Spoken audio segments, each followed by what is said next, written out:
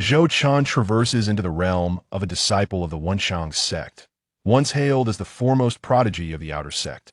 However, prior to his ascension into the inner sect, he encounters a challenge from the fated child and faces a humiliating defeat, shattering his resolve. From that moment forth, his cultivation stagnates, rendering him the greatest laughingstock of the sect. At this juncture, the transmigrated Zhou Qian suddenly discovers that he has awakened a golden finger, enabling him to perceive the recent fortunes of others. What? To usurp the fortunes of others, and the system offers a 10,000-fold return? You are the child of destiny, soon to acquire an Earth-grade cultivation method. Pack it up and take it away. System: 10,000-fold return of an Imperial-grade technique. You are the reincarnation of a powerful being, about to refine the essence of heaven and earth. Pack it up and take it away. System: 10,000-fold return of the essence of heaven and earth. You are the future emperor, soon to obtain a sacred-grade spiritual artifact. Pack it up and take it away. System: 10,000-fold return of an innate imperial artifact. You are the saintess of an ancient clan, about to be rescued by the protagonist, and promise yourself after taming the Golden Emperor's heavenly flame. Pack it up and take it away. System: 10,000-fold return of the complete bloodline of the Empress Golden Emperor's supreme flame. Chapter 1. Transmigrating into a disciple of the Wenxiang sect, the story begins with my face swollen from a slap. On the Tianxian continent, in the southern region, lies the Luojia mountain range. Beneath the peak of the third alchemy peak of the Wenxiang sect, the towering mountains pierce the clouds, shrouded in ethereal mist, with celestial cranes occasionally soaring past.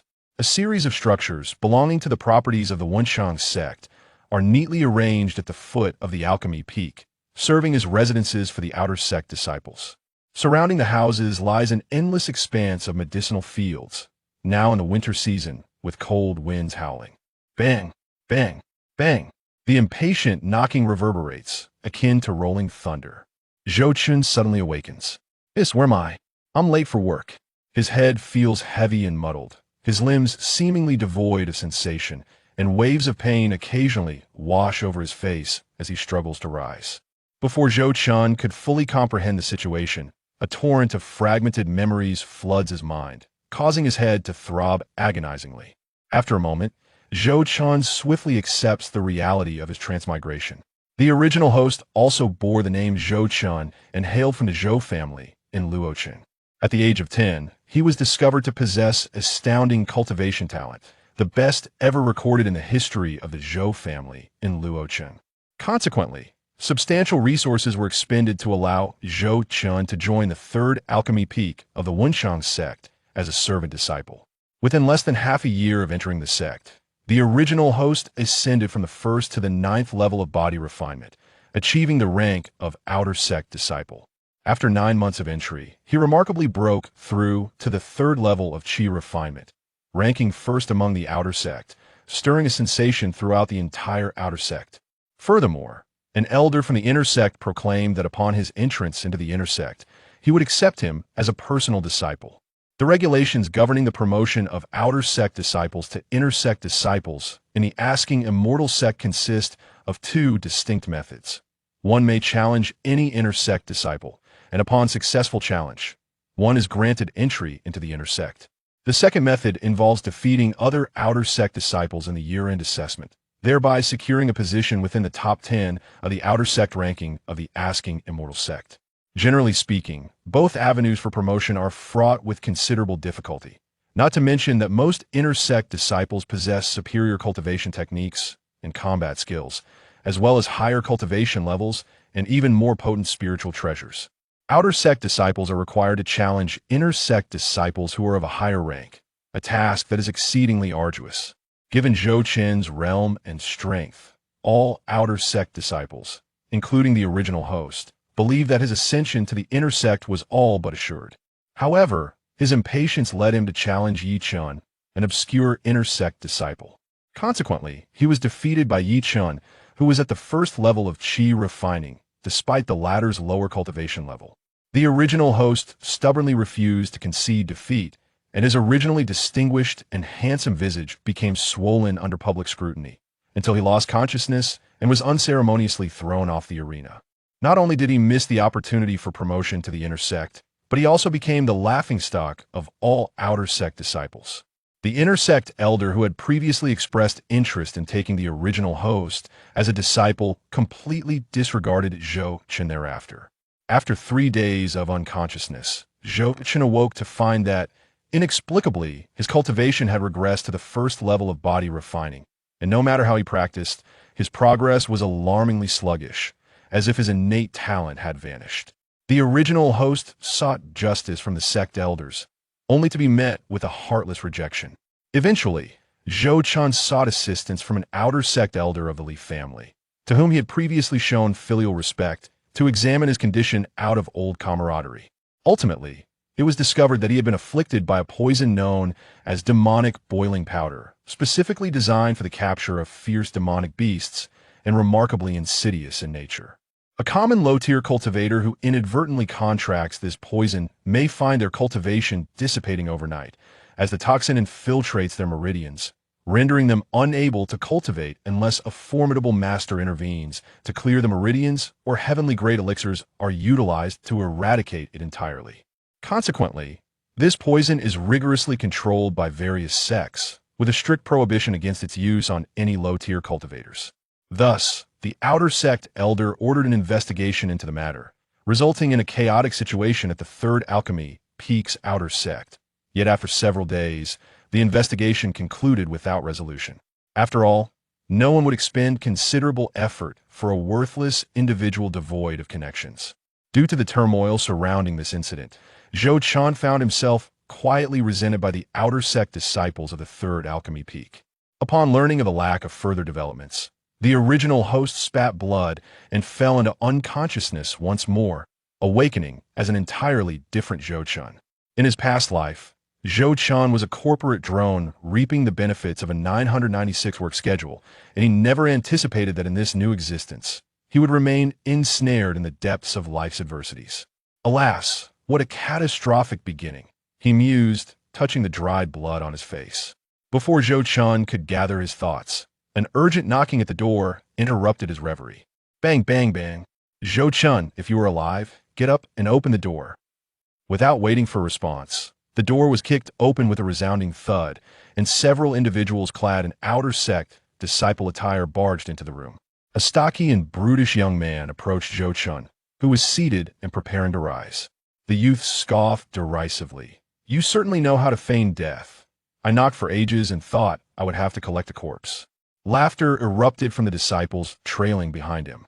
The young man then wiped the smile from his face and declared, Zhou Chen, the sect mandates that if one's cultivation does not exceed the 6th level of body refining within 1 year of entry, they shall be expelled from the outer sect and assigned to menial labor across the sect's various enterprises. With only 2 months remaining, you should cease your cultivation. You, a worthless individual, do not deserve to occupy one of the best residences for outer sect disciples. You are hereby ordered to relocate to the most dilapidated outer sect quarters, room 444, by the end of today. Zhou Chen regarded the stocky youth before him, and memories of the original host's impressions of this individual flooded his mind. The intruder was named Zhang Xiaoxin, nicknamed Zhang the Skinner, and petty-minded, a cultivator at the 8th level of body refining, who was once a sycophant when he held the title of the top outer sect disciple. Wherever Zhou Chen went, he would be hailed as Brother Chen, with Zhang Xiaoxin's demeanor exuding exaggerated respect, a stark contrast to the deference shown by his subordinates towards the original host. Room 444, the most meager dwelling for outer sect disciples, was located perilously close to the latrine, reeking abominably, and was typically shunned by outer sect disciples. The sect would regularly distribute cultivation resources to outer sect disciples each month, including 2 bone-strengthening pills and 2 spirit stones. Since learning of Zhou Chen's regression to the 1st level of body refining and his inability to cultivate, Zhang Xiaoxin had adopted a new, contemptuous demeanor, not only mocking the original host daily, but also seizing the spirit stones and bone-strengthening pills allocated to Zhou Chen by the sect. Upon discovering that no one from the sect was backing Zhou Chen, Zhang Xiaoxin became increasingly emboldened. The sensation of trampling upon a genius he once admired brought him unparalleled delight. Relying on the fact that his uncle was a steward in the outer sect, Zhang Xiaoxin gathered a few strong sycophants and relentlessly seized spirit stones and bone-strengthening pills from other disciples. The reason behind this was Zhang Xiaoxin's cunning. He refrained from provoking outer sect disciples with exceptional talent or strength, even going so far as to curry favor with them. Consequently, many of the unprotected outer sect disciples often found themselves seething with anger but rendered speechless. Noticing Zhou Chen's silence, a glimmer of coldness flashed in Zhang Xiaoxin's eyes as he spoke. Zhou Chen, are you deaf or simply unable to comprehend human speech? Did you hear what I said? I heard you. Zhou Chen replied with a frown, recognizing that the current situation necessitated a temporary retreat from confrontation. Zhang Xiaoxin was momentarily taken aback. It was the first time Zhou Chen had responded so straightforwardly. Previously, every instance of humiliation had been met with fierce resistance, which brought Zhang Xiaoxin a sense of satisfaction. Consider yourself fortunate, but do not forget to submit next month's spirit stones and bone-strengthening pills on time. Otherwise, you may not survive until the day of your expulsion from the outer sect. Zhou Chen cast a faint glance at him and replied, All right. Zhang Xiaoxin sneered derisively and then beckoned his lackeys to turn and depart. Zhou Chen had considered refusing, wanting to shout that his fate was his own to control, not dictated by heaven. However, given his current strength, he could not afford the repercussions of defiance. He propped himself up and gazed at Zhang Xiaoxin's retreating figure, and suddenly a panel appeared before his eyes. Name, Zhang Xiaoxin. Realm, 8th layer of body refinement. Fate, green fate. Ultimately, he will reach the 3rd layer of foundation establishment, serving as a steward in the outer sect of the Wangxin sect, before being ambushed and killed by rogues during an outing 5 years later. Recent opportunity. In 3 days, he will undertake the task of tending to the sect's spirit fields, during which he will inadvertently discover a small box hidden among the tree stumps near the spirit fields, containing a pulse-cleansing pill. Zhou Chen squinted his eyes and examined it closely, discovering even more detailed information regarding the fate. Scion of a noble family, green fate. You hail from the Zhang family in Tianfeng City, having been immersed in medicinal baths since childhood, with your family's cultivation techniques enhancing your vitality, never lacking in wealth. Mastery of swordplay, green fate. You have harbored a fondness for swords since childhood, possessing a slight talent for the sword path. A modicum of luck, blue fate. Your fortune is relatively good. Your cultivation journey is smooth, and you occasionally stumble upon wealth. Zhou Chen marveled, finally having acquired a golden finger to secure his existence. The color of one's fate signifies an individual's future achievements, categorized from low to high as white, green, blue, cyan, red, purple, and gold. In the realm of Tianxian, treasures are ranked from low to high in 6 levels: Huang rank, Xian rank, D rank, Tian rank, Sheng rank, and D rank, each further divided into inferior, medium, superior, and exquisite grades. It must be noted that although Zhang Xiaoxin possesses a disreputable character, his fortune is indeed commendable. The cleansing pulse pill is an exceedingly rare exquisite grade Huang rank elixir, renowned for its considerable difficulty in refinement. For outer disciples of the Wangxin sect, unless hailing from illustrious families, acquiring such a unique elixir is a formidable challenge. For cultivators at the body refinement stage, consuming it not only facilitates the unblocking of meridians and detoxification, but also offers the remarkable benefit of refining tendons and marrow. Should Zhou Chen obtain the cleansing pulse pill, he would not only be able to detoxify, but also mend his meridians, reshape his foundational essence, and even, with the aid of the elixir's potency, recover some of his cultivation. When Zhou Chen gazed at himself, he beheld a status panel. Name, Zhou Chen. Realm, body refinement stage, 1st layer. Fate, scion of a noble family, cultivation prodigy, alchemical genius, and a victim of envy. Destiny, poisoned by others after the outer disciple assessment, rendering him unable to cultivate. Expelled 2 months later and succumbed to depression after 5 years as a servant disciple. Recent opportunities, none. Scion of a noble family, green fate. You were born into a modestly prestigious cultivation family in Luoqing, living in comfort since childhood. Cultivation prodigy, cyan fate. Your cultivation speed is exceptional. Alchemical genius, cyan fate. Your talent in alchemy is remarkable, making the process as effortless as eating or drinking. Victim of envy, white fate. Your excellence invites jealousy, leading to unwarranted calamity and early demise. This is truly tragic. A victim of envy can obliterate everything. Fortunately, I possess a system. With this thought, a faint smile graced Zhou Qin's lips. Apologies, Zhang Pa Pai, but your fortune has now become mine. Without further hesitation, Zhou Qin promptly rose and, to avoid drawing attention, made a special trip to the affairs hall of the Third Alchemy Peak to accept a task involving the irrigation of a spiritual field. Upon arriving at the spiritual field, Zhou Qin did not immediately search for tree stumps nearby. Instead, he meticulously employed the spirit rain technique, carefully controlling the intensity of spiritual energy to irrigate the field. After 2 hours, he gradually came to a halt. Not far from the spiritual field, a figure was hastily departing. It was one of Zhang Xiaoxin's lackeys. He swiftly made his way to Zhang Xiaoxin's chamber, bowing as he approached. Boss, that kid seems to have resigned himself. He accepted a task to irrigate the spiritual field. And for the entire morning, he spent 2 hours doing so without any anomalies. Zhang Xiaoxin scoffed. Indeed, a waste. No need to pay him further attention. You may return to your duties. Understood, Brother Exine, Li Yong replied before departing. By the spiritual field, after sensing that the watchful gaze had vanished, Zhou Qin scrutinized the surrounding environment. After dismissing several locations, he finally discovered a tree stump at the edge of the field, near a mountain spring. This tree stump was substantial enough for 2 people to embrace. He quickly approached it, driven by a sense of urgency, uncertain if Zhang Xiaoxin would dispatch more observers. The stump was covered in moss, and he carefully examined it, finding nothing out of the ordinary at first. It was only when he noticed a squirrel dart into a corner of the stump and vanish that he finally discovered a hollow. Something seemed to be concealed within. Zhou Qin immediately reached inside, causing the small squirrel to bolt out, startling him. He hastily retrieved the contents, which turned out to be a decayed wooden box.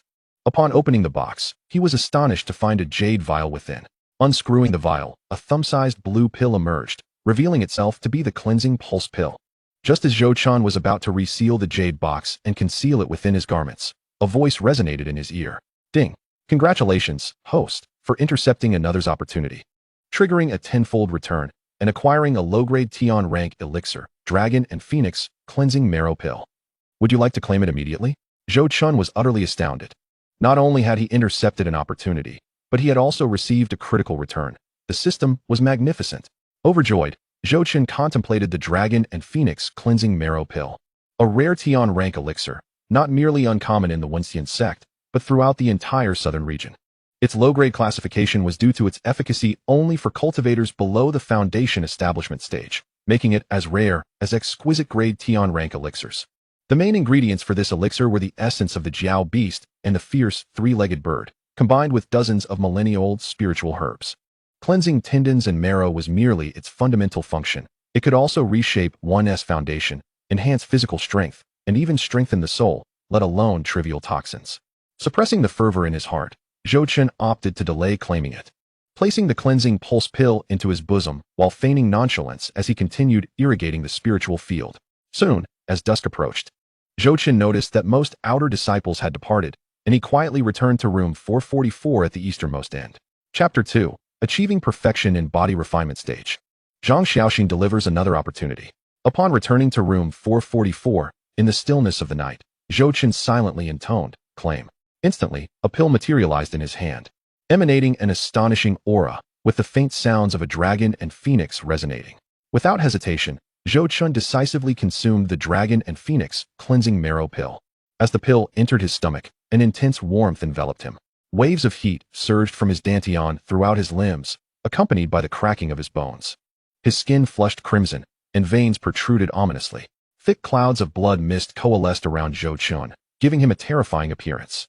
At that moment, it felt as though his bones were being forcibly shattered, yet they began to regenerate under the relentless onslaught of the elixir's power. The immense agony nearly caused Zhou Qin to lose consciousness.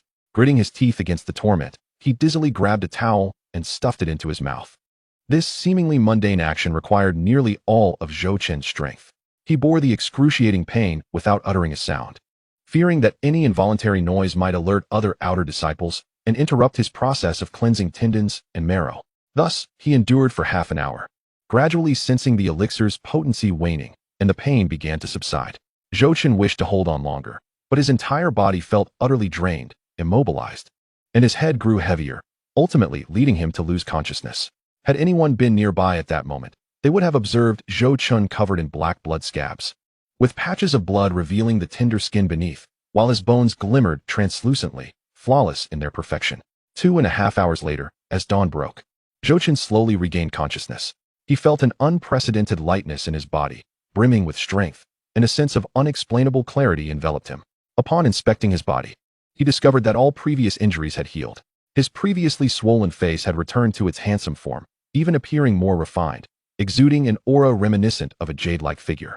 His physique was striking, devoid of any excess flesh, transformed into an impressive set of 8-pack abs, with muscle definition that was sharp and pronounced. At this moment, he felt capable of defeating a first-layer chi refinement beast with his bare hands.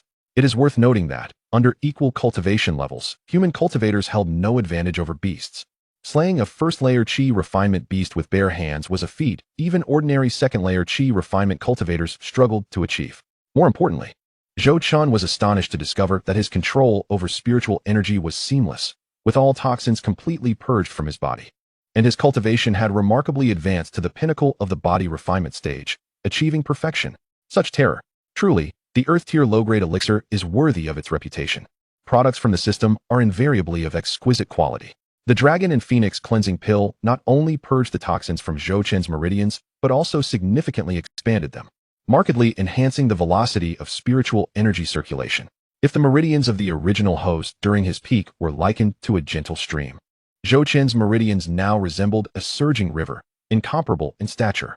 The surplus potency of the elixir assisted him in returning to the pinnacle of body refinement, placing him merely a step away from the chi refinement realm.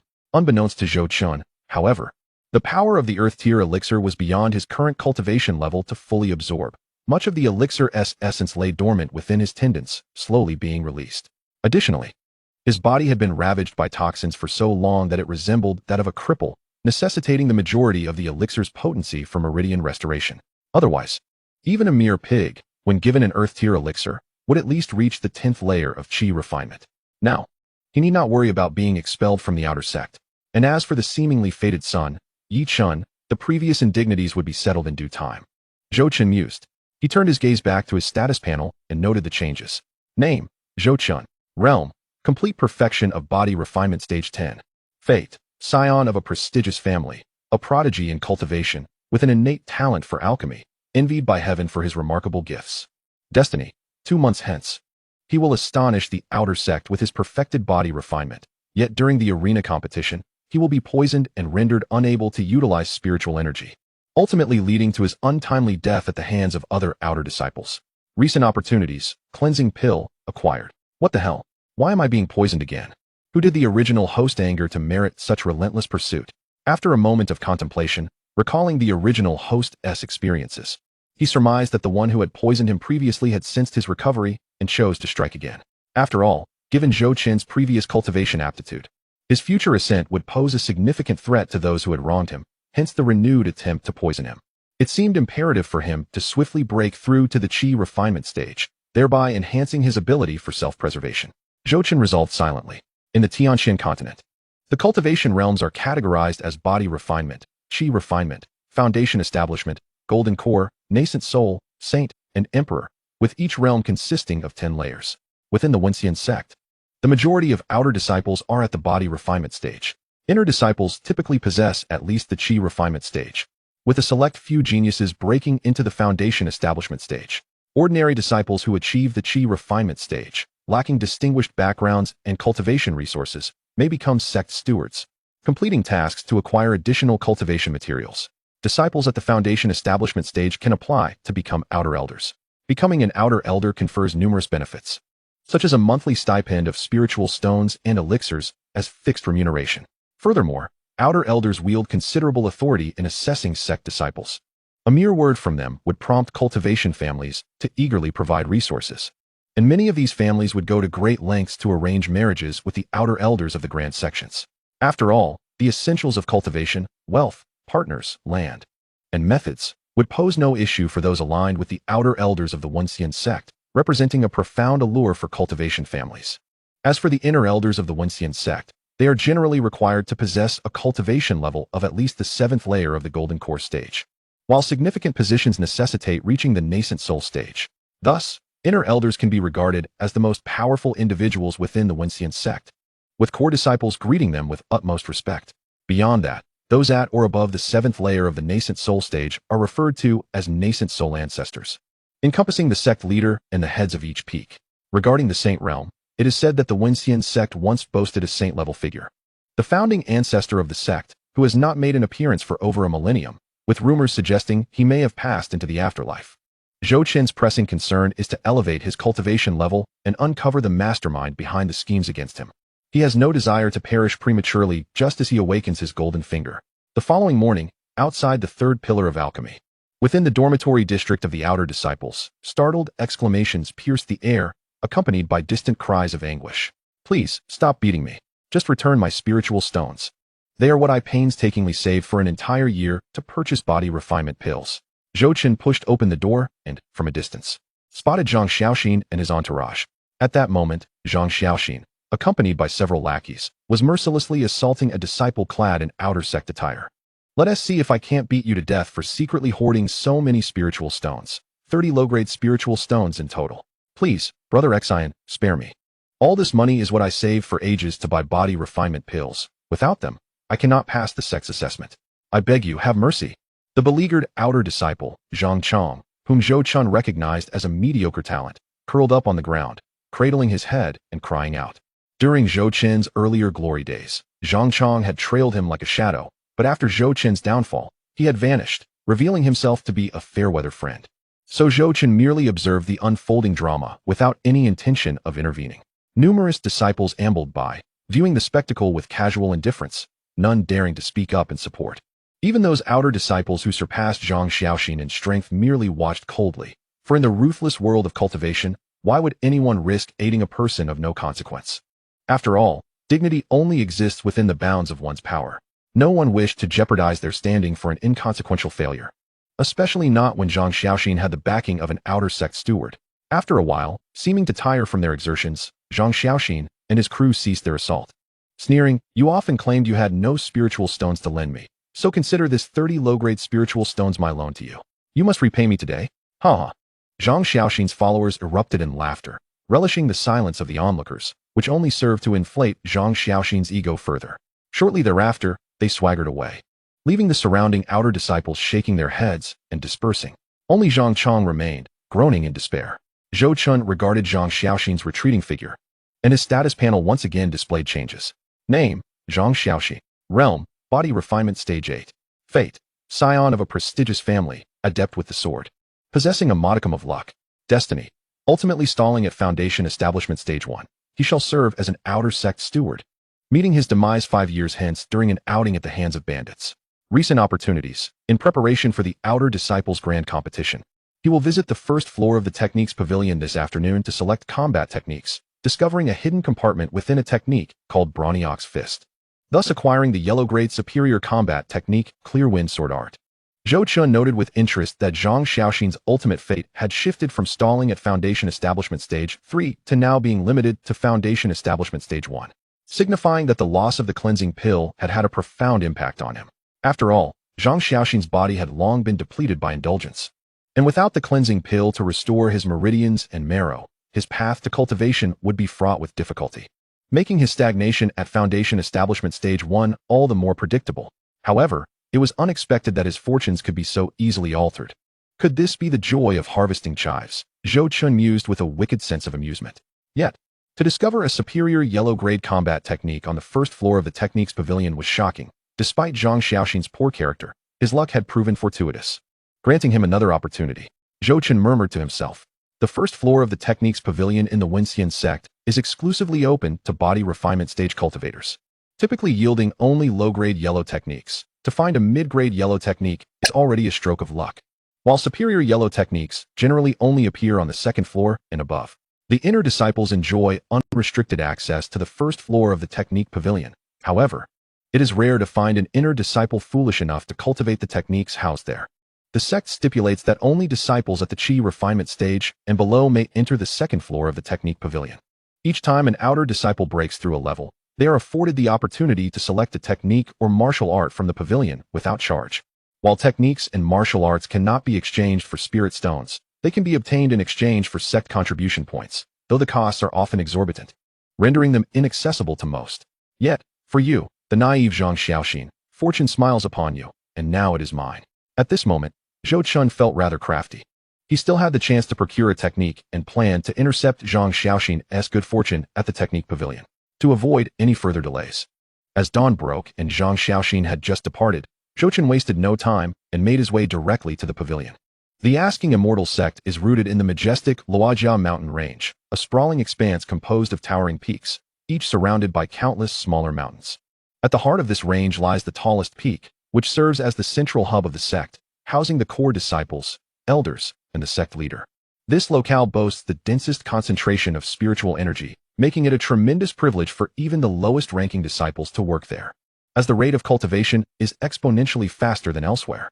Important sect structures such as the Technique Pavilion, the Refining Pavilion, the Alchemy Pavilion, and the Internal Affairs Pavilion are strategically located across different areas of the main peak. Each mountain peak is connected by celestial crane stations, akin to the commuting vehicles of the past, albeit with cranes as the mode of transport, each capable of carrying only 5 disciples. This is the sole means for low-ranking disciples to reach the main peak. Walking from the third alchemy peak to the main peak could take days and nights, and one risks inadvertently triggering the sect's formation traps. Many disciples have met their demise by accidentally wandering into these traps, a cautionary tale relayed to every new recruit. Zhou Chun swiftly arrived at the celestial crane station, where he submitted a spirit stone to the attendant, leaving him with a meager single spirit stone for his return journey. It was indeed a dire situation. He needed to devise a means to earn more spirit stones, lest he find himself stranded. Zhou Chun pondered deeply. The spirit stones that the original owner possessed had been seized by Zhang Xiaoxin during his unconsciousness, and these 2 stones were borrowed from Elder Li, who had reluctantly acquiesced. With a sudden crane call, the celestial crane flapped its wings and soared into the azure sky, the wind rushing past Zhou Chun's ears while fluffy clouds hovered just within reach. Gazing out, he beheld the entire Luojia mountain range, its peaks piercing the heavens, shrouded in ethereal mist and radiant hues, with the main peak resembling a celestial body surrounded by stars, towering majestically between heaven and earth. The main peak is adorned with pavilions and palaces, each more magnificent than the last, while on the opposite side lies a sheer cliff, where the words Asking Immortal Sect are carved with astonishing craftsmanship. A breathtaking scene indeed stirred Zhou Chun's heart. Upon arrival, the disciple responsible for guiding the crane declared, and Zhou Chun leapt down, following the path imprinted in the memories of the original owner toward the Technique Pavilion.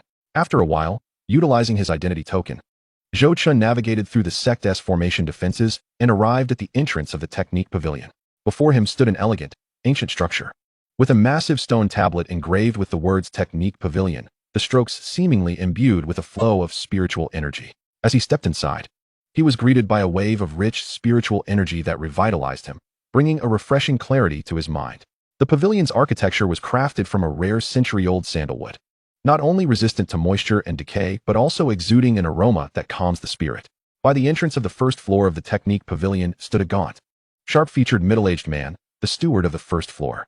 In front of Zhou Chun, several outer disciples were queuing to enter, their exuberance betraying their recent breakthroughs. Halt! The steward called out just as Zhou Chun was about to enter. 1 low-grade spirit stone, he demanded, extending his hand. Zhou Chun was taken aback.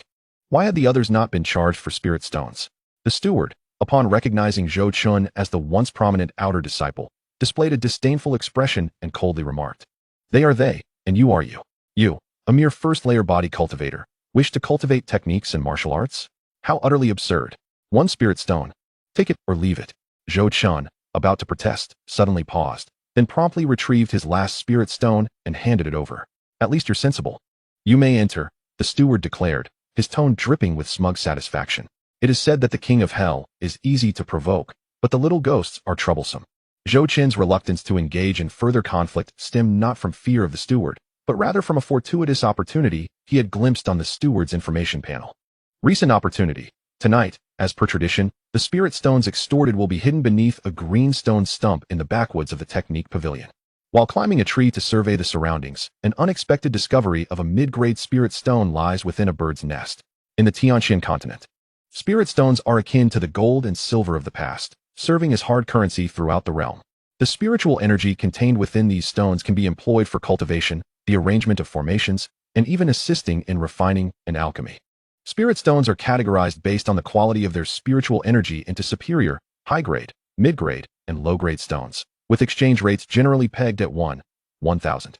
Due to the rarity and portability of mid-grade spirit stones, coupled with varying qualities of spiritual energy, they command a premium.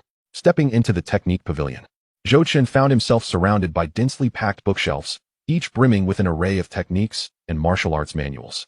These texts are invaluable tomes collected by the Asking Immortal Sect over the years, with any single technique holding a profound legacy in the mortal realm. The technique pavilion resembles a library from a previous life, categorized into sections for techniques and martial arts. The martial arts section is further divided by weapon type, including sword, spear, staff, fist, whip, and leg techniques.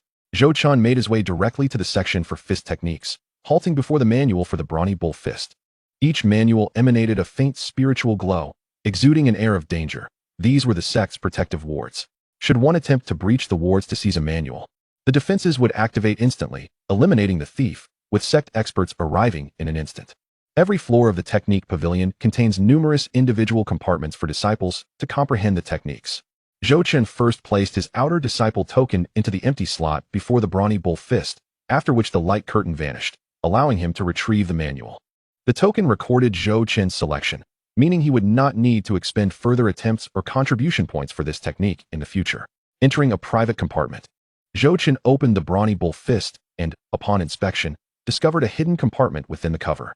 The compartment was sealed, explaining why no prior disciples had unearthed it.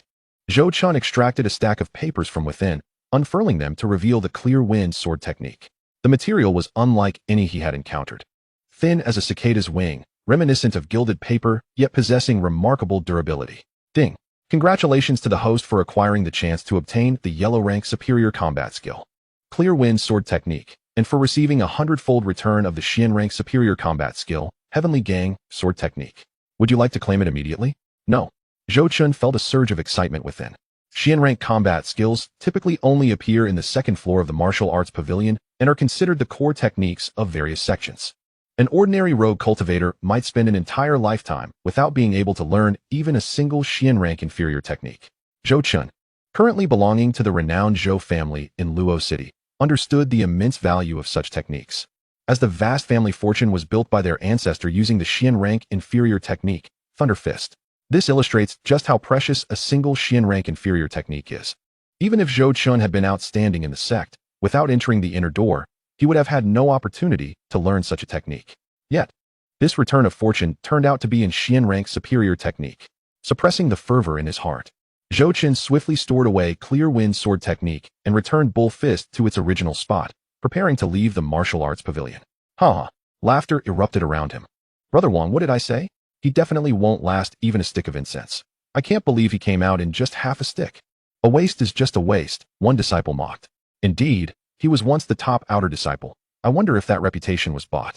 He comes to the martial arts pavilion to feign cultivation and then runs away, another chimed in. These were outer disciples who had entered the pavilion before Zhou Chen, mostly at the 7th or 8th level of body refinement, all of whom had previously been defeated by Zhou Chen. Casting a glance at them, Zhou Chen chose to ignore their taunts and intended to leave the pavilion directly. Seeing Zhou Chen's indifference only fueled their merriment further.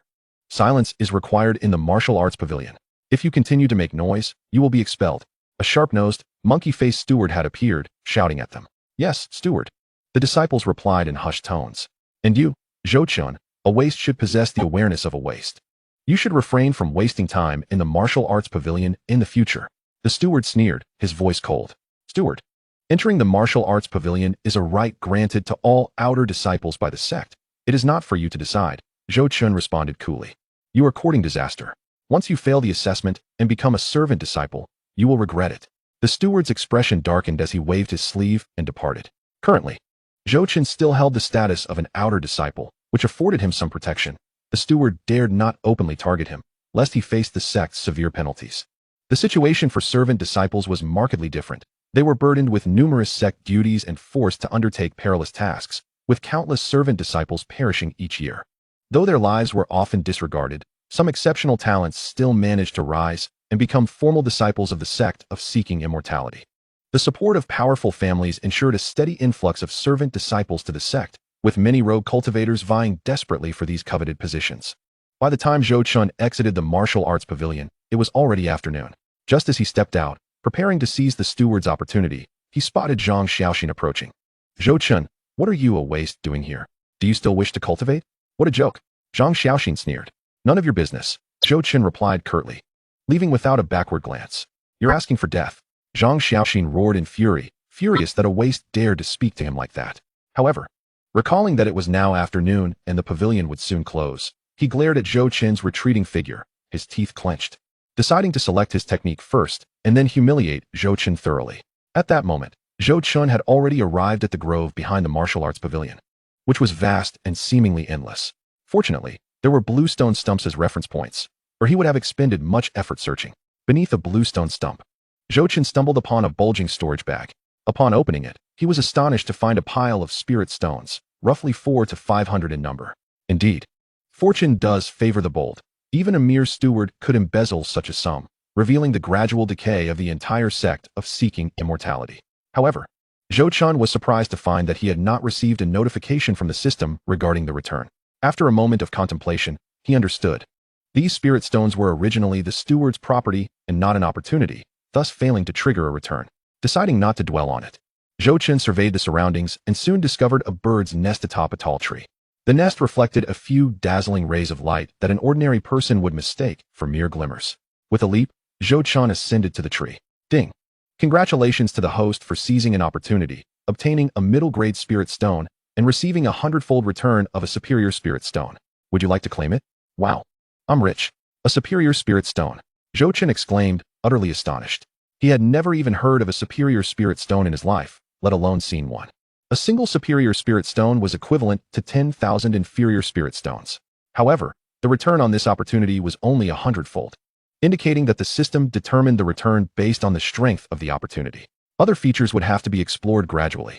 He recalled that the sect elders had once explained that the conditions for the formation of superior spirit stones were exceedingly stringent, and they only circulated among cultivators above the foundation establishment stage. Ordinary low-level cultivators would at most use middle-grade spirit stones. Moreover, after use, a superior spirit stone could absorb ambient spiritual energy over time to replenish its consumption, significantly extending its lifespan. Superior spirit stones were also the best materials for arranging formations. The protective formation of the sect of seeking immortality was said to be established using superior spirit stones, making their use for cultivation a waste. I shall not claim it for now. Zhou Qin knew that if the superior spirit stone were to be revealed, he likely would not survive the night. Maintaining a facade of nonchalance, he proceeded to the sect station and took a celestial crane back to the third pill refining peak. Meanwhile, Zhang Xiaoxin was in high spirits. Having found a yellow-rank middle-grade combat skill, Bull Fist. Originally, it had been spotted by disciples from other sects, but Zhang Xiaoxin, relying on his superior cultivation and familial connections, had intimidated the outer disciple and secured it for himself. However, as he held Bull Fist in his hands, he felt a vague sense of incompleteness. Shaking his head, he dismissed the thought as absurd and began to ponder the technique. That night, the steward of the martial arts pavilion was in a good mood. Having collected several spirit stones once again, as usual, he brought the stones to the stone stump, but upon lifting it, he discovered that his original storage bag had vanished. In disbelief, he used a spell to dig deeper, but found nothing. That bag contained all the wealth he had accumulated over a year at the pavilion, now entirely lost. Oh! The steward's heart was filled with rage. His bloodshot eyes burned with a desire for vengeance. You scoundrel, if I find out who you are, I will flay you alive and dismember you. Noticing a bird's nest in the large tree ahead, he heard the chirping of nestlings. How annoying. The steward cast a fireball spell and quickly departed. The nest was swiftly incinerated, and several charred nestlings fell from the sky. Chapter 4. Mastery of Sword Techniques. Zhang Xiaoxin's doom. Zhou Qin left the scripture pavilion and promptly returned to his residence, number 444, at the third pill refining peak. As soon as he stepped inside, he shut the door tightly and silently chanted the command to claim his reward. A brilliantly clear superior spirit stone appeared before his eyes. At this moment, the supply of spirit stones was no longer a concern. Zhou Qin mused silently. He then proceeded to extract the Tiangang sword technique from his storage pouch, immersing himself in the profound understanding of its principles and variations. The Tiangang sword technique is a formidable upper-grade martial art of the Xian rank, divided into 3 forms. The first form, void severing, the second form, soul severing, and the third form, silence annihilation. Not only does it possess immense power, but its myriad transformations can even rend mountains and shatter stones when mastered to perfection. However, the technique is somewhat esoteric and difficult to comprehend, with Zhou Qin's innate talent. He spent almost half an hour merely grasping the basics. Setting the tome down, Zhou Chen couldn't help but exclaim in admiration. Truly, the Tiangang sword technique lived up to its reputation as an upper-grade Xin technique. For even the entry level was so challenging that an ordinary person might struggle to master it in a lifetime. Yet, once perfected, it could significantly enhance one's strength. Stowing away the manual, Zhou Chen grasped his sect's iron sword and began to practice earnestly. As he continued to refine each move and technique, he found each strike imbued with profound sword intent and limitless variations, deepening his appreciation for the intricacies of this martial art. Gradually, Zhou Chen became engrossed in his training, and as he devoted himself meticulously, a month slipped by. At the base of the third alchemy peak, beneath a waterfall, a low shout of void severing resonated, followed by a flurry of sword energy, echoing with thunderous roars. From a distance, one could see the waterfall cleaved in two by the sword energy. A young man, bare-chested, stood beneath the waterfall, his sword shadow swirling, tracing fleeting images in the air, resembling a celestial swordsman. Moments later, the young man sheathed his sword and sat cross-legged. The waterfall continued to cascade down, littered with shattered stones, each fragment exhibiting a smooth cross-section, faintly emanating a residual sword intent. This young man was none other than Zhou Chen, who now noticed the flow of spiritual energy within his meridians accelerating. The spiritual energy, previously concealed within his meridians after consuming the dragon and phoenix cleansing pill, surged forth, heralding a breakthrough.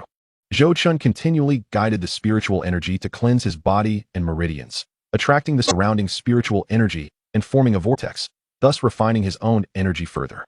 After some time, Zhou Chen was drenched in sweat, his body covered in a thick layer of grime, exuding a pungent odor. The first layer of qi refinement. The Tiangang sword technique truly was formidable. Merely achieving perfection in the first form endowed him with such tremendous power, allowing him to break through to the first layer of qi refinement. Zhou Chen laughed heartily in satisfaction. However, the formidable nature of this sword technique came at a steep cost of spiritual energy. Executing a single strike consumed a third of his energy, limiting him to 3 strikes at most in the first layer of qi refinement. Zhou Chen pondered. Previously, he had intercepted a substantial amount of spirit stones from the sect's deacon, which he used to purchase a vial of body-strengthening pills from the sect's treasury, greatly accelerating his training progress. Throughout that month, to keep a low profile, Zhou Chen had scarcely ventured anywhere. As night fell, he seized the cover of darkness to approach the bottom of the Sword Inquiry cliff within the sect. In a concealed spot behind the Sword Inquiry tablet, Zhou Chen sat cross-legged, deeply contemplating. The Sword Inquiry tablet was a relic left behind by the powerful ancestors of the Wuxian sect, rumored to seal the swordsmanship legacy of a mighty being. A few days prior, when Zhou Chen had investigated Zhang Xiaoxin's opportunity, he discovered that Zhang Xiaoxin intended to come to the Sword Inquiry tablet tonight to comprehend the technique. Unexpectedly, he would acquire a decade-old enlightenment grass, which would enhance his comprehension upon consumption. Thus, Zhou Chen had arrived early to seize the enlightenment grass. The enlightenment grass is a high-quality yellow-grade herb that does not require refinement into a pill. Consuming it directly can enhance one's insight within half an hour. Unfortunately, the decade-old enlightenment grass is only effective for those within the qi refinement stage. A single decade-old enlightenment grass is worth a superior spirit stone, often rare and precious. Ding! Congratulations to the host for intercepting the decade-old enlightenment grass. A 100-fold return of an enlightenment stone has been granted. Would you like to claim it now? No. Zhou Chen was utterly astounded. In his understanding, the enlightenment stone was an artifact from ancient times, rendering the enlightenment grass insignificant in comparison. It had been ages since such treasures had appeared in the southern region. Not only did it lack the half-hour usage limitation, but it was also effective for those at the foundation establishment stage and below. Although its grade was not high, its utility was undeniable. Having intercepted Zhang Xiaoxin and acquired the fabled enlightenment stone, Zhou Chen's confidence soared. If memory served him correctly, today was the day when the third alchemy peak distributed bone-strengthening pills and spirit stones to outer disciples. Zhou Chen suddenly recalled this and made his way to the outer disciple courtyard at the foot of the third alchemy peak. Although he no longer required the bone-strengthening pills or a few inferior spirit stones, a little was better than none. Moreover, this was a complimentary distribution by the sect to all outer disciples, and everyone was entitled to receive them. Upon arriving at the outer disciple courtyard of the third alchemy peak, Zhou Chen found many outer disciples had already gathered there. The spirit stones and bone-strengthening pills for the outer disciples were distributed by the outer affairs manager of each peak, with the designated distribution point being a platform at the center. On the platform stood a stern-faced middle-aged man, the outer affairs manager of the third alchemy peak. The outer affairs manager, second only to the outer elders, is typically a younger inner disciple with higher cultivation. Older inner disciples are often assigned by the sect to manage the markets or cities under their jurisdiction, responsible for gathering intelligence, overseeing market transactions, or scouting for talented new disciples. The jurisdiction of the Wuxian sect encompasses thousands of cities and hundreds of markets, with an immeasurable population. The outer disciples queued orderly, each receiving 2 bone-strengthening pills and 2 inferior spirit stones from the deacon. During the distribution, the outer affairs manager and law enforcement disciples meticulously verified the outer disciples' tokens and appearances to ensure no one received more than their due. Given the limited resources of the sect, Zhou Chen also received his share of bone-strengthening pills and spirit stones. Once the outer resources were distributed, the deacon and law enforcement personnel swiftly departed from the third alchemy peak. Zhou Chen lingered, intending to explore further in search of better opportunities, but after a brief survey, he found no immediate prospects among the outer disciples. Suddenly, a cacophony erupted from a distance. There was Zhang Xiaoxin, accompanied by his 2 sycophants, knocking on the doors of the outer disciple dormitories, demanding spirit stones and bone-strengthening pills. They aimed to seize at least 1 stone from each disciple. Those who were at odds with Zhang Xiaoxin, particularly the weaker ones, found themselves robbed of their bone-strengthening pills as well. Naturally, they did not dare to treat all disciples this way, especially those who were strong or had connections. Zhang Xiaoxin was wise enough not to provoke them, illustrating that while he was malicious, he was not foolish. Some outer disciples reluctant to part with their spirit stones were promptly dragged out and beaten, leaving many disciples seething with indignation yet powerless to retaliate. Before long, they reached Zhou Chen's room, number 444. Oh, isn't this the once magnificent outer sect's top genius? Brother Zhou Chen, long time no see. I heard you recently visited the technique pavilion to select a technique. Are you preparing to reclaim your title as the outer sect's number 1? Zhang Xiaoxin shouted with his usual sarcastic tone. His 2 henchmen burst into laughter, of course. After all, Brother Zhou is a genius. Yes, a fallen genius, soon to be expelled from the outer sect. Zhang Xiaoxin's smile faded as he fixed a cold glare on Zhou Chen. Great genius, will you surrender it willingly, or shall we take it by force? Zhou Chen remained composed, gazing steadily at him, noticing that Zhang Xiaoxin's progression had stagnated at the 8th layer of qi refinement. With his current cultivation at the 1st level of qi refinement, the distance was inconsequential. With a mere flick of his wrist, Zhou Chen could easily annihilate Zhang Xiaoxin without even resorting to the Celestial Gang sword technique. Zhang Xiaoxin's 2 lackeys, both at the 5th level of body refinement, were no match for him either. However, the rules of the Wuxian sect were not to be trifled with. Internal conflicts and the slaughter of fellow disciples were strictly forbidden. To eliminate a fool like Zhang Xiaoxin would blatantly violate these edicts, inevitably leading to severe punishment from the sect, perhaps even death. Rather than risk such peril, it would be wiser to wait for an opportunity to discreetly dispose of Zhang Xiaoxin outside the sect's gates.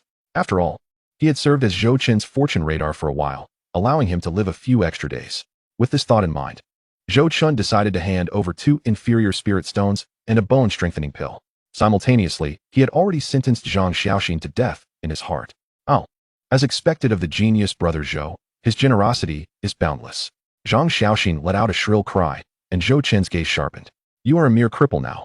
Consuming the bone-strengthening pill will be futile, and the spirit stones are of no use to you. Handing them over is indeed an honor for you.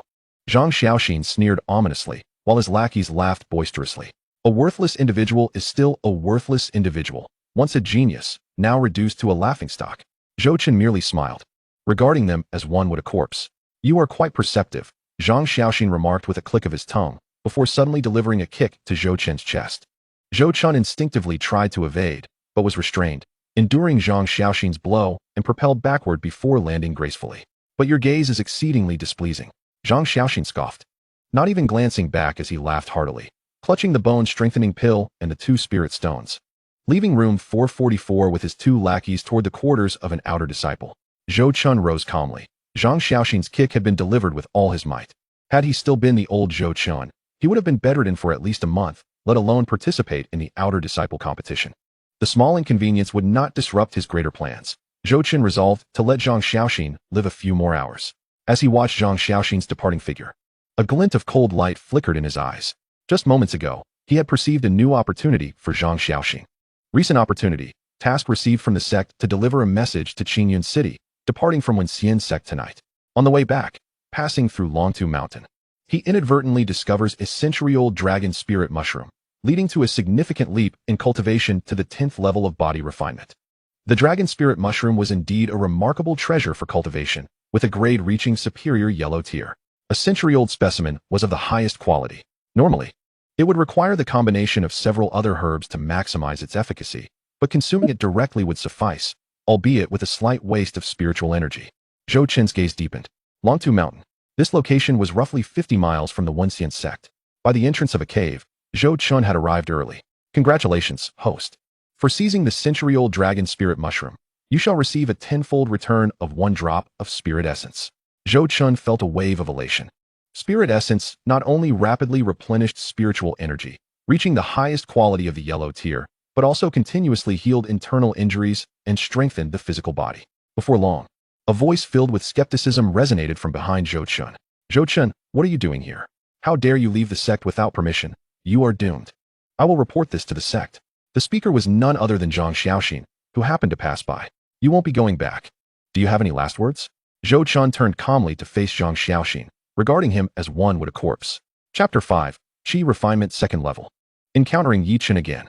Ha ha ha. Zhou Qin, do you even know what you're saying? Do you still think you're the once exalted genius? Just based on your current state of helplessness? Zhang Xiaoxin paused for a moment, anger transforming into mocking laughter upon hearing Zhou Qin's words.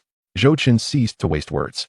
He reined in his aura, unsheathed the sword at his side, and concentrated his spiritual energy into the blade.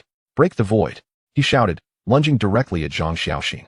Zhang Xiaoxin, grinning maliciously, sank his energy into his dantian, feeling the surge of blood and qi as he unleashed the 8th level of body refinement. Bull Rush Fist. It was the yellow tier technique Zhang Xiaoxin had selected from the technique pavilion. A powerful punch surged forth, cloaked in a thin layer of blood qi, indicating that he had mastered the Bull Rush Fist to a minor degree. However, it was evident that Zhang Xiaoxin was not exerting his full strength. In his eyes, a mere first-level qi refinement practitioner was an easy target to crush. Just as Zhou Qin closed in on Zhang Xiaoxin, he suddenly intensified his spiritual energy output. The shadows of the sword danced, and he unleashed the first form of the Celestial Gang sword technique with all his might, causing a cacophony of piercing sounds to fill the air. Break the void. A multitude of sword shadows appeared out of thin air, each trailing a remnant of sword energy. This was the perfected manifestation of the first form of the Celestial Gang sword technique. Upon seeing this, Zhang Xiaoxin's smile vanished in an instant. How could you possibly be at the qi refinement stage? This is a lie. All of it is a deception. Zhang Xiaoxin prepared to evade, but alas, his body had long been drained by indulgence. With almost no combat experience, he was unable to mount any effective response, and his pupils dilated in shock. Before he could react, the moment the sword shadows met the Bull Rush Fist, Zhang Xiaoxin's fist erupted, revealing gruesome bones, while countless sword cuts marred his body. With a thunderous roar, Zhang Xiaoxin was instantaneously torn apart, the residual sword energy gouging deep furrows into the ground behind him.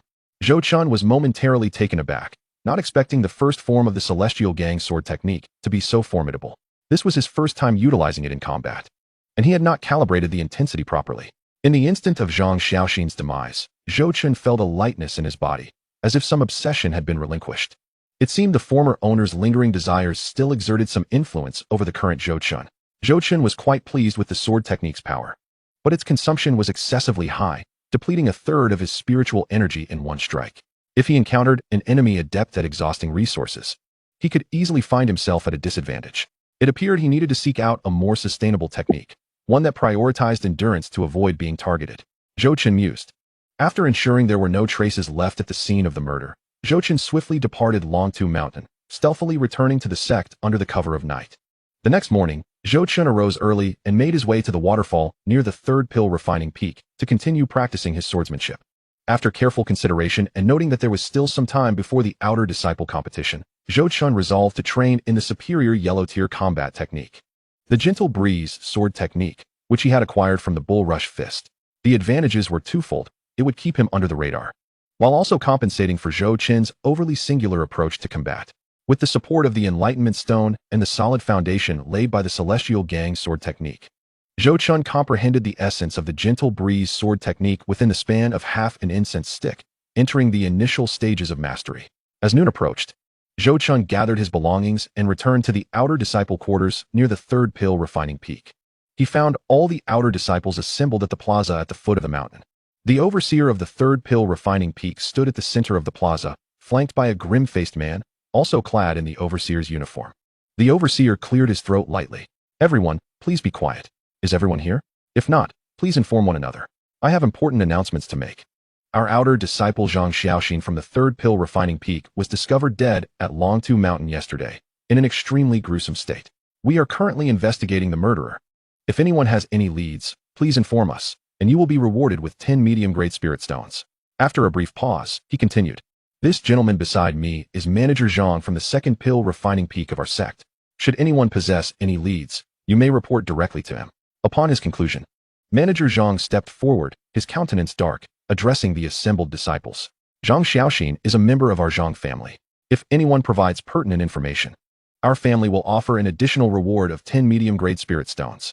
Instantly, the disciples of the third pill refining peak erupted in excitement. After all, 20 medium-grade spirit stones equate to 2,000 low-grade spirit stones, a veritable fortune for outer sect disciples. However, Manager Zhang's voice turned cold.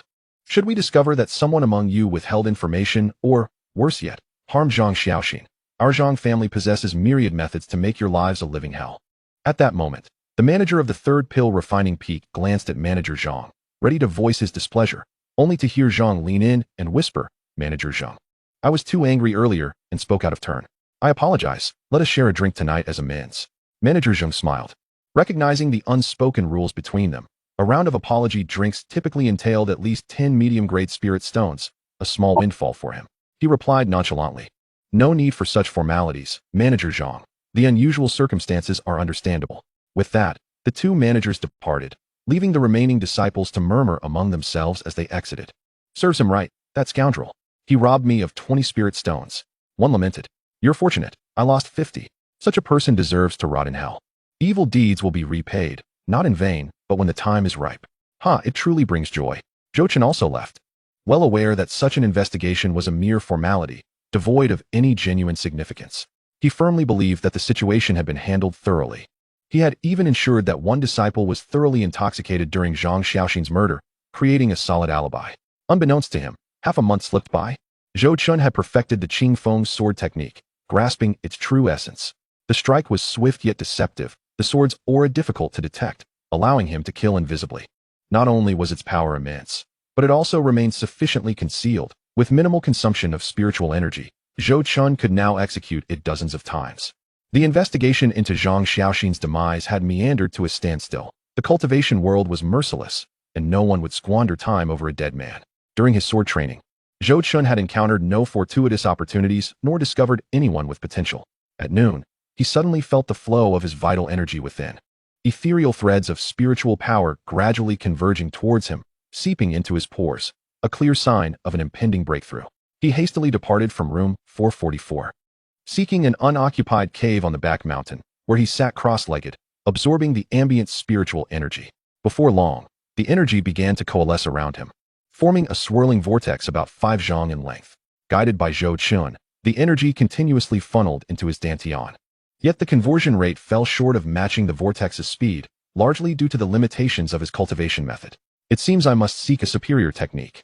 The Huang-level low-grade Ningqi Ju provided to all outer sect disciples can only be cultivated to the 10th level of Qi refinement, and its potency is limited, he mused. He then focused his mind, concentrating on guiding the spiritual energy's transformation. Gradually, the vortex spun faster, and beads of sweat began to form on Zhou Chen's brow. Suddenly, the flow of energy faltered, as if the vortex were on the verge of dissipating. Without hesitation, Zhou Chen swallowed the spiritual marrow he had previously seized from Zhang Xiaoxin. In an instant, energy surged from his abdomen, replenishing him with copious amounts of spiritual power, stabilizing the vortex. Consolidate, Zhou Chen exclaimed softly.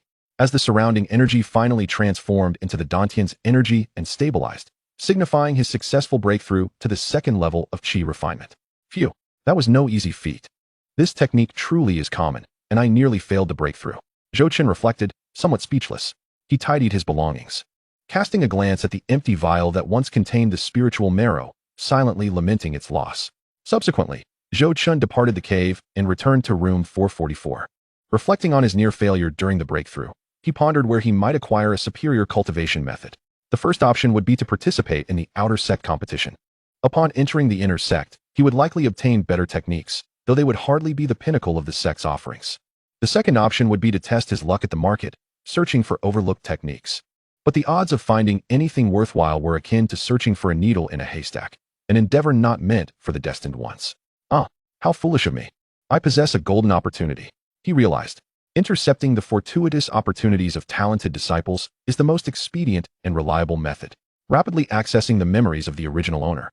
He recalled that the most gifted individual he had encountered within the Wenshan sect was his rival, Yi Chun, who had once cast him down from his heights.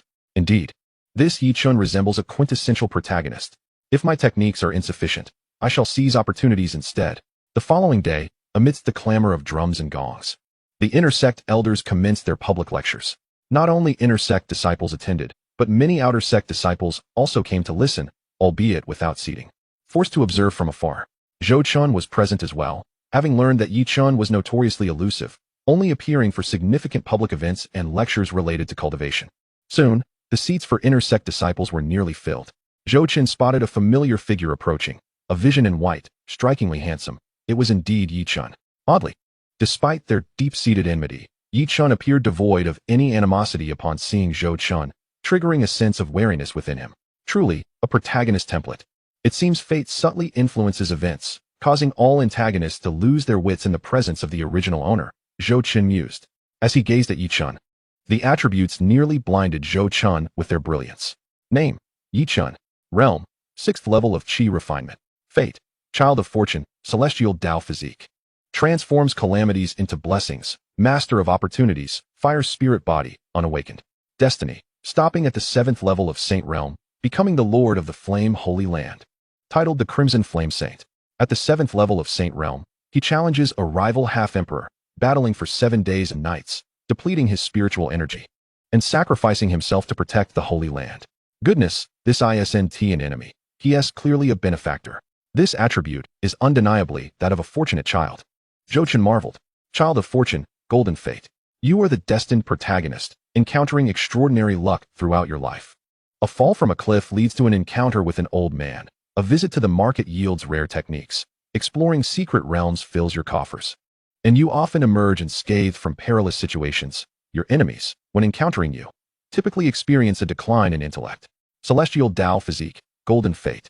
You possess top-tier cultivation talent, seldom encountering bottlenecks, with the potential to attain immortality. Transforming calamities into blessings, Red Fate. You often turn dangers into opportunities and frequently gain fortune from desperate circumstances. Fire Spirit Body, Unawakened Purple Fate. You are a single attribute Fire Spirit Body, a natural master alchemist, and cultivating fire attribute techniques often yields remarkable results, alongside immense power. Recent Opportunity 1. Today attending the Inner Sect Elders' explanation of techniques, gaining insights, and breaking through to the 7th level of Qi refinement tonight. Recently, after 3 days, while undertaking a sect mission, I was ambushed by a pack of 2nd-tier demon beasts. In a moment of desperation, I leapt from the Qiulong mountain and unexpectedly discovered the earth spirit liquid at its base. Upon consuming it, I broke through to the 8th level of Qi cultivation. A week later, at Longtu Mountain, I fortuitously saved the sect leader's daughter, Lu Qianru, who graciously gifted me a returning essence pill. After taking it, I ascended to the 9th level of Qi cultivation. 10 days later, while escorting Lu Qianru back to the sect, we passed the ridge of Nyodo Mountain, where I stumbled upon a deserted secret realm and acquired a low-grade sacred technique, the Tianyanju.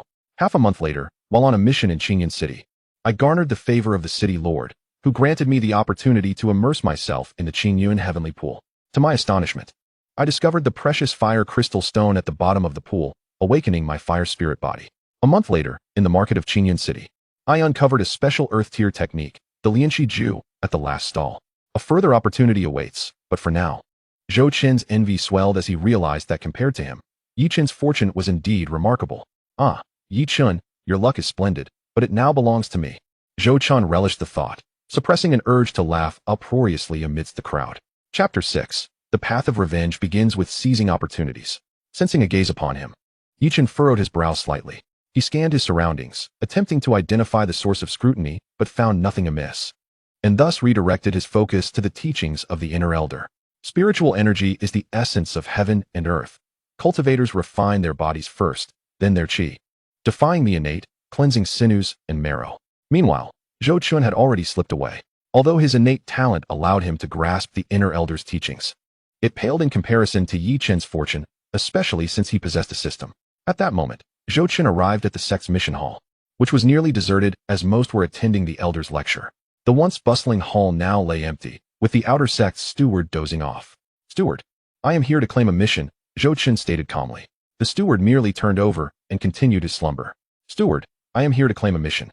Zhou Chen raised his voice in a second attempt. The steward stretched lazily, slowly opened his eyes, and glanced at Zhou Chen and his mission to collect blood-red fruits. Such fruits typically grew in areas abundant with demon beasts, where only chi-refining disciples could barely protect themselves.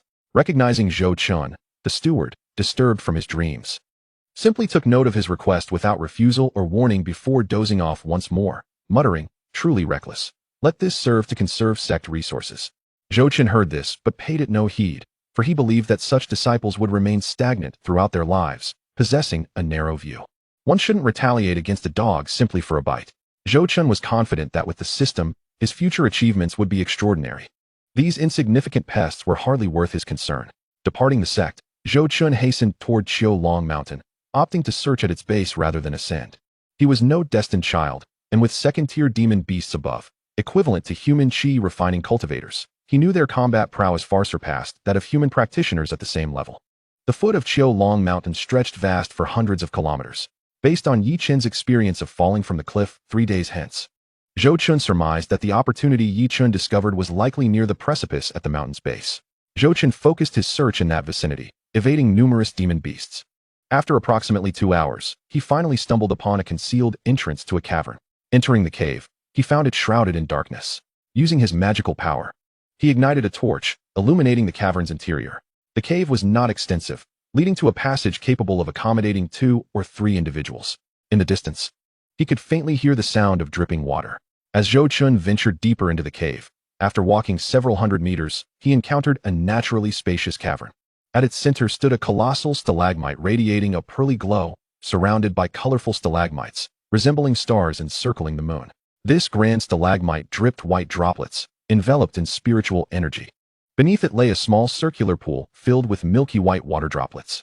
Sensing the waves of spiritual energy emanating from above, Zhou Chen surmised that this was indeed Yi Chen's fortuitous earth spirit liquid. Thus, Zhou Chen retrieved his storage bag and collected the earth spirit liquid into a specially designated jade vial, filling 30 vials before completion. Ding! Congratulations to the host for intercepting a pool of earth spirit liquid, a 100-fold return of 10 drops of earth mother essence. Zhou Chen's joy surged. Intercepting the protagonist's reward was a stroke of fortune. The return of the earth mother essence was particularly advantageous, as the earth spirit liquid could rapidly provide vast amounts of spiritual energy, aiding the user in advancing their cultivation. Meanwhile, the earth mother essence not only boosts the user's spiritual energy, but also assists cultivators in widening their meridians, enhancing the speed and quality of spiritual energy circulation. Although effective only for foundational cultivators and below, it remained a rare treasure. Elation flooded Zhou Chen's eyes, seizing the moment when no one was around. He seated himself cross-legged and began to consume the earth mother essence. As a drop of the essence entered his mouth, a warm current surged within him, rapidly spreading spiritual energy throughout his limbs, coursing into his meridians. Zhou Chen couldn't help but moan in delight. He had not anticipated that consuming the earth mother essence would be so pleasurable, tingling sensations overtaking him, his eyelids growing heavy. Yet, he understood that maintaining awareness would maximize the essence's effects. Thus, he gritted his teeth, resisting the urge to succumb to slumber, repeatedly experiencing the process of cleansing sinews and marrow, as if someone were massaging his delicate meridians. Several times, he nearly drifted off. But the thought of finally having a golden finger, a fateful opportunity that he must seize, spurred him to remain vigilant. After about an hour, he felt the drowsiness dissipate. Though he was left utterly drained, a foul odor wafting from his body. Another half-hour passed, and Zhou Chen finally finished absorbing the essence. Immediately, he leaped into the small pool containing the earth spirit liquid, cleansing himself of the accumulated grime. Before long, the pool's once faint milky hue transformed into a murky gray. Emerging from the pool feeling rejuvenated, he performed the cleansing technique several times, relishing the newfound comfort before thoroughly assessing his condition. First and foremost, his cultivation had surged from the 2nd to the 4th level of chi refining, and the capacity of spiritual energy within his dantian far exceeded that of an ordinary 4th level cultivator. If his previous spiritual energy could be likened to a small basin, now it was akin to a small pond. Furthermore, the The most significant change was that Zhou Qin's meridians had expanded several-fold, greatly accelerating the flow of spiritual energy. His physical strength and reflexes were now incomparable. According to Zhou Qin's estimations, if he executed the first move of the Tian Gang sword technique, Duan Kong, he could perform it thrice at the second level of qi refining, whereas now, he could unleash it at least 10 times, with enhanced power and speed. Truly, a product of the system must be exquisite, Zhou Qin mused. As he prepared to depart, just as he was about to destroy the stalagmite, a thought struck him, and he paused to retrieve a drop of earth spirit liquid. Subsequently, the spiritual essence within the earth spirit liquid was meticulously extracted, leaving behind only a delicate layer of spiritual energy, which would sustain itself for a few days before this drop of earth spirit essence completely dissipated. The essence was placed in a small bathing pool intended for Zhou Qin, who had even crafted a small recess to ensure that the luminous earth spirit liquid was easily visible within the water. The earth spirit liquid, being a highly concentrated amalgamation of spiritual energy, possessed a density greater than that of ordinary water and was insoluble in it. Thus, Zhou Qin was not concerned about its premature disappearance. After meticulously erasing any traces of his presence to ensure no issues arose, Zhou Qin swiftly departed. By this time, night had fallen, and 2 days remained until Yi Chun would arrive at Qiulong Mountain, with a few more days until he would heroically rescue the damsel in distress. For Yi Chun to perform such a heroic act, he needed to reach the 8th layer of qi refining. Given that Qiulong Mountain was relatively closer to Nyotu Mountain, Zhou Qin intended to first intercept Yi Chen's cultivation method. As for whether he could seize the opportunity for the heroic rescue, Zhou Qin would assess the situation, for his own safety was paramount. To avoid being ambushed by ferocious beasts at night, Zhou Qin sought a secluded cave in which to rest. The following morning, he arrived early at the ridge of Nyotu Mountain. The ridge was modest in size, and Zhou Qin found the entrance to the secret realm within half an hour. The entrance was surprisingly located at the deepest part of the ridge, and had it not been for the faint fluctuations of spiritual energy, Zhou Qin might not have discovered it at all. If a passerby were to sense this energy, they might mistakenly believe it to be some wild herb or medicinal plant, and no one would pay it any heed. Fortunately, Zhou Qin had the advantage of foresight and knew of the secret realm's entrance in advance. Upon entering the secret realm, he was greeted by a courtyard adorned with flowing water, artificial hills, and quaint bridges, evoking an idyllic scene reminiscent of a tranquil waterway. However, the sky within this secret realm was shrouded in a gray mist, devoid of any vitality. As Zhou Qin pushed open the courtyard door and entered, his pupils constricted in shock as he discovered a skeleton seated in a dignified posture, evidently having been deceased for quite some time. Beside the skeleton lay a scroll enveloped in spiritual energy. Upon approaching and opening it, Zhou Qin realized it was the low-grade saint-level technique, Heavenly Flame technique. Ding! Congratulations, host. For intercepting the low-grade saint-level technique, Heavenly Flame technique, you have received a 10,000-fold reward. The low-grade Emperor-level technique, Primordial Chaos Scripture. Would you like to claim it immediately? What? Zhou Qin was momentarily taken aback. It was an Emperor-level technique. One must understand that within the entirety of the Southern Domain, Saint-level techniques represented the pinnacle of openly acknowledged combat prowess. Emperor-level experts had all but vanished from this continent, with none appearing in the Southern Domain for at least 10 millennia. Zhou Qin speculated that perhaps the sect he belonged to was too lowly to access such knowledge, and only with future advancements in his cultivation would he be deemed worthy of such revelations. Saint-level techniques were typically exclusive to those sacred grounds that had inherited teachings for tens of thousands of years. If this technique were to surface in the realm of cultivation, it would undoubtedly incite a bloodbath throughout the Southern Domain, for no one could resist the allure of a saint-level technique, let alone one of emperor-level. Eagerly, Zhou Qin began perusing the primordial chaos scripture that had materialized in his mind, only to find it exceedingly obscure, challenging even his high aptitude to grasp. He quietly took out the comprehension stone and settled into a meditative position. His initial attempt to cultivate the primordial chaos scripture ended in failure. The second attempt also failed. The nth attempt met with the same disheartening result. Zhou Qin was focused on the qi refining section of the primordial chaos scripture, which required him to entirely abandon his previous cultivation methods, while simultaneously compressing and purifying his own spiritual energy. After repeating this process over 100 times, Zhou Qin's level did not rise. Instead, he regressed back to the first layer of qi refining, yet at last, he managed to grasp the fundamentals of the primordial chaos scripture.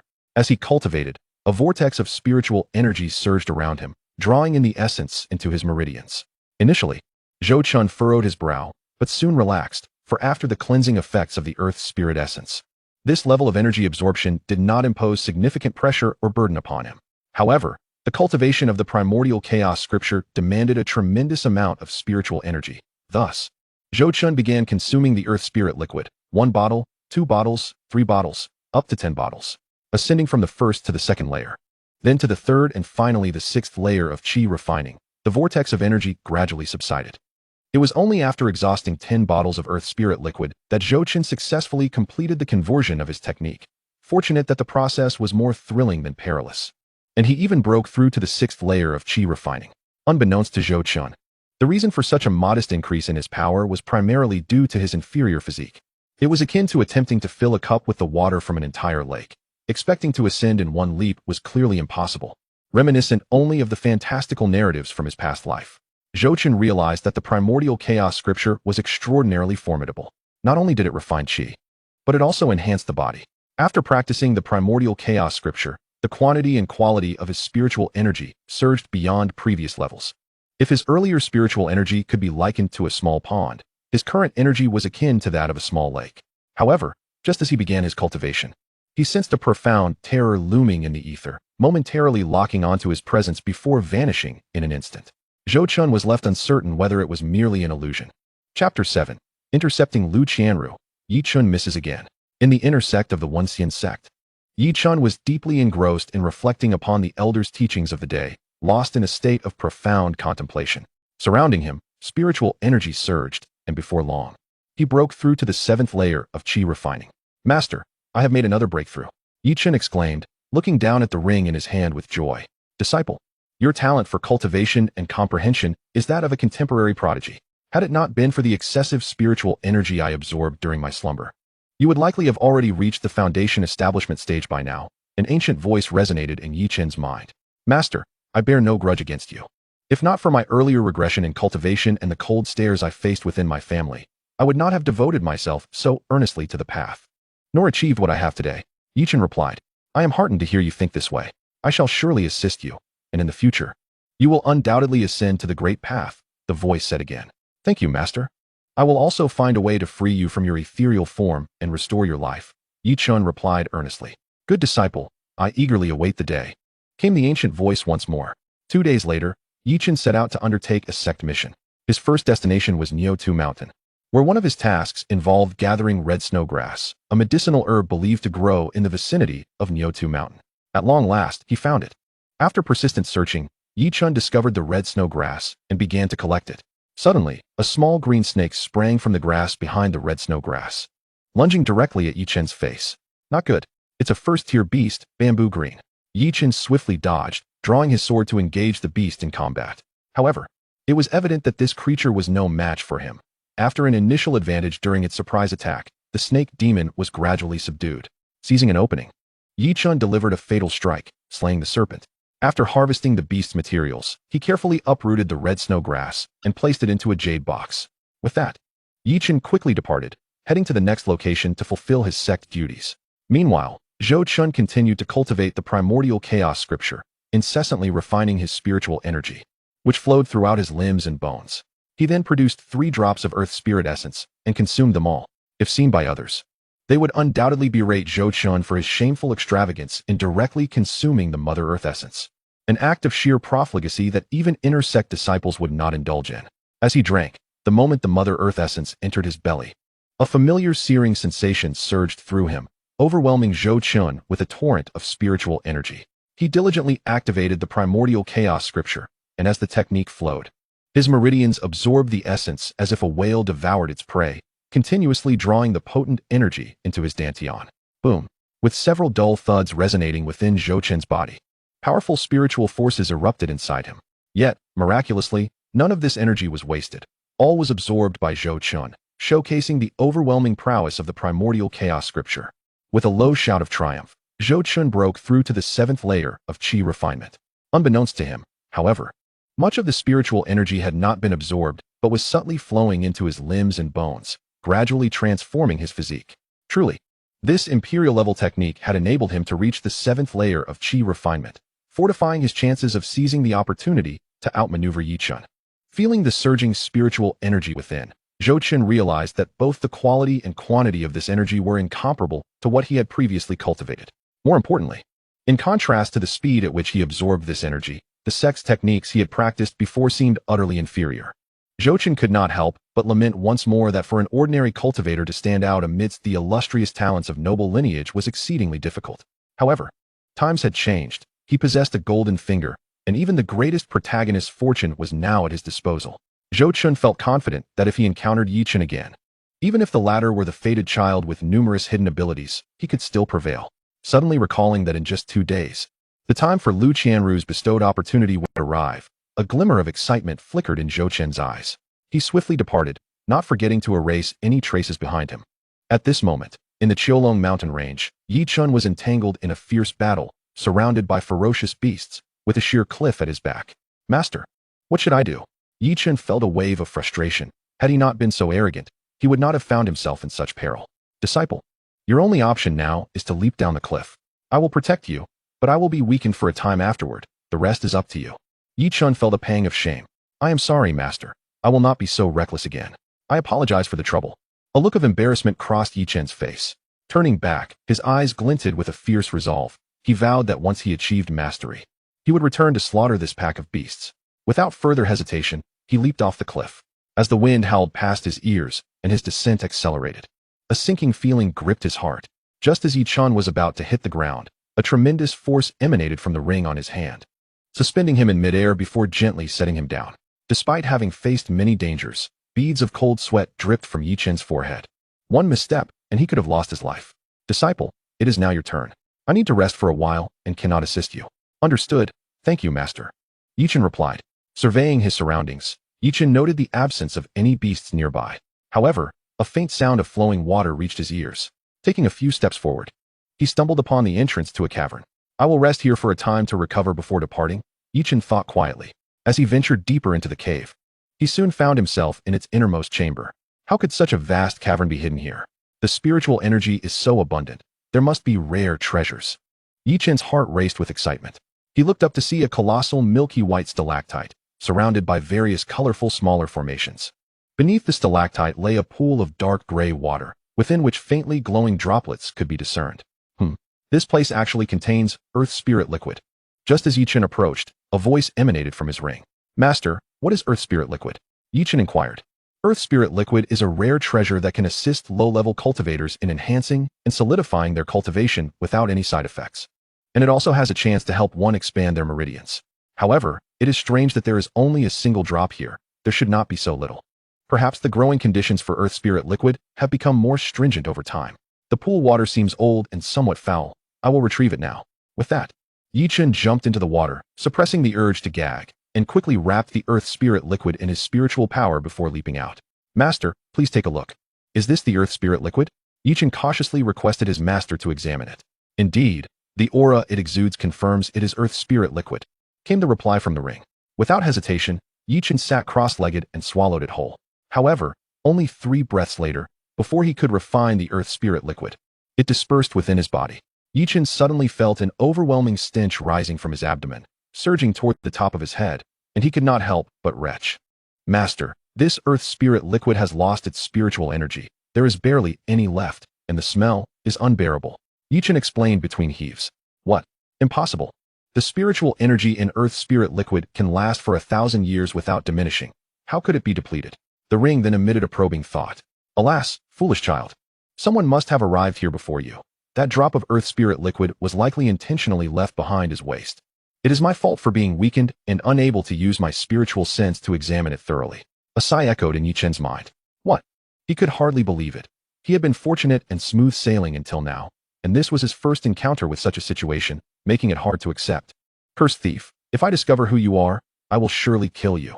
Sensing the lingering stench, Yi Chen glanced at the dark gray pool, as if beginning to understand.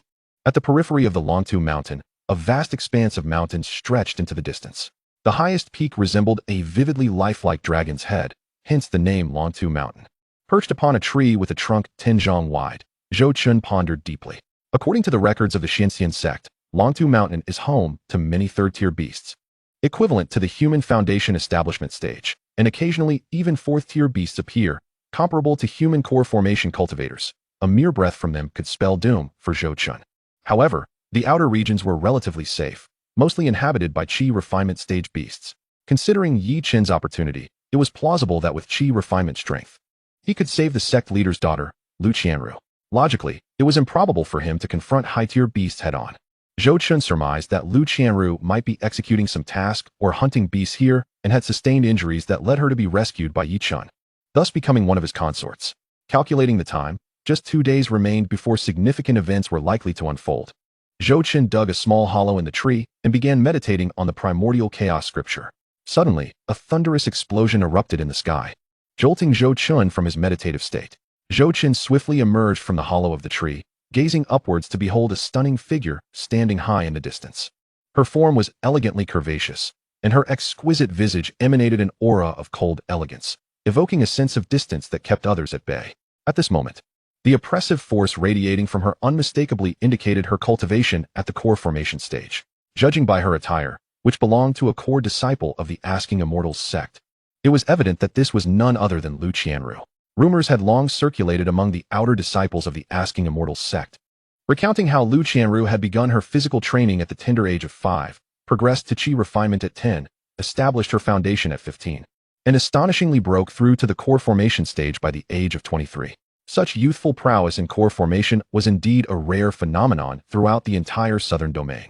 Following Lu Qianru's gaze, Zhou Qin's eyes fell upon a fearsome serpent demon with 3 heads. One head was crimson, another was gray, and the third was as dark as ink, each head adorned with menacing antennae that exuded a terrifying presence. Hiss!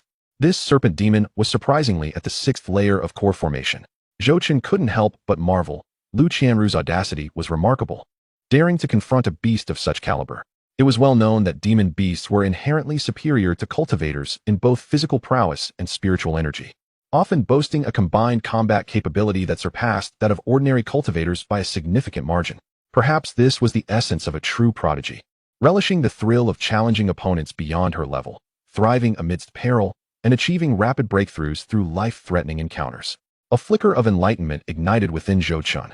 At the age of 18, Zhou Chun remained at the Qi refinement stage, and a bitter smile crept across his face at this realization. However, he quickly found solace in the knowledge that he possessed a golden opportunity, confident that he would soon surpass one prodigy after another, destined for an extraordinary future. Beast, today marks your demise. A melodious voice rang out, and a tremendous surge of energy erupted from Lu Qianru's core. Behind her, a blurred silhouette materialized within the void. Though indistinct, the figure's long sword quickly solidified, launching forth towards the demon beast. Roar! A deafening sound reverberated, reminiscent of an ancient behemoth's roar, faintly accompanied by a hint of draconic majesty. The 3-headed serpent demon unleashed flames from one head, belched a cloud of mist from another, while the black head conjured a dark sphere of spiritual energy, exuding an ominous and perilous aura. Boom! With a cataclysmic explosion, the two forces collided, radiating light akin to a planetary detonation. The entire Dragonhead mountain range trembled violently, and hordes of demon beasts, heedless of direction, fled in a frenzied panic, creating a terrifying tide of creatures that engulfed everything in their path. At the epicenter of the explosion, torrents of blood rained down, and the colossal body of the serpent demon lay in tatters, its remains scattered everywhere. The crimson and gray heads had vanished, leaving only the black head, which had suffered the loss of half its serpent horn. In stark contrast, Lu Qianru appeared disheveled, her hair in disarray, and blood trickling from the corners of her mouth. Yet, in this state of disarray, her cold elegance was accentuated. "I warned you, today is your end," Lu Qianru stated coolly to the serpent demon. In the next moment, Lu Qianru sprang into action, channeling the remaining power of her core formation stage, condensing the phantom once more, and pointing decisively. "Die! Roar!" The serpent demon thrashed wildly, yet it was ensnared, its injuries rendering it unable to evade. Despair glimmered in its eyes as Lu Qianru exuded unwavering confidence in her technique, knowing that the demon was on its last legs. However, upon contact, Lu Qianru instinctively sensed danger and activated her protective spiritual energy, summoning all her defensive barriers. But it proved too late. Boom! An ear-splitting explosion erupted as the serpent demon self-destructed, the resulting shockwave surpassing even the previous battle's intensity. The self-detonation of the 6th layer core formation serpent demon sent Lu Qianru hurtling through the air, her body tracing a parabolic arc as she lost consciousness amidst the blood that stained her. "Damn it! I've distanced myself so far, yet I'm still affected." Zhou Chun emerged from a nearby cave, coughing. Aware that Yi Chun would soon arrive, He quickly composed himself and dashed to the spot where Lu Qianru had fallen. With no time to assess her condition, he scooped her up, gathering his spiritual energy to swiftly carry her away from the scene. Not long after Zhou Chen departed, Yi Chen appeared at the site. "Master, I noticed someone here from afar who seemed injured, yet they vanished in the blink of an eye," he said, vexed. "It is likely they fled," replied Yi Chen. "This place is no longer safe. Powerful individuals will soon come to investigate. You should leave quickly as well."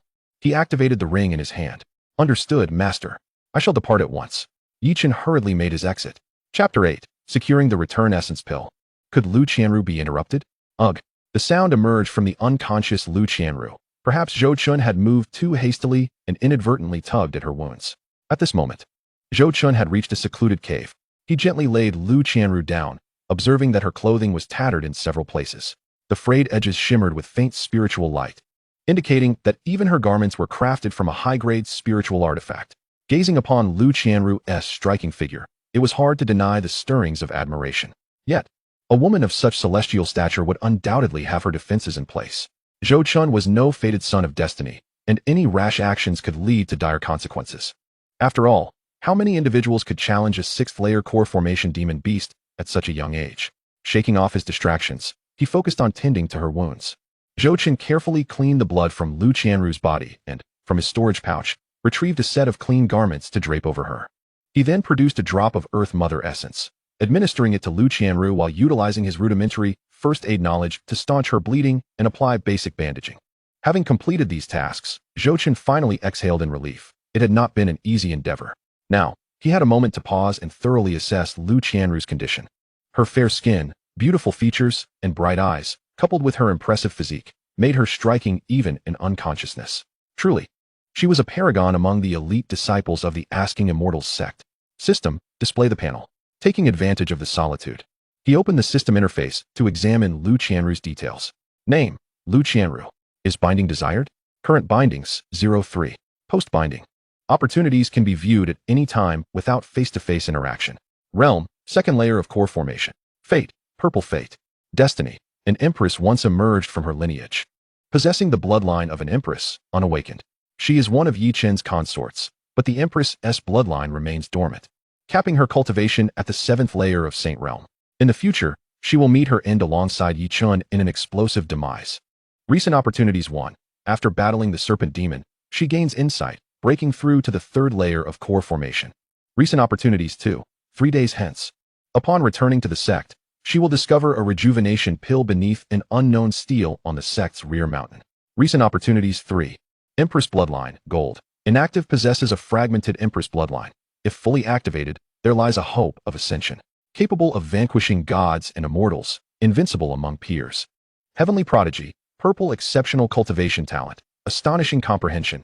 Cultivating is as effortless as eating and drinking, destined to remain far removed from mediocrity. Profound fortunes, purple the heavens bestow their favor upon you, and your fortune runs exceptionally deep. Your life will be smooth sailing, often graced with remarkable treasures. In times of adversity, you possess the uncanny ability to turn calamity into safety, frequently aided by noble benefactors. Fortunate spouse, purple with great auspiciousness within you.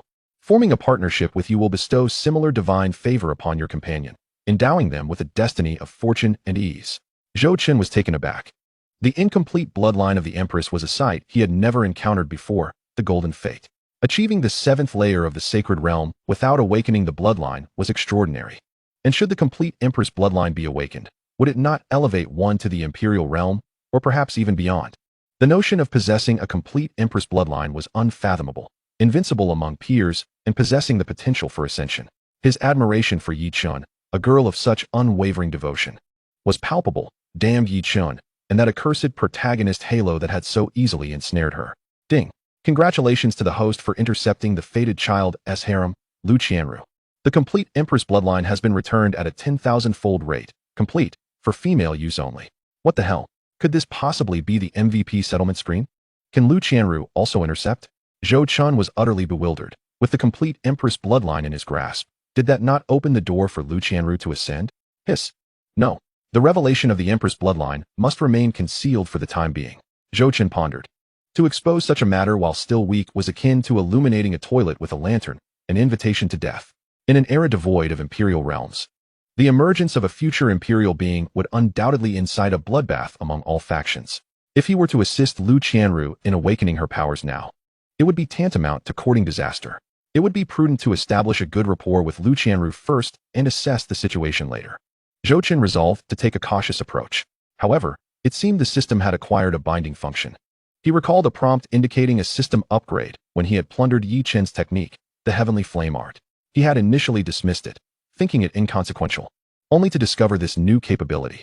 Quite remarkable, as it would allow him to intercept opportunities without constantly monitoring the fated child. Bind, Zhou Qin silently intoned. In the next moment, Lu Qianru's panel transformed to read. Name, Lu Qianru. Bound. Current binding count, 1-3. After binding, opportunities can be viewed at any time without face-to-face contact. Who are you?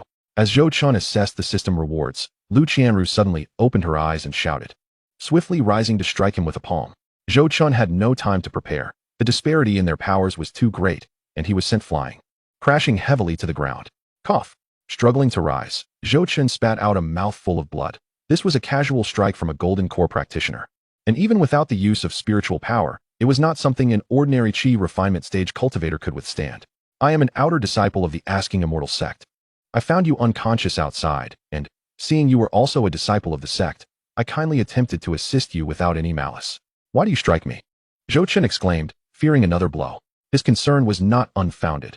At that moment, Lu Qianru slowly lowered her hand, and had Zhou Qin delayed his explanation further, his survival would have been in question. However, Lu Qianru did not lower her guard, instead extending her spiritual sense to carefully assess her own condition. Realizing her clothing had not been disturbed and the injuries were bandaged, and that her internal wounds and spiritual energy were recovering in a remarkable manner, she finally relaxed. I apologize, I misunderstood you. You are at the 7th layer of Qi refinement, quite talented. Have you not advanced to an inner disciple? I have not seen you before. Also, what elixir did you give me? I shall return it to you. Lu Qianru's demeanor softened slightly, though her tone remained somewhat rigid. No need for repayment.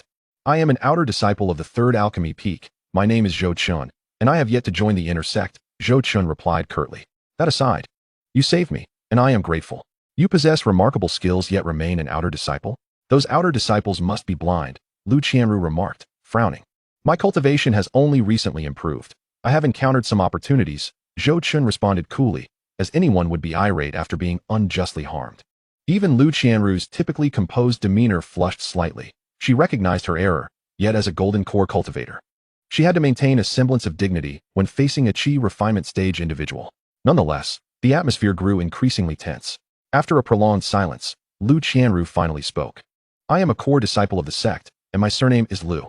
Due to the need to suppress my injuries, I am currently unable to utilize spiritual power. If you escort me back to the nearest sect station, I shall reward you with a returning origin pill. Is that agreeable? Seeing Zhou Qin remain silent, she assumed he was unaware of the pill's efficacy. The returning origin pill is a rare low-grade mysterious elixir. I have few left. Consuming one will aid you in breaking through a layer of cultivation and continuously refine your spiritual energy, establishing a solid foundation during the Qi refinement stage, enabling you to maximize your potential and ease your future cultivation. Lu Qianru continued. Yet Zhou Qin remained unresponsive, feeling disrespected. He sensed a profound insult in her words. She had even failed to provide her full name. The thought of the returning origin pill struck him as amusing, were it not for the need to repay the reward. He might not have regarded it at all. Not to mention, a single drop of Earth Mother essence would yield results no less impressive than the returning origin pill. Indeed, only with sufficient strength does one possess dignity. Without strength, one cannot even face others with respect. Very well, we shall have no debts between us. I shall not make things difficult for you, Zhou Qin replied coolly after a lengthy pause. Excellent. With your talents, you have promising prospects for foundation establishment. Should you require assistance, do not hesitate to seek me out, Lu Qianru concluded before closing her eyes to meditate, lapsing into silence. After a brief respite, Zhou Qin guided Lu Qianru away from their location, setting off towards the sect's communication point, Niutu Mountain. Having not encountered Lu Qianru, Yi Qin proceeded directly to the vicinity of Niutu Mountain to continue gathering the second medicinal herb described in the sect's task, Red Heart Seed. Yi Qin slew several guardian beasts and packed the red heart seeds into a jade box, just as he prepared to depart. Suddenly, as if guided by an unseen force, he sensed a faint wave of spiritual energy emanating from the ridge not far ahead. Master, it seems this is a secret realm, Yi Qin exclaimed excitedly. Let me see. A thought projected forth. Disciple, the aura of this secret realm is quite stable. There is no risk of collapse, nor is there any formidable presence. It would be wise to enter and explore, the master advised. Upon receiving this counsel, Yichun swiftly darted through the entrance of the secret realm. Once inside, Yichun promptly activated his spiritual energy shield, gripping a sword tightly in his hand as he cautiously surveyed his surroundings. After a thorough inspection, he discovered the space was rather small, the area around him barren, the sky overcast, devoid of any vegetation. Before Yichun lay a solitary courtyard, and the entire secret realm appeared desolate. After inspecting carefully and confirming there were no formations or dangers, he stepped into the courtyard. What met Yichun's gaze was a skeleton. Out of respect, he bowed before the remains. He then scanned the area. Unbeknownst to him, Zhou had already cleared this place, leaving nothing behind. An hour later, Yichun emerged from the secret realm, his expression one of frustration. The inside was even cleaner than his own face. Aside from a single skeleton, there was nothing at all. It appears that one must consult the calendar before venturing out these days, for this journey yielded little beyond the Sect's tasks. Yet, Yichun was unperturbed. After all, he had encountered numerous fortuitous opportunities in the past, and it was unreasonable to expect all benefits to accrue to him alone. At the contact point of the inquiry Sect, Zhou and Lu Qianru arrived swiftly, exchanging no words along the way. Sister Lu, the Sect's contact point lies just ahead. My mission is complete, Zhou announced, halting and bowing respectfully to Lu Qianru. This is a return yuan pill for you. Lu Qianru produced a small porcelain vial from her storage ring, extending her elegant, slender hand not to directly hand the vial to Zhou, but rather using her spiritual energy to deliver it to him from a distance. Thank you.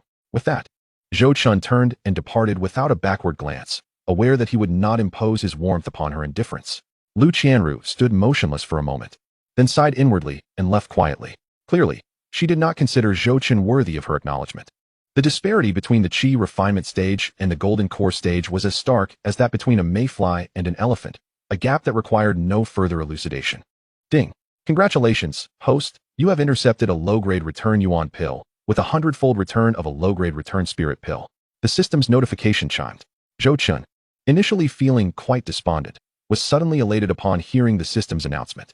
The return spirit pill, derived from the return yuan pill, not only aids Qi refinement practitioners in breaking through their realms, but also boasts a refining effect on spiritual energy that surpasses the return yuan pill by several folds. Moreover, both pills can be consumed simultaneously without concern for destabilizing one's foundation. What a treasure! Truly, the system delivers. Zhou returned to the Sect's third alchemy peak and made his way directly to the training room. Witnessing Lu Qianru's battle with a beast had profoundly impressed upon him the extent of his current weakness, igniting an insatiable desire for strength. The training room served as a communal space for Sect disciples to cultivate. The spiritual energy within was several times denser than outside, and each room was fortified with powerful protective and concealment arrays, ensuring uninterrupted training free from the inadequacy of spiritual energy.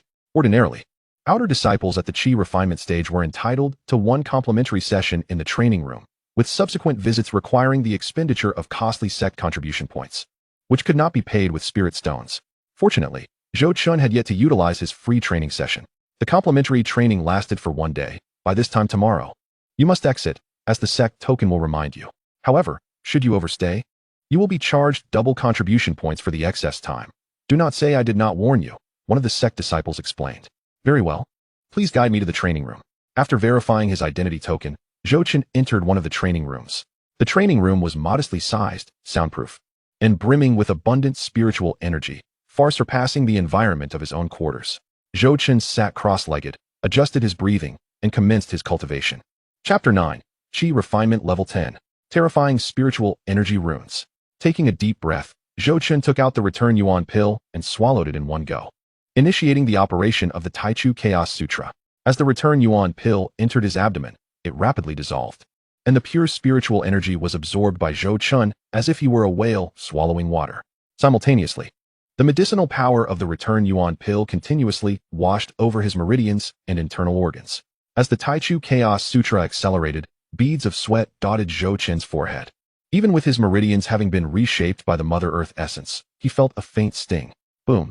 After an indeterminate period, a muffled sound resonated within Zhou, marking his breakthrough to the 8th layer of Qi refinement. With renewed vigor, he took out the return spirit pill and examined it closely. The return spirit pill shimmered with a radiant aura, and upon closer inspection, one could discern the intricate patterns that only the finest pills bore. Flickering in and out of view, truly a product of the system. The moment the return spirit pill was revealed, the spiritual energy within the training room subtly stirred. Without further hesitation, Zhou Chen swallowed the return spirit pill whole. Boom.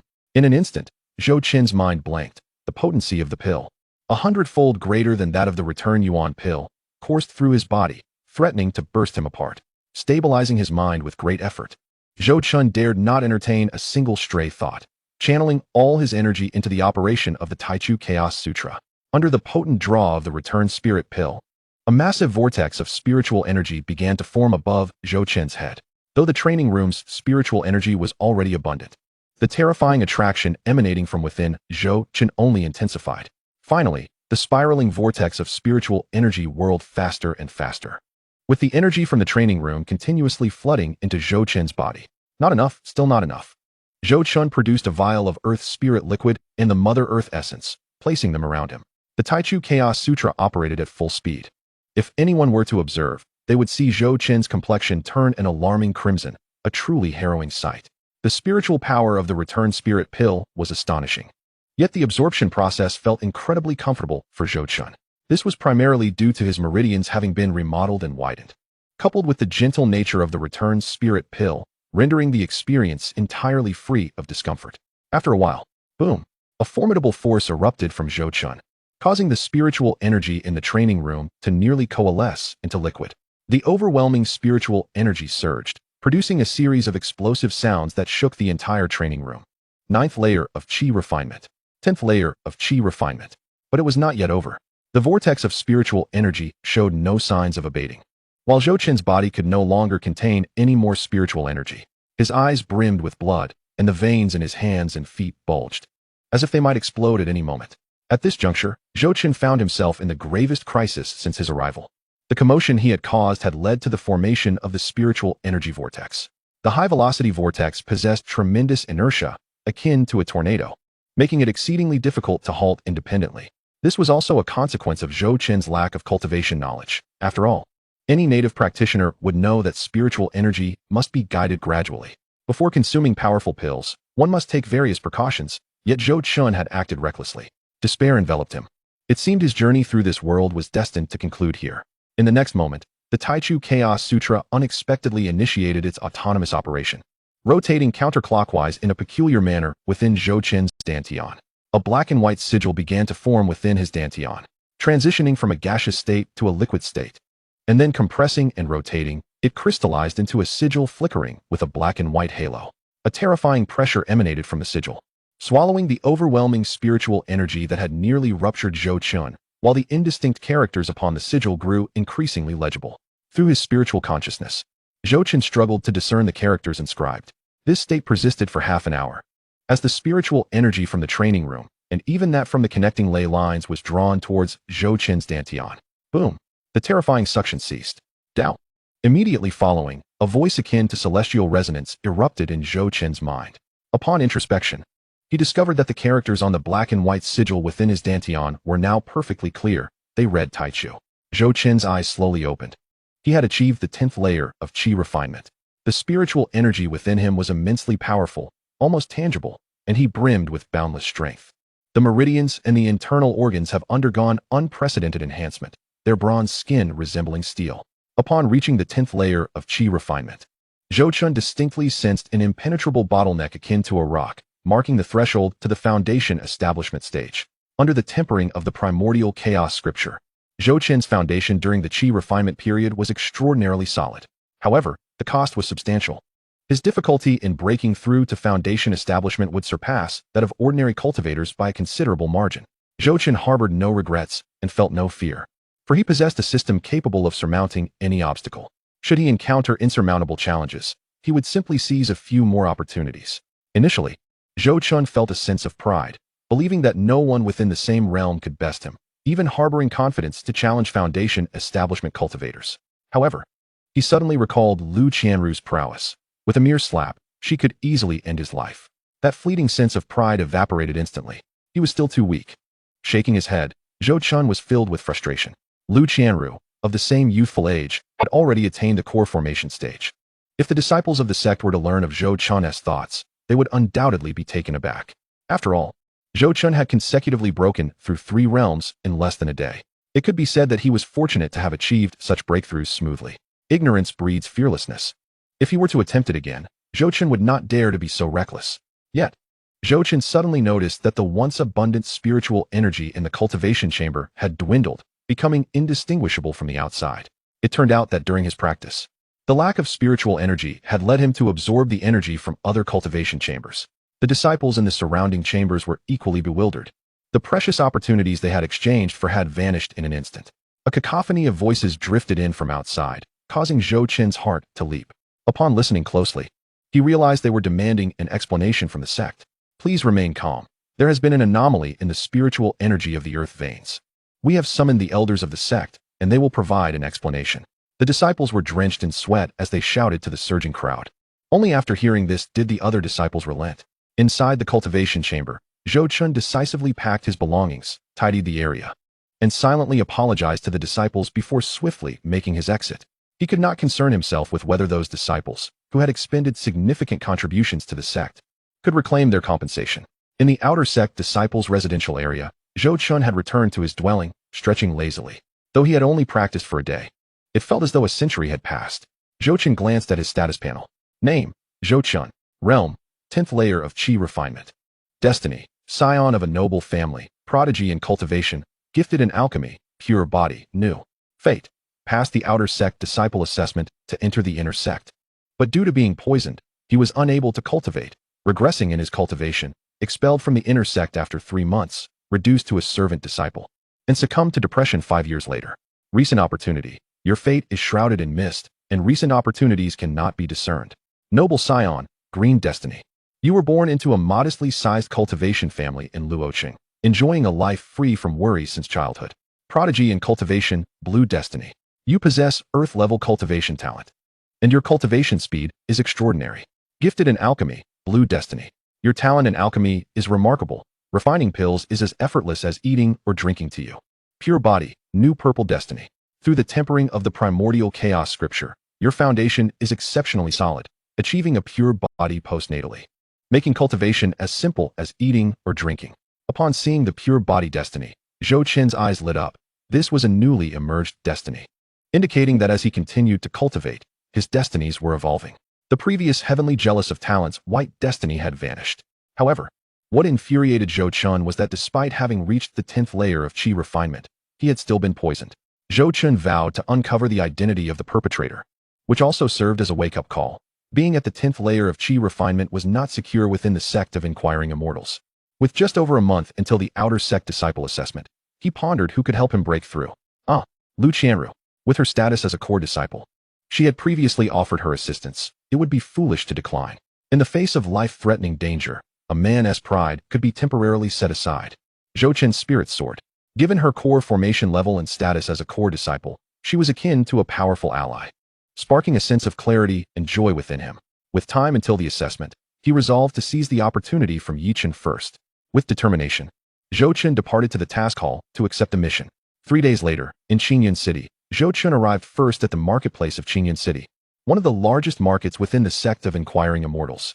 He was uncertain if the vendor selling the concealment technique to Yi Chen had already appeared, considering Yi Chen would not arrive for another half-month. Reaching the end of the marketplace, where the vibrancy of the center was absent, he found only individuals setting up stalls on the ground, with a high turnover of people. Rare treasure for sale, only 10 spirit stones. High-grade, Xian-level spiritual weapon. Don't miss out. Excellent rejuvenation pills, restore your vitality overnight. The various calls for sale echoed, reminiscent of a bustling market from a previous life. Various cultivation techniques. 10 spirit stones each, feel free to browse. Zhou Chun paused, eyeing the stall selling cultivation techniques for 10 spirit stones. The vendor, unusually small and wiry, had shifty eyes that suggested a dubious character. In this era, even the simplest cultivation technique typically cost hundreds of spirit stones, yet he was offering them for a mere 10. Just as Zhou Chun was about to approach, he overheard nearby whispers. This guy is trying to swindle again. His techniques are all flawed or incomplete. Anyone who believes him is in for a misfortune. Indeed, there had been instances where someone, lured by a bargain, purchased a technique called prisoner's finger, only to end up with a severed finger. Based on Zhou Chun's experience, the more absurd the vendor, the more likely Yi Chen would be drawn to him. With this thought, Zhou Chen strode toward the vendor. Good sir, are all your techniques priced at 10 spirit stones each? Are they not fake? Zhou Chen feigned innocence. This esteemed guest, one may eat a haphazard meal, but one must not speak recklessly. Who doesn't know I am the most reputable seller of techniques in Qingyan City? My techniques are offered at a uniform wholesale price of just 10 spirit stones, guaranteed authentic. The wiry vendor exclaimed, his voice shrill. The surrounding stall owners turned their heads. Having seen this many times, they thought yet another fool had fallen for it. Zhou Chen casually rummaged through the offerings, his eyes suddenly brightening. He discreetly selected 3 techniques, Prisoner's Finger, Celestial Ascendance, and Concealment Technique, handing them to the vendor. Ah, esteemed guest, your discernment is exceptional. These 3 techniques are among the finest I have. That will be 30 spirit stones. The vendor rubbed his hands together, thinking he had struck gold with another naive customer. Zhou Chen, maintaining his act of innocence, cheerfully handed over the spirit stones. It was only upon hearing the chime of a notification that he knew he had secured his fortune. Congratulations, host. You have intercepted the rare opportunity of the special technique Concealment Technique, with a tenfold return of the special technique Divine Shadow. Would you like to claim it now? No, my friend. I also have excellent techniques for just 5 spirit stones each. Would you care to take a look? Friend, I have foundation establishment pills at 10 spirit stones each. Do you have any need for them? The surrounding vendors gazed at Zhou Chen as if he were a tender rabbit in the sight of a ravenous wolf, greeting him with exuberant enthusiasm. In a desperate bid for escape, Zhou Chen fled without a backward glance. Chapter 10. The Power of the Godly Concealment Technique, the Fire Crystal in Hand. Zhou Chen chose not to leave Qingyan City, but instead made his way to a nearby inn. Greetings, how much for a night's stay here? He inquired of the attendant. Welcome, esteemed guest. Our establishment offers 3 tiers of accommodations, upper, middle, and lower. Each room varies in size and is fortified with arrays that shield against divine sense probing. The superior rooms are equipped with spirit gathering arrays to enhance your cultivation experience, ensuring a more comfortable environment. May I inquire as to your preference? The attendant smiled obsequiously, bowing his head towards Zhou Chen. What are the prices? Zhou Chen pressed further.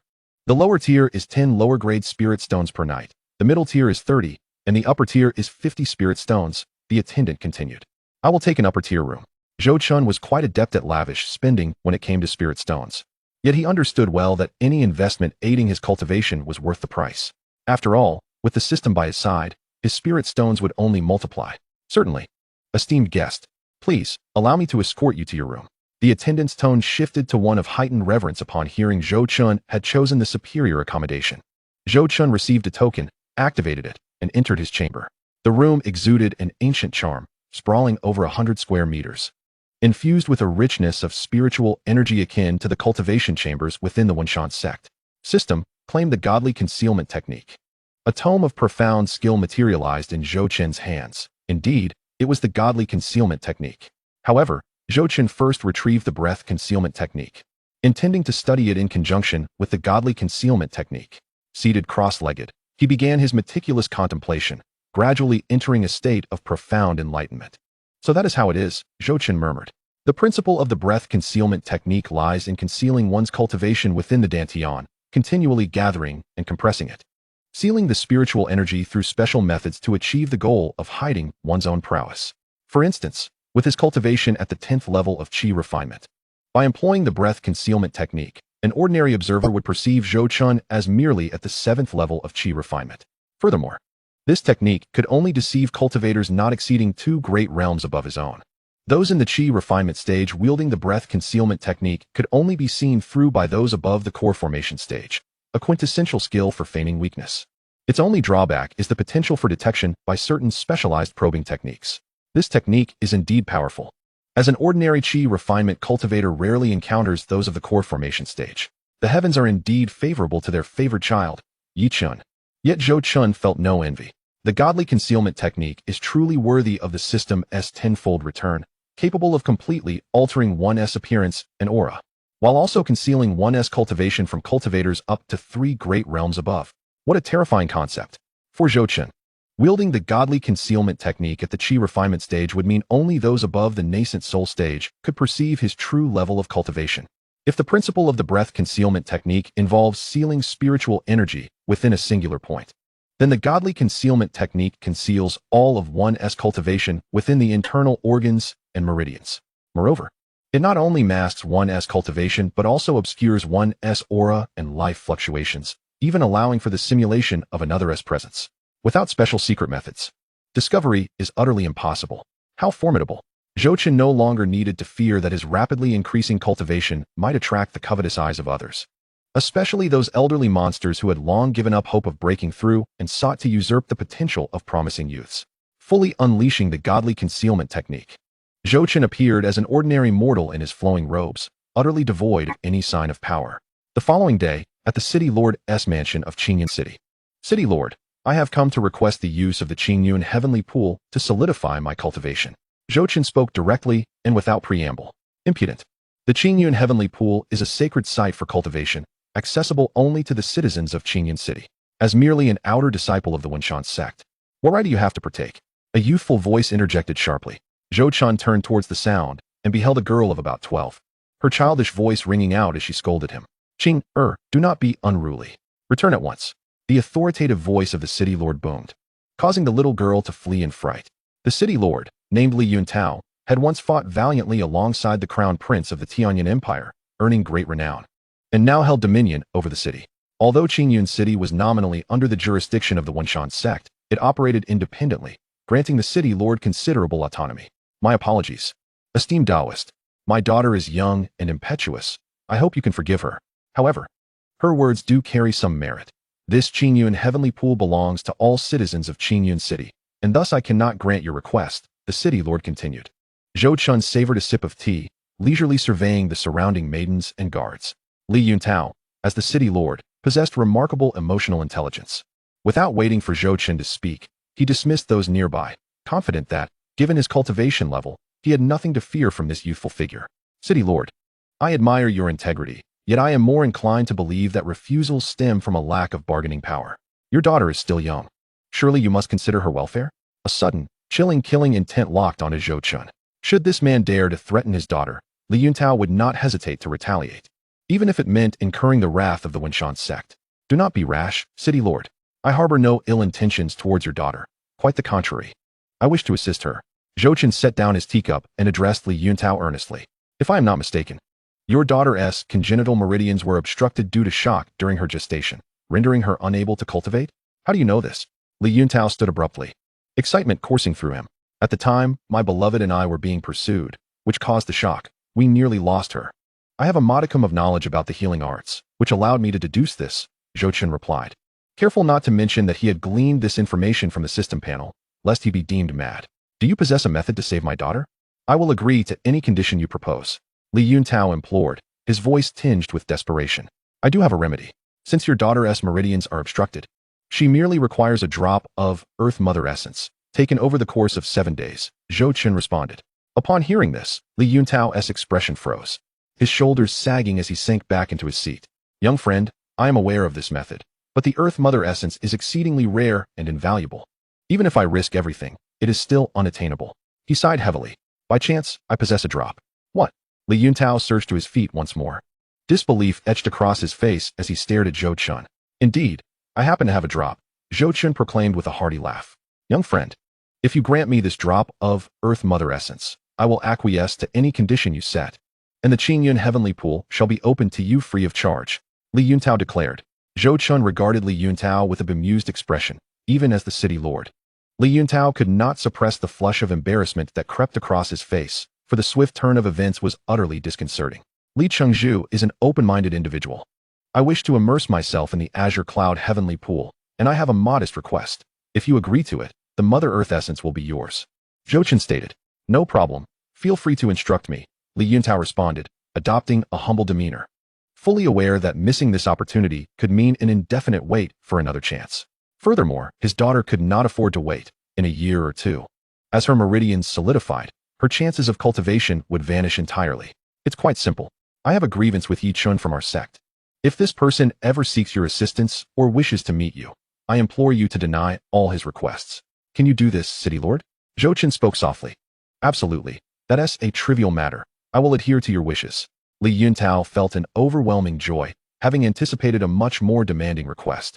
Zhou Chen retrieved a small porcelain vial containing the Mother Earth essence from his storage bag, tossing it through the air. Startled, Li Yuntao instinctively enveloped the jade vial with his spiritual energy. Chapter 11. Fusion of the exotic fire. Ding. Congratulations, host. You have intercepted the fire crystal and shall receive a 10,000-fold return of the azure flame heart fire. Would you like to claim it? To Zhou Chun's astonishment, it was indeed an exotic fire. Exotic fire is a mysterious flame formed by the heavens and earth, with its origins shrouded in mystery. Its power is renowned throughout the realm of cultivation. Legend has it that a formidable being known as the Flame Emperor once fused with exotic fire, showcasing terrifying power that could incinerate mountains and boil seas, dominating an entire era. Claim it. The moment the exotic fire manifested, an intense heat surged forth, creating a vacuum around Zhou Chun, distorting the very fabric of space. What an overwhelming temperature, Zhou Chun thought to himself, relieved that he had made direct contact with the exotic fire. Otherwise, his hands would have undoubtedly been reduced to cinders in an instant. According to ancient texts from the cultivation sect, absorbing exotic fire necessitates enveloping it with spiritual energy and guiding it into one's body for refinement. Any other method would be futile. Zhou Chun felt a wave of confusion. Could this terrifying exotic fire truly be absorbed? However, with an arrow knocked, one must shoot. Since it was a product of the system, it should pose no significant issues. Prolonged exposure to the exotic fire could attract formidable adversaries. Resolute, Zhou Chun ceased hesitating, channeling the primordial chaos sutra to envelop the exotic fire, then swallowed it whole. In the next moment, veins bulged on Zhou Chun's forehead as beads of sweat cascaded down his face. It felt as though his internal organs were plunged into the depths of hell, perpetually scorched by raging flames, threatening to vaporize him entirely. The spiritual energy Zhou Chun cultivated through the primordial chaos sutra far exceeded that of his peers, comparable to that of a foundation establishment cultivator, making it seemingly improbable for his energy to be depleted. Yet, at that moment, the consumption rate was alarmingly rapid, draining a significant portion of his spiritual power in mere moments. Such horror. Should anyone witness Zhou Chun in his current state, they would observe that his entire body was flushed crimson, blood seeping from his pores only to evaporate instantaneously. This cannot continue, otherwise, I may truly perish. Excruciating pain pierced Zhou Chun's mind, as though he were on the brink of losing consciousness. Enduring the torment, Zhou Chun hastily retrieved all remaining Earth Spirit liquid and Mother Earth essence from his storage bag. Gulp, gulp, without regard for what he was consuming. Zhou Chun drank it all in one go. Boom. A tremendous surge of spiritual energy erupted within Zhou Chun, akin to a parched land receiving much-needed rain, greedily absorbing the energy to counteract the continuous depletion. In an instant, a peculiar equilibrium was formed. The exotic fire relentlessly consumed Zhou Chun's spiritual power while simultaneously scorching his internal organs. The primordial chaos sutra continuously drew spiritual energy into Zhou Chun's body, while the Mother Earth essence worked tirelessly to mend his internal injuries. After 2.5 hours, Zhou Chun gradually regained consciousness. That was close. I nearly met my end. He was left shaken by the experience. Unbeknownst to him, he had been fortunate. Absorbing exotic fire typically requires specialized techniques. When he had endured for an hour, the supplemental spiritual energy was almost entirely exhausted. Just before losing consciousness, he instinctively leaped into the azure cloud heavenly pool, his body subconsciously channeling the primordial chaos sutra to absorb sufficient spiritual energy. Thanks to the timely replenishment of spiritual energy and the formidable nature of the primordial chaos sutra, Zhou Chun inadvertently managed to suppress the exotic fire. Otherwise, he would have perished in the face of its terrifying heat. Nevertheless, Zhou Chun had underestimated the azure cloud heavenly pool's limitations. Its spiritual energy had become exceedingly scarce. What he did not realize was that the primordial runes he had previously condensed erupted with a powerful wave of spiritual energy at a critical moment, enveloping the exotic fire in layers, effectively suppressing it. Otherwise, he would not have had such ease in refining the exotic fire. Zhou Chun failed to notice that the black and white rune within him had dimmed significantly, the words primordial chaos barely discernible. In hindsight, one cannot place trust in sect literature. It is never as simple as it seems. Zhou Chun had been overly naive. Exotic fire is already rare, even if the sect had records. They would likely be mere rumors, and the perils involved are known only to those who have experienced them firsthand.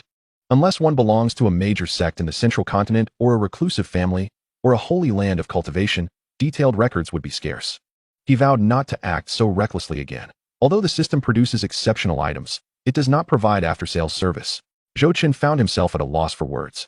Learning from past experiences, Zhou Chun silently swore an oath. Coming back to his senses, he clenched his fist at the nearby stone slab. With a sudden effort, He heard a crack, a sound as the stone slab shattered beneath his grip. Such strength. He felt an unending reservoir of power coursing through him. Zhou Chen realized that his physical prowess had increased at least 2- or 3-fold, with the most significant enhancement evident in his internal organs, now rivaling the strength of a top-tier, yellow-grade spirit artifact. Clenching his fist, he struck the remaining fragment of the yellow-grade spirit artifact with a punch, shattering it with a resounding crack. Sensing the surge of power within him, Zhou Chen was filled with elation. Above his dantian, a vibrant blue flame floated serenely. Had he not personally experienced the excruciating pain it had caused him, he would hardly believe that this was the same exotic fire that had nearly claimed his life. In the next moment, Zhou Chen extended his palm, and a wisp of azure flame materialized in his hand. The air began to warp, yet he felt no heat, only a refreshing coolness. With a playful spirit, Zhou Chen began to manipulate the flame, making it swirl and dance in the air. He guided the azure flame onto the severed piece of the yellow-grade spirit artifact. Sizzle!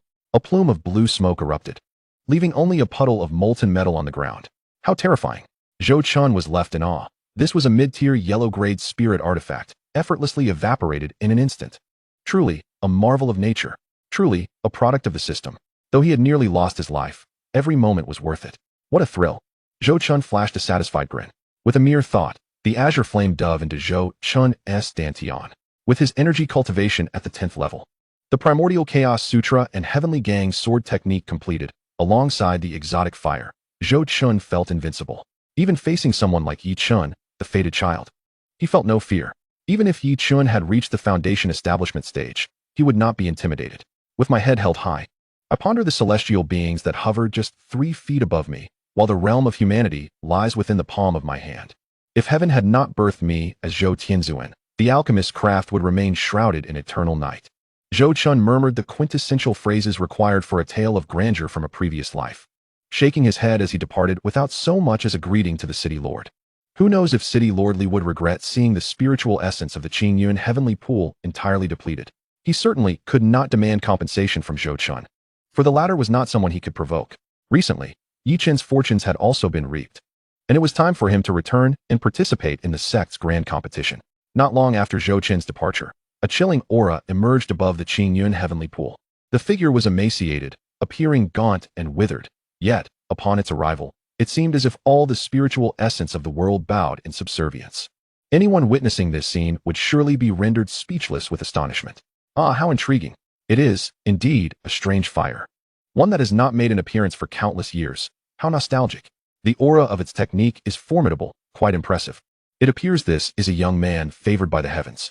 The gaunt figure intoned a disquieting voice. What a profound statement. Alchemy is as timeless as the eternal night. I, too, eagerly await this. Great terror, great opportunity. It seems a monumental change in the world is not far off. Soon after, the old man's figure gradually faded, as if he had never existed. The foundation is too solid. The bottleneck of the foundation establishment stage remains unyielding, Zhou Chen lamented. 3 days later, Zhou Chen returned to the outer disciple quarters of the sect, continuing to solidify his cultivation. Meanwhile, Yi Chen also returned to the sect. Master, my recent journey yielded little. There always seemed to be someone ahead of me, and that feeling is rather disheartening, Yi Chen confessed, feeling dejected. My disciple, this is but human nature. After all, the heavens are merciless and will not always come to your aid. However, you have me as your master. I shall assist you in your cultivation. This is an ancient and powerful technique, flame art. The aged voice, tinged with nostalgia, emanated from the ring. Thank you, master. Is this technique truly formidable? Why did you not impart it to me before? Yi Chen immediately sensed the uniqueness of this technique. Indeed, my disciple. This is a technique once practiced by an ancient emperor, forging oneself as a vessel to harness the strange fires of the world, seizing the very essence of creation, and paving a path to imperial ascendance. After a brief pause, the elderly voice continued. The reason I had not imparted it to you before was due to your good fortune. I did not wish to stunt your growth. Moreover, this technique has exceedingly harsh prerequisites, requiring the constant collection of the world's strange fires. The suffering endured during its practice far exceeds the imagination of ordinary cultivators, and I feared you might not withstand it. Master, rest assured, I can endure any suffering. I only wish to grow stronger now, Yi Chen declared with determination. Very well. I shall transmit this technique to you. First, gather the materials for these elixirs. I will assist you in absorbing the core fire of the alchemy chamber. Though it is but mundane fire, its power is not to be underestimated. and it will lay a solid foundation for you to absorb the strange fires in the future. Thank you, Master. Yi Chen's spirits soared as he traversed the sect and the marketplace, ceaselessly gathering medicinal materials. 3 days later, within the alchemy chamber, Yi Chen sat cross-legged in meditation, his face contorted, displaying a fierce expression as he absorbed the core fire. My disciple, focus your mind, consume the ice spirit pill, and pair it with the spirit essence pill. Maintain your consciousness. You only need to endure. The elder's voice remained vigilant, guarding Yi Chen. Master, I will not disappoint you. Yi Chen persevered through the pain of his cultivation. Had Zhou Chen witnessed this scene, he would surely have erupted in anger. He had toiled and nearly perished alone while absorbing the strange fire, with no guidance whatsoever. Truly, it was infuriating to see another grow stronger through different means. Despite having intercepted Yi Chen's opportunity, the heavens are merciless, yet they also show favoritism, it seems. After a while, Yi Chen opened his eyes, feeling the fluctuations of his cultivation reaching the 9th level of Qi refinement.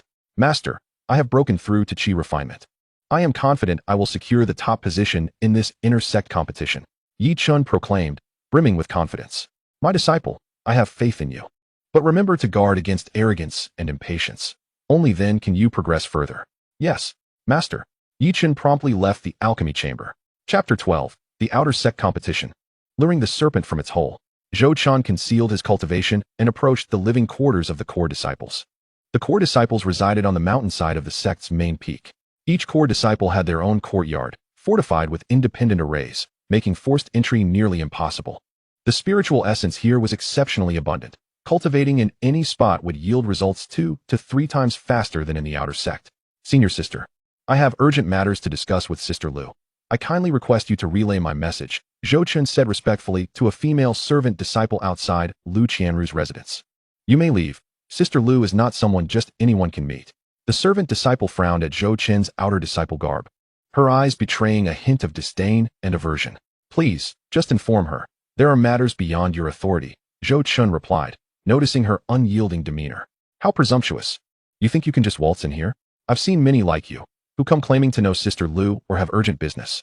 Yet they're merely trying to ingratiate themselves. Take a good look in the mirror.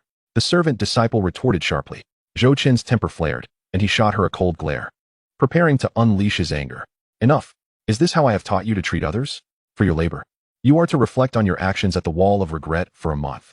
A sharp voice pierced through the air, silencing them both. Senior Sister, I was wrong. I shall never do it again. The servant disciple's face paled, and she fell to her knees in a panic. Zhou Chen, you may enter directly, the voice called again. Disregarding the servant disciple, a portal in the array opened, and Zhou Chen strode into the courtyard, clad in white, with her back turned to him. Lu Qianru resembled a celestial being descended from the heavens. Lu Qianru's beauty was indeed striking, and coupled with her cool demeanor, she exuded a captivating allure. Even Zhou Chen, who had seen many beauties in his past life, could not deny Lu Qianru's charm. What brings you here? Lu Qianru broke the silence first. The promise I made to you still stands. Cough, cough, Senior Sister Lu, the outer sect competition is tomorrow, and I do indeed have a matter I wish to ask for your assistance with. Zhou Chen stammered awkwardly. With your abilities, you should not require my help to pass the outer sect competition. Is there something else at play? Lu Qianru inquired. Senior Sister, I was poisoned previously, which caused my cultivation to regress. I suspect the same dark forces may strike again during tomorrow's competition. Would you be able to attend and help me identify the one who poisoned me? Zhou Chen stated earnestly. Are you so certain that your assailant will strike again tomorrow? The sect has its own regulations, and if such an incident arises, they will surely provide an explanation, Lu Qianru responded, turning to face him, her voice clear and melodious. If the sect's regulations were effective, I would not have been poisoned in the first place. I am convinced that the mastermind will act once more. Zhou Chen replied with unwavering confidence. Very well, I shall be present tomorrow. After a moment of silence, Lu Qianru finally relented. Zhou Chen bowed to Lu Qianru and departed swiftly. Lu Qianru gazed at Zhou Chen's retreating figure, momentarily taken aback by his decisive demeanor. In the past, many disciples yearned to converse with her, to the point of overwhelming her, which inadvertently elevated her opinion of Zhou Chen. The following day, the outer sect competition commenced. The outer sect disciples were divided into 2 rounds. The first round involved testing their strength against the measurement stone of the Xiantian sect. A score of 3 or above would suffice for passage, with the upper limit being 10.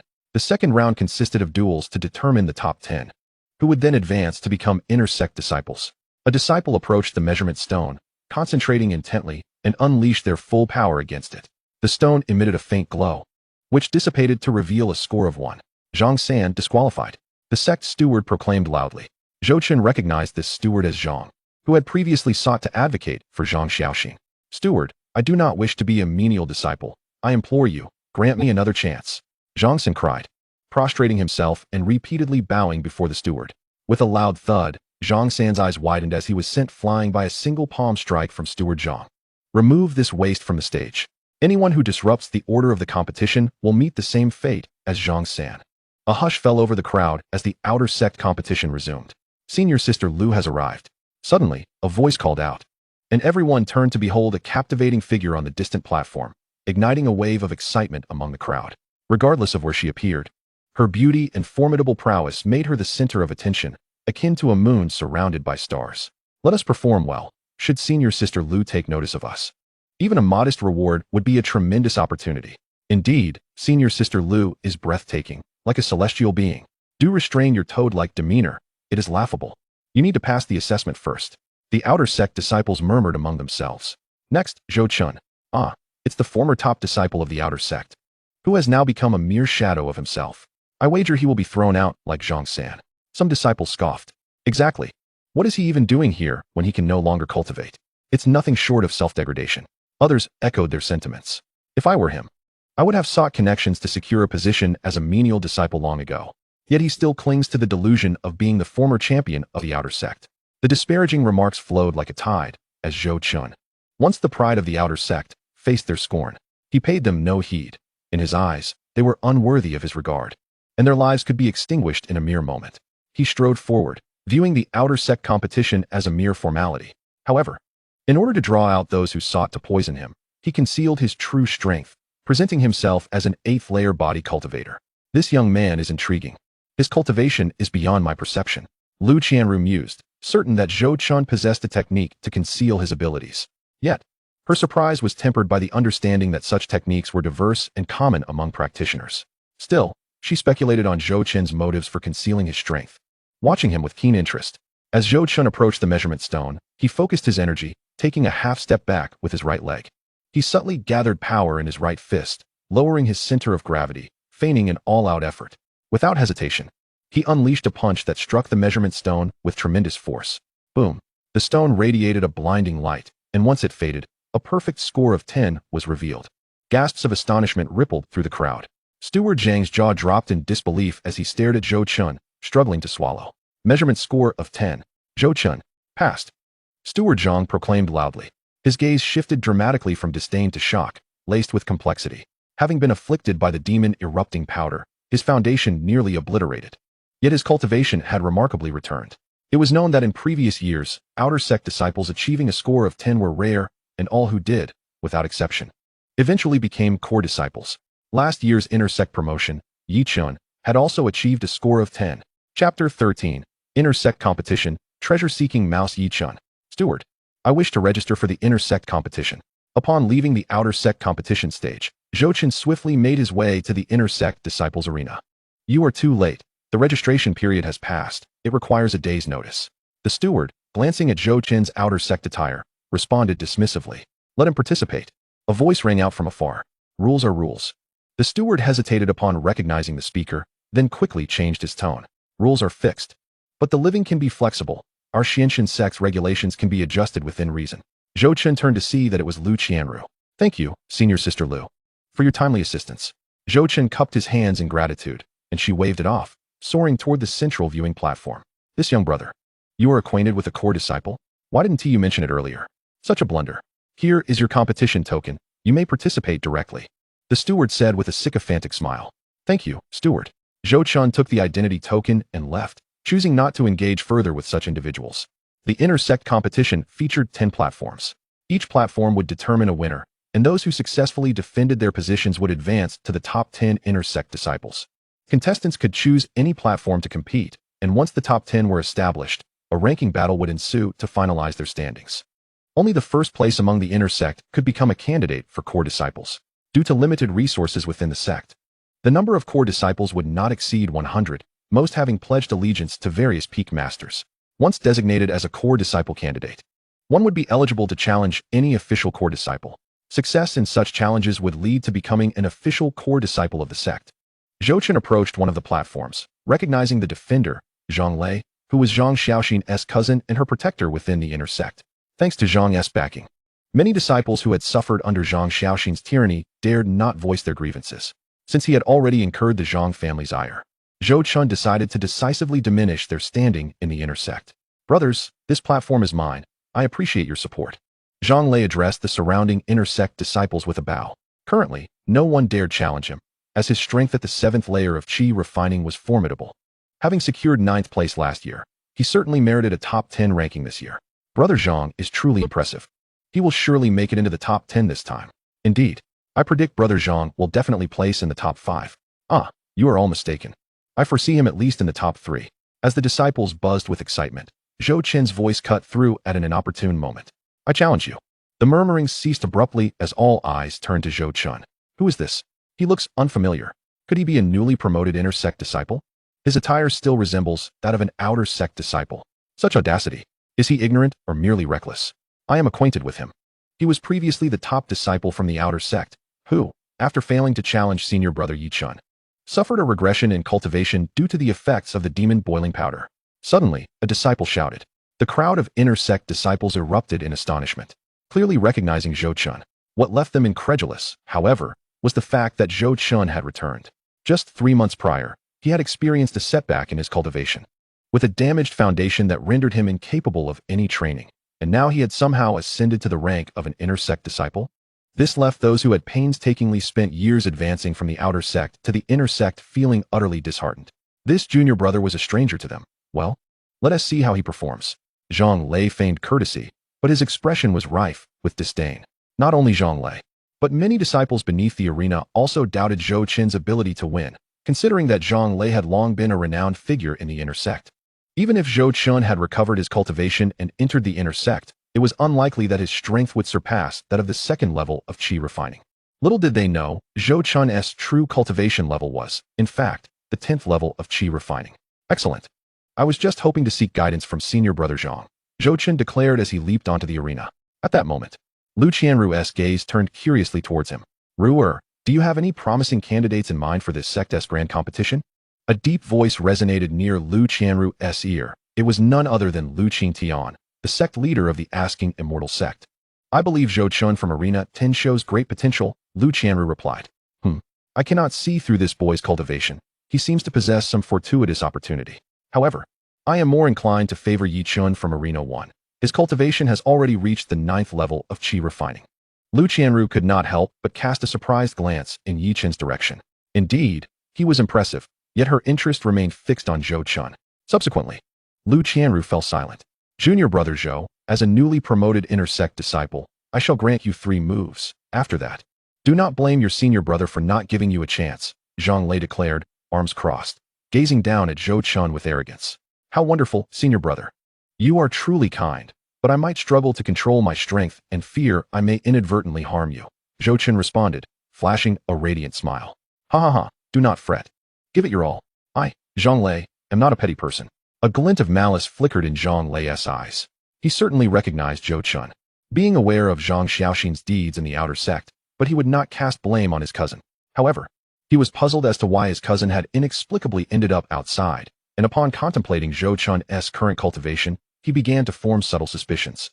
The arena match presented an excellent opportunity. After all, swords and blades show no mercy. Regardless of whether Zhang Xiaoxin was killed by Zhou Chen, a hefty price would have to be paid. Should luck be unkind and Zhou Chen perish, he could only blame his own overconfidence. Zhang Lei mused darkly. Thank you, senior brother. Truly, you are magnanimous. I humbly seek your guidance. Zhou Chen promptly channeled his spiritual energy, condensing it in his hand, and then unleashed a powerful punch. Zhang Lei, who had initially maintained his crossed arms posture, abruptly changed expression as he heard Zhou Chen's fist cut through the air with a piercing sonic boom. What appeared to be an ordinary punch seemed deceptively slow, yet it expanded rapidly in Zhang Lei's eyes. This is no ordinary martial technique. Zhang Lei's heart sank, and he swiftly gathered all his spiritual energy, launching a counterattack. His fist surged forward, accompanied by a thunderous roar, manifesting his ultimate technique, the Thunderbolt Fist. Bang! The 2 fists collided, causing a massive cloud of dust to explode at the center of the arena. Before Zhang Lei could react, Zhou Qin's other fist came crashing toward his lower dantian. Boom! Zhang Lei was sent flying by the punch, and a distinct cracking sound echoed as his lower dantian shattered. As the dust settled, it became evident that Zhang Lei had lost consciousness, collapsing to the ground, his right arm hanging limply, blood gushing forth. The entire arena fell silent. The spectators stared in shock at the scene unfolding in the center of the arena, unable to believe their eyes. The inner sect disciple Zhang Lei, who had ranked among the top 10 in the outer sect and cultivated at the 7th level of qi refining, had been defeated by a single punch. In the distance, Lu Qianru's delicate face also bore an expression of surprise. Quick! Someone, help senior brother Zhang. He just said to let me have 3 moves. I never imagined it would come to this. I am so sorry, senior brother Zhang. Zhou Qin shouted, his righteous demeanor leaving no room for doubt. Soon, several disciples responsible for rescue rushed onto the arena, quickly attending to the unconscious Zhang Lei, staunching his bleeding before swiftly transporting him off the stage on a makeshift stretcher. When senior brother Zhang awakens, please convey my gratitude for his leniency. I shall come to apologize once the competition concludes. Zhou Qin called out to the disciples as they carried Zhang Lei away. A heartless act. The disciples nearly stumbled, almost dropping Zhang Lei from the stretcher upon hearing Zhou Qin's words. The surrounding disciples remained silent, watching the farcical scene unfold. The referee, equally astonished, stared at Zhou Qin, committing his appearance to memory, thinking that a disciple like this should be avoided in the future. Victory achieved. The winner is Zhou Qin. As Zhou Qin's gaze turned towards him, the referee announced with conviction. The crowd erupted in disbelief. Zhou Qin has won. A single strike to defeat him. This is astounding. Could it be that senior brother Zhang let him win? Nonsense. Did you not see that senior brother Zhang unleashed his famed thunderbolt fist? Senior brother Zhou is magnificent. Am I dreaming? This is a top 10 disciple from the inner sect. Senior brother Zhou is truly inspirational. From the top of the outer sect to suffering a regression in cultivation, and now to being among the top 10 of the inner sect. He is a true role model. The disciples below the arena snapped back to reality from their shock, engaged in fervent discussions. Indeed, it appears his cultivation is not below the 7th level of qi refining, though he is a tad impulsive. Lu Qingtian, the sect leader, observed Zhou Qin with an enigmatic expression and remarked to Lu Qianru. Lu Qianru appeared equally speechless. Senior brother Zhou, you are incredibly strong. How did you manage to recover your cultivation after being afflicted by the demon boiling powder? A disciple shouted towards Zhou Qin. I was fortunate enough to stumble upon a cleansing marrow pill, which eliminated the toxicity, Zhou Qin replied with a smile, recognizing the need to clarify this matter to prevent unwanted attention. However, he would never disclose that it was the rare dragon and phoenix cleansing marrow pill, a treasure so precious that even leaping into the yellow river of the Tianxian continent would not suffice to explain it. A cleansing marrow pill. How fortunate. I must go find one for myself. The surrounding disciples regarded the speaker with incredulous expressions. Meanwhile, on Arena 1, Yi Qin's battle had also reached its conclusion. Due to the distance between the arenas, he could only hear the distant clamor, unable to discern what had transpired. Master, I have defended my arena. I will claim victory in this inter-sect grand competition. Yi Qin thought to himself. Indeed, your physique is highly compatible with the flame art, allowing for rapid cultivation. You possess a latent spiritual body that awaits awakening, which will further enhance your training speed. A voice resonated in Yi Qin's mind. Thanks to Master for imparting me with the techniques. Yi Qin expressed his gratitude. Soon, champions emerged from each arena. During this time, several disciples attempted to challenge Zhou Qin, but they were all sent flying by a single punch. Fortunately, their injuries were minor, and none faced the dire fate that Zhang Lei did, leading to no further challenges. Time is up. The elder of the inner sect announced the conclusion of the defense competition. Those who successfully defended their positions advanced to the top 10 of the inner sect, and the ranking battles commenced. The rules of the ranking battles were as follows. In the first round, participants would engage in one-on-one matches determined by a draw. The 5 victors would compete for the top 5 positions, while the defeated would vie for the bottom 10. In the second round, 1 individual would receive a bye, and the remaining 4 would face off, with the winners contending for the top 3 spots. The elders of the inner sect continued to elucidate the rules. The first round of the competition commenced, and the draw for matches began. Each inner sect disciple descended from the arena to draw lots at the sect's main stage. At this moment, Yi Qin noticed Zhou Qin, whose visage became increasingly familiar. Suddenly, it dawned on him that this was his previous adversary, stirring a peculiar sense of intrigue within him. Master, it appears that Zhou Qin, previously my vanquished opponent, has unexpectedly ascended to the top 10 inner sect disciples. Yi Qin contemplated. My disciple, this individual likely harbors secrets. I cannot currently discern his cultivation level. Exercise utmost caution when encountering him, came the reply within his mind, prompting Yi Chun to heighten his vigilance toward Zhou Chun. Sensing Yi Chun's gaze, Zhou Chun responded with a subtle smile. Once again, we meet, treasure seeker Yi Chun. Zhou Chun promptly accessed Yi Chun's profile. Name, Yi Chun. Bindable. Realm, 9th layer of Qi refinement. Fate, child of fortune, embodiment of celestial path, transmuting calamity into blessing. Master of opportunities, fire spirit body, awakening pending. Destiny, stalled at the 6th layer of Saint Realm, became the sovereign of the flame holy land. Known as the Crimson Flame, Saint Venerable. Successfully cultivated the flame technique, absorbed foreign flames, challenged an opponent at the 10th layer of Saint Realm with his own 6th layer. Engaged in battle for 7 days and nights, exhausted his spiritual energy, and perished in a self-detonation to protect the Holy Land. It seemed that Yi Chun's prior opportunity plundering against Zhou Chun had taken effect, reducing his peak from the 7th to the 6th layer of Saint Realm. One must not underestimate this disparity. The gap in strength was readily apparent. Previously, Yi Chun could contend with half-emperors at the 7th layer.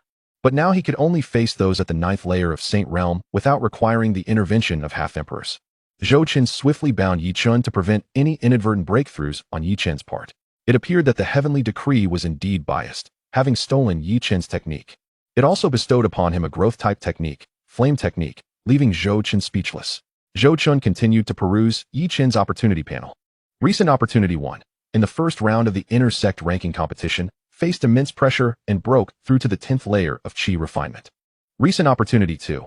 In 3 days, the Sect's secret realm will open, granting 1 foundation establishment pill within the realm. Cultivation will break through to the 1st layer of foundation establishment. Recent Opportunity 3. In 4 days, within the secret realm, before a certain statue. Acquire a high-grade saint-level technique, Great Wilderness Finger. Recent Opportunity 4. In 7 days, within the central palace of the Sect's secret realm. Obtain a fragment of a mysterious bone finger. Recent Opportunity 5. In 7 days, within the central palace of the Sect's secret realm. Receive a vial of spirit elevation pill. Consuming one will elevate cultivation to the 2nd layer of foundation establishment. Recent Opportunity 6. In 7 days, within the secret realm. Discover a top-tier mystic-grade spiritual weapon, Mystic Immortal Sword, in a dilapidated refining room. Recent Opportunity 7. In 10 days, at the deepest point of the secret realm. Before a mysterious tomb, find a top-tier mystic-grade protective inner armor. Ah, how dense with opportunities, Zhou Chun mused, feeling bemused once more. Truly, the favored child of the heavenly decree. Nevertheless, Zhou Chun's anticipation for the secret realm grew. The opportunities within were indeed remarkable. All of it shall be mine. He reveled in silence. Chapter 14. Zhou Chun's Ascendancy, Yi Chun's Grueling Struggle. Ladies and gentlemen, please check the number tags in your hands. Those with matching numbers shall compete together. Now, let the first group ascend the stage. Furthermore, the matches shall continue until a conclusion is reached. Any deliberate harm to a fellow sect member's life will result in disciplinary action, announced the elder of the inner sect. Zhou Chun glanced at the number 1 tag he held, shrugged, and leaped onto the arena. Soon after, a towering disciple also sprang forth, crashing heavily onto the platform. This junior, I am called Lei Xiong. You are no match for me. Retreat while you can, lest I be unable to restrain my strength. His voice boomed like a tolling bell, causing discomfort to the ears. Lei Xiong was the previous year's 6th-ranked inner disciple. Although he was at the 7th layer of Qi refinement, he was reputed for his body cultivation techniques, possessing unparalleled brute strength that could easily overwhelm ordinary 8th layer practitioners.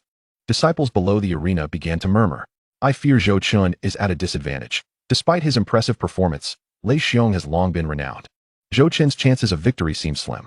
However, even in defeat, Zhou Chun would still be among the top 10, so I favor Lei Xiong in this match.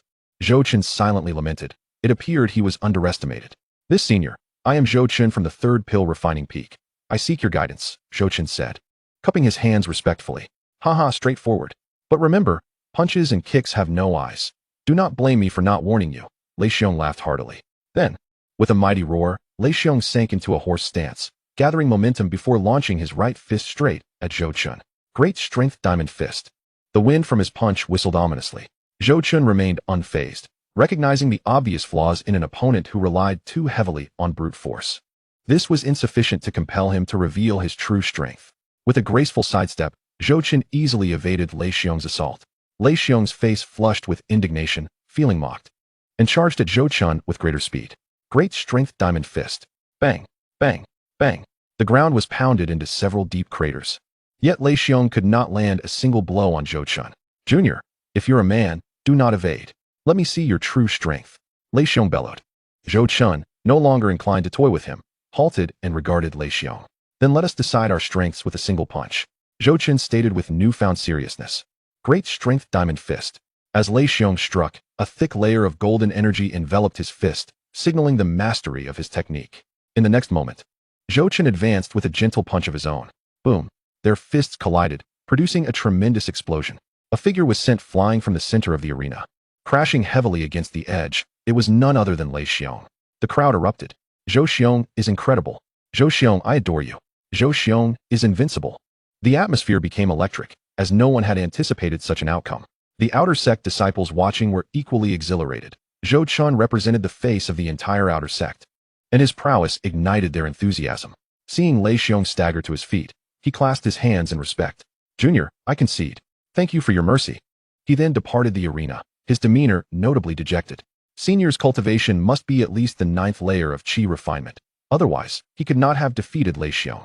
The Inner Sect disciples grew increasingly curious about Zhou Chun's cultivation level. Intriguing, indeed, mused the sect leader of the Wenxian sect from afar. As Lu Qianru nodded slightly in approval. The result of the first match, Zhou Chun victorious, declared the Inner Sect elder, further intensifying the fervor in the arena. Yi Chen observed the outcome of Zhou Chun's match from a distance, his brows furrowing slightly. Disciple, if you can triumph over him once, you can do so again. Do not lose your composure. Master speaks true. Yi Chen regained his calm demeanor once more. At this point, Zhou Chun had undeniably achieved fame within the Xian sect, particularly among the downcast outer disciples who fervently praised him, recounting tales of his rise at every opportunity. Zhou Chun felt a sense of helplessness in response to this adulation, hastily descending from the arena in search of a quiet place to recuperate. As time trickled by, the tournament swiftly progressed to its 5th match. In this bout, Yi Chen faced off against Li Yifan. As the Inner Sect elder declared the commencement, both Yi Chen and Li Yifan ascended the stage. This battle was destined to be a fierce contest.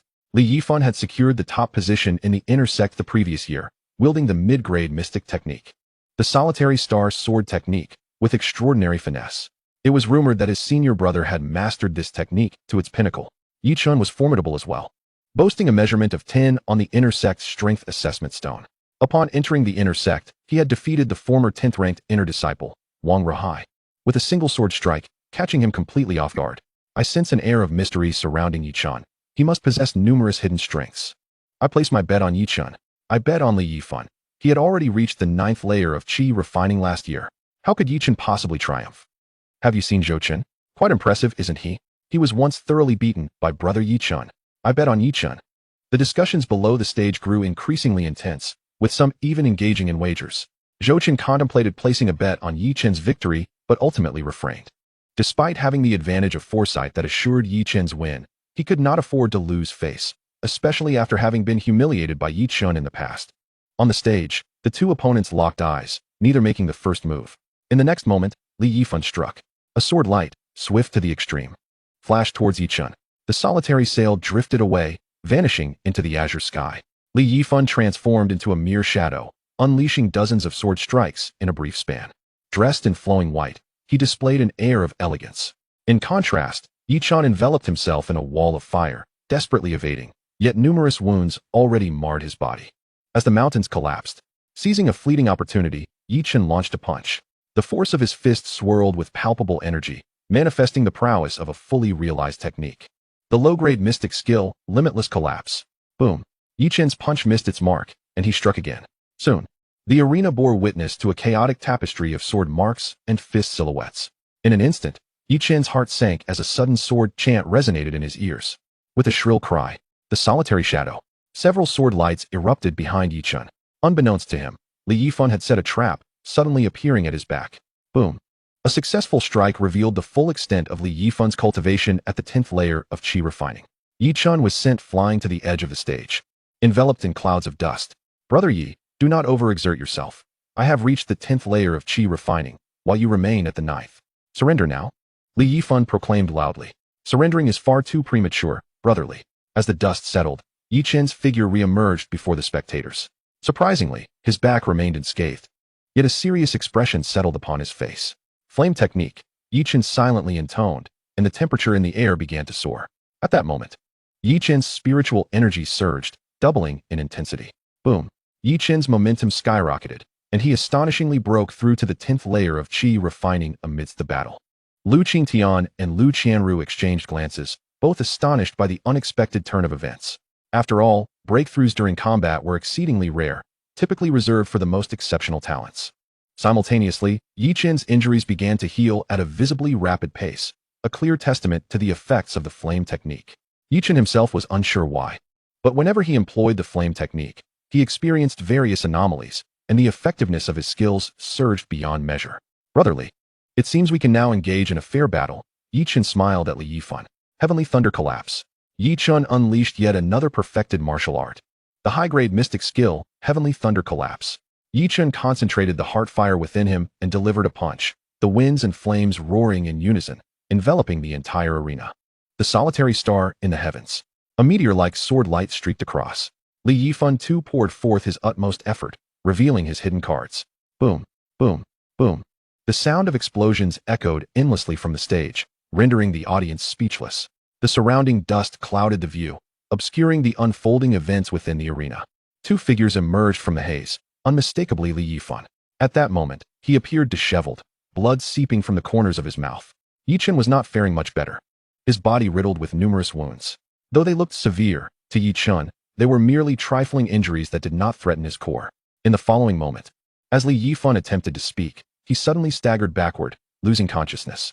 Yi Chen wins. The inner sect elder promptly announced the outcome of the match and swiftly arranged for medical assistance, administering low-grade mystic rejuvenation pills to both Yi Chen and Li Yifan.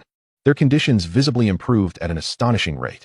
Congratulations, Brother Yi, Li Yifan murmured as he regained consciousness, glancing at Yi Chen with a rueful smile. Thank you, Brother Li. Yi Chen replied with a respectful nod. In their eyes, they found a mutual recognition. Chapter 15. The Final Showdown. Enemies meet, tension mounts. Soon, the list of those advancing was revealed, with both Zhou Chun and Yi Chen securing spots in the top 5. In the second round, Yi Chen had a bye. The first match of the second round featured Zhou Chun against Lin Feng. The inner sect elder announced. As soon as the announcement concluded, Zhou Chun leapt onto the stage. Opposite him stood a young man clad in black, wielding a long spear. Lin Feng. Zhou Chun's heart sank. Lin Feng had claimed second place in last year's inter-sect competition and had achieved the 9th layer of qi refining. I fear Zhou Chun stands no chance. Lin Feng may have even broken through to the 10th layer this year. Indeed, Lin Feng's spear techniques were masterful, aside from Brother Li Yifan.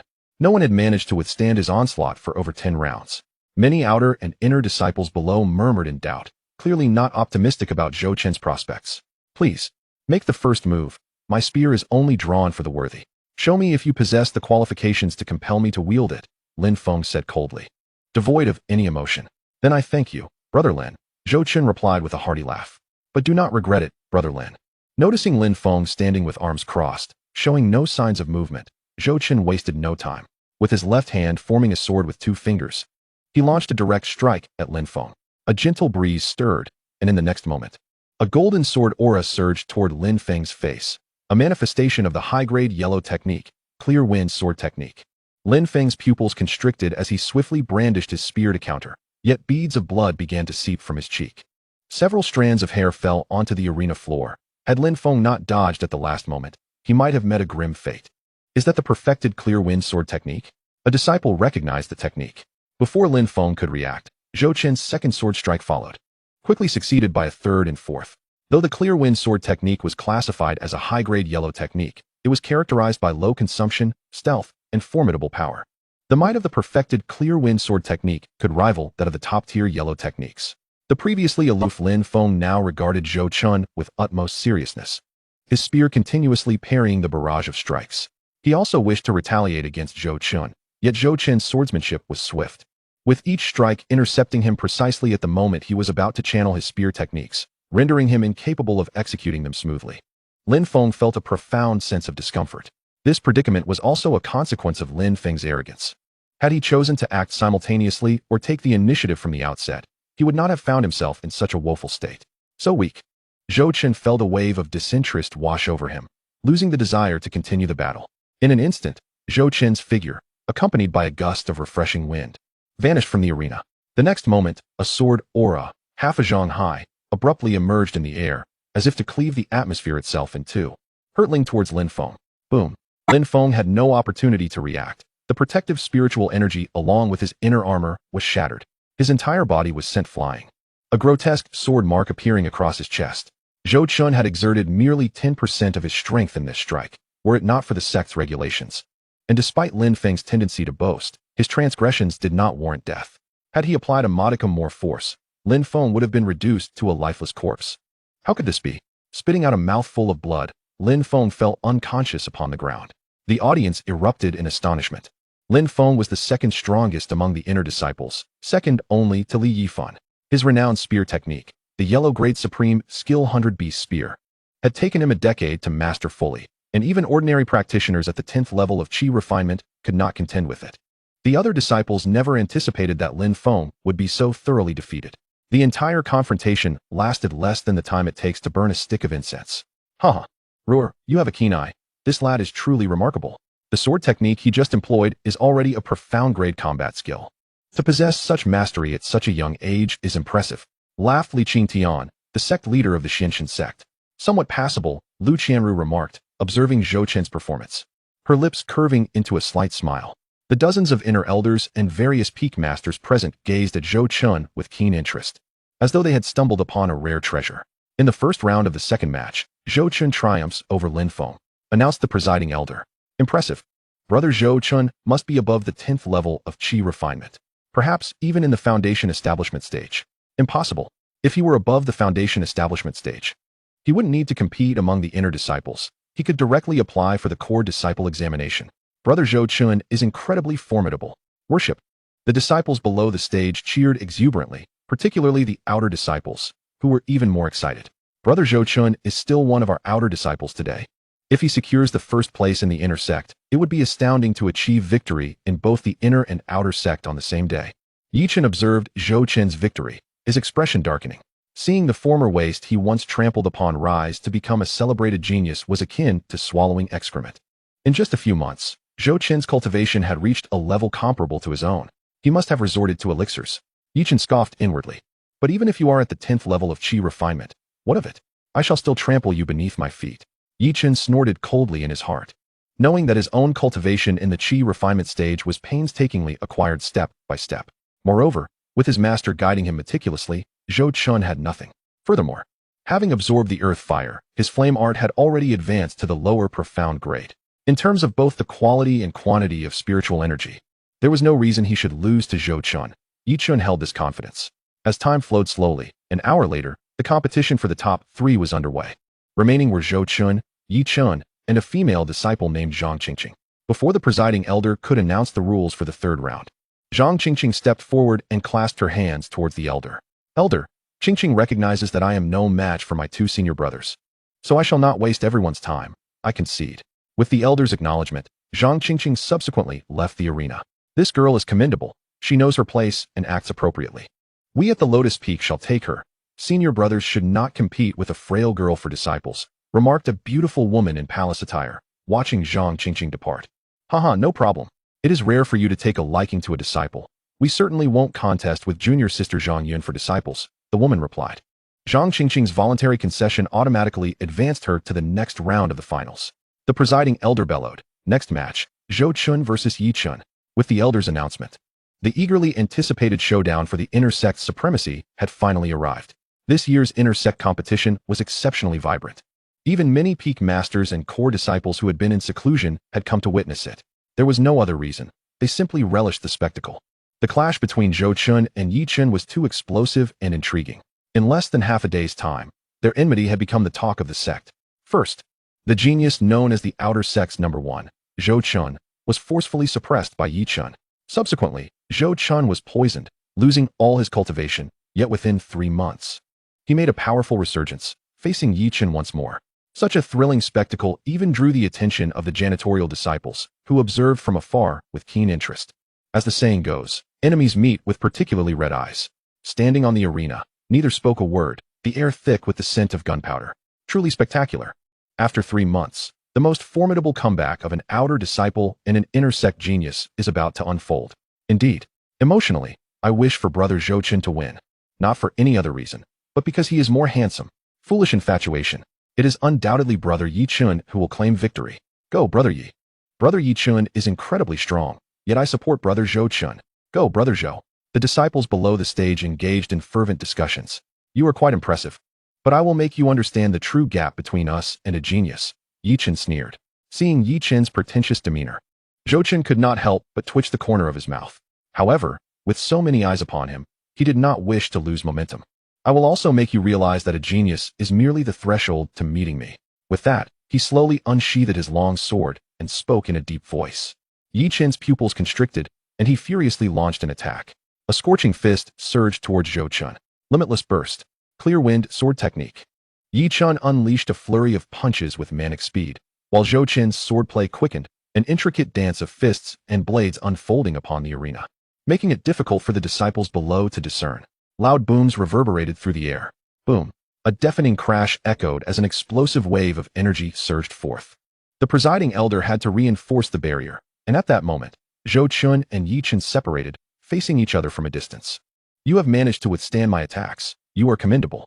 However, your luck will not hold for long, Yi Chun stated solemnly. Chapter 16. True Power, Killing with Intent. From this point forward, I shall be serious. I hope you do not disappoint me. Yi Chun's expression turned grave. Yi Chun, to be honest, you've grown weaker in just 3 months. If this is your only level, then there is no need for a contest. Zhou Chun laughed heartily. Seeking death, Yi Chun bellowed. A terrifying wave of energy surged forth as Yi Chun's aura doubled, revealing he had unleashed the flame art. Zhou Chun, you have already paved the way to your demise. Earth fire. Yi Chun swiftly coalesced his perfected heavenly thunder burst, enveloping it in earth fire, and hurled a punch towards Zhou Chun. Boom, boom. A cacophony of explosive sounds reverberated through the air, transforming the area where Zhou Chun stood into a veritable inferno. Ha! Is that all you've got? Yi Chun let out a triumphant roar. Before Yi Chun could finish his proclamation, a figure emerged slowly from the conflagration. With such meager flames, you dare to play with fire? Zhou Chun's voice, calm and unhurried, resonated in the ears of all present. Impossible. This is the heart fire of the earth. How could you remain unscathed? Yi Chun exclaimed, astonished. The disciples below the arena were once again taken aback. Yi Chun could absorb the heart fire to combat his foes. Even more astonishing was the fact that someone could withstand the onslaught of the heart fire without a scratch. The heart fire, as its name implies, is a flame drawn from the depths of the earth. Its temperatures are extraordinarily high, a level of heat that ordinary foundation establishment cultivators cannot endure. The heart fire is merely a toy I've played with. Since you are so fond of fire, allow me to show you what true flames are, Zhou Chun remarked nonchalantly. Then, a pale blue flame erupted from Zhou Chun's hand. At the very moment the flame appeared, the sect leader Lu Qingtian's pupils constricted. He quickly enacted a spell, conjuring a massive silvery barrier that enveloped the entire arena. The intensity of the spiritual energy flowing through it was significantly amplified, even with the array's protection. The terrifying heat instantaneously raised the temperature surrounding the arena by several degrees. All the disciples below felt the effects, let alone Yi Chun at the center of the stage. Having absorbed the heart fire, Yi Chun was ordinarily unafraid of common flames. Yet, under Zhou Chun's fiery influence, he found himself overwhelmed by an unbearable heat. Zhou Chun lightly raised a hand. A small flame shot forth, rapidly absorbing spiritual energy and swelling into a colossal blaze. Chunner, get out of the way. This is the Qingyan Heart Fire, ranked 19th on the exquisite fire list. The anxious voice of the elder from the ring echoed in his mind. However, Yi Chun's body was unable to keep pace with his thoughts, and with the flames expanding to half the size of the arena in an instant, he had nowhere to flee. Boom, boom, boom. A series of deafening blasts resounded, causing the disciples below to cover their ears while hastily circulating protective spiritual energy to withstand the dreadful heat. Finally, the explosive sounds ceased, and a collective sigh of relief escaped from everyone, including the sect leader. Lu Qianru's beautiful eyes glimmered as she gazed at the center of the arena. There, only Zhou Chun remained standing, while Yi Chun lay prostrate on the ground, his body battered and singed. Remnants of spiritual light hinting at the existence of a protective spiritual treasure. Yi Chun gasped for breath, attempting to rise. Suddenly, with a thunderous crash, he felt a terrifying force slam his head back to the ground, rendering him immobile. Master, help me. Please, Master. Yi Chun's eyes were bloodshot. His expression twisted in rage as he appeared to be on the verge of madness. This was the greatest humiliation Yi Chun had ever endured since beginning his cultivation journey. Once, he believed himself to be a true prodigy, dismissing all peers as inconsequential.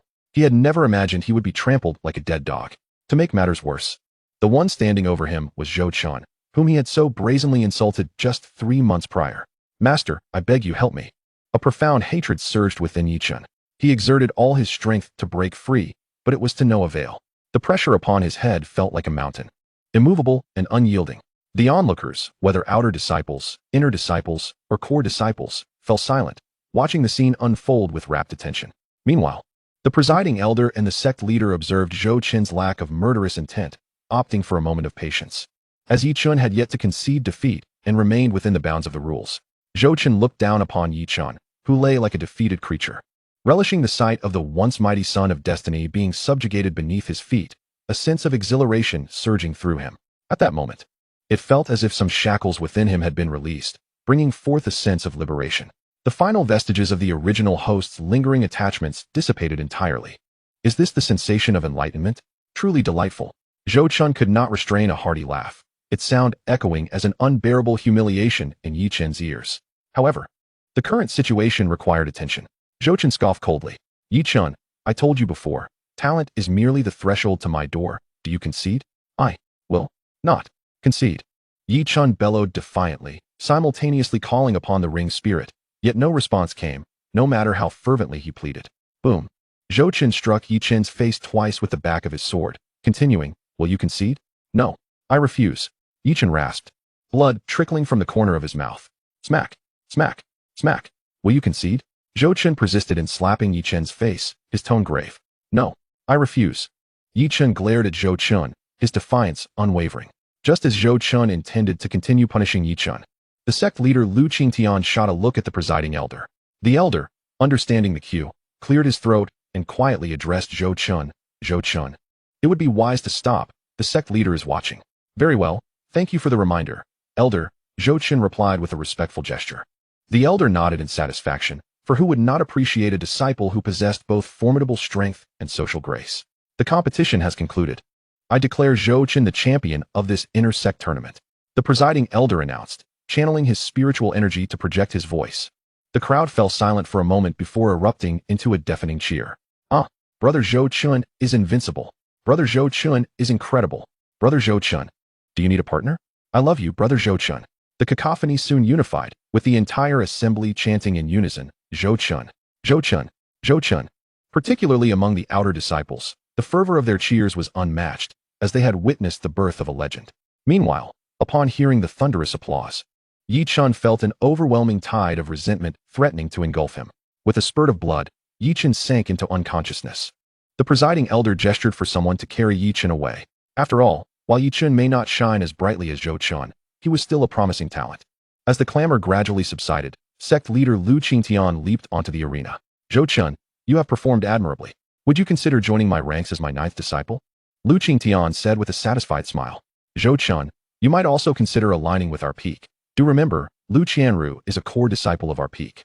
The elegantly dressed woman, who had appeared on the arena seemingly out of nowhere, smiled at Zhou Chun. "Do think carefully. Lu Qianru is still my daughter." Lu Qingtian cast a fierce glare at the elegantly dressed woman. In the distance, Lu Qianru overheard this and turned an unnatural shade, pretending to look elsewhere. "The disciple is grateful for the sect leader and peak master's kindness, but I must decline your offer. I hope to become a disciple of the sect leader. I bow before my master." Zhou Chun first bowed gracefully to the woman, then performed a formal bow to sect leader Lu Qingtian.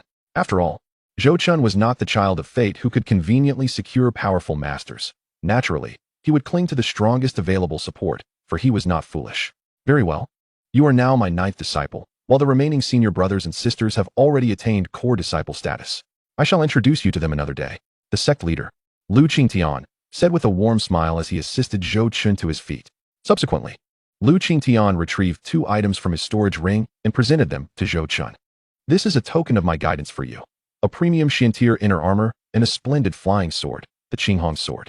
One is for defense, the other for offense, sufficient for you to utilize until the core formation stage." "Thank you, master," Zhou Chun exclaimed joyfully as he accepted the 2 treasures. Feeling immensely grateful for the support he had received, envious glances from fellow disciples were cast in his direction. The other disciples had also pledged their allegiance to various peak leaders. The unconscious Yi Chun was taken under the wing of the leader of the first alchemy peak. who also served as the sect's Grand Elder. After a considerable time, Yichen gradually regained consciousness, remaining silent and lost in thought. A sigh emanated from the ring. "Child, do you harbor resentment towards your master for not assisting you today?" "I dare not," Yichen replied calmly. Upon hearing his response, the voice within the ring fell into a contemplative silence. Today, a powerful being from the Immortal Inquiry sect was observing. Had I intervened, it would have revealed your position, with consequences beyond your current capacity to endure. Yichen's expression shifted dramatically upon hearing this. "Master, I apologize. I should not have allowed my emotions to surface. Do not fret. This setback may prove to be beneficial for you, strengthening your resolve to cultivate. Your loss to Zhou Chun was merely due to his extraordinary flame. There is no shame in that. Thank you for your understanding, Master." Yichen gradually calmed himself. The following day, sect leader Lu Qingtian summoned the top 10 inner disciples to the sect's assembly hall. Alongside the sect leader were the various grand elders. "Silence," the 7th elder proclaimed. "The sect leader has called upon you for a significant announcement. Please listen attentively. Recently, a large-scale secret realm has been discovered, likely a remnant of a powerful being from the sacred realm. This secret realm is safeguarded by formations that only allow individuals below the Qi refinement stage to enter. After discussions with several major sects, it has been decided that each will send 10 disciples to explore it." Lu Qingtian paused before continuing. "You, the inner disciples, are the finest talents of our sect, and we have chosen you to venture forth and seize opportunities within. The treasures obtained will be divided with the sect receiving 90%. Do not underestimate this 1%, for it can amount to substantial wealth. Moreover, all disciples participating in this exploration will be exempt from assessment and will directly advance to core disciple candidates." "Wow!" several disciples exclaimed excitedly. This was indeed a monumental opportunity. With a stroke of luck, they might uncover legendary treasures. Zhou Chun, already aware of this news through Yichen's panel, exhibited no reaction. However, a flicker of surprise and anticipation crossed Yichen's face. Chapter 17. Exploring the Secret Realm, Gift of the Beauty Restoring Pill. Yet, opportunities are often accompanied by risks. No one knows the true nature of the secret realm. Lu Qingtian cautioned. The secret realm will vanish within a month, and all must exit within this time frame. Otherwise, its closure will spell certain death. Now, anyone wishing to withdraw, please raise your hand. This sect does not compel anyone, Lu Qingtian continued. No hands were raised. After all, for most cultivators, such an opportunity might never present itself again. Even with the inherent risks, the potential rewards for those who survive the experience would drive ordinary cultivators to madness. Excellent. All disciples participating in this secret realm expedition will also receive double the rewards from the intersect competition. You may all disperse now. We shall depart tomorrow morning. Escorted by the 9th elder. With that, Lu Qingtian exited, and Zhou Chun followed suit. His current residence was now among the finest in the sect, second only to the core disciples. The number 1 residence on the 3rd alchemy peak belonged to Zhou Chun. Instead of returning immediately, Zhou Chun made his way to the core disciples' quarters halfway up the main peak. "Junior sister, could you kindly inform senior sister Qianru that I wish to seek her counsel?"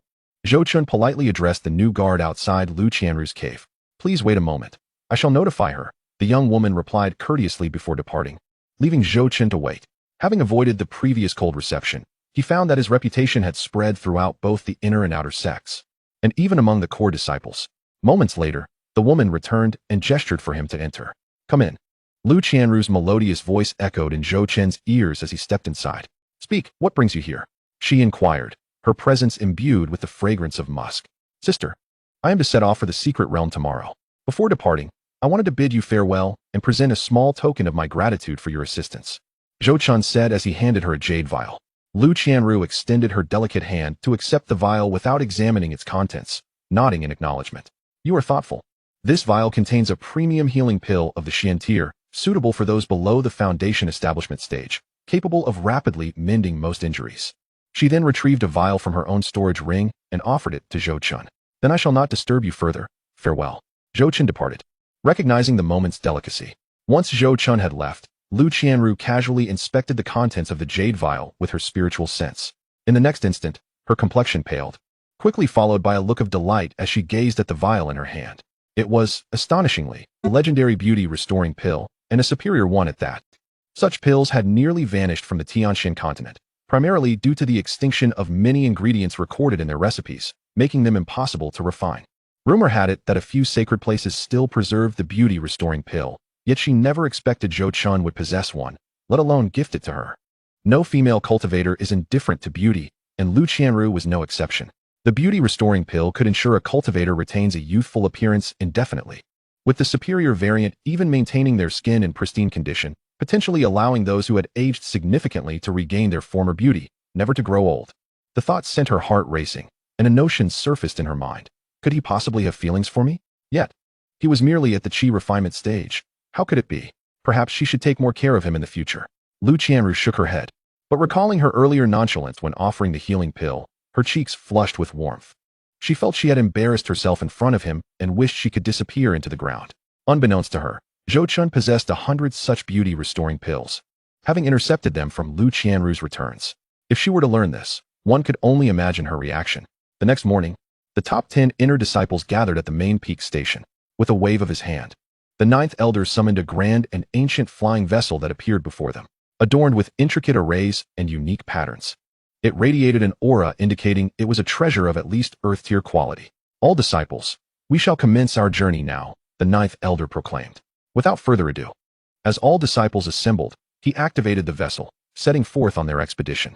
Half a day later, at the entrance of the secret realm, various disciples from different sects were already gathered. A group of formation masters, donned in diverse sect attire, were meticulously arranging formations at the entrance. The remaining disciples of various sects awaited outside, and Zhou Chun counted, astonished to find that as many as 5 sects were participating in this secret realm: the Wenxian Sect, Qingshan Sect, Huangfeng Valley, Tianlong Temple, and a Mei Cave. It seemed that this expedition bore a certain degree of risk. However, Zhou Chun felt confident in his ability to handle any situation during the chi refining stage, unafraid even of foundation establishment cultivators. All these sects were renowned alongside the Wenxian Sect, and among them, the Mei Cave, with its exclusively female disciples, presented a captivating sight from afar. Leading the Qingshan Sect was a young man clad in a green robe, possessing striking features and a cultivation level at the 10th layer of chi refining.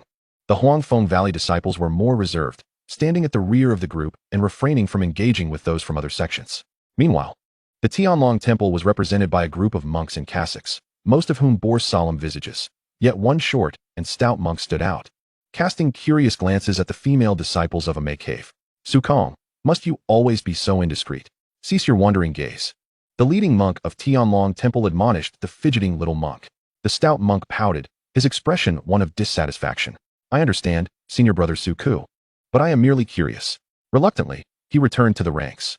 "Esteemed disciples, the formation has been set.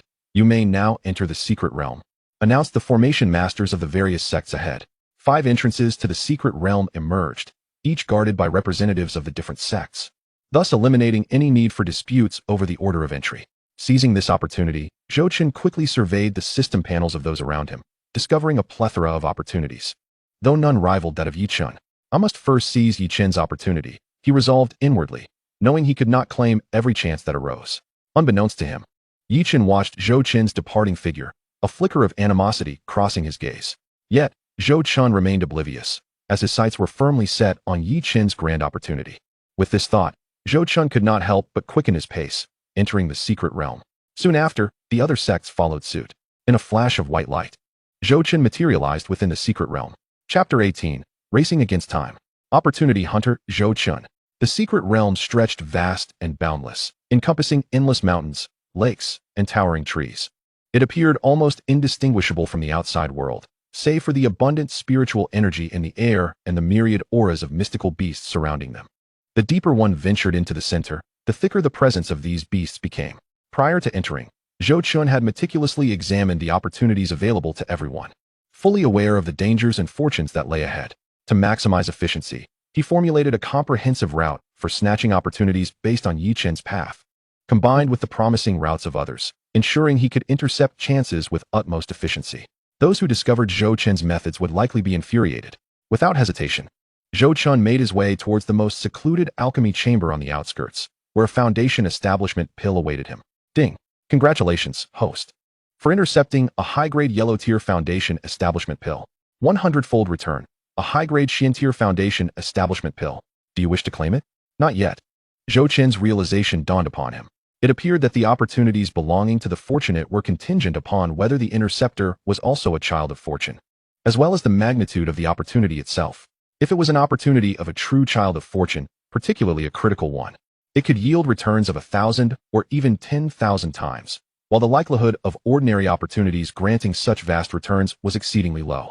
The Foundation Establishment Pill aided one in breaking through to the core formation stage, significantly enhancing the probability of success, with a premium version boosting this chance by at least 50%. Its rarity was such that even ordinary cultivation sects would vie for it, and the Wenxian sect operated on a quota system, distributing them in limited quantities. Ordinary core disciples needed to contribute immensely to the sect to earn the chance to receive even the most basic variant of such a pill. Zhou Chen swiftly departed after claiming the opportunity, heading to his next destination. Shortly thereafter, Yi Chun arrived at the outer alchemy chamber, only to depart in disappointment after finding nothing of note. Ding! Congratulations, host, for acquiring a century-old Qingling grass. 100-fold return, a millennium-old Qingling grass. Ding! Congratulations, host, for obtaining a century-old Zhu fruit. 10-fold return, a 1,000-year-old Zhu fruit. Ding! Congratulations, host, for receiving a piece of thunderstrike wood. 100-fold return, a drop of heavenly thunder liquid. Zhou Chun had no time to pause, continuously intercepting opportunities, even steering clear of powerful mystical beasts with formidable auras. Thanks to the prowess of the divine concealment technique, he drew no attention from any beasts, moving through the secret realm with ease. A day later, within a dilapidated temple, a mysterious stone statue stood, accompanied by a meditation cushion below. Zhou Chun appeared beside the statue, having rushed through the realm. He circled the statue a few times, finding no signs of any technique, yet felt a nagging sensation of having forgotten something. Of course, a child of fortune kneels where the meditation cushion is placed. Zhou Chun smacked his forehead in realization. He promptly knelt upon the cushion and bowed 3 times to the statue. In the next instant, the cushion emitted a brilliant glow, with a stream of spiritual light penetrating Zhou Chun's mind at an incredible speed. Just as he was on guard, a surge of memories flooded his consciousness, revealing the high-grade holy-level technique, Great Wilderness Finger. As Zhou Chun had anticipated, these opportunities required unconventional triggers, accessible only to those with the peculiar thought processes of a child of fortune. Ding! Congratulations, host, for acquiring the high-grade holy-level technique, Great Wilderness Finger. 1,000-fold return. The Imperial-grade high-level technique, Great Wilderness Capturing Finger. Zhou Chun's pupils dilated in astonishment. He had obtained an Imperial-grade technique, and it sounded vaguely familiar. Gasp! An Imperial-grade high-level technique. Zhou Chun's first instinct was one of trepidation. Nevertheless, he unhesitatingly chose to learn the Great Wilderness Capturing Finger. For being weak was a sin. To deliberate over choices while weak was a foolish endeavor. However, Zhou Chun soon discovered that the requirements for mastering this technique were exceedingly stringent. Even if he learned it, his current cultivation would render him unable to wield it.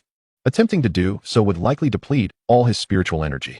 With no other option, Zhou Chun resolved to set it aside, focusing on the Great Wilderness Finger first, planning to return to the Great Wilderness Capturing Finger once his cultivation sufficed.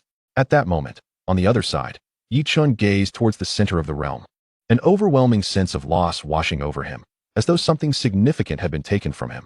Master, it seems my luck has waned recently. It has been a day or two since entering, and I have yet to encounter any good opportunities, while the number of obstructing mystical beasts has increased. Yi Chun spoke to his ring as he journeyed forth. Disciple, temper your ambition and impatience. The path of growth is seldom smooth. Allow things to unfold naturally, and do not let desire lead you astray, lest you fall into demonic thoughts, echoed the wise admonition of the ring's elder. Understood, thank you. Master, I will adjust accordingly, Yi Chun replied with a slight pout. Meanwhile, at the center of the secret realm, a grand and ancient palace came into Zhou Chun's view.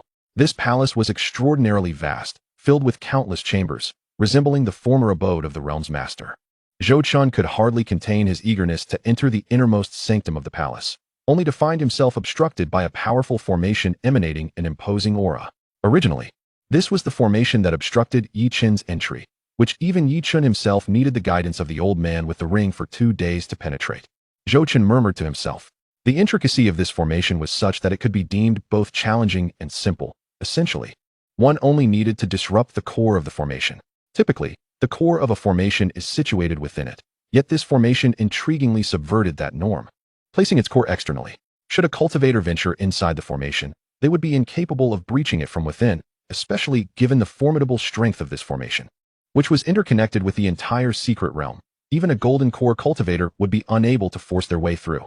Fortunately, Zhou Chun had the advantage of the opportunity panel's guidance. Before long, He discovered the formation I beneath an inconspicuous stool nearby, effortlessly dismantling the formation. It was indeed fortunate that the old man with the ring had the foresight to recognize such an ancient formations arrangement.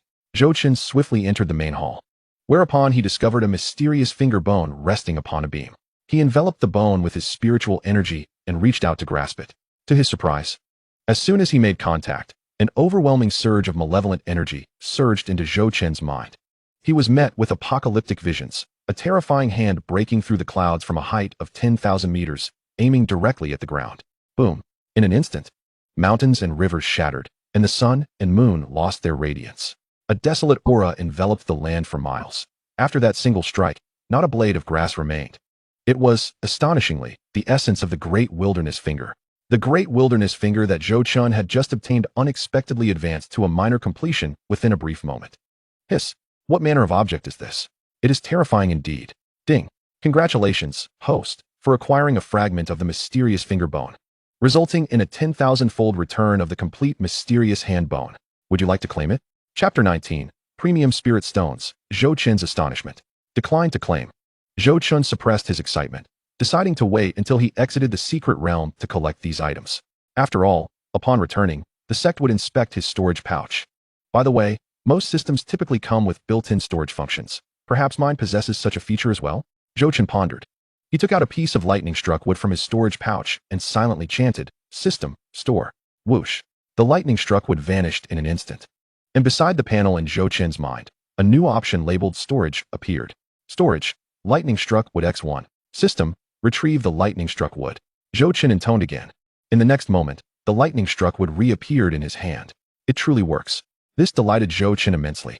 He no longer had to worry about insufficient storage space or the possibility of his acquired treasures being discovered by stronger individuals. This was indeed a relief for Zhou Chen. He promptly stored all the items obtained from the system into the storage space, while the more mundane items remained in the storage ring, serving as a means of concealment. After all, as the foremost disciple of the inner sect, if Zhou Chen were to enter the secret realm without acquiring anything of value, he would be looked down upon by his peers and scrutinized by the higher-ups. Although Zhou Chen was unperturbed, he preferred to avoid unnecessary troubles. Activating the God Concealment Technique, Zhou Chen swiftly departed from the scene to continue exploring other areas. As he made his way out, he sensed someone approaching from a distance, and upon closer inspection, he realized it was Yi Chun. Remarkably, he had arrived a day earlier. It seemed fate was subtly guiding Yi Chun. Thus, Zhou Chen exerted the full extent of the God Concealment Technique, ensuring that Yi Chun remained oblivious to his presence as he headed towards the central area, the very direction from which Zhou Chen had emerged. Zhou Chen reopened Yi Chun's panel and noted that the opportunities within had begun to refresh once more. Name: Yi Chun. Cultivation: Qi Refinement 10th Layer. Destiny: Child of Fortune. Celestial Bearing: Turning calamities into blessings. Master of Opportunities. Fire Spirit Body. Awakened. Fate: Stalled at the 5th layer of the Holy Realm. Becoming the Grand Elder of the Flame Sanctuary, known as the Crimson Flame Saint. Engaged in a 5-day battle against an 8th layer Holy Realm adversary, ultimately self-destructing to protect the Flame Sanctuary. Recent Opportunity 1. Recently discovered a fire crystal stone in the Transformation God's secret realm, awakening his fire spirit body under the guidance of the old man with the ring. Acquired. Recent Opportunity 2. 2 days later, within the depths of the Transformation God's secret realm forest, he will discover a low-grade earth-tier spiritual item, the Millennium Tree Heart, which will enhance his cultivation aptitude by 1 level upon consumption. Recent Opportunity 3. 5 days later, in the dilapidated refining chamber located in the northwest of the secret realm, he will obtain the Xiantier Supreme Spiritual Weapon, the Alchemy Furnace Zhou Tian Ding. Recent Opportunity 4. 10 days later, at the bottom of the spiritual lake in the secret realm, he will find a premium spirit stone. Recent Opportunity 5. Half a month later, a small monk from Tianlong Temple will take a liking to him and gift him a premium foundation establishment pill. Recent Opportunity 6. 1 month later, while passing through a market outside the secret realm, he will whimsically gamble on a source stone and obtain the extraordinary Fire Golden Emperor Spirit Flame. The flame technique will be upgraded to low-grade celestial level. Recent Opportunity 7. 1.5 months later. After reviewing Yi Chen's list of opportunities, Zhou Chen was both astonished and speechless. The astonishment stemmed from the unexpected new opportunities bestowed upon Yi Chen by fate and the sheer abundance of them. The speechlessness arose from the realization that some opportunities were now beyond his reach, leaving him to wonder if this was a deliberate targeting by the heavens. For example, The fire crystal stone. Had he been a moment's distraction, Yichun would have already awakened his physique. Moreover, the premium foundation establishment pill was directly gifted to him by the little monk, while the extraordinary fire had inexplicably manifested within a source stone. Source stones were akin to fossils, sealing a myriad of items, but they could also be entirely empty. The origins of source stones were obscure. Cultivators only knew they could be bought and sold or gambled with. Winning could lead to instant fortune, while losing could result in a fateful encounter on the heavenly platform. Furthermore, the randomness of source stones implied that if Zhou Qin attempted to seize them or interfered with any timeline, it would prevent Yi Chun from obtaining them. Zhou Qin inwardly lamented the absurdity of it all. What difference was there between this and directly handing opportunities to Yi Chun? Truly, the heavens were infuriating. Zhou Qin cried out in his heart. Thankfully, there remained a few items that Zhou Qin could still intercept, providing him with a modicum of solace. With this thought in mind, Zhou Qin decided to depart from his original location. Ding! Congratulations, host, for acquiring the low-grade Earth-tier Millennium Tree Heart, resulting in a 10,000-fold return of the low-grade Celestial Millennium Tree Heart. Would you like to claim it? Decline to claim. Ding! Congratulations, host, for discovering the Xian-tier Zhou Tian Ding, resulting in a 10,000-fold return of the low-grade Earth-tier He Luo Ding. Would you like to claim it? Ding! Congratulations, host, for acquiring a Premium Spirit Stone, resulting in a 10,000-fold return of 10,000 Premium Spirit Stones. Would you like to claim it? Zhou Qin was left utterly dumbfounded. 10,000 Premium Spirit Stones. This was likely all the wealth of the Wuxian sect. It should be noted that within the Wuxian sect's perspective, they spent only a few dozen Premium Spirit Stones annually. The majority of expenditures were allocated to maintaining various formations within the sect. The thought of 10,000 Premium Spirit Stones was beyond the imagination of an ordinary person. With this wealth, Zhou Qin would no longer have to fret over Spirit Stones for a considerable time. Indeed, one cannot attain prosperity without unexpected windfalls. Chapter 20. The Secret Realm closes. Contributions acknowledged. As Zhou Qin continued to traverse the Secret Realm, he managed to seize nearly all the opportunities available for competition. He amassed dozens of Earth-tier spiritual herbs, numerous martial arts manuals, and over 100 bottles of various pills of differing grades. The rewards he returned with were monumental, given his current accumulation of resources. Reaching the 10th layer of the Golden Core was well within his grasp. Among the most exceptional martial arts techniques is the method acquired from the young monk of the Heavenly Dragon Temple, known as the Void Technique, a supreme body-refining method of celestial grade entitled the Golden Body Secret. This technique yields a tenfold return in the form of a holy grade body-refining skill. The Indestructible Golden Body Secret. The Indestructible Golden Body Secret consists of 6 tiers. Upon successfully cultivating the first tier, a practitioner can attain the strength of 9 bulls, enabling their physical form to withstand the assaults of chi-refining monsters. Achieving the second tier grants the practitioner the strength of an elephant, with physical resilience rivaling that of foundation-building beasts. The third tier bestows the power of a dragon, allowing the cultivator to confront core formation monsters head-on. Upon mastering the fourth tier, one possesses the might of 10 dragons, rivaling nascent soul practitioners. The fifth tier, once cultivated successfully, endows the body with the strength of 100 dragons, capable of battling at the saintly realm. The sixth tier, theoretically, would grant the practitioner the strength of 10,000 dragons, enabling them to confront Imperial Realm monsters without defeat. However, this remains a theoretical aspiration, as the cultivation of this technique significantly enhances the practitioner's physical strength. To succeed, an immense quantity of rare materials is required. Nonetheless, the technique's creator reportedly only reached the fifth tier, which accounts for its classification as a holy grade skill. The rationale is straightforward. The resources and treasures necessary for the sixth tier's cultivation are of extraordinarily high caliber, often requiring numerous ancient wonders, many of which have become extinct. It is feared that even if all resources on the heavenly Xian continent were to be concentrated in a single practitioner, they would still be unable to truly cultivate the sixth tier of the indestructible golden body. Perhaps only during ancient times would there have been sufficient rare materials available. Yet, Zhou Qin is an anomaly. With the existence of the opportunity system, many materials not found in the heavenly Xian continent can be returned through this system. Thus, upon beginning his cultivation of the indestructible golden body secret, Zhou Qin faces no limitations and finds it more suited to him. It is evident that this practitioner was likely an alchemist in life, having cultivated numerous spiritual herbs and medicines, as well as possessing a supreme-grade alchemical cauldron. Furthermore, the practitioners of Huangfeng Valley have extraordinary fortunes, averaging a dozen spiritual medicines each. Had Zhou Qin not intercepted many of these, the low-profile Huangfeng Valley would likely have emerged as the greatest victor in this expedition. However, The secret realm is not entirely safe. Zhou Chun has discovered several tragic fates among the practitioners of the Heavenly Dragon Temple and a few solitary cultivators. There was also a practitioner from the Inquiry of Immortals sect, indicating that relationships between different sects are not as amicable as they seem on the surface. Nonetheless, this does not concern Zhou Chun, as he refrains from involving himself, utilizing the hidden god technique to minimize his presence. A few audacious practitioners attempted to seize Zhou Chun's resources, but even those at the 10th level of Qi refinement were swiftly extinguished by him. Zhou Chun encountered Yi Chen several times, but chose not to engage, understanding that a destined child like him possesses countless hidden cards. Moreover, there is an ancient figure protecting him, rendering Zhou Chun temporarily unable to act against him. Soon, a month passed. Zhou Chun emerged from the secret realm unscathed, while Yi Chen followed closely behind.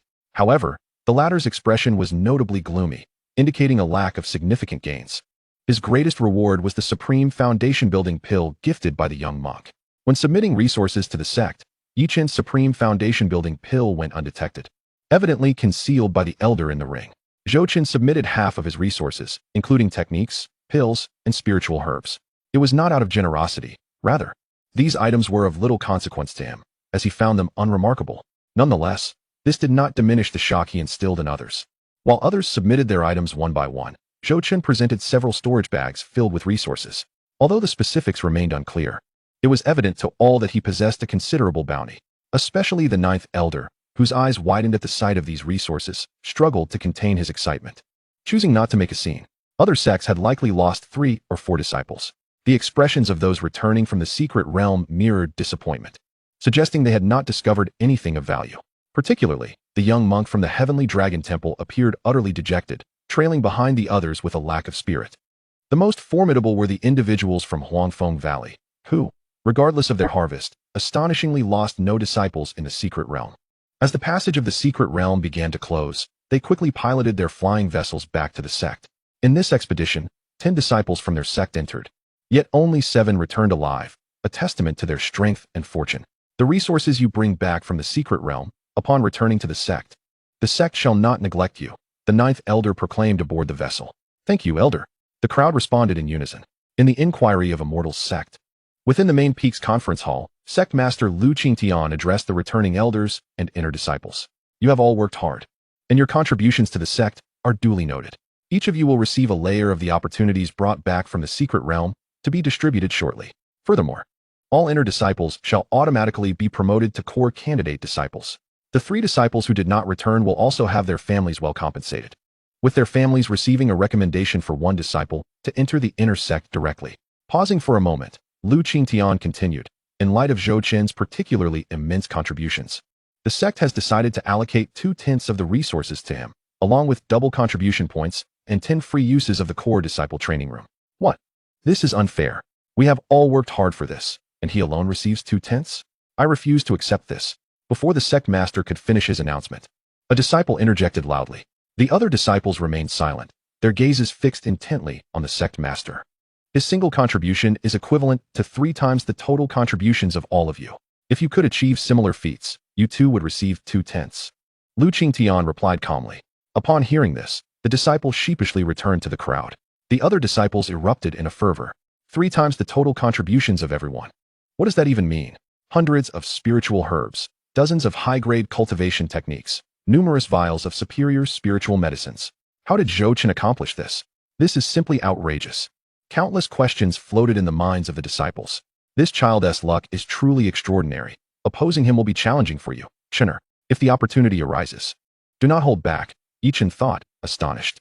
Yes, master, I can hardly contain my desire to flay Zhou Chen, Yi Chen declared with resentment. Chapter 21. The Secrets of Foundation Building and Zhou Chen's Ambitions. After receiving the resources, Zhou Chen received a transmission from Lu Qingtian, instructing him to wait in a side hall. Shortly thereafter, Lu Qingtian's voice echoed from behind Zhou Chen. Zhou Chen, you have performed admirably this time.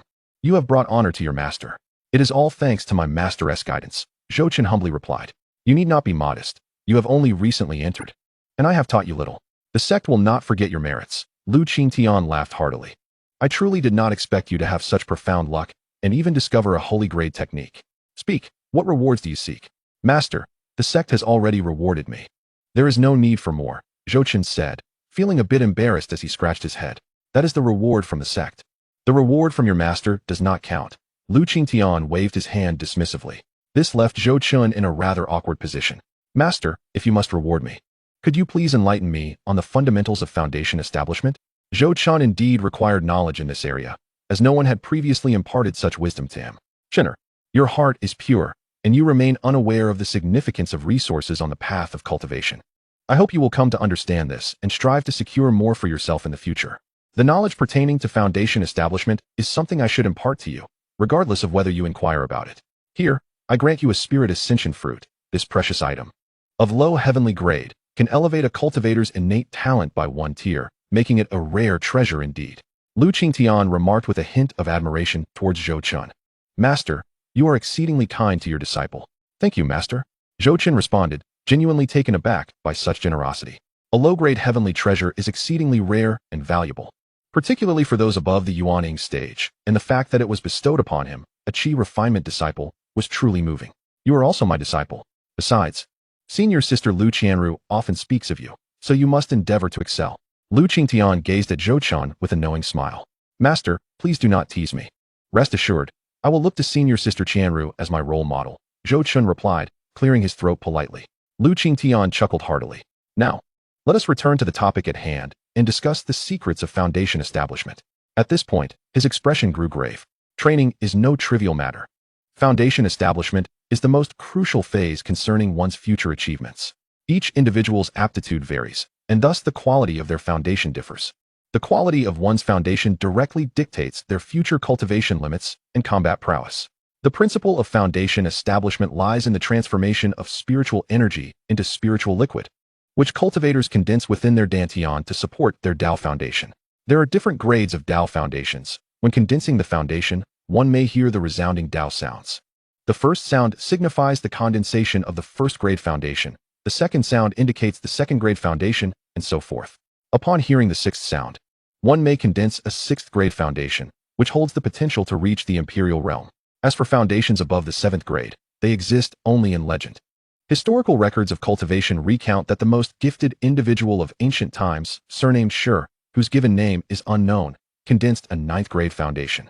With immense willpower, he shattered the ninth-grade foundation, merging all foundations into one, thus condensing the legendary 10th-grade foundation, eventually ascending to the upper realms and conquering throughout the ages.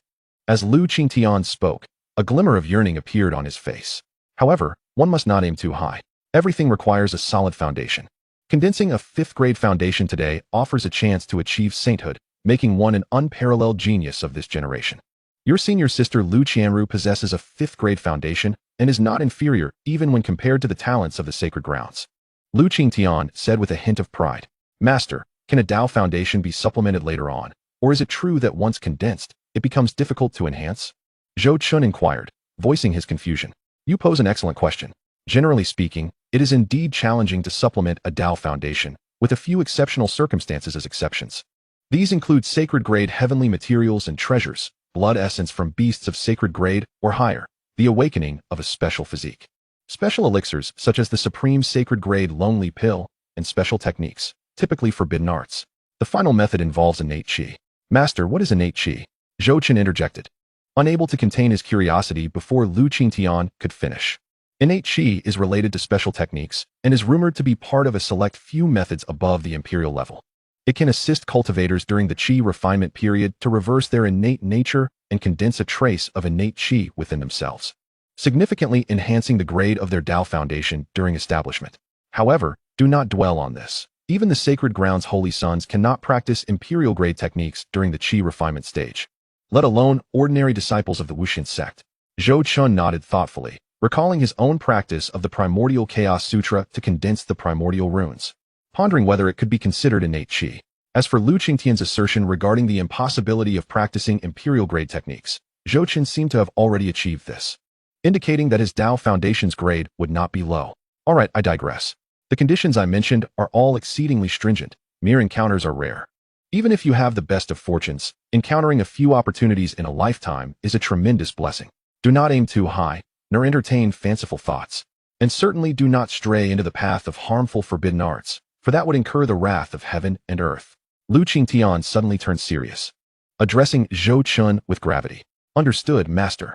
I shall remain grounded and diligently cultivate, Zhou Chun replied earnestly. Lu Qingtian nodded in approval, a look of satisfaction on his face. He then waved his hand, signaling Zhou Chun that he could take his leave. Upon realizing the importance of the Dao Foundation, Zhou Chun suddenly thought of Yi Chun, the fated treasure-seeking mouse. If Yi Chun's future achievements could reach the saintly realm, then his chances for Foundation establishment would likely be significant, at the very least at the 5th grade Dao platform. With this thought in mind, Zhou Chun departed with determination. At the residence of the core disciples on the main peak, in front of Lu Qianru's cave dwelling, he called out, Senior Sister Lu, I wish to seek your presence regarding a matter. This time, Zhou Chun did not request an announcement, but directly transmitted his voice. Senior Brother Zhou, Senior Sister Lu has just stepped out. If there is something you need to convey, please let me know, came a gentle voice from a female disciple guarding the cave. Ah, I see. Please, Junior Sister. Hand this storage ring to Senior Sister Lu and convey my gratitude to her. I must take my leave now, Zhou Chun replied. Certainly, Senior Brother. I will ensure your message is delivered. Please take care, the female disciple said, bowing respectfully to Zhou Chun. He nodded and made his way back to his own cave. Just as he turned to leave, Lu Qianru's figure appeared, preparing to enter her cave. Senior Sister Lu, this is something Senior Brother Zhou sent for you. He expressed his gratitude and asked you to take a look, the female disciple said, surprised at Lu Qianru's swift return. Lu Qianru felt a surge of curiosity. What is Zhou Chun up to? After accepting the storage bag, Lu Qianru did not inspect it immediately. Instead, she returned to her cave and probed it with a hint of her consciousness. Ah, she gasped, astonished by the contents. Not only were there precious heavenly-grade spiritual plants and elixirs, but there was also a technique that appeared to be no less than heavenly-grade. Such extravagance. Even for someone like Lu Qianru, who had witnessed great spectacles, Zhou Chun's generosity left her astounded. Unbeknownst to her, this was merely a result of Lu Qingtian's kindness towards Zhou Chun. He loathed being indebted to others, so he bestowed upon Lu Qianru some items he deemed unnecessary, considering it a way of repaying kindness. The 2/10 of Zhou Chun's earnings from the secret realm were also facilitated by Lu Qingtian in the background, making this act of kindness entirely justified. However, Lu Qingtian had not anticipated that Zhou Chun would promptly give away resources that could drive golden core cultivators to madness and entice even Yuaning cultivators without hesitation to Lu Qianru. This fortuitous mishap, however, stirred within Lu Qianru an unusual feeling for the first time. Aside from his lower cultivation, Zhou Chun seems to be quite commendable in other aspects. Lu Qianru murmured to herself. Chapter 22, Preparations for Foundation Establishment, Yi Chen's Opportunities Renewed. Achoo! Zhou Chun sneezed inexplicably, sensing that someone had been thinking of him. As for Lu Qianru, he felt nothing. His heart was solely focused on the path of the Dao. Once he became stronger and discerned her character, he would consider passing on the bloodline of the empress he held. After all, it was of no use to him. Having more future friends would open more paths, and Lu Qianru's future achievements would certainly be significant. System, check for opportunities. Zhou Chun silently activated Yi Chen's opportunity panel, and indeed, it seemed that heaven was generously bestowing its favors upon him, causing Zhou Chun's eyes to gleam with excitement. Name, Yi Chun. Cultivation, Qi refinement, 10th layer. Fate, child of fortune, celestial bearing, fortuitous in adversity, fire's spirit body, awakened. Destiny, stalled at the 4th layer of the sacred realm. Became the 2nd elder of the flame holy land, known as the Crimson Flame Saint. Engaged in battle with a 7th layer sacred realm adversary for 4 days and nights, ultimately sacrificing himself in a self-detonation to protect the Holy Land. Recent opportunities 1. 20 days hence, while passing through a market, whimsically gambles with source stones. Acquiring the extraordinary fire of the Golden Emperor's spirit flame, upgrading flame technique to heavenly tier, lower grade. Recent opportunities 2. 1 month later, in search of foundational treasures. He joins a rogue adventurer group with ulterior motives to venture into the sacred realm of heavenly source. After turning the tables on the rogues, he obtains a heavenly tier, supreme quality, 5-colored Kirin fruit, which, upon consumption, successfully aids in establishing his foundation, achieving 5th grade Dao base. Recent opportunities 3. 1 month later. In pursuit of foundational treasures, he again enters the sacred realm of heavenly source with the rogue adventurers, defeating them and acquiring a drop of mid-grade monster blood of heavenly tier. Recent opportunities 4. 1 month later. Seeking foundational treasures once more, he enters the sacred realm of heavenly source with the rogue adventurers, defeats them, and obtains a heavenly tier, supreme quality, dragon glass pill, which he has yet to consume. Intended for the old man in the ring to restore his spiritual essence. Recent opportunities 5. 1.5 months later, in the Bichio mountain range. He acquires a lower grade 7 fragrance flower of heavenly tier, consuming it to break through to the second layer of foundation establishment, elevating his Dao base to 6th grade. Recent opportunities 6. Good heavens! Zhou Chun exclaimed again, as it appeared that heaven was no longer pretending, directly feeding him opportunities. To compensate Yi Chun, it even forcibly elevated his Dao base to 6th grade. If it were not for an imminent calamity in his fate that he could not overcome, it seemed likely that this realm of cultivation would soon witness the emergence of another great emperor. Just the thought of it sent shivers down Zhou Chen's spine. He needed to keep a close watch on him, ensuring that this life-and-death adversary had no chance to escape. Zhou Chen silently heightened his vigilance. He had also devised a plan for the next steps. First, he would address the issue of the market for hundreds of thousands of miles around. The territory belonged to the questioning immortal sect, and it was highly probable that Yi Chun would not venture far. Furthermore, as long as it was within the sect's domain, all markets were the property of the questioning immortal sect and under its jurisdiction. Therefore, the administrators of these markets were primarily former members of the sect or families of cultivators closely associated with it. With this in mind, Zhou Chen promptly departed his residence and made his way to the sect leader peak. The sect leader peak housed the abode of the sect leader, an entire mountain devoted to his private residence, and no one could enter without permission. Thus, Zhou Chen first reported through the mountain gate disciples to gain entry. Disciple Zhou Chen, paying respects to master. Zhou Chen stepped forward and respectfully bowed to Lu Qingtian. Disciple, it has not been long since your last visit. Yet here you are again. It appears you seek something from me. Lu Qingtian revealed a faint smile, as if everything were under his control. Yes, master. Recently, I plan to venture outside for training and may encounter some troubles and dangers. Thus, I wish to inquire if you possess any protective treasures. Zhou Chen spoke awkwardly. Oh, you remember your master only at this moment. It is good that you have the intention to venture out. One must not cultivate in isolation. Lu Qingtian chuckled softly. Take this spiritual tool. Though it is merely of mid-grade earth tier, it will activate to protect you in times of danger. The second item is a high-grade earth tier spiritual tool containing my full force strike. Should your cultivation not reach the late stage of Yuan-ing, it could obliterate you in an instant. Use it with caution. Lu Qingtian handed the items to Zhou Chun, then gently sipped his tea. This is far too precious. Thank you, master. Zhou Chun felt a surge of deep gratitude. Unbeknownst to him, this was also Lu Qingtian's way of reciprocating his kindness. As Zhou Chun had given 2/10 of the resources obtained from the secret realm to Lu Qianru, a fact Lu Qingtian was already aware of. Thus, he held Zhou Chun in even higher esteem, generously providing him with resources. Well then, if there is nothing else, you may take your leave. Remain humble and diligent, and establish your foundation soon. Lu Qingtian began to dismiss him. Master, while traveling outside, I will inevitably interact with the surrounding markets. I worry that my low cultivation may tarnish your esteemed reputation. Could you perhaps lend me a word of introduction or help me establish some connections? Zhou Chen asked anxiously. Uft. Lu Qingtian spat out his tea, utterly astonished that Zhou Chen was so fearful of death as to request the sect leader to intervene on his behalf. If other sects were to discover this, he would be utterly humiliated. Get lost. Lu Qingtian showed no mercy. Sending Zhou Chen tumbling down the mountain with a gust of wind, Zhou Chen nearly fell flat on his face. The gatekeeping disciples at the foot of the sect leader peak were equally startled by Zhou Chen's sudden appearance, and upon seeing his disheveled state, they could not help but laugh. Zhou Chen's expression stiffened as he bowed towards the highest point of the sect leader peak before awkwardly departing. Just as Zhou Chen had not gone far, a streak of light shot into his embrace. Startled, he looked down to find a radiant golden token, inscribed with the character Lu in an elegant script, and the reverse bore the gilded insignia of the questioning immortal sect. This is the sect leader's token. Displaying it within the sect ensures that no one dares to trouble you. Lu Qingtian's voice echoed in his ears. Disciple expresses profound gratitude once again, master. Zhou Chen grinned widely. After all, the primary purpose of his journey was to obtain this identity token. With it, no one within the questioning immortal sect would dare to cause him trouble. Ha ha ha ha. At that moment, Zhou Chen's heart was filled with overwhelming joy.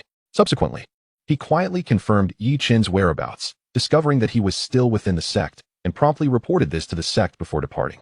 Less than a mile from the sect's exterior, Zhou Chen employed the concealment technique and silently sat down to meditate. This location was a necessary thoroughfare for those exiting the sect, and the surrounding demonic beasts had long been cleared away. Should any disturbances arise, the sect would detect them immediately, so Zhou Chen had no concerns regarding safety. After resting for approximately 3 days, Zhou Chen finally caught sight of Yi Chun. It was now evening, and Yi Chun was clad in a form-fitting black outfit, wearing a bamboo hat, and quietly channeling his cultivation as he hastily exited the sect. Zhou followed closely behind, maintaining a careful distance. Perhaps due to his training in the primordial chaos scripture, Zhou found that even while employing the concealment technique, he felt no depletion of spiritual energy. Instead, he felt exceptionally invigorated. In contrast, Yichen occasionally paused to rest and frequently changed directions, displaying great caution. Chapter 23. The Stone Pavilion Goes Wild. Yichen faces setbacks. Master, I don't know if it's just my imagination, but I always feel like someone is following me, Yichen remarked, continuously shifting directions as he spoke to the ring. Disciple, your vigilance is commendable. I hope you maintain this caution in the future. I used my divine sense to scan the area, and there is no one within a 10-mile radius, came the reassuring reply from the ring. Yes, Master, Yichen replied. Despite the ring's reassurance, the feeling of being followed lingered persistently in Yichen's mind. Fortunately, he focused all his energy on his journey, allowing him to feel much more at ease. A few days later, 10,000 miles west of the Sect, in the Chuansha mountain range, a loud boom echoed as a black demonic bear radiating the aura of the 10th layer of Qi refinement collapsed before Yichen. Yichen, gasping for breath, lay down. Inhaling deeply. Chener, once you have dissected the materials from this demon bear, make your way to the nearby market for some rest.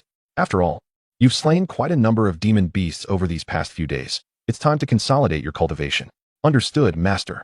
Upon hearing this, Yichen mustered his strength, proceeded to dissect and categorize the demon beast materials, and stored them in his spatial ring before heading towards the market.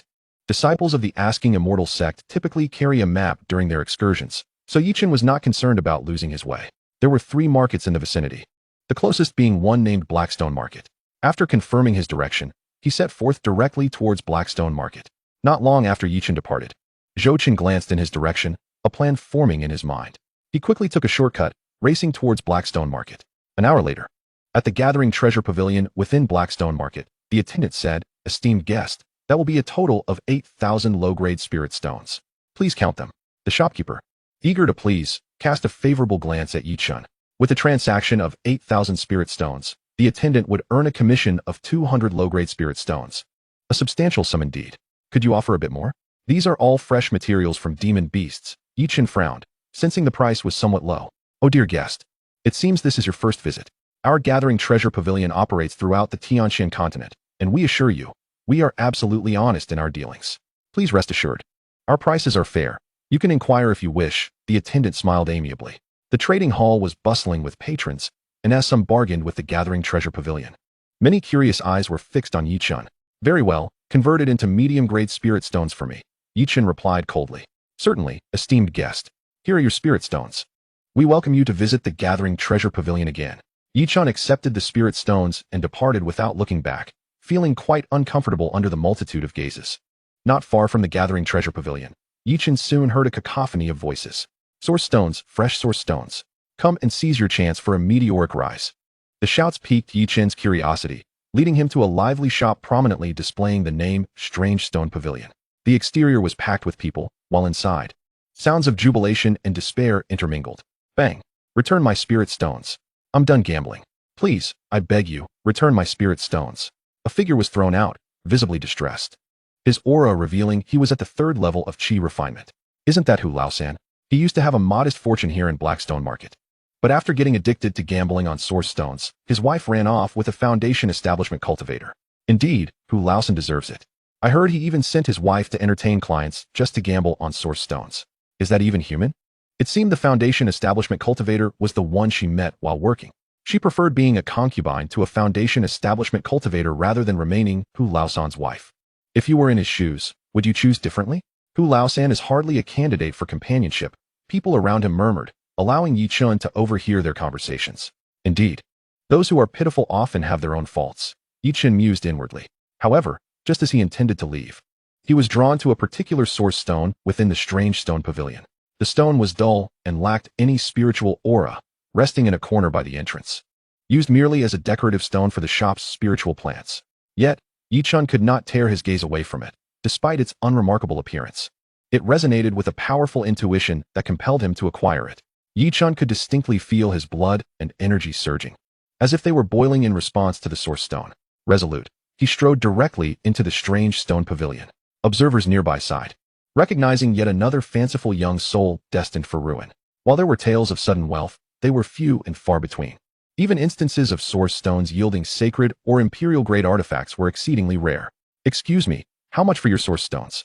Yichun inquired of an elegantly dressed attendant. The attendant's eyes flickered, scrutinizing Yichun before responding lethargically. "For the first floor source stones, 1 high-grade spirit stone or 100 medium-grade spirit stones.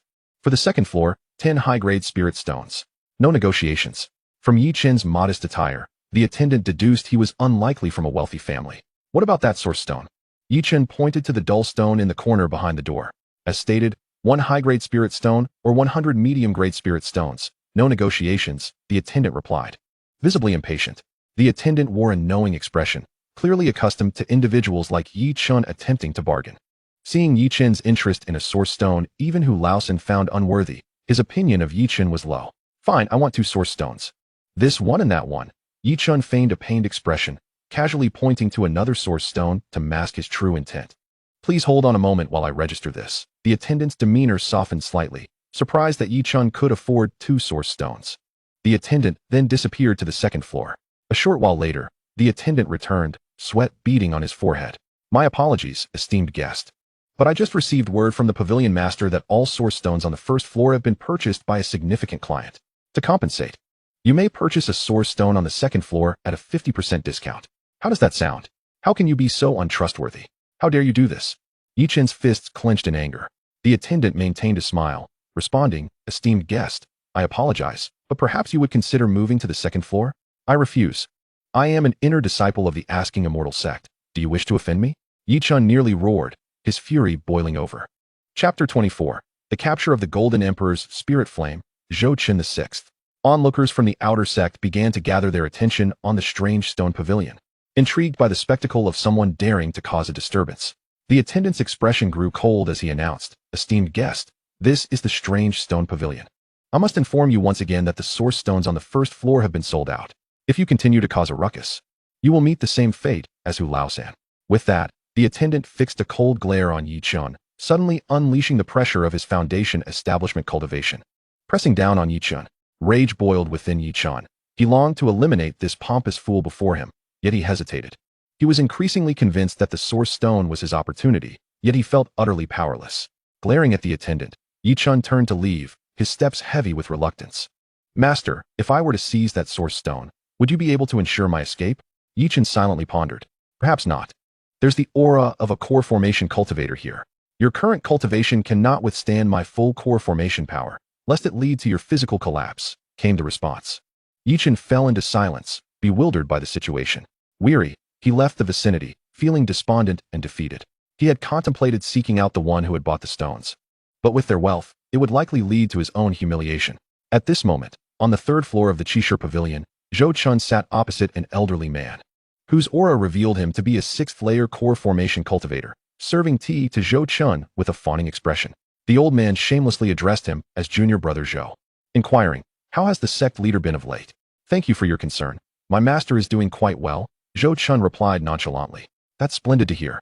The source stones from the first layer have been prepared for you, originally priced at 100,000 mid-grade spirit stones, equivalent to 1,000 high-grade spirit stones. However, since you are the esteemed disciple of Sect Master Lu, and we share the same master, I shall offer you a discount of 20%. You need only pay 800 high-grade spirit stones," the old man said with a beaming smile as he presented a storage ring. "Many thanks for your generosity.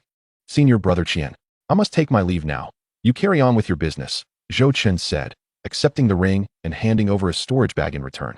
"Here is a black gold card from Qishir Pavilion. With it, all your future purchases will enjoy a 20% discount. We welcome you to visit often, Junior Brother Zhou." Upon hearing this, the old man retrieved a black gilded card from his storage ring and handed it to Zhou Chun. Zhou Chun took it without a glance and departed. Primarily sensing that Yichun seemed to be moving further away, he needed to catch up. Who knows if fate might suddenly offer Yichun another opportunity. The art of cutting source stones has reached a highly advanced level in the cultivation world, so Zhou Chun did not require assistance.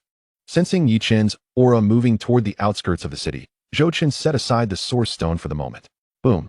Yichun furiously pounded on the rock face before him, throwing punch after punch, until he finally ceased, gasping for breath after a full hour. "Alas, Chiner, it is not that I do not wish to assist you. The risks are simply too great for me to intervene. A voice resonated in Yi Chen's mind. Master, I am filled with rage. I despise my own powerlessness, my inadequacy. I loathe my low cultivation. I can feel the opportunity right before my eyes. Yet I lack the strength to seize it. I am consumed with hatred. Yi Chen roared to the heavens. Chenner, perhaps that opportunity is not meant for you. I do not sense anything unusual, the voice replied. No, Master, that source stone is undoubtedly extraordinary. It ignites the blood within me. Even the flame technique stirs restlessly. I am certain it represents a significant opportunity. Yi Chen's spirits plummeted as he spoke. Chenner, alas. The air fell into a heavy silence. As the elderly figure in the ring seemed at a loss for words to comfort Yi Chen, if it were indeed a monumental opportunity, it might profoundly impact the heights he could achieve in the future. 10 miles away, within a cave, Zhou Chen quietly extracted the source stone that had caught Yi Chen's attention. Externally, it appeared rather unremarkable. Thus, following the widely circulated guidelines for cutting source stones within the cultivation realm, he began to gather spiritual energy. He enveloped the source stone with this energy, meticulously peeling away its outer layer bit by bit. This process demanded immense patience. Hasty actions could jeopardize the integrity of the stone's internal treasures. After approximately half an hour, Zhou Chen finally finished refining the surface of the raw stone. The source stone had shrunk to 1/10 of its original size, now covered by a crystalline layer resembling that of a precious gem. Through the stone, one could distinctly see a golden light emanating from within, flickering incessantly. Is that the Golden Emperor Spirit Flame? The aura was terrifying, and Zhou Chen gazed in disbelief at this extraordinary flame, reminiscent of the records from the Wenxian Sect. Although it was not his first encounter with an exotic flame, the sensation remained profoundly shocking. Ding! Congratulations, host. You have intercepted the opportunity of the 17th ranked exotic flame. The Golden Emperor Spirit Flame, which yields a 10,000-fold return of the 3rd ranked exotic flame, the Great Flame of Transformation. Gasp! This was Zhou Chen's first realization that exotic flames had rankings. It seemed he needed to further educate himself on this subject. However, the notion of a 10,000-fold return from the Great Flame of Transformation, ranked 3rd, was indeed terrifying. Notably, according to the records of the Wenxian Sect, no exotic flames within the top 10 had appeared in the Tianxian continent for over 10 millennia. Each of the top 10 flames possessed earth-shattering power, and the further up the ranks, the more mysterious and fearsome they became. It is said in the cultivation world that the overwhelming power of the top 10 exotic flames was taken to the upper realms by ancient emperors, which is why such potent flames have not been seen since. Zhou Chen was left speechless. Could this exotic flame be one that the system had drawn back from the celestial realm to the Tianxian continent? I shall refrain from claiming it for now, he muttered. The most pressing matter was to solidify his own cultivation. He needed to proceed one step at a time. The top 10 exotic flames contained terrifying power, and without a solid foundation, forcibly absorbing one could lead to dire consequences. Having learned from his previous experience of absorbing an exotic flame, Zhou Chen felt somewhat more adept this time. He first drew the exotic flame from the source stone, then encased it in spiritual energy as he introduced it into his body. Boom! The moment the Golden Emperor's spirit flame manifested, the surrounding rocks instantaneously vaporized. Thankfully, it lasted only an instant before Zhou Chen managed to swallow it within. An overwhelming wave of heat surged through him, igniting every organ and limb. It hurt. It hurt terribly. The pain exceeded that of his first experience with an exotic flame. Fortunately, Zhou Chen had adequately prepared himself. He had continuously absorbed spiritual pills he had laid out beforehand, and with a certain resistance to flames, he faced this situation without the previous panic. Even the beads of sweat forming on his forehead evaporated before they could fall. Despite having already undergone enhancement from the exotic fire once, it seemed almost inconsequential. The pain was still deeply rooted. Even more frighteningly, the azure flame of the Earth's core seemed unwilling to yield and began to clash head-on with the Golden Emperor's spirit flame.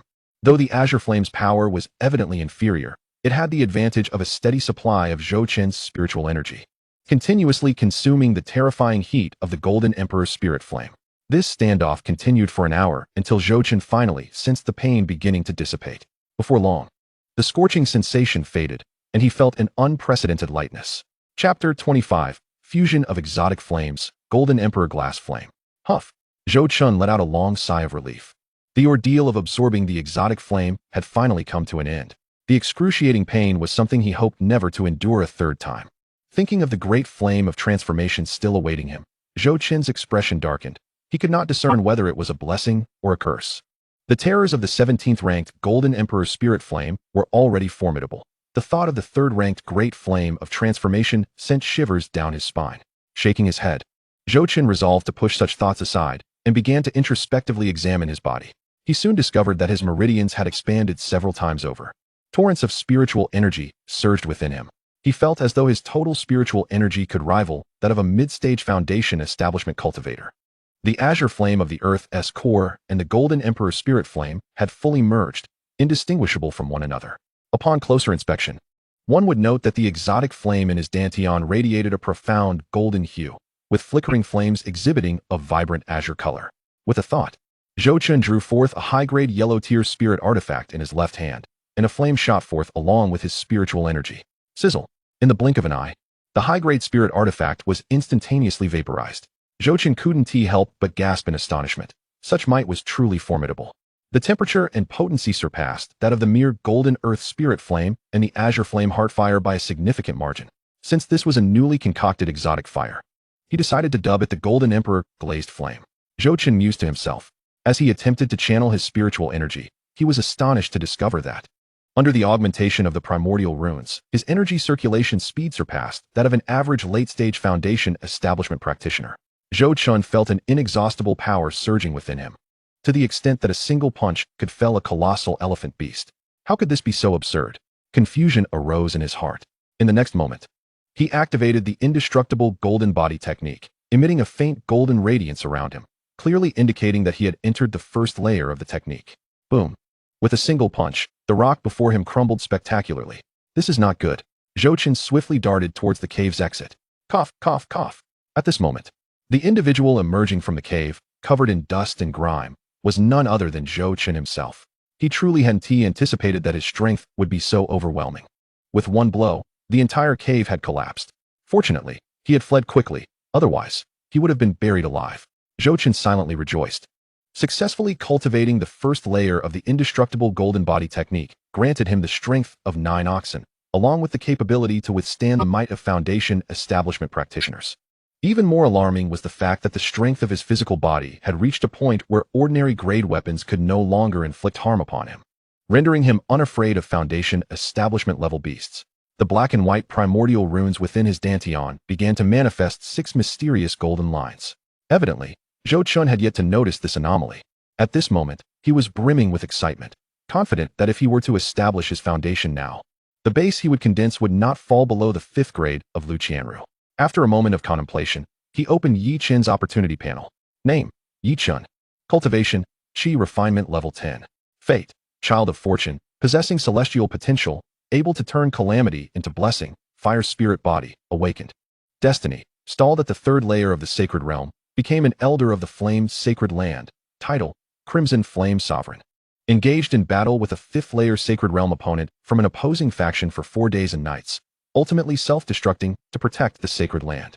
Recent opportunities 1. 5 days later, in search of foundation establishment treasures, he follows a group of rogue cultivators with ulterior motives into the sacred realm of Tianyuan. Slaying the rogues and obtaining a heavenly grade top-tier multicolored Chilan fruit, successfully establishing his foundation and achieving 5th grade base. Recent opportunities 2. 5 days later. In search of foundation establishment treasures, he follows a group of rogue cultivators into the sacred realm of Tianyuan, slaying them and obtaining a drop of mid-grade beast blood. Recent opportunities 3. 5 days later. In search of foundation establishment treasures, he follows a group of rogue cultivators into the sacred realm of Tianyuan, slaying them and obtaining a top-tier elixir, dragon glass pill, which he gives to the elder in the ring to recover from soul damage. Recent opportunities 4. Half a month later, in the Baika Mountains, he acquires a low-grade heavenly flower, 7 fragrance, which enables his cultivation to break through to the 2nd layer of foundation establishment and elevates his base to 6th grade. Recent opportunities 5. It appears that the loss of the Golden Earth Spirit Flame has dealt a significant blow to Yi Qin, leading to a decline in his foundational base and lowering his future cultivation ceiling to the 3rd layer of the Sacred Realm. Even his title has changed. Once the Crimson Flame Sacred Sovereign, he is now merely referred to as an ordinary sovereign, which brought Zhou Qin a sense of satisfaction. In the heavenly Xian continent, strength is paramount, and indeed, one's title aligns with one's prowess. With 5 days remaining before Yi Qin enters the secret realm, Zhou Qin utilized the concealment technique to swiftly depart the scene, racing towards the location where Yi Qin and the rogue cultivators would soon meet. Excuse me, young brother. Are you adventuring alone in the Tianyuan Mountains? A jovial middle-aged man approached Yi Chun with enthusiasm. And what of it? Yi Chun replied, his gaze wary as he scrutinized the newcomer. Greetings, young brother. My surname is Wang, and we are a group of rogue cultivators here to team up for an adventure in the Tianyuan Mountains. We've discovered a secret realm nearby, and, considering the risks, we seek companions to explore it together, sharing both risks and rewards. What do you say? The Wang cultivator said with a beaming smile towards Yi Chun. Master, may I join? Yi Chun inquired, feeling a sense of distrust towards these individuals. He did not immediately agree, instead consulting the ring spirit in his mind. Chun'er. Among these individuals, the one with the highest cultivation is this rotund man, at the 6th layer of foundation establishment. Aside from a Qi refinement level 10 female cultivator, the others are merely at the 1st and 2nd layers. If any danger arises, the master will ensure your safety. After hearing this, Yi Chun clasped his hands in salute and addressed the 5 individuals ahead. Since fellow cultivators have extended such a warm invitation, I shall humbly accept. Haha, little brother. Your straightforwardness is refreshing. Time waits for no one. Let us set off immediately. The plump cultivator laughed heartily. As the rotund man turned, a sly smirk crept across his lips. The other 4 cultivators remained expressionless, scarcely glancing at Yi Chun. Perhaps there was no need for recognition. They all understood what was to unfold next. Apart from the fact that the secret realm was indeed a new discovery, all other information was fabricated. The 5 of them were cultivators from Blackstone City, who regularly ventured outside the city to hunt for lower-tier practitioners as prey. This low-risk, high-reward endeavor had been their modus operandi for 5 years, and they had never encountered any issues. Thus, they were confident that Yi Chun would soon become their meal.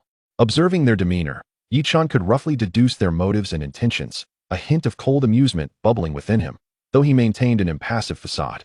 Little brother, let me tell you, the name Tianyuan Mountains originates from a powerful being of the 6th layer of the sacred realm, who is said to have attained enlightenment here a millennium ago.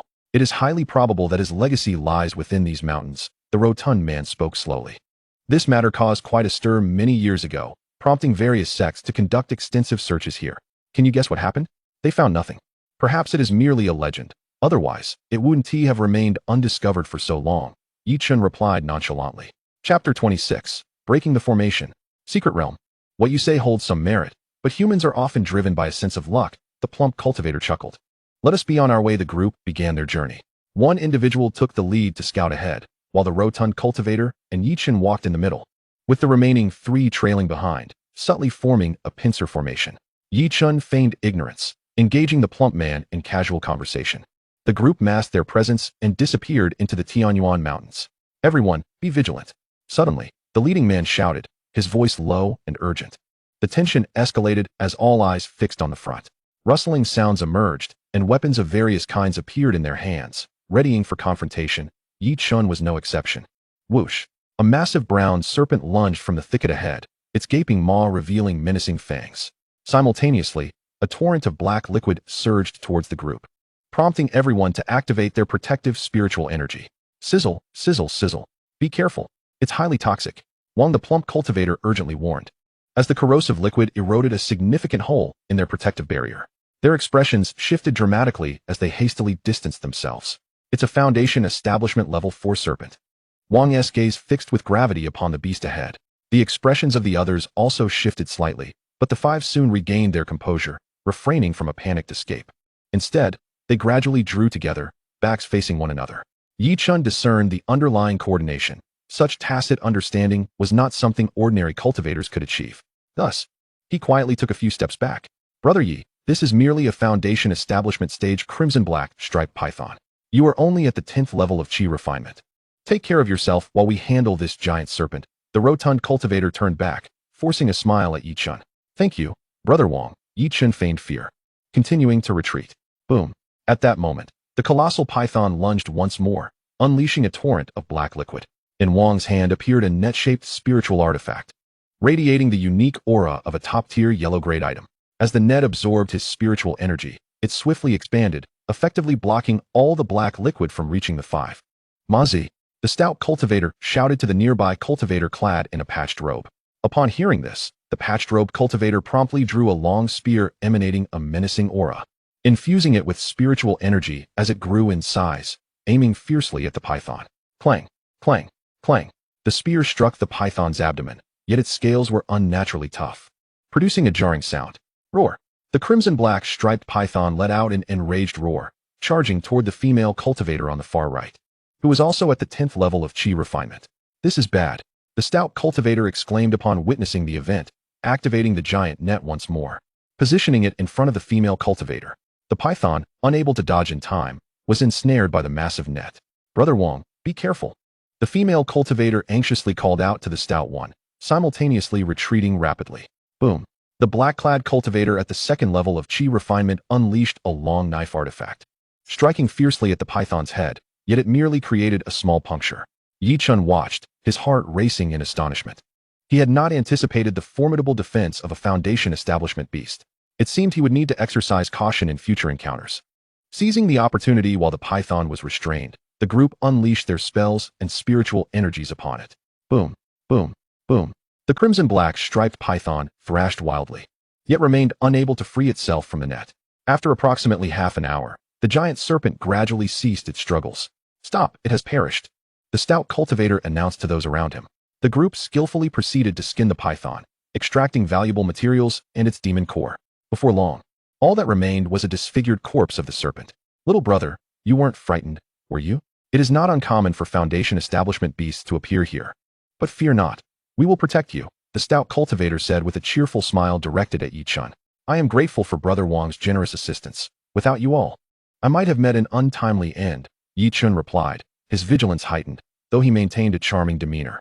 Such is the way of the world. We must aid one another to survive better in the outside realm. Wouldn't you agree, little brother?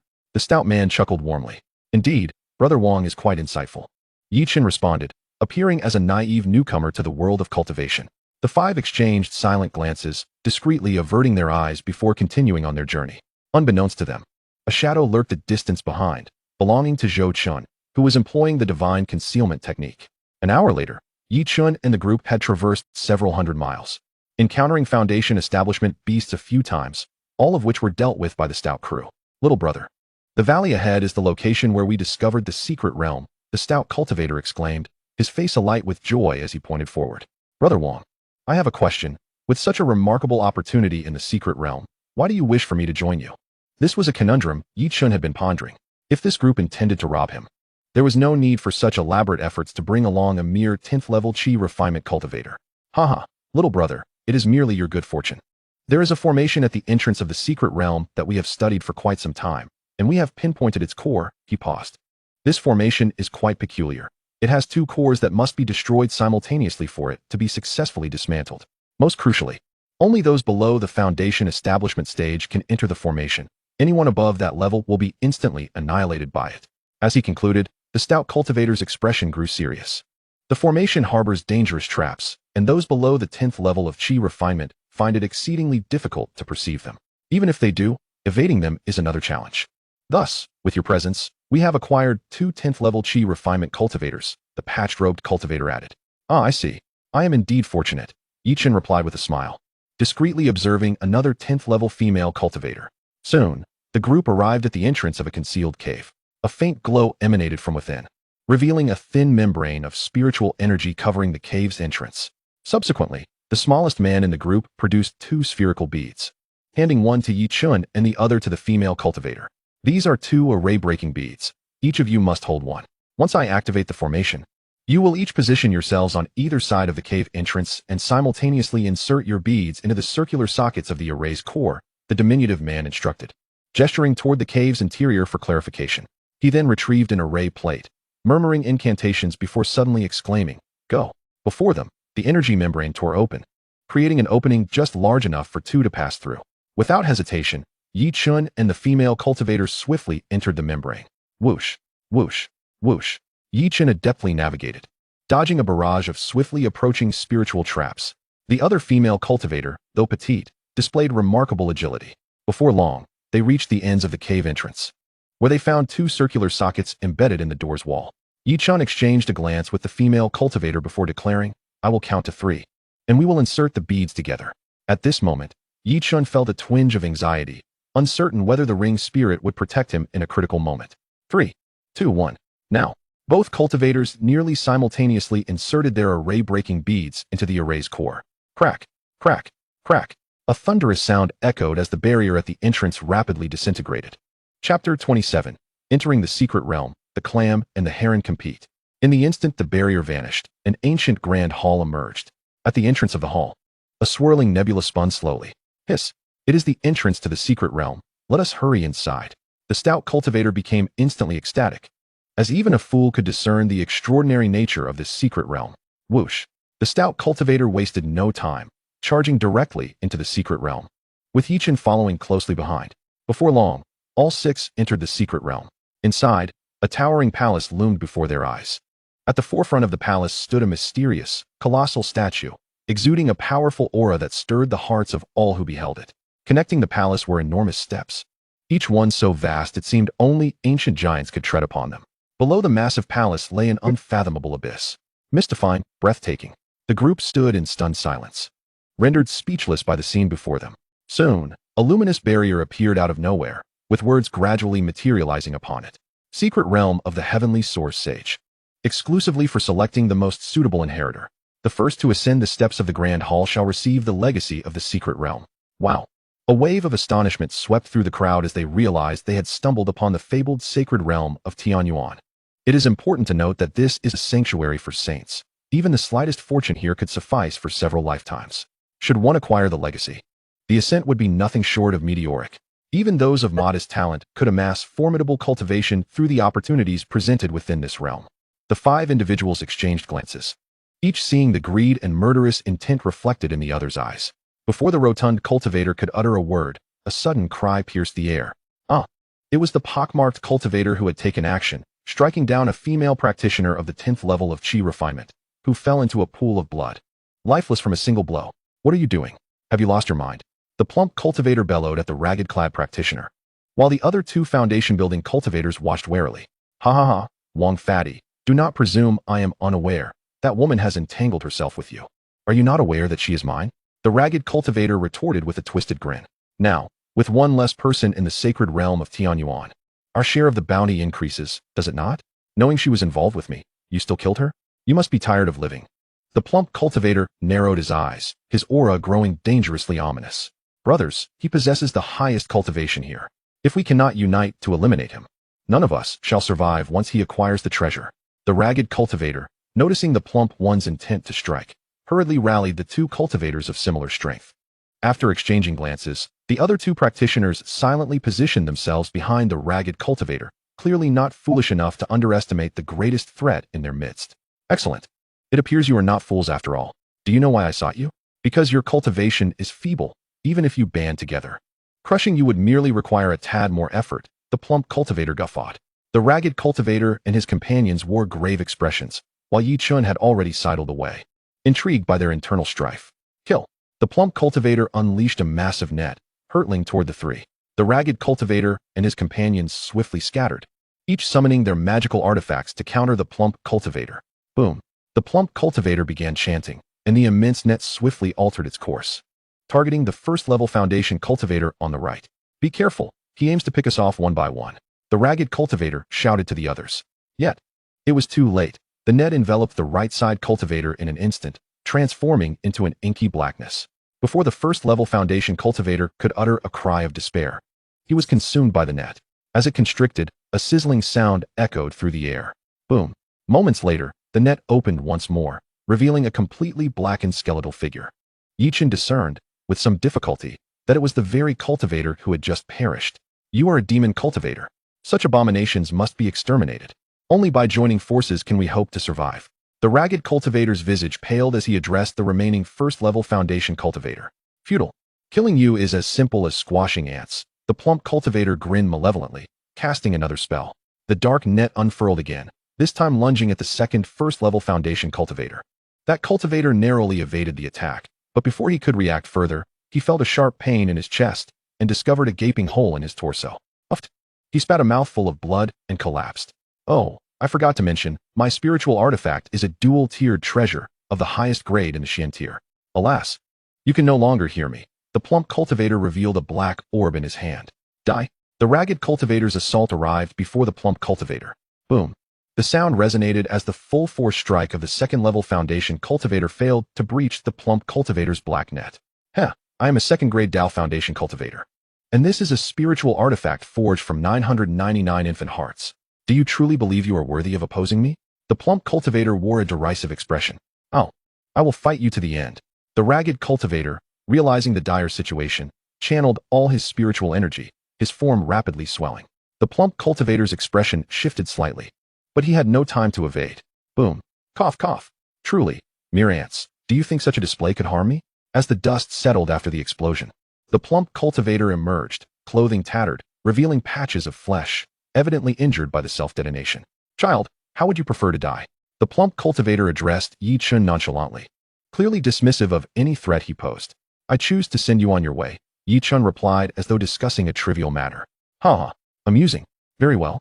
I shall grant you 3 moves. After that, you may rest easy in death. The plump cultivator's face twisted into a sneer. Master, assist me, Yi Chun silently intoned. Open your mind, a voice echoed in Yi Chun's consciousness. He promptly released his inhibitions, allowing the ring spirit to take control of his body. Yi Chun's aura surged to the 6th level of foundation building. Wuji collapse, kill. Yi Chun, unbeknownst to himself, had already materialized before the plump cultivator, delivering a powerful punch. Boom. A resounding crash echoed, sending the stones scattered across the ground. At the epicenter, the plump cultivator coughed blood. Puffed. His entire body trembled. As a 6th level foundation cultivator, he could not withstand even a single blow from Yi Chun, his organs feeling as though they might burst. Impossible. What manner of monster are you? The plump cultivator gazed at Yi Chun in disbelief, a hint of retreat creeping into his heart. Yet, driven by the allure of the Tianyuan sage's legacy, he gritted his teeth and summoned the black net and orb, charging at Yi Chun. Regardless of what you are, you shall perish. Kill. Wuji collapse. In that moment, Yi Chun remained expressionless, employing the same technique once more. Boom, boom, boom.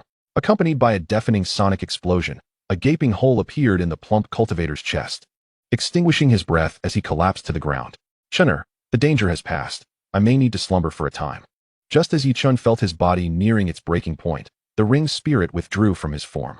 Upon Yi Chun's consciousness returning, he immediately felt as if he had been hollowed out, suffering intensely. He struggled to rise, scavenging the magical artifacts and possessions of the fallen cultivators. After completing these tasks, he collapsed onto the ground, gasping for breath. Chapter 28. The Sage's Legacy, A Grand Harvest. After a considerable duration, Yi Chun finally rose from the ground. To avoid detection, he stifled his weakness and began surveying his surroundings.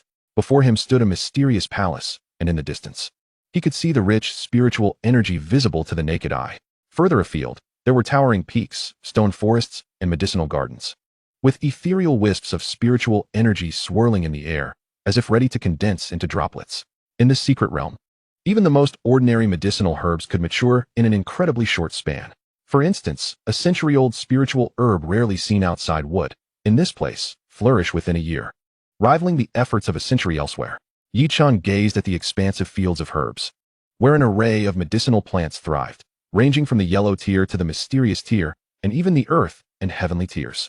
Hiss, I've struck it rich. Yi Chun was filled with astonishment upon witnessing this scene. Even the most ordinary medicinal herbs here boasted at least several hundred years of age, and the abundance of both medicinal and spiritual herbs surpassed that of the sect's own spiritual herb garden. Truly, this was the wealth of a saint. A single individual's fortune rivaling that of an entire grand sect, with several hundred years of ordinary herbs. Yi Chun's alchemical skills would suffice to concoct some low-grade yellow-tier elixirs, not to mention those of higher grades.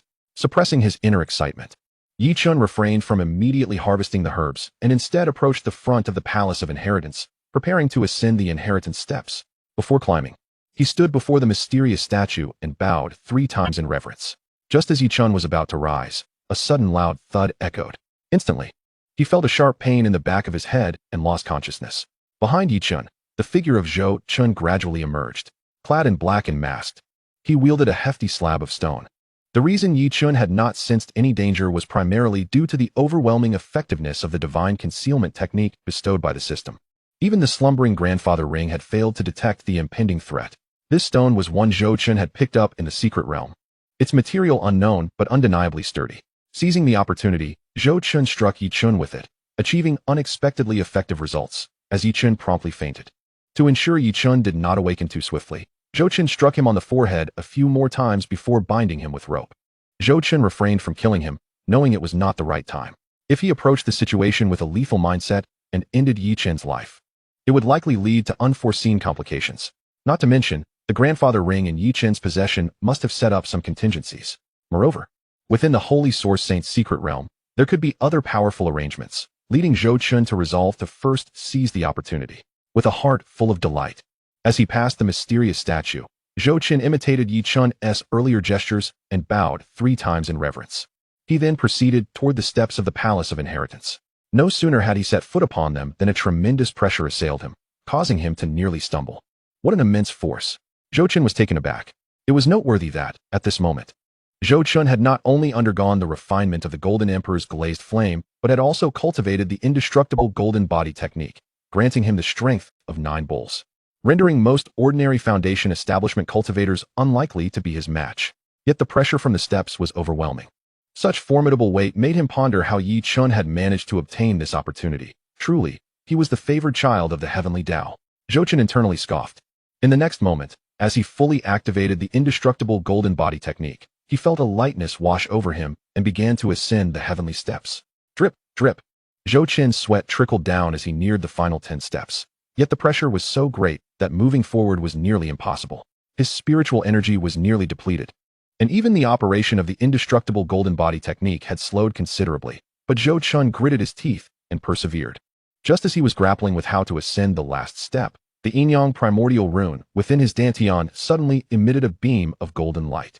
Zhou Chun felt a surge of spiritual energy flooding into his limbs, accompanied by mysterious luminous points that nearly erased his fatigue. Astonished, he seized the opportunity and swiftly reached the top of the steps, collapsing onto the ground, gasping for breath. It was exceedingly challenging. Even Zhou Chun's willpower had nearly given way, but thankfully, the primordial rune had come to his aid. He resolved to study it more thoroughly in the future. Zhou Chun surveyed his surroundings and discovered an ancient, grand bell standing before him. Before he could fully comprehend the situation, the bell suddenly began to resonate. Dong, dong, dong. 3 resounding strikes echoed in his ears. The inheritor of this secret realm has been determined. All unrelated individuals will soon be transported out of the secret realm, and it shall close immediately. Yi Chun remained with his eyes shut, yet the furrow in his brow indicated he was on the verge of awakening. Before Yi Chun could regain consciousness, a beam of white light enveloped him, and he vanished in an instant. Several light orbs flew out from the Palace of Inheritance, one of which entered Zhou Chun's forehead while the others floated before him. An influx of information surged into Zhou Chun's mind, gradually forming a diamond-shaped mark at his brow before disappearing. He rubbed his throbbing head, processing the information. Essentially, he was now the master of the secret realm, and with the mark on his forehead, he could freely enter and exit the realm. However, there was a limitation. The entrance was fixed at 3 locations, and the secret realm would collapse after a year due to energy depletion. Ding! Congratulations, host, for intercepting Yi Chen's Holy Source Saint's secret realm, 1 year, and receiving a 10,000-fold return of the portable Holy Source Saint's secret realm, permanent. Do you wish to claim it?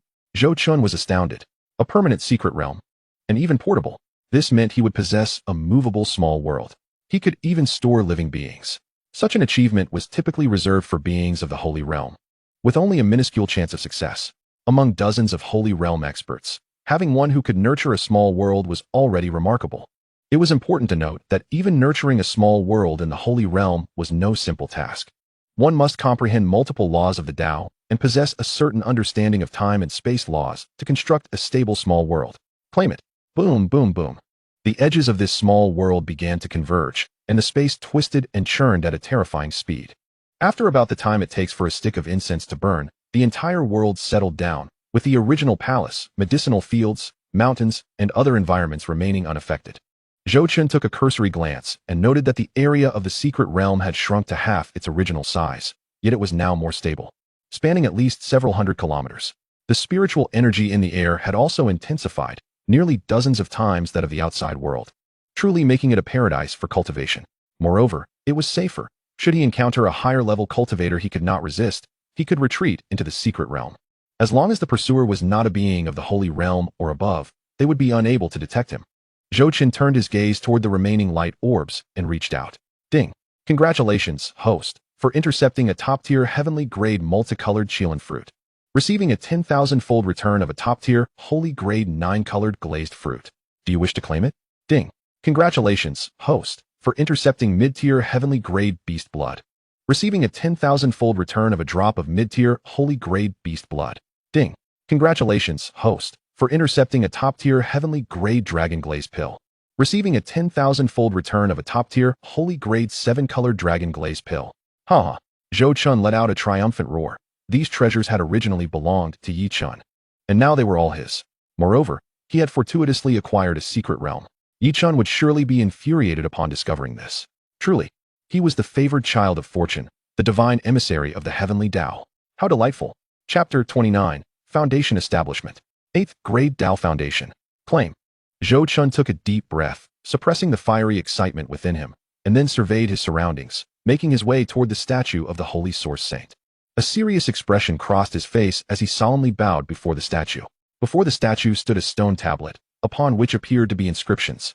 Suddenly, Zhou Chun noticed small characters engraved in the center of the tablet, its edges adorned with mysterious patterns. Holy Source. The characters were forceful and vigorous, exuding an aura that seemed to look down upon the world, imparting to Zhou Chun an almost palpable sense of pressure. Boom. In the next moment, the entire square began to tremble, and a line of small characters inscribed on the stone tablet radiated a dazzling golden light. From the statue emanated an aura that sent shivers through Zhou Chun's heart, as if some powerful entity were on the verge of awakening. Suddenly, Zhou Chun felt an overwhelming weight descend upon him, as an immense pressure enveloped the entire secret realm. The statue of the heavenly source sage at the center gradually cracked open, its blinding brilliance obscuring Zhou Chun's vision of the unfolding events. A vague yet towering figure slowly materialized, exuding an ancient presence, as if traversing countless epochs to approach Zhou Chun. Such terrifying power. Merely a fleeting silhouette transcending the river of time nearly left me breathless. As the time-worn figure scrutinized him, Zhou Chun couldn't help but feel a chill in his heart. The introduction to Yi Chen's fortune had not foreseen this apparition. He felt uncertain whether it was a boon or a bane. Bearing the immense pressure, Zhou Chun swallowed hard and awkwardly saluted the statue. Junior, Yi Chun pays respects to the sage. Today, I inadvertently entered the secret realm, and I am profoundly grateful for the opportunity bestowed upon me by the heavenly source sage. In moments of uncertainty, invoking the name of the Son of Heaven was undoubtedly a wise choice. What year is it tonight? After a prolonged silence, the time-worn figure in the void opened its eyes and spoke slowly. Senior, it is the 13,982nd year of the Tiannin calendar. Upon hearing the resounding voice of the heavenly source sage, Zhou Chun replied to the apparition. In the blink of an eye, several millennia have already passed. Youngster, your foundation is commendable, yet I have not left behind any techniques. Can you blame me? The heavenly source sage stated languidly. I would not dare to, for I am immensely satisfied to receive the blessings left by you. Senior, Zhou Chun quickly refuted. It is known that such great beings imbue every word and action with profound significance. The absence of a legacy must harbor some hidden secret. The techniques I possess are entangled with great karmic consequences, and upon cultivation, would undoubtedly attract the attention of my enemies, making it impossible to pass them on. The heavenly source sage paused before continuing. I see that your foundation is indeed commendable, and you are a person of destiny. Very well. I shall bestow upon you a fragment of fortune. With that, before Zhou Chun could respond, a beam of light shot forth, directly piercing the mark on his forehead and entering his sea of consciousness. Zhou Chun suddenly felt an intense pressure in his head, as an abundance of unique insights regarding techniques flooded his mind. Areas of confusion he previously harbored regarding various methods now became exceptionally clear. Thank you, Senior. Zhou Chun exclaimed excitedly to the increasingly ethereal figure. There is no need for thanks, merely a small gift. Should the opportunity arise, young friend, please deliver this token to the Heavenly Star Sacred Land, where all your desires will be fulfilled. The voice of the heavenly source sage gradually faded away. A token slowly materialized in the space where the figure had vanished, drifting into the palm of Zhou Chun's hand. I will certainly deliver it if given the chance. Zhou Chun murmured.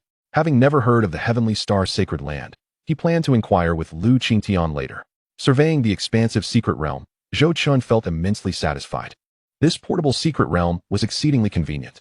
Hidden within Zhou Chun's consciousness, the secret realm could evade even the keenest senses of a sage. Even if discovered, any attempt to forcibly breach it would result in its immediate destruction, lost amidst the chaotic currents of space.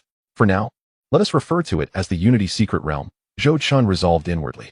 Not good. My realm cannot be suppressed any longer. Due to the abundant spiritual energy within the secret realm and Zhou Chun's continuous efforts to restrain his own cultivation, the energy within him began to boil, signaling a breakthrough.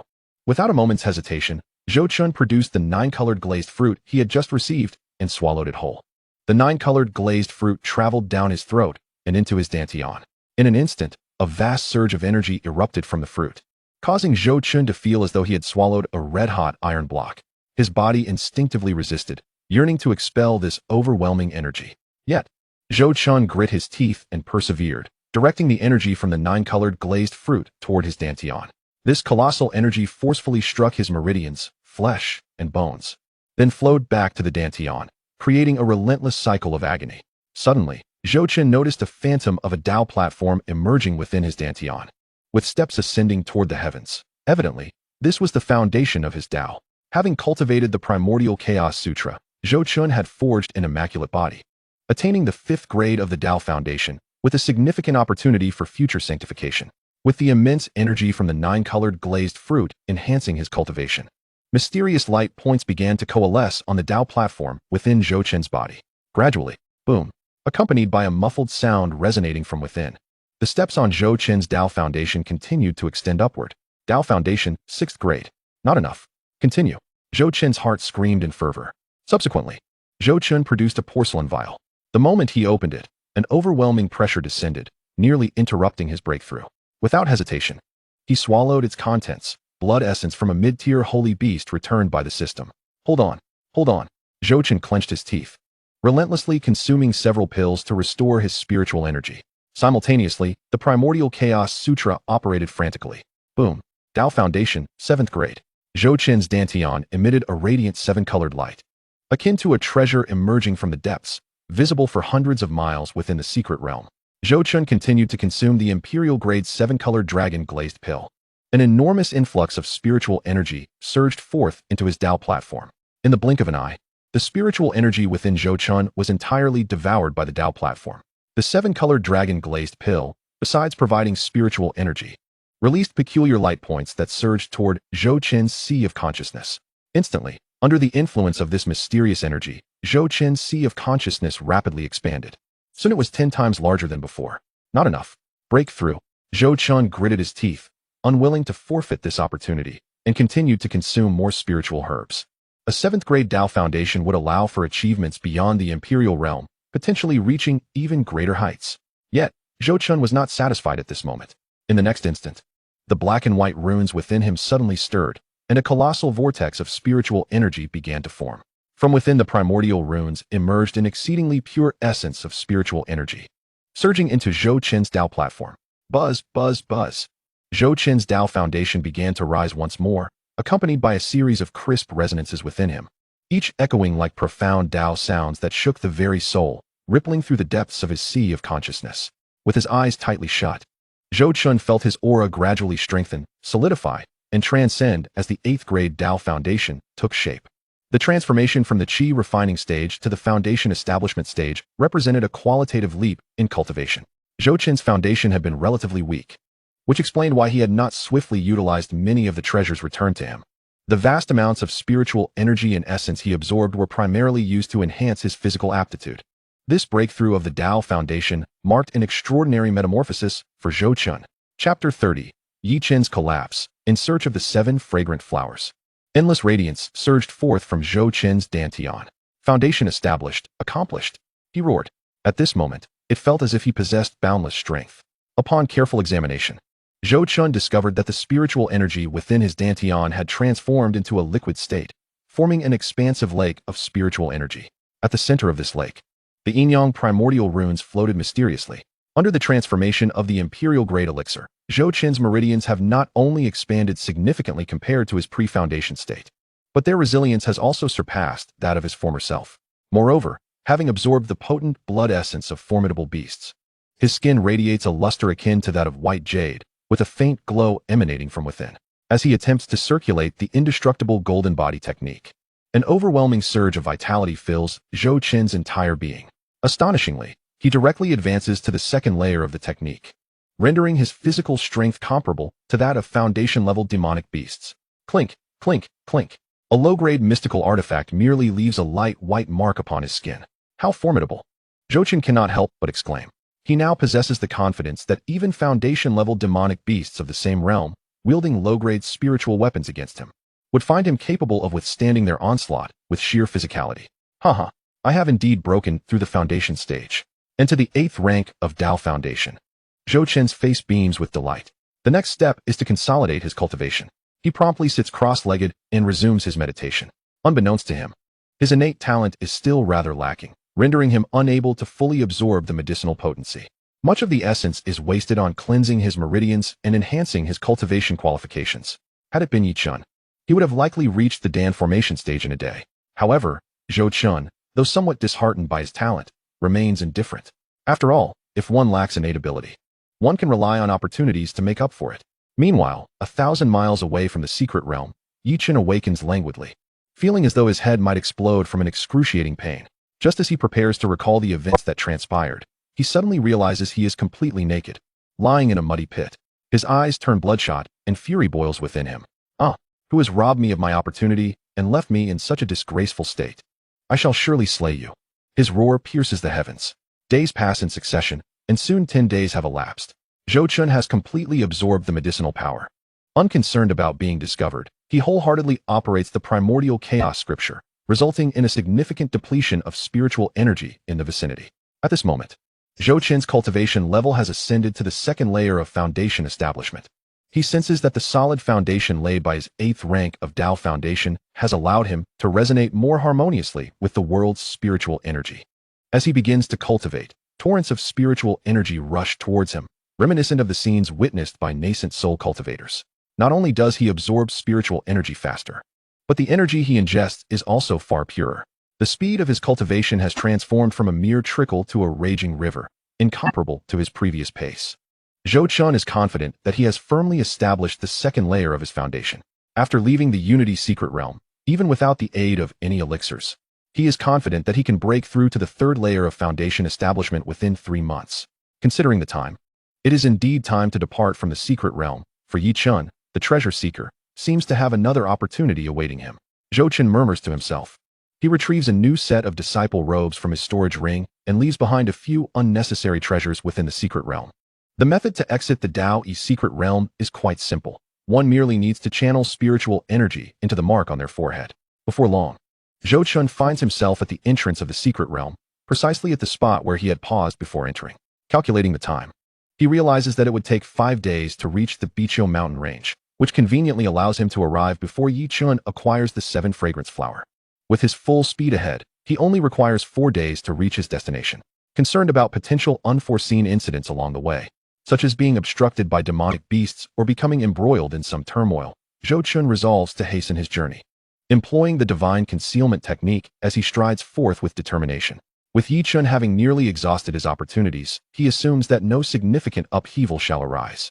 He intends to assess if any further advantageous opportunities remain. If not, it shall soon be time to settle scores.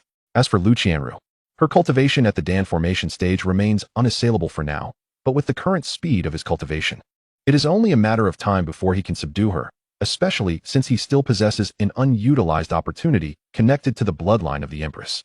While journeying, Zhou Chun contemplates and simultaneously opens his opportunity panel. Name: Zhou Chun. Realm: 2nd layer of foundation establishment. Fate: scion of a prestigious family, prodigy of cultivation. Martial arts genius, new. Acquired Tao body, new. Destiny: your fate is shrouded in mist, and it is no longer viewable. Recent opportunities: your fate is shrouded in mist, and recent opportunities are not viewable. Scion of a prestigious family, green fate. You were born into a modestly influential family of cultivators in Luo City, having lived a life free of worries since childhood. Prodigy of cultivation, golden fate. With an 8th rank Tao Foundation, your cultivation speed is extraordinary. Martial arts genius, new purple fate. Your innate talent in martial arts cultivation is remarkable. Practicing techniques is as effortless as eating and drinking. Acquired Tao body, new purple fate. After undergoing the tempering of the primordial chaos scripture, and subsequently consuming an imperial-grade elixir, your foundation is extraordinarily solid, allowing for cultivation as effortless as the most mundane of activities. The prodigy of cultivation fate has transitioned from blue to gold. Moreover, the previous alchemy wisdom root has now transformed directly into prodigy of cultivation, indicating that the talent associated with being a prodigy encompasses abilities in alchemy and artifact forging as well. Wouldn't that make the cultivation of all techniques and martial arts significantly easier in the future? Zhou Qin's breath quickens, his heart igniting with fervor. It appears to be the effect of the seven-colored dragon Li Dan, which not only enhances his spiritual consciousness, but also elevates his comprehension. Truly, it is a rare imperial-grade elixir within the realm of cultivation. Were the major sanctuaries to learn that such an elixir was consumed by Zhou Chun, they would undoubtedly wish to eliminate him and refine him into a human elixir for their own use. Zhou Chun smiles confidently. He has finally turned the tide. 3 days later, Zhou Chun arrives at the Biqiu mountain range. Beneath a concealed waterfall, he senses a faint fluctuation of spiritual energy emanating from within. If one does not pay close attention, it would be easily overlooked. Upon closer inspection, it appears that there is some mystery hidden behind the waterfall. Threads of spiritual energy stretch out from the heart of the waterfall, beckoning him. Zhou Chun retrieves an ordinary weapon from his storage ring and tosses it toward the center of the waterfall from a distance. Whoosh! The spiritual weapon penetrates the waterfall without any other sound. Indeed, something is amiss. Without further hesitation, Zhou Chun gathers his strength and, with a resounding crash, propels himself toward the center of the waterfall like an arrow released from a bow. Boom, boom, boom. Even with the prior shielding of spiritual energy, Zhou Chun feels an immense force upon impact. However, it lasts only a moment before he emerges behind the waterfall.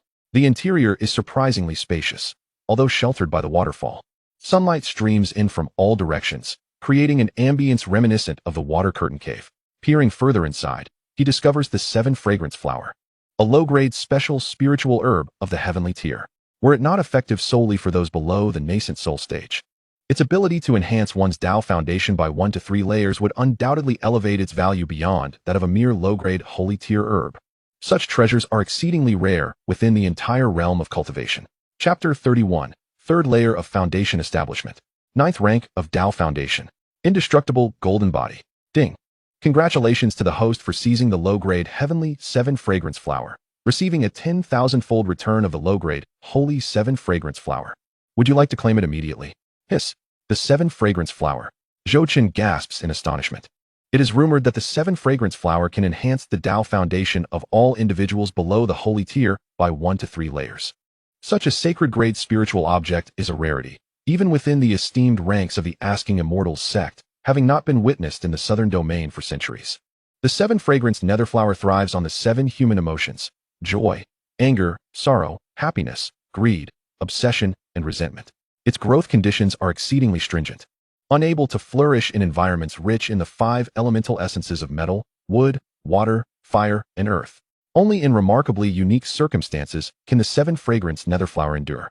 Legends tell that whenever this flower emerges, the southern domain is inevitably engulfed in chaos and bloodshed. Particularly, ancient beings of the Yuanying stage emerge in droves, fiercely competing for the flower, driven by madness. Its potency is fearsome. Not only does it forcibly elevate one's Yuanying foundation by 1 level, but it also bestows an abundance of life energy upon its consumer.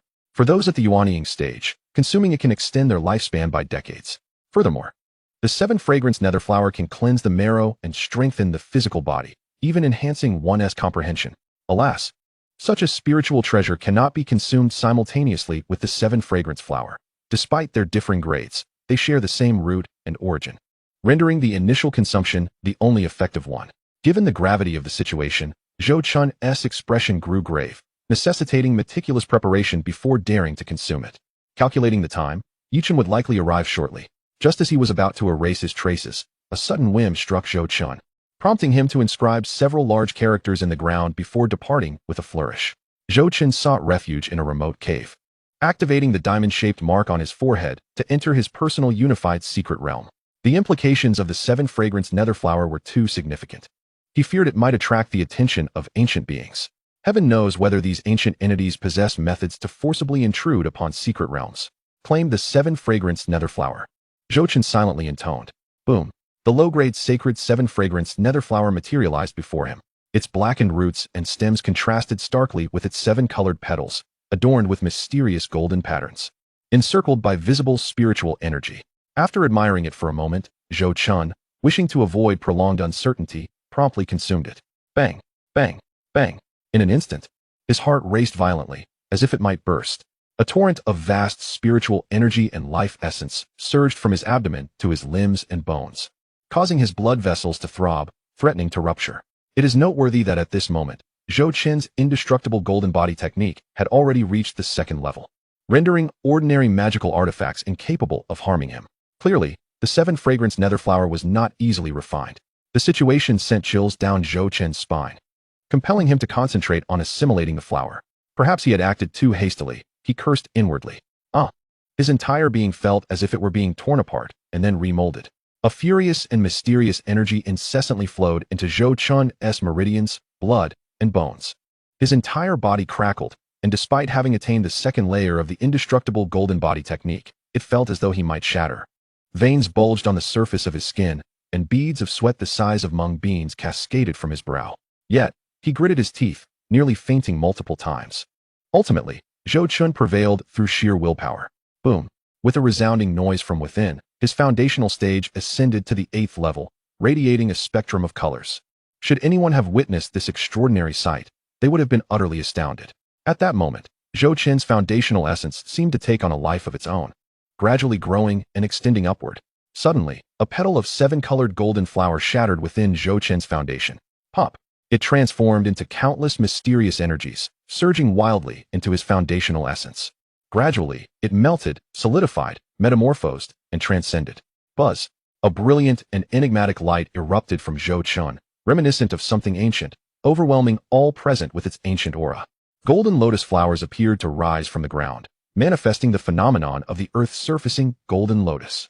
Tiny spatial fractures began to form within the secret realm. Boom! Outside the secret realm, thunder roared across a radius of 100 miles, with bolts of lightning cascading down. Nearby birds and beasts scattered in panic, and some lower-tier cultivators met a hasty demise amidst the animal stampede. Unbeknownst to him, Zhou Chen's cultivation had silently breached the 3rd layer of foundational establishment. As the 7-fragrance nether flower was gradually absorbed, his aura began to stabilize. The tempest of thunder outside the secret realm dissipated as if it had never existed. Upon closer inspection, one might discern dark golden patterns flowing across Zhou Chen's skin, an unmistakable sign of advancing to the 3rd layer of the indestructible golden body technique. At this moment, Zhou Chen felt that, with the strength of his physical body, he could even contend with cultivators at the 1st layer of the Jedon stage. This harvest was monumental, with his foundational essence, cultivation, physical body, and even spirit experiencing tremendous enhancements. What a delight! Zhou Chen could not help but let out a howl of exhilaration. His mind felt clear and refreshed, as if his comprehension had attained a significant elevation. 3 days later, in the Biqiu mountain range, Yi Chun stood before a waterfall, looking disheveled and quite the sight. His expedition had yielded no rewards. Instead, he had been relentlessly pursued by demonic beasts. This left him, who had always enjoyed smooth sailing, feeling utterly vexed and perplexed. Had he committed some misdeed that had caused the heavens to withdraw their favor? It seemed not, Yi Chun murmured to himself, catching a whiff of his own foul odor. He approached the pool beneath the waterfall, intending to cleanse himself. Suddenly, he raised his head, sensing something behind the waterfall, a feeling strikingly reminiscent of past fortuitous encounters. Without hesitation, he struck out. Bang! Yi Chun's fist collided with the waterfall, unleashing a vortex of spiritual energy that revealed a hidden cave within. With his experience, he surmised that treasures must lie within. Without a second thought, he activated his protective spiritual energy and plunged into the waterfall. To his astonishment, there was nothing inside. Yi Chun surveyed his surroundings, discovering no items of spiritual essence, and disappointment washed over him. But what was that on the ground? He hurried over to investigate. There, inscribed in the earth, were the words, "The treasure is a low-grade celestial 7-fragrance flower, taken by me. To those who come after, are you angry?" It was even dated 3 days prior. Don't let me find out who you are. Boom. Yi Chen's eyes instantly reddened, and he struck the ground with his palm, creating a massive crater, pulverizing the words into dust. "Chen fortune belongs to those with destiny. Maintain your heart." A voice echoed in Yi Chen's mind. "Yes, master." Yi Chen quelled his fury, a fleeting glint of ruthlessness flashing in his gaze. Although the 7-fragrance flower could not compare to the 7-fragrance nether flower, it remained an exceptional treasure in the realm of cultivation. Acquiring it would significantly enhance Yi Chen's cultivation aptitude. How could he not feel incensed at missing such a grand opportunity? The thought of having let slip such a fortuitous chance caused his heart to bleed. Chapter 32, Slaying the Demonic Beasts, a Transformation Unseen. System, check the panel. Zhou Chen intoned. Name, Zhou Chen. Realm, 3rd layer of foundation establishment. Fate, indestructible golden body, new. Talented comprehender, new. Cultivation prodigy, alchemical wisdom, acquired Tao body, new. Recent fortunes, Your destiny is shrouded in mist. Recent opportunities cannot be viewed. Indestructible golden body, new red fate. You possess an extraordinary talent for physical training, finding the process of cultivation remarkably effortless. As a prodigy of enlightenment, new with a purple fate, having ingested the 7 fragrance flower. Your comprehension of the great Tao transcends the ordinary. As a cultivation genius, with a golden fate, you have established an 8th grade Tao foundation, resulting in an unparalleled speed of cultivation. As a martial arts prodigy, new with a purple fate, your aptitude in martial arts training is exceptional, rendering the practice of techniques as simple as the act of eating or drinking. As a postnatal Tao body, new with a purple fate, after being tempered by the primordial Chaos Sutra and subsequently consuming an imperial-grade special elixir, you have achieved a postnatal Tao body, allowing for rapid cultivation. As an alchemical genius, with a blue fate, your talent in alchemy is outstanding, making the process of pill refinement effortless for you. Having traversed to this moment, I finally possess a modicum of self-preservation. The enhancement of my strength grants Zhou Chen a profound sense of security. It is hard to forget how a mere qi refinement stage Zhang Xiaoxin once dictated Zhou Chen's fate, evoking a sense of melancholy. Zhou Chen also recalls that there remains a certain individual who had poisoned him, yet to be brought to justice. He silently resolved that upon returning to the sect, he would conceal his power and draw the snake out of its hole. Roar! Just as Zhou Chen was lost in thought, a sudden roar from a fierce beast echoed from not far ahead. Countless birds and beasts, their expressions filled with terror, fled past him without a glance. Even the natural adversaries among the beasts, normally indifferent, were now caught in a frantic escape. Exercising caution, Zhou Chen restrained his vital energy, activating the divine concealment technique as he advanced forward, occasionally dispatching a few foolish beasts that dared to approach. Moo! The thunderous roar resounded again. Yet this time the sound was markedly different. Zhou Chen soon beheld a vast expanse of fallen trees in the forest ahead. At the center of the clearing, 2 ferocious beasts were engaged in a frenzied clash. To his astonishment, they were both mid-stage foundation-building beasts. Zhou Chen recognized both creatures. One was a great strength demon ape, immensely powerful and carnivorous, notorious for its brutality. The other was a unicorn demon bull, typically non-aggressive towards cultivators, yet terrifying when provoked. Under normal circumstances, any cultivator would wisely steer clear of them. Although the materials from their bodies were highly valuable, the costs associated with subduing them, organizing personnel, the consumption of elixirs, and spiritual tools were daunting. Bang! Bang! Both beasts, now consumed by rage, collided with ferocity, their fists meeting flesh with no restraint. The aesthetic of their violent confrontation was visually stunning, captivating Zhou Chen's attention and even igniting a desire to join the fray. The rumble of their battle echoed through the air. The unicorn demon bull appeared to possess greater strength, absorbing the demon ape's blows as if merely tickled, showing no visible signs of injury. Conversely, the demon ape was accumulating wounds, blood flowing freely from its body. Just as Zhou Chen thought the demon ape was on the verge of defeat, a sudden crimson glow enveloped it, its form expanding as its injuries visibly healed.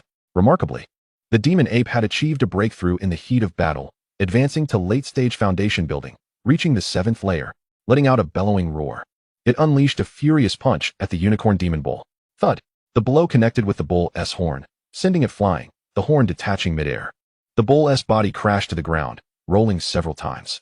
The sound of shattering bones echoed, akin to stepping on a bundle of dry twigs.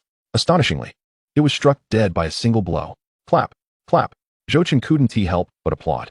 The demon ape turned its gaze towards him, a wave of rage igniting within its eyes. Overcome with fury, it charged at Zhou Chen.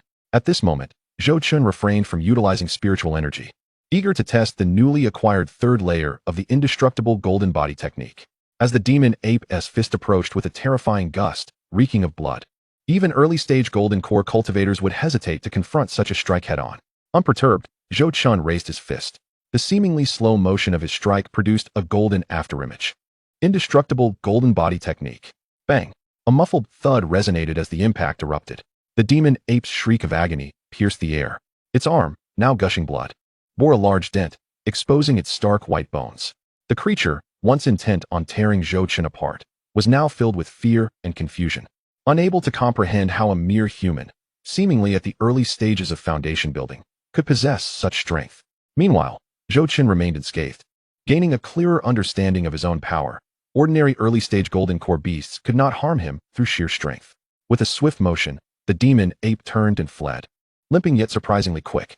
Zhou Chen was speechless, This demon ape had indeed become cunning, opting to flee when overmatched. However, he was determined not to let it escape, especially now that it was injured. Bang, bang, boom, crack. Zhou Chen sprang into action, swiftly pursuing the retreating demon ape. Then, an almost eerie silence enveloped the scene for a fleeting moment. Thud. The heavy thud of the demon ape's body crashing to the ground followed. A large hole now marred its chest. Zhou Chen never held back against such beasts, understanding well that in the realm of cultivation, even beasts may possess formidable backgrounds. Quite impressive, a demon core has emerged. A demon core rolled out from the demon ape's chest. Zhou Chen grasped the core, but before he could examine it closely, a rugged voice boomed from behind him. Ha ha ha, what a splendid day. Young one, drop the demon core, and you may leave unharmed. Before Zhou Chen stood 3 burly figures. The leader, a bald man with prominent scars across his face, strode forth, flanked by 2 companions at the 6th layer of foundation building, while the scarred man himself stood at the 7th layer. Their faces were alight with delight, utterly oblivious to the prior events. Hey, are you deaf? Drop the demon core, and you can walk away. The scarred man sneered, his disdain palpable.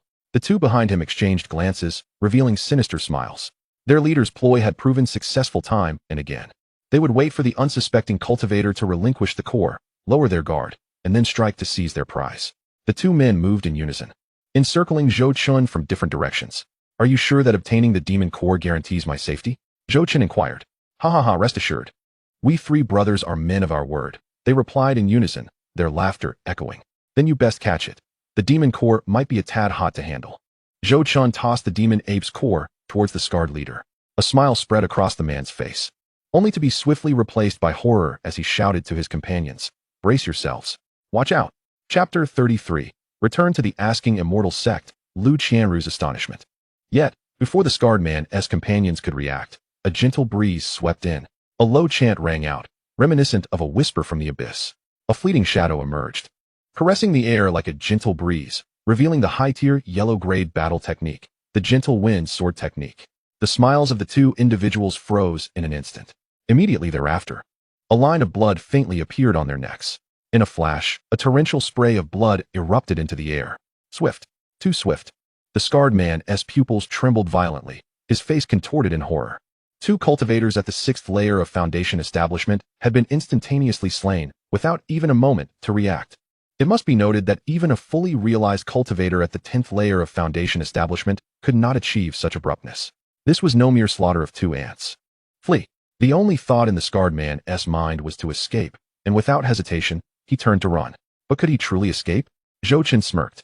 The killer is always hunted by the hunted. This band of robbers had undoubtedly committed their fair share of nefarious deeds. Zhou Chen had no intention of showing mercy. Void severance. A blade of sword chi pierced through the air in an instant, emitting a piercing whistle as it sped towards the scarred man. Hearing the ominous sound, the scarred man's heart sank. He activated his protective spiritual energy and summoned a sword-shaped magical artifact from his hand. It was a mid-grade yellow-tier spiritual weapon. He hurled it backward with all his might, not daring to look back even once. Clang! The scarred man rejoiced, believing the artifact had worked. However, he was suddenly seized by excruciating pain in his lower body.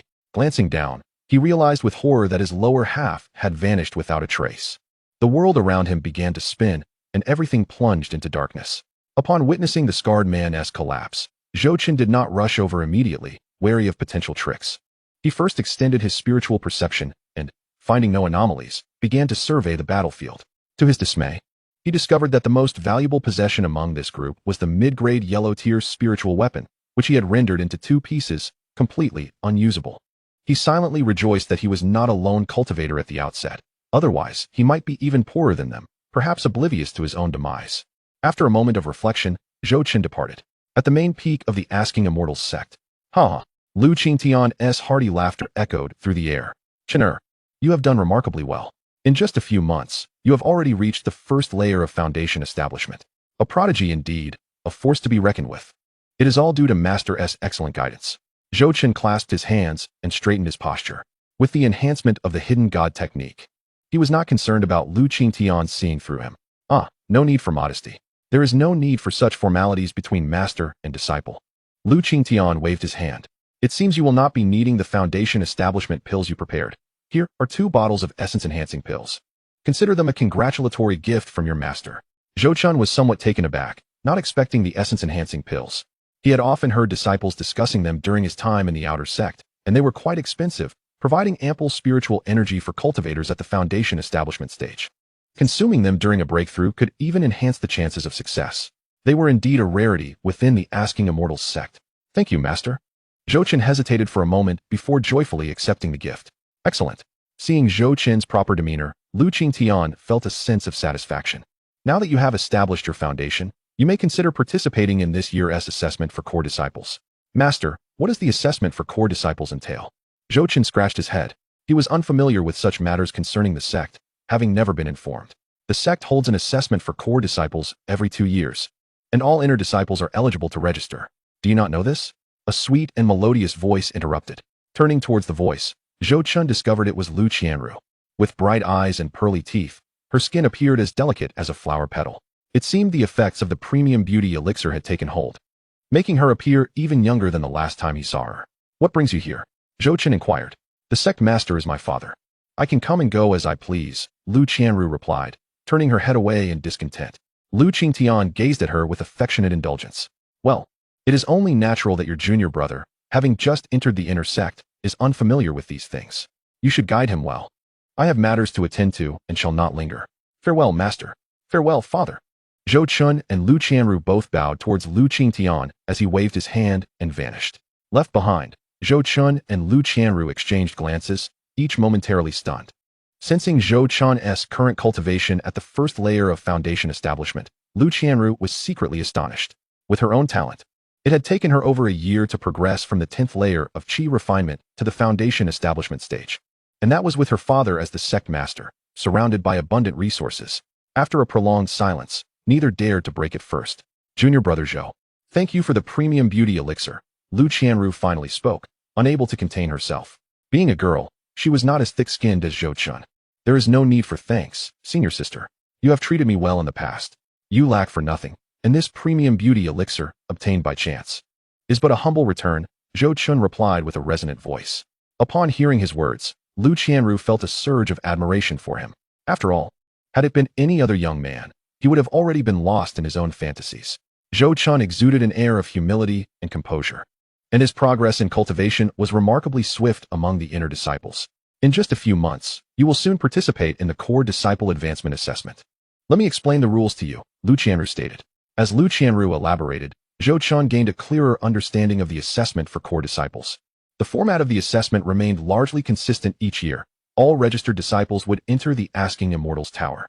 The Asking Immortals Tower was the foundation of the Asking Immortals sect in the southern region of the Tianxian continent, its grade unknown, containing its own unique space.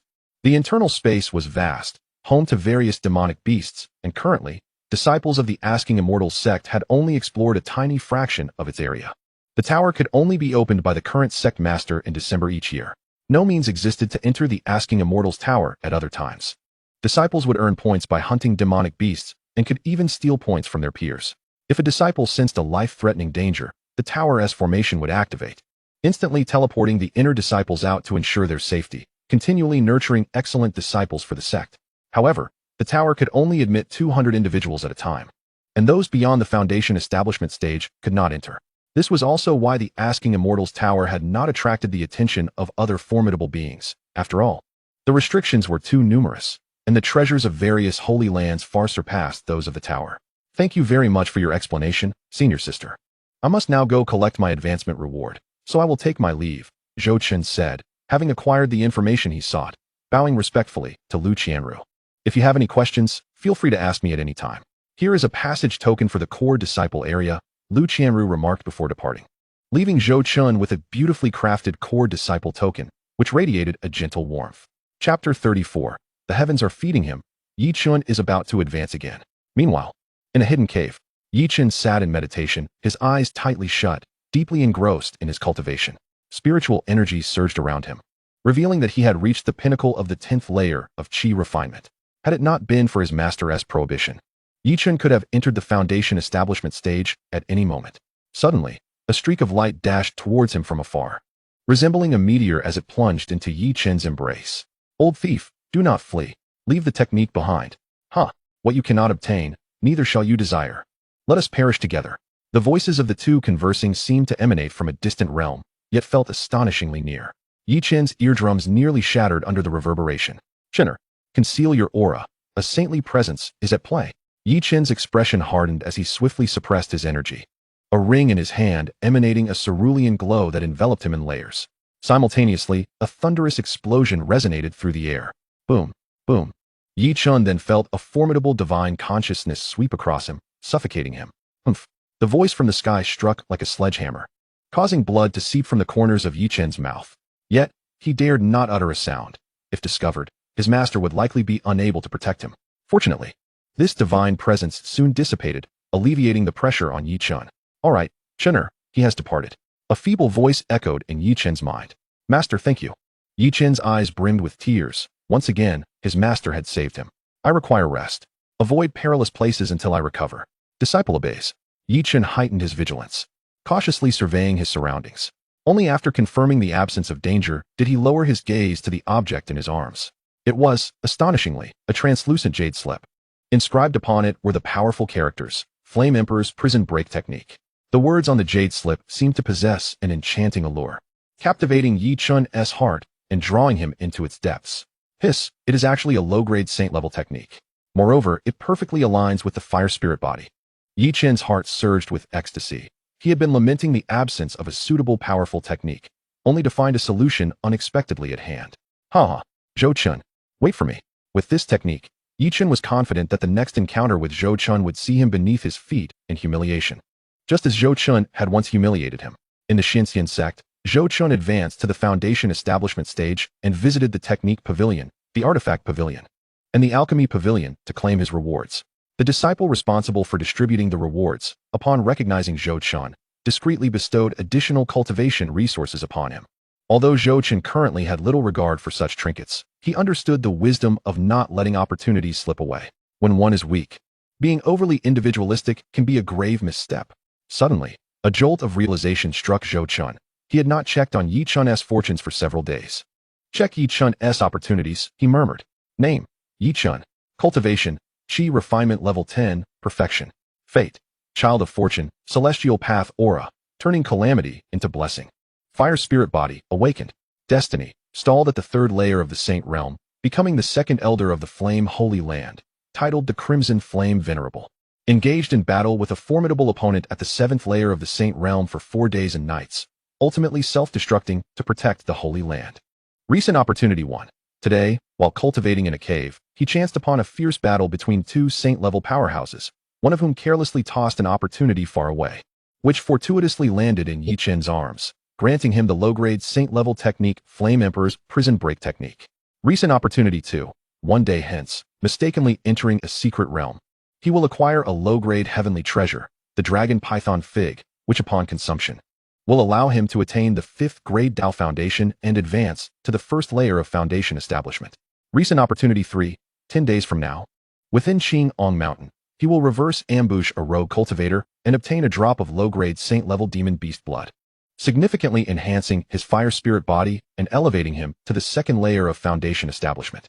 Recent opportunity 4. 1 month later, he will accidentally fall from the cliffs of Longmang Mountain and discover a medicinal garden at the bottom, acquiring a bounty of low-grade and mid-grade spiritual herbs. Recent opportunity 5. 1.5 months later, having gifted a bottle of rejuvenation pills to an elder of the Technique Pavilion, he will gain guidance and uncover the mysterious low-grade, Xian-level movement technique 8 parts chase cicada in the innermost corner of the pavilion. Recent opportunity 6. Upon reading this, Zhou Chen could scarcely contain himself. Is this not blatant cheating? Truly, the heavens are unjust. Not only had he been thwarted in his quest for Yi Chen's heavenly flame technique, but now the universe had unceremoniously bestowed opportunities upon Yi Chen, executing a perfect time delay. Even if he raced there now, Yi Chen would have long since fled. Sigh. Zhou Chen silently reminded himself not to become overly complacent. The child of destiny could not be fathomed through mere logic. Moreover, Yi Chen's cultivation speed was truly terrifying. Not only had he swiftly established his foundation, but his power was also surging exponentially. With this in mind, Zhou Chen wasted no time and set off toward Qingong Mountain. He was certain he could not catch up to the dragon python fig, but hoped to intercept Yi Chen's subsequent opportunities. 3 days later, at Qingong Mountain, Zhou Chen had exhausted both bottles of pills gifted by Lu Qingtian, yet his cultivation had only increased marginally. Had Lu Qingtian known, he would surely have been astonished. After all, these 2 bottles of primordial enhancement pills could enable an average disciple to reach the 6th layer of foundation establishment. Yet for Zhou Chen, it barely yielded a whisper of progress. This was still a result of tirelessly cultivating amidst the abundant spiritual energy of the return to Unity's secret realm. There was no other choice. Zhou Chen's cultivation method, the Primordial Chaos Sutra, demanded an extraordinary amount of spiritual energy. Fortunately, the rewards were equally astonishing. Zhou Chen's spiritual energy was now exceedingly pure, likely surpassing that of ordinary foundation establishment perfection cultivators. Zhou Chen arrived at a nearby market. Have you heard? Qingyang Mountain has been quite unsettled lately. What do you mean? Some rogue cultivators have been vanishing without a trace. I suspect someone is lurking nearby, robbing and killing.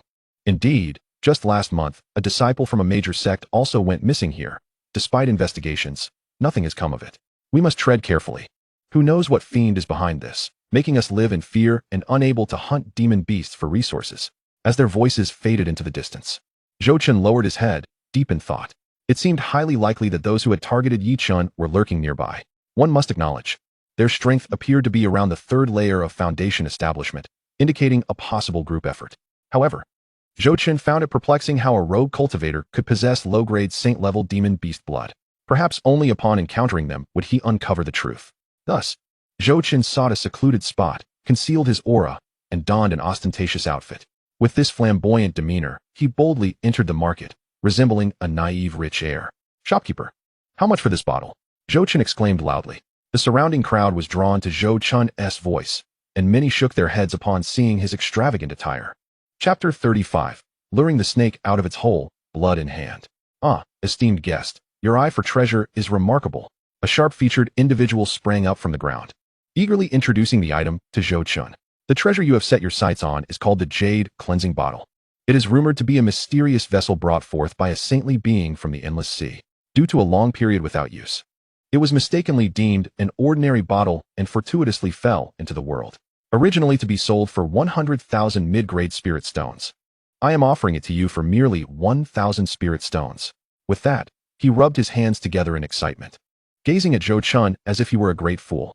Do not miss this chance. Divine objects possess spirit. Perhaps this bottle is waiting for a master like you. After finishing his words, he shot a mischievous glance at Zhou Chen, leaving him utterly disgusted. Fine, 1,000 spirit stones it is. Just wrap them up. Zhou Chen feigned an air of extravagance, eliciting gasps of astonishment from those around him. After all, in the eyes of the onlookers, a cultivator at the 10th layer of Qi refinement possessing such a wealth of spirit stones was akin to a child parading around with gold. No one had anticipated that anyone could be foolish enough to this extent. It was likely the folly of a second-generation heir from a family that had seen little of the world. The murmurs of disbelief grew louder, and some gazes began to harbor ill intentions. Seizing the opportunity, Zhou Chen frantically purchased items from several stalls, never bothering to haggle. In no time, he had spent over 10,000 low-grade spirit stones, creating quite a stir in the marketplace. Given that this was a small bazaar, such significant transactions were rare. Even when they occurred, they were done discreetly, unlike Zhou Chen's ostentatious display. After wandering for a while longer, Zhou Chen gauged it was time to leave and swaggered out of the market. Of course, after his departure, several groups of individuals followed in his wake. Sensing the pursuers closing in, a slight smirk graced Zhou Chen's lips. Unfazed, he made his way toward a secluded area. As he ventured farther, a palpable aura of danger began to emerge. Instinctively, Zhou Chen sensed the looming threat around him.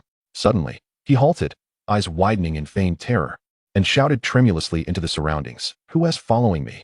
From the nearby thicket, 3 groups of people emerged from various directions.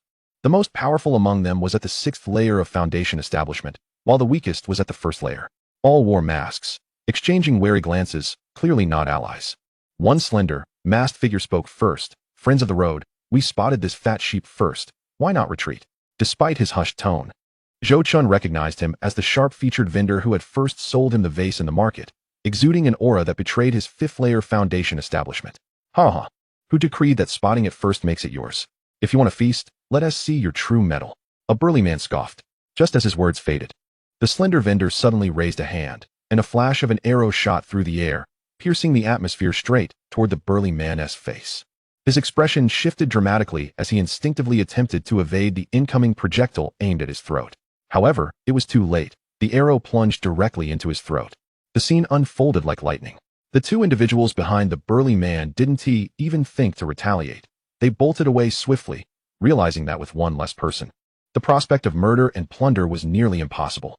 Better to cut their losses, for after all, the lives of friends are worth less than their own.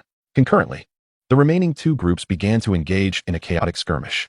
The entanglement soon revealed a victor. The slender man at the sixth layer of Foundation establishment displayed signs of impatience, nodding to his companions. The three simultaneously activated another technique, their palms igniting with blood-red flames. Their entire essence transformed into an inky blackness. Not good, they're from the Blood Demon Sect. Run. The crimson flames shot forth, directly striking several others. The ensuing chaos was accompanied by blood-curdling screams, and soon the ground was littered with heaps of black ash. Bah! The slender man removed his black mask and disdainfully spat onto the ground. After this, he turned his gaze toward Zhou Chun, only to find him surprisingly unmoved. As if emboldened by some assurance, the slender man's expression shifted to one of astonishment. Assessing opportunities, Zhou Chun silently mused. Name, Chen Wei. Realm, sixth layer of Foundation establishment. Fate, green fate. Some talent, yet destined to meet an untimely end. Destiny, ultimately stagnates at the sixth layer of Foundation establishment, a disciple of the Blood Demon Sect, son of the third elder, prepared by his father.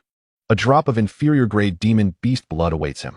Out on training to refine his strength, he prepares to challenge the seventh layer, but is slain by Yi Chun in a counterattack days later. You're quite remarkable, staying calm in the face of death. Join our Blood Demon Sect, and I might consider sparing your life. It's known that the Blood Demon Sect is infamous across the southern region. Their methods are notoriously ruthless, and they are fiercely protective of their own. Offending them leads to relentless pursuit. In the southern region, they rival the righteous sects such as the Asking Immortal Sect, the Qingyan Sect, and the Huangfeng Valley. I refuse, Zhou Chun replied coolly. Seeing Zhou Chun's lack of gratitude, the sharp-featured vendor immediately lost interest and waved his hand. The two black-clad men at the fourth layer of Foundation establishment beside him wasted no time, swiftly channeling their demonic powers. They darted toward Zhou Chun, their hands raised. Red flames akin to blood prepared to send him to his demise. The next second, bang bang.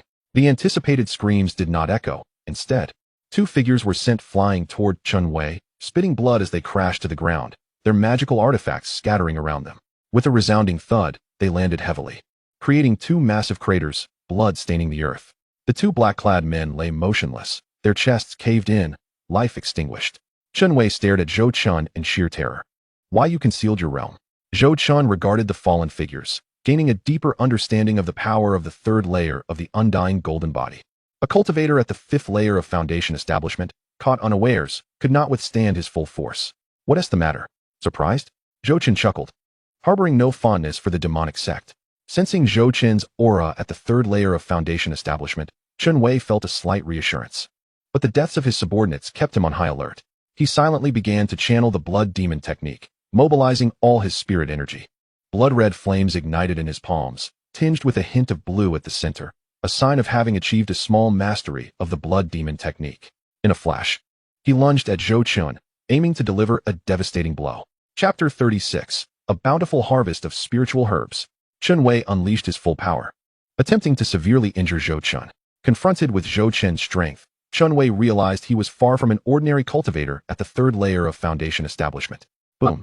Chen Wei's demonic flames surged with the wind, instantly engulfing the area in a sea of fire. Oh, are you playing with fire in front of me?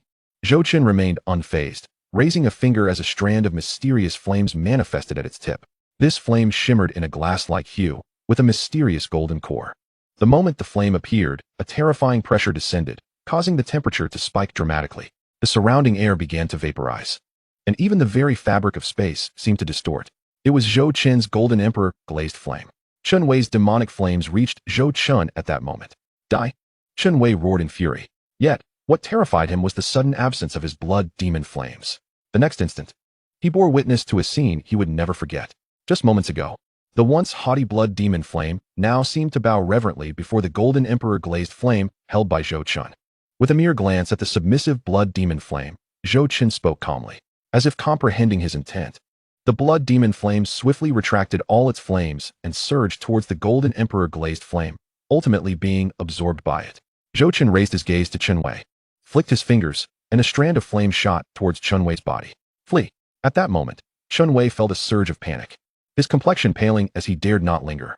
He immediately employed the secret technique of the demon gate, the heavenly demon disintegration, swiftly severing his own arm.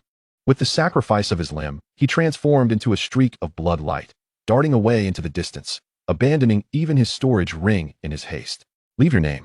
I will surely kill you next time. 1,000 cuts, 1,000 tortures. I am Yi Chun of the Asking Immortal Sect. If you have the ability, come and kill me. Zhou Chun declared loudly. Yi Chun, you wait for me. Chun Wei's face twisted in rage, vowing in his heart to slay Yi Chun. Observing Chun Wei's desperate flight, Zhou Chun promptly checked his storage ring, then relaxed his expression. He chose not to pursue Chun Wei, partly due to the other's remarkable speed, and also because he received a system notification the moment he acquired Chun Wei's storage ring. Zhou Chun had yet to master any speed-based techniques, and chasing after him might prove futile. Ding! Congratulations to the host for intercepting a drop of low-grade Saint-level Beast Essence. Receiving 100 drops of high-grade Saint-level Beast Essence in return. Would you like to claim it now? Not yet, Zhou Chun replied. With the imminent arrival of Blood Demon Sect members, he resolved to wait until he reached a safer location to claim his reward. Meanwhile, Chun Wei's face was overcome with an indescribable terror. Thud! Exhausted of spiritual energy and propelled by his speed, Chun Wei crashed into several trees. Hearing the commotion, he struggled to rise, preparing to cast the heavenly demon disintegration once more, fearful that Zhou Chun might catch up and kill him. My apologies, young master. I am late. A figure dressed in the attire of a Blood Demon Sect disciple, wearing a mask, appeared before Chun Wei, emanating a powerful aura. Indeed, he was at the 9th level of Foundation establishment. This person was Chun Yi, a servant assigned by the Third Elder to protect Chun Wei. Chun Wei was a ruthless individual himself. In his quest for self-improvement, he had brazenly dismissed Chun Yi. Upon seeing the newcomer, an eruption of anger surged within Chun Wei, and he bellowed, "Dog slave, where have you been? I was nearly killed. My father sent you to protect me, not to play around." "Young master."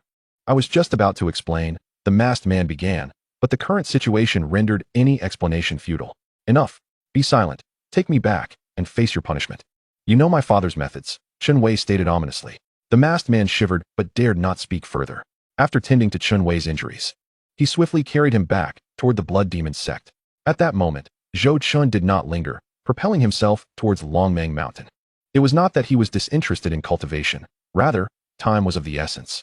The locations of the opportunities he sought were remarkably distant, seemingly designed to hinder him. Zhou Chun's anticipation for speed-based techniques intensified, even as he traveled tirelessly. Reaching Longmang Mountain would require several days. Not to mention the detours and encounters with formidable beasts along the way, which he intended to avoid. Though Zhou Chun was unafraid of battle, time was relentless, and he needed to seize Yi Chen's opportunity swiftly. His current objective was to intercept all spiritual resources and return to the sect to acquire techniques. Zhou Chun remained silent, continuing his journey. Chun Wei's appearance was merely a minor interlude for him, and he had inadvertently saved Chun Wei's life. Had Yi Chen intervened, it would have undoubtedly ended in disaster, with no chance to execute the heavenly demon disintegration. 3 days passed in the blink of an eye. At the edge of the Longmang Mountain cliff, Zhou Chun gazed down at the abyss below, shrouded in mist and miasma, a twinge of trepidation gripping his heart. Falling from such a height would likely spell doom, even for those at the core formation stage. He could hardly fathom how Yi Chun had survived. It could only be said that he was indeed the child of destiny. Not only had he survived the fall, but he had also fortuitously discovered a vast expanse of unclaimed spiritual herbs at the cliff's base. Fortunately, these treasures were destined for Zhou Chun. His confidence in descending stemmed from his cultivation of the indestructible golden body, rendering the cliffside beasts a negligible threat. Furthermore, bolstered by the primordial chaos scripture, he was nearly devoid of a shortage of spiritual energy. With this in mind, Zhou Chun hesitated no longer, using the vines and rocks at the cliff to descend gradually. After approximately 3 hours, Zhou Chun reached the foot of the cliff. To his astonishment, the surrounding spiritual energy was remarkably abundant, a stark contrast to the miasma-laden scene above. Thus, he continued to explore further. Before long, he stumbled upon a narrow crevice, from which rich spiritual energy surged forth, invigorating him. This must be it, Zhou Chun mused. Without a moment's hesitation, he passed through the crevice. After only a few steps, the landscape opened up before him, revealing a vast expanse of spiritual herbs, blooming like wildflowers across the terrain. Astonishingly, many were over 100 years old, and some even boasted a millennium's age. Remarkable. There are even herbs thought to be extinct. Zhou Chun exclaimed, though he had known of their existence beforehand. The sight still left him awestruck. The entire herb garden was home to at least 10,000 spiritual plants. Ding! Congratulations on intercepting a herb garden, acquiring 16,800 low-grade and mid-grade earthly spiritual herbs. With a 1,000-fold return of an equal amount of heavenly low-grade and mid-grade spiritual herbs. Would you like to claim it now? Yes. Claim it immediately into the returning one secret realm. Zhou Chun excavated all the spiritual herbs along with the rich soil beneath them, transporting the entire patch into the returning one secret realm. Before long, the garden was entirely stripped bare, not even a single weed left behind. The spiritual energy in the area thus diminished significantly. It's time to leave, Zhou Chun remarked, brushing off the dirt from his attire. He retrieved a pristine inner sect disciple robe from his storage ring and donned it before striding away with purpose. Chapter 37. The Unfortunate Yi Chun and the Mad Chen Wei. As night enveloped the world like ink, the mountain winds whispered mournfully. In a hidden cave, Yi Chun consumed the dragon python fig, an unexpected boon from a secret realm, seemingly signaling the return of his fortune. Chunner, quickly focus your mind. Gather the 5 energies in your dantian. Prepare to break through. Yi Chun sat cross-legged upon a stone, his surrounding spiritual energy swelling. A faint crimson vortex swirling above his head. The potent medicinal force rapidly disseminated within him. Soon, Yi Chun entered a profound state. As the liquid spiritual energy within him surged tumultuously, revitalizing every part of his body with newfound vigor. Condense, Yi Chun commanded with a low voice. As the Flame Emperor breaks the prison technique reached its zenith, a red glow enveloped him, revealing the full activation of his fire spirit body. The spiritual energy born from the dragon python fig swiftly converged within his dantian, progressing through the layers of foundation. Just when Yi Chun thought he had reached a dead end, a tremendous surge of spiritual energy surged into his dantian, rapidly coalescing the remaining medicinal power that he had yet to absorb and channeling it into the foundation of his Tao. Master, I have successfully established my foundation. Yi Chun exclaimed, unable to conceal his excitement. At a critical moment, his master had lent him a helping hand, enabling him to successfully condense a 5th-grade foundation and break through to the first layer of foundation establishment. Very well, a faint yet comforting voice emanated from within the ring. Your foundation is even more solid than anticipated. Consolidate it quickly and depart. This place is not suitable for lingering. Heeding the advice, Yi Chun began to adjust his breath. Yet his mind was already calculating his return journey. Armed with the Flame Emperor's prison-breaking technique and his newly established foundation, he felt confident that he would astonish everyone during the core disciple assessment of the Wuxian sect, reclaiming all that he had lost. Most importantly, he would exact revenge on Zhou Chun for the humiliations he had endured. After a brief period of adjustment, Yi Chun discerned the direction and soared rapidly towards the Wuxian sect. Just as he passed through a grove of black pines, a chilling and bone-piercing killing intent suddenly locked onto him. With a whoosh, a wave of bloodthirsty demonic flames shot forth from the shadows, striking directly at Yi Chun's face like a venomous serpent. Who? Yi Chun gasped in shock, but reacted with remarkable speed, hurriedly activating the Flame Emperor's prison-breaking technique and striking out with both palms ablaze in crimson. The collision between the demonic flames and his fiery onslaught sent Yi Chun hurtling back several feet, his blood surging, and the sleeves of his robe instantly charred. Stumbling to the ground, he raised his gaze.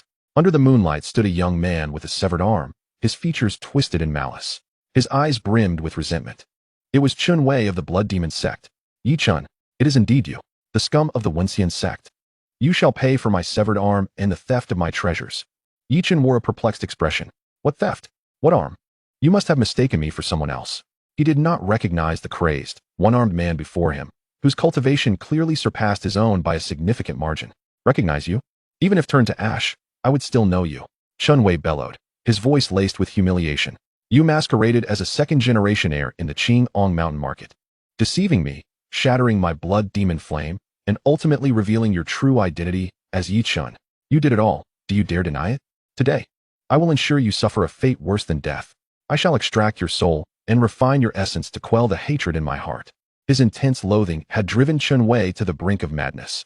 Chun Yi, join me in striking him down. Chun Wei commanded, abandoning any further words. His remaining left arm surged with demonic energy, unleashing the terrifying pressure of a peak 6th-layer foundation without reservation. The blood-red demonic flames surged higher, deepening in hue, transforming into a roaring blood python that charged full force at Yi Chun. Blood prison, soul devour. At the same time, Chun Yi unleashed his full power at the 9th layer of foundation. Yi Chun's complexion drastically changed. Their cultivation levels far surpassed his own.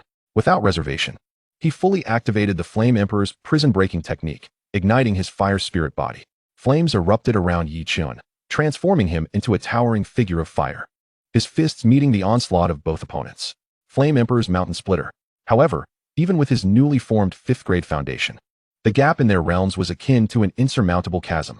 With a sickening sound, the crimson flames were instantaneously engulfed by the blood python. The terrifying remnants of the demonic flames crashing violently against Yi Chen's chest. His protective high-grade mystical armor flickered wildly before dimming and shattering piece by piece. A metallic taste flooded his mouth as he coughed up a mouthful of blood, the bones in his chest cracking painfully. The 5th grade foundation quivered violently. The spiritual lake within his dantian surging with raging waves, nearly collapsing. Yi Chun's body was sent flying like a kite with its string cut, crashing heavily into an ancient tree, which splintered upon impact. Die. A glimmer of cruelty flashed in Chun Wei's eyes, denying Yi Chun any chance to recover. Chun Yi transformed into a shadow of blood, rapidly lunging forward, a dripping demonic blade materializing in his hand as he aimed for Yi Chen's brow. Not only did he seek to kill, but he also aimed to obliterate Yi Chen's very soul. Only then could he atone for Chun Wei's severed arm. Otherwise, upon returning to the Blood Demon Sect, Chun Yi would face even worse consequences for failing to protect his master. Blood Demon, Soul Shadow Rift. The shadow of death loomed ominously over Yi Chun. Chunner. From within the ring, an elderly voice erupted in urgent fury. In a moment of peril, buzz. The ring on Yi Chen's hand suddenly erupted with a blinding azure light. An ancient spirit figure appeared, exuding an aura of timelessness as it gazed down upon Chun Wei. The ring's spirit, at the cost of its already dwindling source of soul power, forced itself into existence. With a slow, yet immensely heavy gesture, the spirit pointed at the advancing Chun Wei and Chun Yi. Starfall, Oblivion Finger. That singular point seemed to drain the surrounding light and sound. Time appeared to freeze for an instant. A terrifying wave split in two, silently shooting forth. There was no earth-shattering momentum, as though it transcended space. Precisely striking the foreheads of Chun Wei and Chun Yi. Their faces, once contorted in rage, instantly froze, and the excitement in Chun Wei's eyes morphed into shock. Chun Yi's body maintained an odd posture as he charged forward, a minuscule hole appearing in his brow. In the next moment, like statues turned to stone, they crashed heavily to the ground. Their life forces were obliterated beneath that singular point, unable even to emit a cry of despair. All of this transpired in the blink of an eye. Upon completing this attack, the spirit figure dissipated instantly. A wave of intense agony emanated from the depths of Yi Chen's soul, exploding in his mind. Ah! Yi Chen let out a heart-wrenching scream. This pain far exceeded that of his physical injuries by 100-fold or more. It felt as though a piece of his very soul had been violently torn away. Chapter 38. Yi Chen faces setbacks, emerges from despair. Yi Chen's body trembled violently as blood trickled from his 7 orifices, his complexion paling to a ghastly white. The 5th grade foundation that had only just stabilized quaked violently once more, fissures appearing within. The once pure spiritual energy became chaotic, rampaging through his meridians and searing them mercilessly.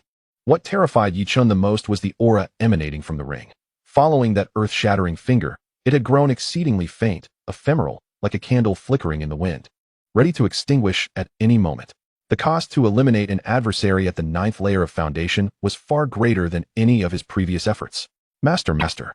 Yi Chen cried out in desperation, his voice hoarse. Do not worry. Quickly, leave this place. It is dangerous. The already frail voice from the ring spoke in a broken, intermittent manner, weakened to the extreme, as if every word drained the very essence of its being. Yi Chen's heart was filled with overwhelming panic and guilt. His master had paid an unfathomable price to save him. Enduring the excruciating pain coursing through his body, Yi Chen struggled to rise, disregarding the scattered belongings of Chun Wei. He cast a long, sorrowful glance at Chun Wei's cold corpse, his thoughts racing. At this moment, clarity returned to his mind. There were not many enemies he had made in the Wenxian sect, and Zhou Chun was most likely one of them. Moreover, Yi Chen was no fool. The only one who possessed the strength to contend with Chun Wei, as well as the motive to frame him, was none other than Zhou Chun. Since encountering Zhou Chun, he has felt an unrelenting streak of misfortune. Not only has he been deprived of the honors that rightfully belonged to him, but his fortune has also nosedived. With this thought, a glint of cold light flickered in Yi Chen's eyes. Zhou Chun, it must be you. You are the one who has caused such calamity for me and my master. This enmity is irreconcilable. Gritting his teeth, Yi Chen wiped the blood from the corner of his mouth, oriented himself, and staggered into the dark, dense forest. He must find a place of absolute safety to tend to his wounds swiftly, secretly praying that his master would also endure this trial. The journey back to the Wenchuan sect had become even longer and fraught with peril than before. Not long after he departed, Yichen caught sight from afar of the place where he had slain Chun Wei. Dozens of fireworks erupted into the sky, flames leaping high. Who has slain my son? I will have your flesh scattered to the winds. Everyone, find him at once. I want him alive or dead. If you cannot find him, you shall accompany my son in death. An elderly man with white hair and a stooped posture emerged, his chilling words sending shivers down spines. Yes. As the old man's voice faded, dozens of figures swiftly dispersed in different directions, evidently well-trained and organized. Even from a distance, Yi Chun could sense the overwhelming intent to kill. Chun Wei's apparent high status suggested that the Blood Demon sect would soon unleash its frenzied retribution, weighing heavily on Yi Chun's heart. The night was as crimson as blood, the mountains silent as the grave. Yi Chun's staggering form appeared behind an ancient tree. He violently coughed up a mouthful of black blood, laced with fragments of his internal organs, his already pale face growing even grayer. Master. Yi Chun glanced at the dim ring on his ring finger, a surge of immense panic flooding his heart. This was the first time he had encountered such a perilous situation since beginning his cultivation. The spirit of the ring had waned to the point of near extinction.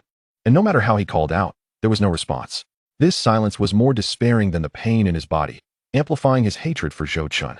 The intense sense of crisis brought by the Blood Demon sect continuously prodded Yi Chun's nerves. He could not head back to the sect. He must take a detour. Must evade any potential pursuers. The thought flashed through his mind. A fierce determination flickered in Yi Chun's eyes as he bit his tongue, forcing a sliver of spirit into action, and immediately dashed towards the southwestern direction, entirely opposite to the Wenchuan sect. However, his internal condition was exceedingly dire. The last directive from the ring spirit not only drained its own soul power, but also inflicted severe backlash on Yi Chun's body, as if the heavens conspired against him. Even worse was the residual spirit energy from the Flame Emperor's prison-breaking technique, which now seemed to have broken free of its restraints, rampaging within him like a wild stallion. Had he not possessed a fire spirit body, he would have perished by now. In the distance, the roars of demonic beasts echoed intermittently, likely indicating the approach of pursuers. There are none here. Check over there. There are traces of blood. Everyone stay alert. The skies have been searched. The river has been searched. The forest is currently being searched.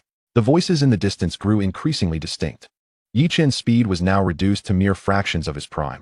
He dared not fully utilize his techniques for healing or flight, fearing that the fluctuations in spirit energy would attract demonic beasts or pursuers. With a sudden burst, he forced himself to travel several dozen miles, only to vomit another mouthful of fresh blood. His internal spirit energy was completely out of control, his legs buckled, and he collapsed onto a patch of rubble. The excruciating pain nearly caused him to lose consciousness. No, he must find an absolutely safe place to heal. He must hold on. Yi Chun struggled to rise, surveying his surroundings. The mountain shadows under the moonlight loomed like colossal beasts ready to devour him. Over there, it seemed somewhat safer. He swiftly recalibrated his direction, racing towards a jagged cliff area where he sensed the spirit energy was thinnest and the terrain most treacherous. His thoughts were chaotic, driven solely by his survival instinct. The injured body struggled to scale the rugged cliffside. Yi Chun slipped several times, perilously close to disaster. Sweat and blood mingled, soaking his clothes, rendering him a pitiful sight as his strength rapidly ebbed away. He was uncertain how long it had been, but just as Yi Chun felt his consciousness fading, he lost his footing on the slick moss, sending him tumbling down the steep rock face. Oh no! He barely had time to think this thought before his body uncontrollably rolled down the precipice. It hurt. The combination of severe injuries and disorientation left Yi Chun unable to muster much spirit energy for protection, instinctively covering his head with his hands. The sensation of the world spinning did not last long. Plop! Yi Chun's body plunged into a frigid, bone-chilling current, the immense impact causing him to choke on several mouthfuls of water before being swept away by the turbulent undercurrent. The icy river water sent a jolt through him. Water? Yi Chun struggled fiercely to raise his head above the water's surface, greedily inhaling a breath of air. Beneath this cliff lay a concealed river. A fierce will to survive propelled Yi Chun as he poured every last ounce of strength into swimming towards the shore. Just as he felt his strength waning, his left hand grasped a stout vine dangling from the riverbank. Cough, cough. With immense effort, Yi Chun finally managed to crawl onto the bank. He collapsed onto the ground, gasping for breath. Had he not possessed the extraordinary physique of a cultivator, he would have already perished, and Yi Chun silently felt grateful for it. However, the rending sensation brought on by the cracks in his foundation and the conflicting spirit energy felt as if a multitude of ants were gnawing at his heart, compelling him to curl up in a tight ball. No, I cannot pass out here. Yichen struggled to lift his head, scanning his surroundings. The dark river beneath the cliff flowed endlessly, with moonlight barely penetrating, allowing only faint light and the sound of trickling water. However, when Yichen's gaze landed on a crevice in a nearby sheer cliff, his pupils abruptly constricted. Chapter 39. From misfortune comes fortune, Yichen advances. There stood an extraordinarily peculiar plant, merely a foot tall, with stems as green as jade, yet at its apex blossomed 3 oval-shaped leaves radiating a soft golden light. A thin layer of milky white spirit mist enveloped the leaves, exuding a refreshing aroma brimming with boundless vitality. The surrounding damp chill seemed to be dispelled by this aura. What kind of spiritual herb is this? Yichen was so astonished that he forgot his pain. The pure life force emanating from it triggered an instinctive yearning within his body. Such potent vitality.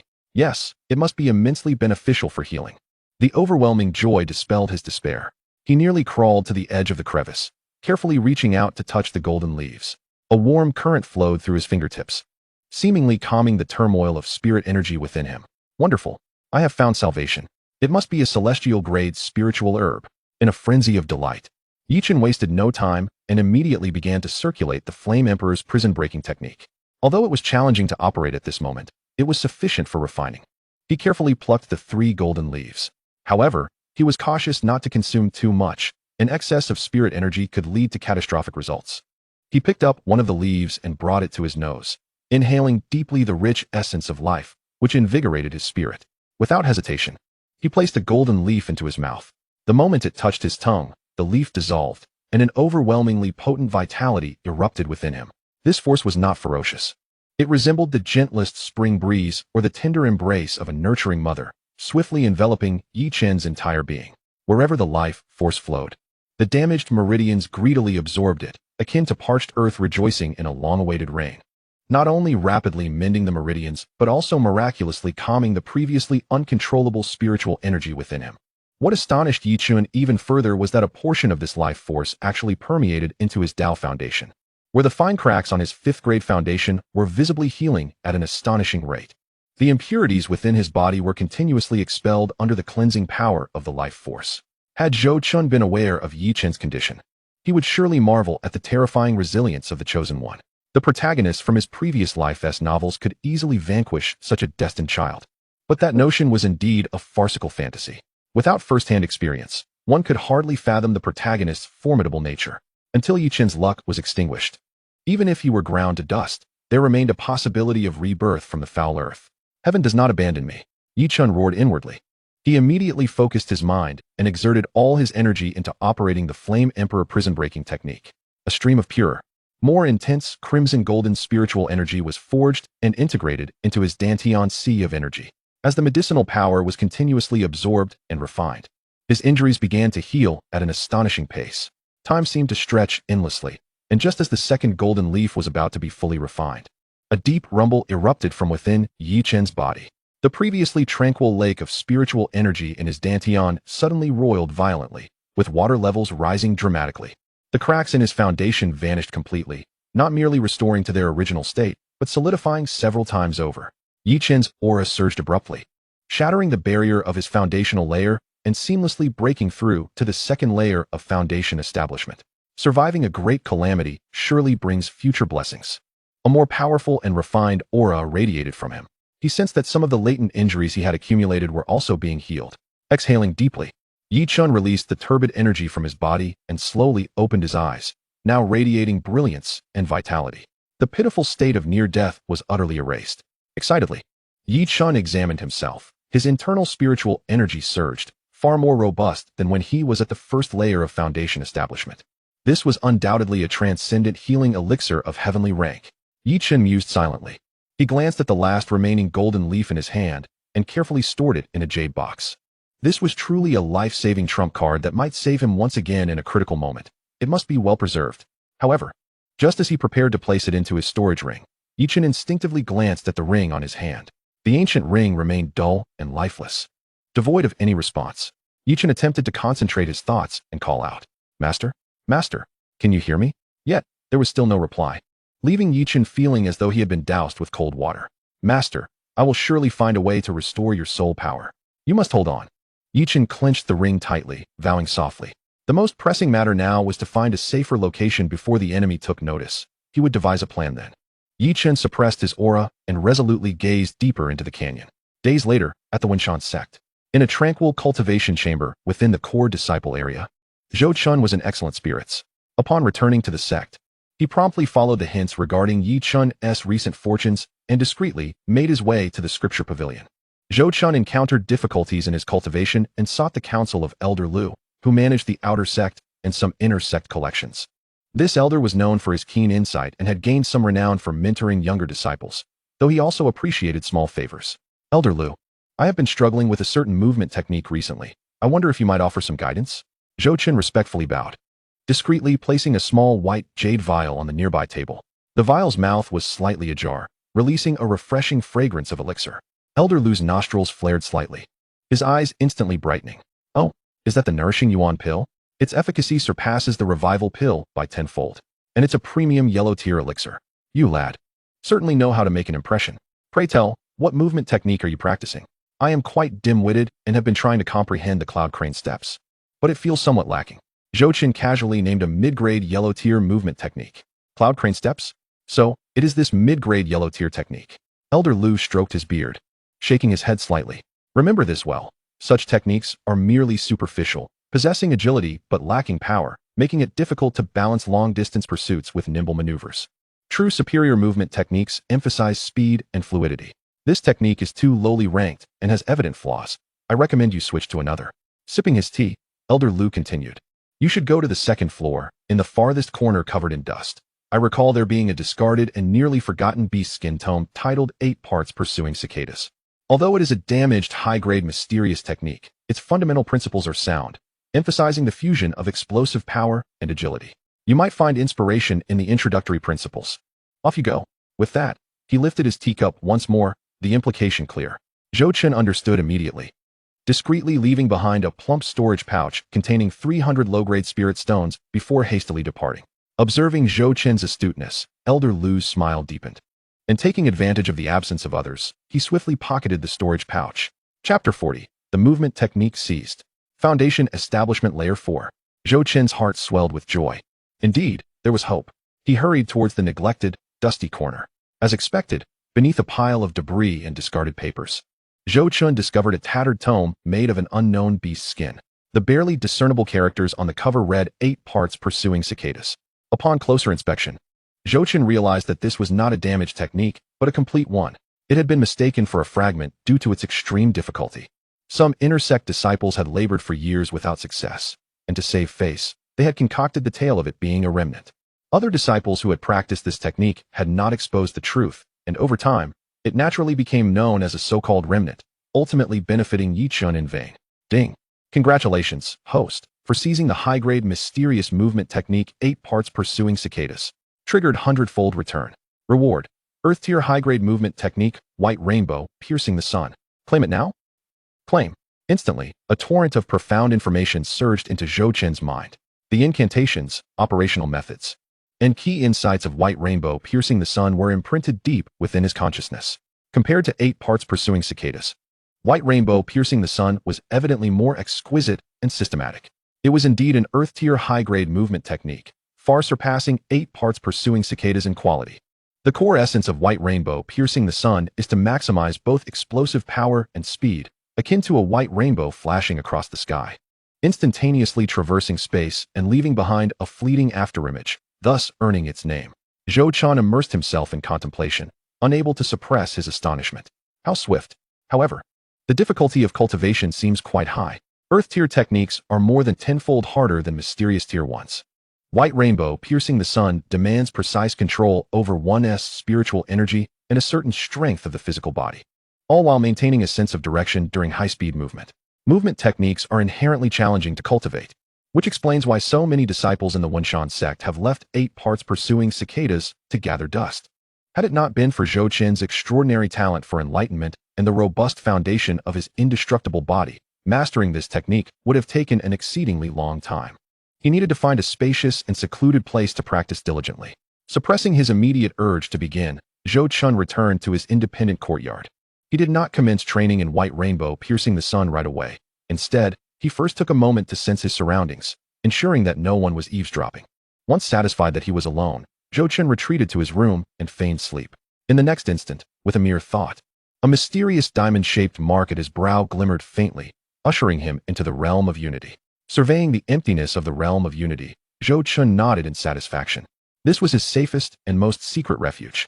It was not paranoia that gripped him, but rather the awareness that anything he possessed could lead to dire consequences if exposed. However, Zhou Chen did not rush to practice white rainbow piercing the sun, for he had more pressing matters at hand. In the next moment, he retrieved a porcelain vial from his storage ring. With a flick of his right hand, he stirred his spiritual energy. Boom! A drop of blood, exuding a terrifying aura of malice, hovered before him. Blood from a high-grade holy beast. Such a precious essence was a rarity even within sacred lands. Derived from beasts above the holy realm. This blood was unlike ordinary blood. A typical ferocious beast might yield only a single drop. Beasts of the holy realm could condense merely a few drops, and these were hoarded as strategic resources by the great holy lands, reserved for true prodigies. Gazing at the drop before him, Zhou Chen inhaled deeply, his eyes ablaze with fervor. Yi Chen truly was a good man, consistently providing him with invaluable treasures. He fully activated the third layer of the indestructible body technique, cautiously guiding the essence into his palm. Hiss, hiss, hiss. An unimaginable surge of power surged through his meridians, flooding his body. Zhou Chen stifled a groan, feeling as though his arm, and indeed his entire being, might burst apart. This experience was far beyond that of absorbing the dragon and phoenix rebirth pill. The vitality of a high-grade holy beast was unparalleled. Pain, excruciating pain. Yet alongside this agony, Zhou Chen's sinews and flesh were incessantly eroded, cleansed, refined, and reshaped. A thread of purer gold began to flow beneath his skin. Zhou Chen could sense the increasing density of his flesh, the fortification of his bones, and even the resilience of his internal organs was incomparable. The third layer of the indestructible body technique operated at full capacity. Absorb, transform, condense. Yet, the energy from just a single drop of blood threatened to overwhelm him, leaving the breakthrough to the fourth layer seemingly unattainable. Not enough. Keep going. Even if he could not break through, he must continue to elevate. Gritting his teeth, his eyes gleamed with madness. Zhou Chen understood the risk, yet felt compelled to take the gamble. Furthermore, with the destined prodigy Yi Chen advancing at an alarming pace, any sign of complacency could see Zhou Chen left far behind. The consequences of offending a figure of destiny were indeed grave. His fate would likely not be favorable. With this in mind, Zhou Chen invoked another drop of blood. 1 drop, 2 drops, 3 drops. A torrent of energy raged within him, crashing and erupting, relentlessly battering his veins, bones, and flesh. His skin began to tear, heal, and then tear again in an endless cycle. Zhou Chen felt as if he were a piece of red-hot iron, enduring relentless forging. After absorbing a total of 10 drops of blood, the third layer of the indestructible body technique finally reached its limit. Yet, an instinctive understanding told Zhou Chen that to break through to the fourth layer, he required deeper comprehension and an opportune moment. Continuing in this manner would surely lead to catastrophe.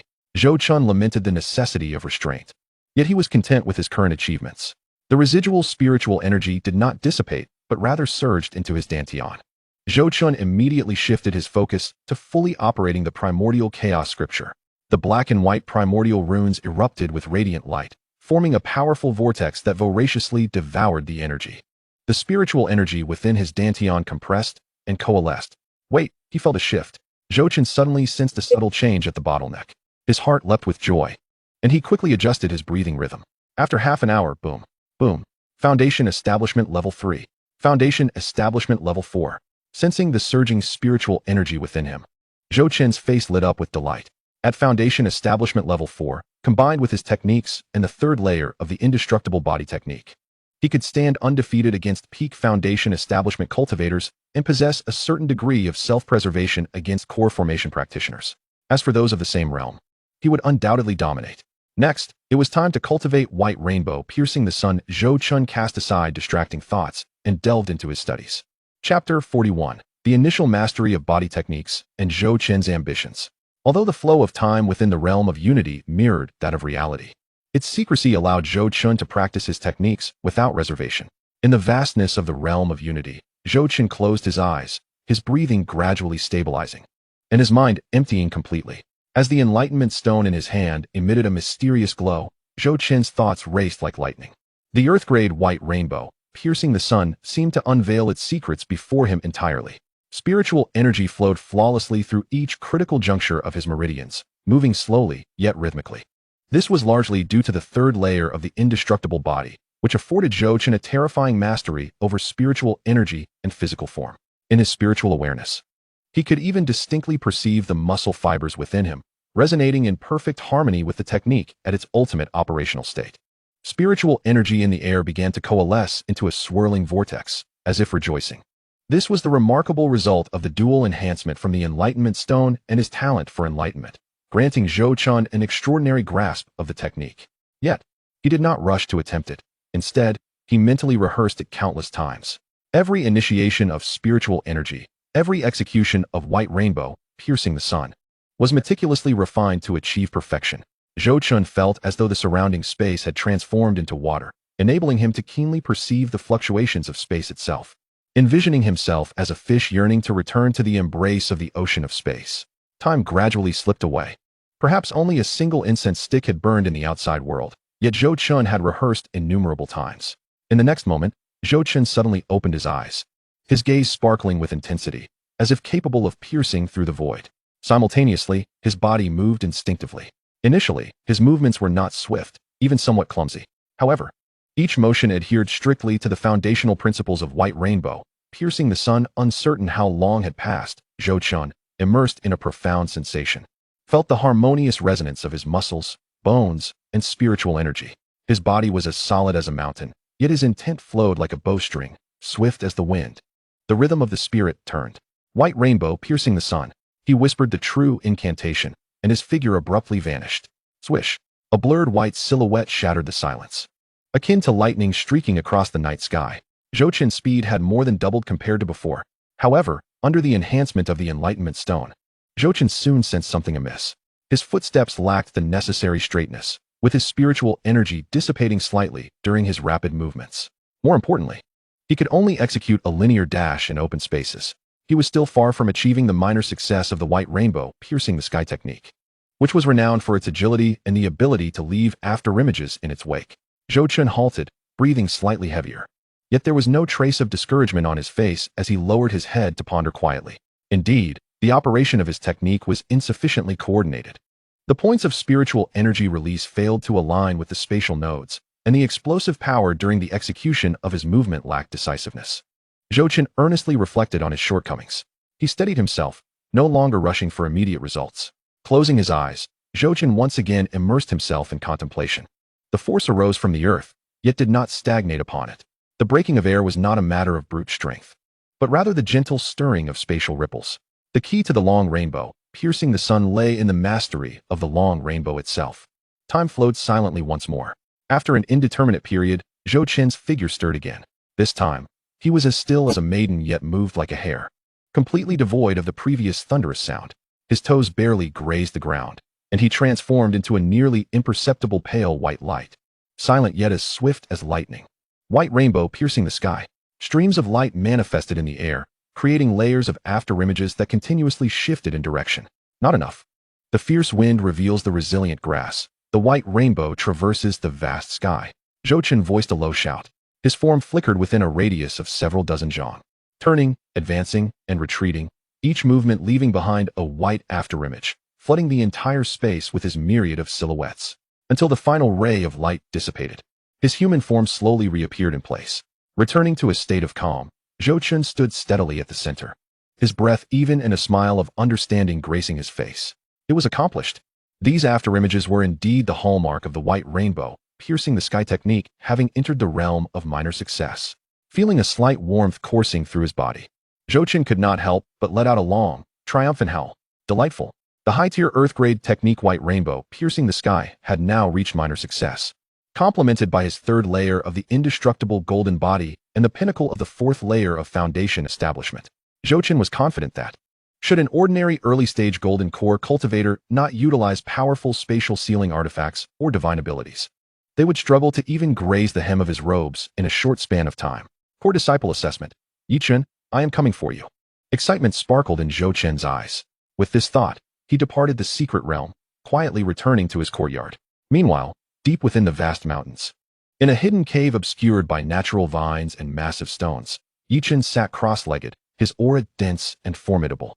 Already at the pinnacle of the second layer of foundation establishment, the two golden leaves had bestowed upon him a tremendous vitality, not only mending his injuries, but also propelling his cultivation forward, even hinting at the threshold of the third layer of foundation establishment. Yet at this moment, Yi Chen's brow was furrowed, devoid of any joy from his breakthroughs. His gaze rested upon the still dim ancient ring on his finger. Master, 3 days have passed. Your aura is growing weaker. What should I do? Yi Chen murmured softly, guilt filling his eyes. Moreover, he had a foreboding sense that the blood demon sect's pursuit was imminent. Without his master's protection, he might find it impossible to escape. Suddenly, Yi Chen slapped his forehead and retrieved the last remaining golden leaf, which radiated a gentle golden light from his storage ring. This golden leaf was far more extraordinary than ordinary spiritual herbs, capable of mending the foundations. Could it awaken my master? A daring thought erupted in Yi Chen's mind. If he failed, he would not only lose his last life-saving spiritual herb, but might also inadvertently harm his master's lingering soul due to the energy backlash.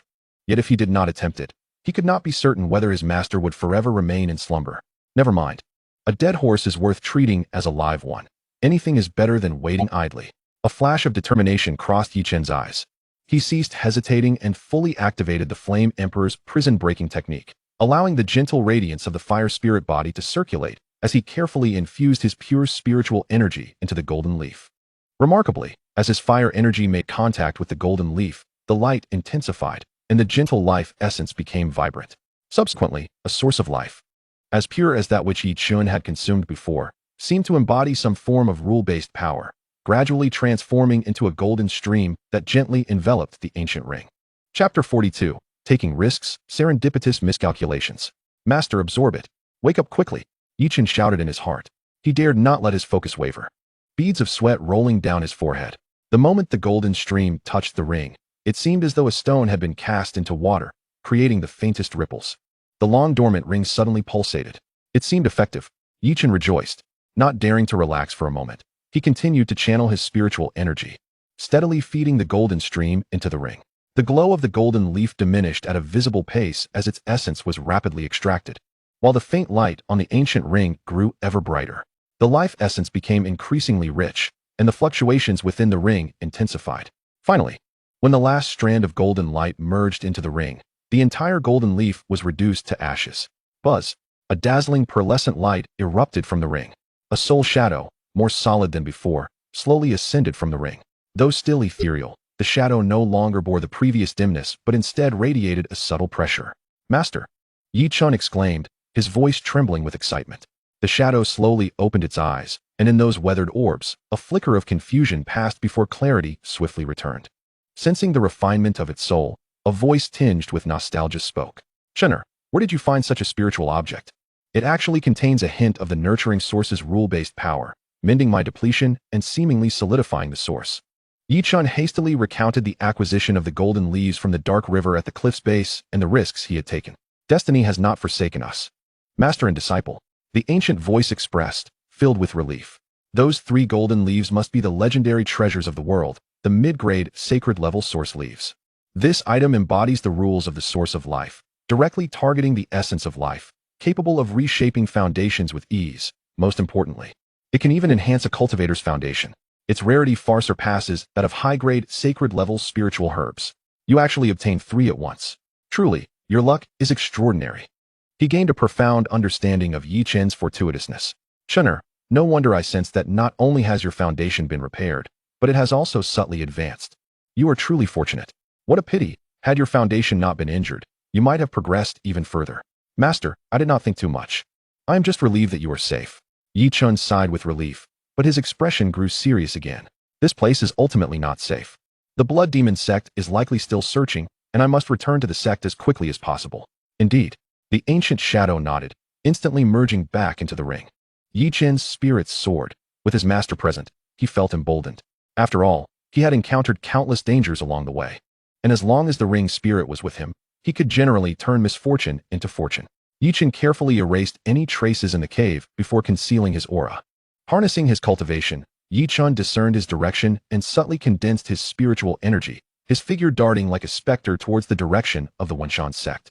He traversed stealthily, evading several patrols from the Blood Demon Sect, aided by the formidable spiritual awareness of the ring spirit, which granted him precognition. With the boundary of the Wenshan sect now less than 100 miles away, Yi Chun felt a flicker of relief. However, just as he was about to cross the low hills ahead, a terrifying aura of murderous intent suddenly locked onto him. Yi Chun's complexion turned ashen, cold sweat trickling down his brow. The sky transformed into a blood-red hue, and distant black figures surged closer. "You little beast, I have searched for you for days, only to find you hiding here. The vengeance for my son cannot be tolerated. Prepare to pay with your life." A gaunt figure appeared like a wraith atop a towering boulder. His face was ashen, enveloped in a dense aura of bloodthirsty demonic energy, his eyes bloodshot, seemingly intent on tearing Yi Chun apart. Indeed, it was the third elder of the Blood Demon sect.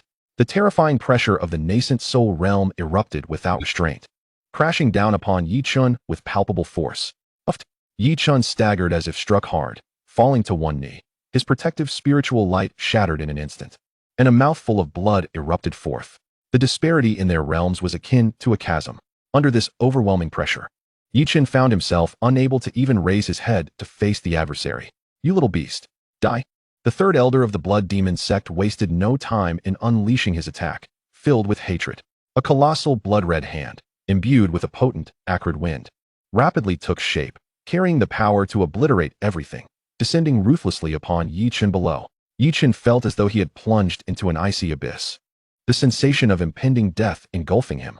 He even felt his internal spiritual power freeze, rendering him incapable of summoning his master. In this moment of peril, the Flame Emperor's prison-breaking technique surged within him, driven by the instinct for survival, attempting to resist. The ring spirit sensed the urgency and prepared to burn its essence at all costs. Yet, just as the blood hand was about to descend, a cold, authoritative female voice resounded like celestial music. "Humph. You Blood Demon sect fiend. What audacity to bully a mere Foundation Establishment junior here. Truly shameless." Whoosh. A spear of terrifying purple flame cleaved through the air, striking precisely at the center of the massive blood hand. Sizzle. The colossal blood hand was instantly pierced by the purple flame spear, engulfed in searing purple flames, reducing it to a cloud of smoke. The cataclysmic energy wave swept the ground clean of debris. As the storm subsided, a figure gracefully descended. The newcomer was exquisite. Adorned in luxurious palace attire of pale gold embroidered with fire cloud patterns, her face partially concealed by a white veil, revealing only a pair of captivating eyes. Though she exuded no overt forcefulness, she possessed an air of noble grace, as if she commanded the very essence of fire itself. Most striking was the serpentine dragon of translucent crimson flames that swirled around her, an ethereal manifestation of the burning sky purple crystal dragon. Its vivid presence signified the extraordinary prowess and status of its mistress. A golden core cultivator capable of manifesting such extraordinary primordial fire? The third elder of the Blood Demon sect's pupils constricted sharply, a rare gravity and wariness etched onto his face, his fury forcibly tempered. Although her cultivation was beneath his, the fire energy radiating from her, which induced a subtle burning sensation within his demonic essence, and the manifested true fire, indicated her formidable background. She was likely a person of the sacred land, especially with that veil, which seemed to be a high-tier protective artifact. Moreover, the third elder keenly felt an ominous presence nearby, as though any reckless movement on his part would lead to his demise. Resolving himself, the third elder of the Blood Demon sect steadied his composure, contemplating the necessity of probing her background before making any decisions. Chapter 43, Flame Fire Sacred Land. Wang Yu, Assessment Token. Who are you? Why do you interfere in my Blood Demon sect's private vendetta? The third elder inquired in a solemn tone, his demeanor grave. Flame Fire Sacred Land. Wang Yu, the veiled woman replied with a cold, composed voice, as if stating a trivial matter. I merely intervene in the face of injustice. This child I shall protect. The purple crystal dragon behind her roared silently at the third elder, its scorching aura radiating outward. Wang Yu, Flame Fire Sacred Land. The third elder's heart shuddered. The Flame Fire Sacred Land was a colossal entity that towered over the central continent, far surpassing the Blood Demon sect in power.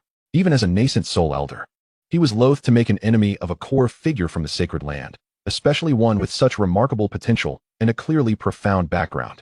The Flame Fire Sacred Land of the central continent? The third elder's gaze flickered between Wang Yu and Yi Chun, his expression shifting tumultuously. While the blood feud was undeniably important, risking his life and provoking the sacred land for the sake of a deceased son was utterly imprudent. Moreover, the combat prowess displayed by this woman was far beyond that of an ordinary golden core cultivator, Her previous attack had even caused a faint pain to his soul. Most critically, achieving the golden core stage at such a young age likely placed her on the cusp of nascent soul. His instincts were correct. Such a prodigy typically had protectors or formidable life-preserving trump cards. Furthermore, they were now perilously close to the Wenshan sect, and any delay could invite unforeseen complications. After weighing his options, the third elder's apprehension ultimately eclipsed his rage. Humph, what a flamed fire sacred land. I shall remember this day. He spat with gritted teeth, casting a final scathing glance at the woman and Yi Chun. In a flash of blood light, he vanished into the sky, decisively and unexpectedly. The oppressive aura that had enveloped the land dissipated along with him. As the pressure abruptly lifted, Yi Chun felt his body weaken, nearly collapsing to the ground. Gasping for breath, his sweat soaking through his garments, he gazed at the enchanting figure shrouded in a veil before him, filled with gratitude for having survived the ordeal. Struggling to rise, he bowed respectfully. Junior Yi Chun, thank you, fairy, for saving my life. This immense debt of gratitude, I shall repay in the future. In truth, Yi Chun was astounded. The flamed fire sacred land, a behemoth that cultivators in the southern region could only look up to in awe. Wang Yu's gaze fell upon Yi Chun, assessing him thoughtfully, a flicker of intrigue passing through her veiled eyes. Earlier, when Yi Chun faced life and death, the surge of power within him, imbued with a certain affinity for fire, although fleeting, had caught her attention. Is this a fire spirit body? And not just any ordinary one, but seemingly refined or elevated through a higher power. Wang Yu's heart stirred. Within the sacred land, possessing a top-tier spirit body was not uncommon, yet a mere foundation establishment disciple from the insignificant Wenshan sect could wield such a foundational fire spirit body was indeed extraordinary, especially given its vigorous aura and apparent possession of rare techniques. Which sect do you belong to?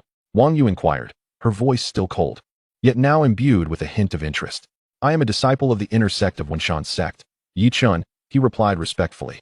The master within the ring silently cautioned Yi Chun to remain vigilant. A daughter of the sacred land was not to be trifled with, as the complexities behind her existence were profound. Wenshan sect? A Taoist sect from the southern region. I have not heard of it. Wang Yu nodded slightly, concluding that it was indeed a sect from a lesser region. At such a young age, he already possessed a foundation establishment second-layer cultivation, with a fairly solid root foundation, and his fire spirit body showed considerable potential. In this southern domain, he was somewhat wasted. Her tone was calm, yet carried a natural sense of superiority as she appraised him. As she spoke, she raised her hand slightly, and a palm-sized, ancient-looking token appeared out of thin air, hovering in front of Yi Chun. The token was made of neither metal nor wood, entirely crimson, carved with a pattern of raging flames. This was a token from the flame sacred ground. Wang Yu's clear voice echoed.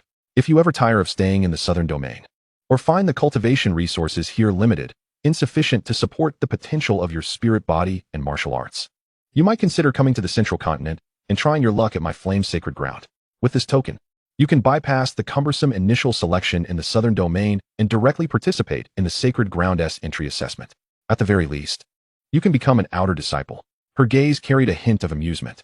Within my flame sacred ground, there is the saint-level superior martial art flame emperor scripture, the chaotic fire pool, and the ninefold nirvana technique, specially prepared for fire spirit bodies like yours. Many opportunities here cannot be compared with southern domain sections. Whether you rise or fall will depend on your own fate and fortune. Yi Chun stared at the sacred ground token in front of him, exuding an irresistible allure, and his heart began to race uncontrollably. Flame Emperor Scripture, Ninefold Nirvana Technique, Chaotic Fire Pool. Just by the names, he could tell these were supreme opportunities. If he could join the Flame Sacred Ground, all sorts of resources and martial arts would be within reach. His cultivation environment would undergo a tremendous transformation. The threat of the Blood Demon sect would be nothing. His future path would be limitless. The enormous temptation made his breathing quicken. But just as he instinctively reached out to take the token, the voice of his Jing, spirit ring, exploded in his mind with urgency. Chin'er, don't be so quick to agree. Although the sacred ground is full of entangled paths, with geniuses everywhere, the competition is ruthless. You possess the Flame Emperor prison-breaking technique. So first solidify your foundation here in the southern domain. Only then will you have a place in the Flame Sacred Ground. A great sect is good, but it is more suitable for strong cultivators to grow. As if doused with a bucket of ice water, Yi Chun's half-raised hand froze. His master's words instantly awakened him. The sacred ground does not welcome the weak. The Flame Sacred Ground is a place longed for by countless cultivators, and correspondingly, the competition is exceptionally fierce. With his current cultivation, entering the Flame Sacred Ground could mean failing even the inner gate assessment. He still had a mysterious master, This could not yet be exposed in the sacred ground. Moreover, if he left now, Zhou Chun's humiliation would remain unresolved. How could Yi Chun accept that? His thoughts twisted and turned as Yi Chun took a deep breath, forcibly suppressing the fervor in his eyes. Restoring a respectful and grateful expression, Yi Chun bowed once more. Your Grace, I am deeply grateful. The sacred ground is a place of fortune that countless cultivators dream of, and my heart yearns for it. However, the sect has shown me kindness, and I cannot leave for now. I will go to the sacred ground within 3 years. Do as you wish. Wang Yu's words had barely fallen when she appeared on the spectral image of the flame sky amethyst Jiaolong. Roar. With a piercing roar, the flame sky amethyst Jiaolong took off, quickly turning into a black dot. The mountain wind howled, rustling Yi Chun's slightly disheveled robes. He stood atop a high slope, staring at the blurred outline of the Wenxian Sect's mountain gate, his expression complex. The flame's sacred ground token lay quietly in his storage ring, extraordinary in material. Smooth to the touch, the flame's sacred ground in the central continent was a stage Yi Chun had never imagined. Sacred ground central continent, Yi Chun muttered to himself, a surge of indescribable longing rising in his heart. Suppressing the distractions in his mind, Yi Chun retracted his aura and set off on his return journey. He was exceptionally cautious on the way back. Although the 3 elders of the Blood Demon sect had temporarily retreated, their lingering murderous intent remained. And there was no guarantee they had left no backup. Occasionally, low growls of beasts echoed through the forest. With his foundation establishment's second-layer cultivation and the Jiuling's keen perception, Yi Chun could often evade powerful beasts in advance. Several encounters were resolved by his formidable Flame Emperor prison-breaking technique, eliminating threats with no major injuries. Meanwhile, deep within the Blood Demon sect's hall, where the aura of blood pervaded, bang!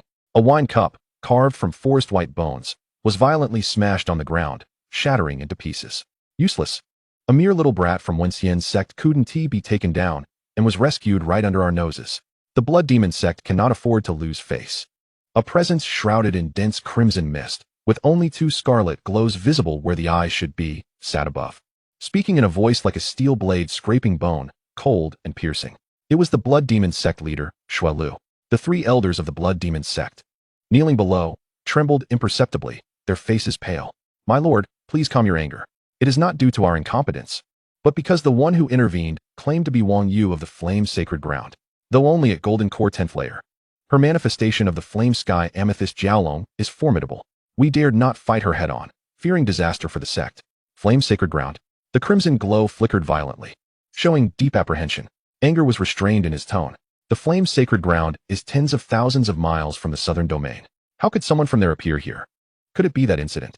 I do not know, but observing Yi Chun, his root foundation is extraordinarily solid. My son Chun Wei perished by his hand. In the future, he may very well threaten the Blood Demon sect. He must not be allowed to escape. The 3 elders lifted their heads, their eyes filled with intense hatred and madness. Give your subordinate a chance. There is a God-given opportunity now. The core disciples of Wenxian sect are about to undergo their assessment. This child will surely participate. The crimson mist swirled and remained silent for a long moment. The core disciples' assessment in the Wenxian tower? That tower is peculiar, with many restrictions. What do you plan? Shuelu's deep voice resounded. The Blood Demon sect elders' eyes flashed with sharpness. Within the tower, survival is your own responsibility. The sect has planted several competent moles within the inner gate. Talented cultivators meant for intelligence and assassination. This time, they can be deployed. Then I grant you one more opportunity. The crimson mist gradually dissipated. The 3 elders slowly rose.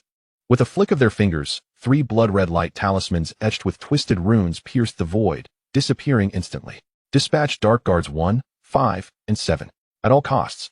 Eliminate the Wenxian sect disciple Yi Chun during the Wenxian Tower trial. If any emergencies occur, trigger the Blood Demon guidance to unleash nascent soul power. Success grants a surge of demon blood, breaking through to Golden Core. Failure, and his body and soul will be annihilated. The chilling words echoed through the hall, and the elders' lips curled into cruel smiles. Yi Chun, no matter how strong your fate is, entering the Wenxian Tower will be your grave. To ensure no mistakes, they deployed 3 long-hidden inner gate moles of the Blood Demon sect, nurtured with significant resources, all in Foundation Establishment stage. 2 were at Foundation Establishment 9th layer, and 1 at 8th layer.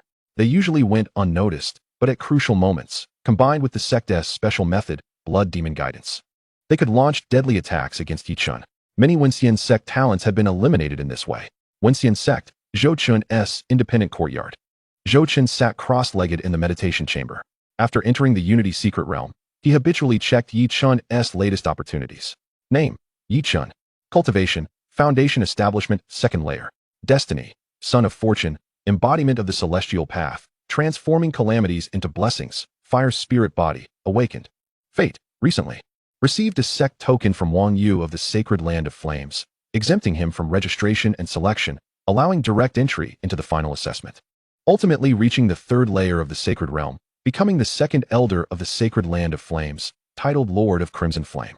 Engaged in a 4-day and 5-night battle against a formidable foe at the 7th layer of the Sacred Realm, sacrificing himself in a self-detonation to protect the Sacred Land.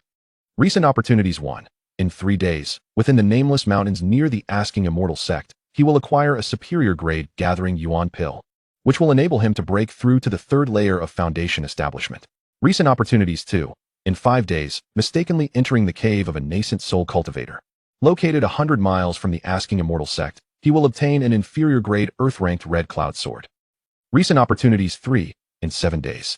At an unnamed cliff near the Asking Immortal Sect, acquire an inferior grade Earth-ranked Gathering Yuan Pill, advancing to the 4th layer of Foundation Establishment.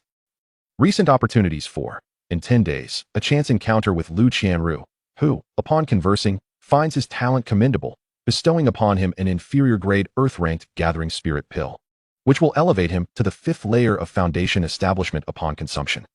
Recent opportunities: 5. During the core disciple trial at the Asking Immortal Tower. Pursued by an assassin from the Blood Demon Sect, he breaks through to the 6th layer of Foundation Establishment in a moment of crisis. Turning the tables on the 8th layer assassin, Blood 7. He receives a superior grade Gathering Spirit Pill, advancing to the 7th layer of Foundation Establishment after consumption. Recent opportunities: 6. During the core disciple trial at the Asking Immortal Tower, pursued by 2 9th layer assassins from the Blood Demon Sect. The emergency brings forth the intervention of his ring spirit, who eliminates the assassins. He obtains a low-grade celestial herb, soul condensing grass, which significantly enhances his spiritual consciousness, allowing him to break through to the 8th layer of Foundation Establishment. Recent opportunities: 7. By virtue of the ring spirit's unique sensitivity to spatial fluctuations, he inadvertently discovers the fastest route to the 6th layer of the Asking Immortal Tower, becoming the first to reach it. He leaves his name on the stone monument of source suppression, becoming the 2nd individual in 10,000 years to do so after the former sect master Imo Jingtian, earning a reward of a low-grade holy-ranked medicinal pill, Holy Spirit Pill, containing the essence of sacred power. Consumption aids Yi Chun in refining his foundation, solidifying his roots, and advancing to the perfected 10th layer of Foundation Establishment. Recent opportunities: 8. Due to his contributions in eliminating the Blood Demon Sect's assassins, he receives additional points, earning a low-grade Celestial Gathering Spirit Pill and a superior grade Earth-ranked spiritual weapon, the Universe Sword. Recent opportunities: 9. The Sacred Land of Flames token, continuous advancements, the first to reach the 6th layer, leaving a name on the monument, the Holy Spirit Pill. Zhou Chen abruptly opens his eyes. Even though he has become accustomed to Yi Chen's extraordinary fortunes, he cannot help but inhale sharply, his lips twitching slightly. It is important to note that Zhou Chen's current foundation is an unprecedented 9th layer within the entire sect, achieved only after consuming the miraculous low-grade holy-ranked 7 fragrant bridge flower. This Yi Chun, merely by leaving a name on the stone monument of source suppression, is able to receive a holy-ranked medicinal pill, the Holy Spirit Pill. Although the holy-ranked is a tier below the emperor-ranked, the core function of the Holy Spirit Pill lies in enhancing the potential of one's foundation. This signifies that Yi Chen's 5th grade foundation might directly ascend to the 6th grade or even higher, gaining an unfathomably stable base. This opportunity is invaluable and must not fall into Yi Chen's hands. Especially with the emergence of that Sacred Land of Flames token, Zhou Chen feels an intense unease. What kind of being is Wang Yu of the Sacred Land of Flames, casually bestowing a token that allows one to bypass initial selection, and commanding the 3rd Elder of the Blood Demon Sect into submission with a mere word?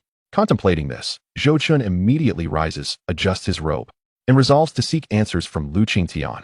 Chapter 45. The Sacred Land Opportunity and Lu Qingtian's Reaction. In the main hall of the summit, Lu Qingtian is attending to sect affairs. Master, Zhou Chen respectfully bows. Chener has arrived? Is it regarding the upcoming core disciple assessment? Lu Qingtian puts down the jade slip, gazing at his increasingly surprising disciple with a smile. Achieving the 3rd layer of Foundation Establishment in such a short time is truly the fastest he has ever witnessed. I do have inquiries, particularly about the Sacred Land of Flames, Zhou Chen cautiously begins. The sacred land of flames. Lu Qingtian's smile instantly fades, his gaze sharpening with an unyielding intensity. An invisible pressure envelopes the space, locking onto Zhou Chen. Where did you hear this name? Zhou Chen feels a constriction in his breath, alarmed by Lu Qingtian's profound reaction, and hastily replies, I merely overheard a few loose cultivators mention it during my travels, their words filled with reverence and longing, as if it were an incredibly powerful place. Out of curiosity, I dared to inquire with you, master. He deliberately omits the part about Wang Yu saving Yi Chun and fabricates a story about loose cultivators. Lu Qingtian scrutinizes Zhou Chen, noting his calm demeanor and the aura of the second layer of foundation establishment. Finding nothing amiss, the oppressive atmosphere gradually dissipates, though the gravity on Lu Qingtian's face remains unchanged. He gestures, establishing a barrier to ensure their conversation remains confidential. Chinner, this sacred land of flames is not to be trifled with. It is not a force within our southern region, but rather an unparalleled sacred land situated in the vast central continent, one of the colossal entities standing at the pinnacle of the entire Tianxian continent. Lu Qingtian's voice carries an unprecedented seriousness. The reason the sacred land dares to call itself sacred is that within such sects, sacred realm cultivators merely serve as elders, and it is not uncommon for hidden Emperor realm behemoths to exist. There are even rumors of transcendent beings beyond the Emperor realm. Its depth and terrifying heritage far exceed our imagination. Zhou Chen's heart trembles. Sacred realm as elders? Emperor realm not being uncommon? Existence beyond the Emperor realm? He has always known that sacred lands are powerful, but he never anticipated their might to reach such unfathomable heights. This is truly a behemoth of the cultivation world. No wonder the third elder of the Blood Demon sect dared not utter a word before Wang Yu. The so-called top sects in our southern region are as insignificant as ants before the sacred land of flames. Lu Qingtian's tone carries a hint of complexity. The sacred land recruits disciples widely. Anyone who passes its stringent assessments can obtain resources and guidance beyond imagination, transforming from a carp into a dragon. However, due to its immense strength, internal competition is far more brutal than our sects could fathom. The Sacred Land token is a recommendation item only eligible for core disciples or core elders to distribute. Possession of it allows one to bypass initial selection and directly participate in the formal assessment of the Sacred Land's founding ceremony. He casts a meaningful glance at Zhou Chen. This matter is a secret. The loose cultivators outside only speak of it in hearsay. You must not mention it again while outside, nor harbor any unrealistic fantasies about the Sacred Land. It is beyond your current level of engagement. A slight misstep could result in annihilation. I will heed Master S teachings. Zhou Chen solemnly responds, yet his heart is tumultuous. The cultivation world should truly not be underestimated, even with his fortuitous advantages. The weight of this token is far greater than he had imagined. That Yi Chen fellow is truly being fed by the heavens. Lu Qingtian, seeing Zhou Chen learning well, nods in satisfaction, his tone softening. However, since you have established your foundation and are preparing to participate in the core disciple assessment, should you successfully become a core disciple, there may arise an opportunity related to the sacred land of flames, perhaps.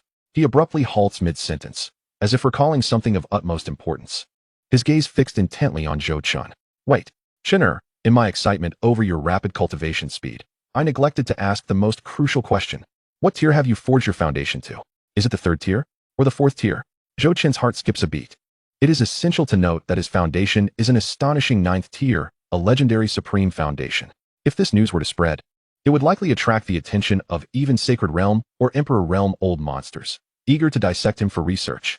It must be kept secret. He lowered his head slightly, feigning a hint of embarrassment while responding with a touch of pride. Master, the disciple has fortuitously forged a 5th stage Dao foundation. He dared not mention anything above the 6th rank, fearing it might be too shocking. The 5th stage was comfortably within the realm of prodigious talent, sufficiently explaining his rapid cultivation without being overly extraordinary. 5th stage Dao foundation. Lu Qingtian suddenly rose, his eyes wide with astonishment. The muscles of his face twitching as if he had just heard an incredible tale. His voice soared an octave, causing dust to rain down from the ceiling of the grand hall. What did you say? 5th stage. Are you certain it is a 5th stage Dao foundation? In a flash, Lu Qingtian was before Zhou Chen, gripping his shoulders tightly, his excitement causing his beard to tremble. Throughout the millennia of the Asking Immortal sect, only a handful had achieved a 5th stage Dao foundation, each becoming a pillar of the sect. His greatest hope had been for Zhou Chen to attain merely a 4th stage, yet here was the astonishing revelation of a 5th stage. Master, I assure you, it is indeed a 5th stage Dao foundation. Zhou Chen was taken aback by his master's reaction. internally marveling at his own good fortune for not claiming a 9th rank. Good, good, good. Lu Qingtian repeated the word thrice, his face flushed with excitement as he paced the hall, barely able to contain himself. A 5th stage Tao foundation. Ha ha ha. Heaven bless my disciple. Heaven bless our asking immortal sect. You will surely reach the nascent soul realm. No, even the sacred realm is within your grasp. In truth, Lu Qingtian's daughter, Lu Qianru, also possessed a 5th stage Tao foundation, which was the sect's greatest secret. Externally, they claimed she had a 4th stage foundation to protect her. Lu Qingtian, after a prolonged bout of laughter, managed to calm his fervor, gazing at Zhou Chun with unparalleled admiration and relief. A 5th stage Tao foundation. This matter is absolutely confidential. Apart from your master, you must not disclose it to anyone else, not even to your senior sister.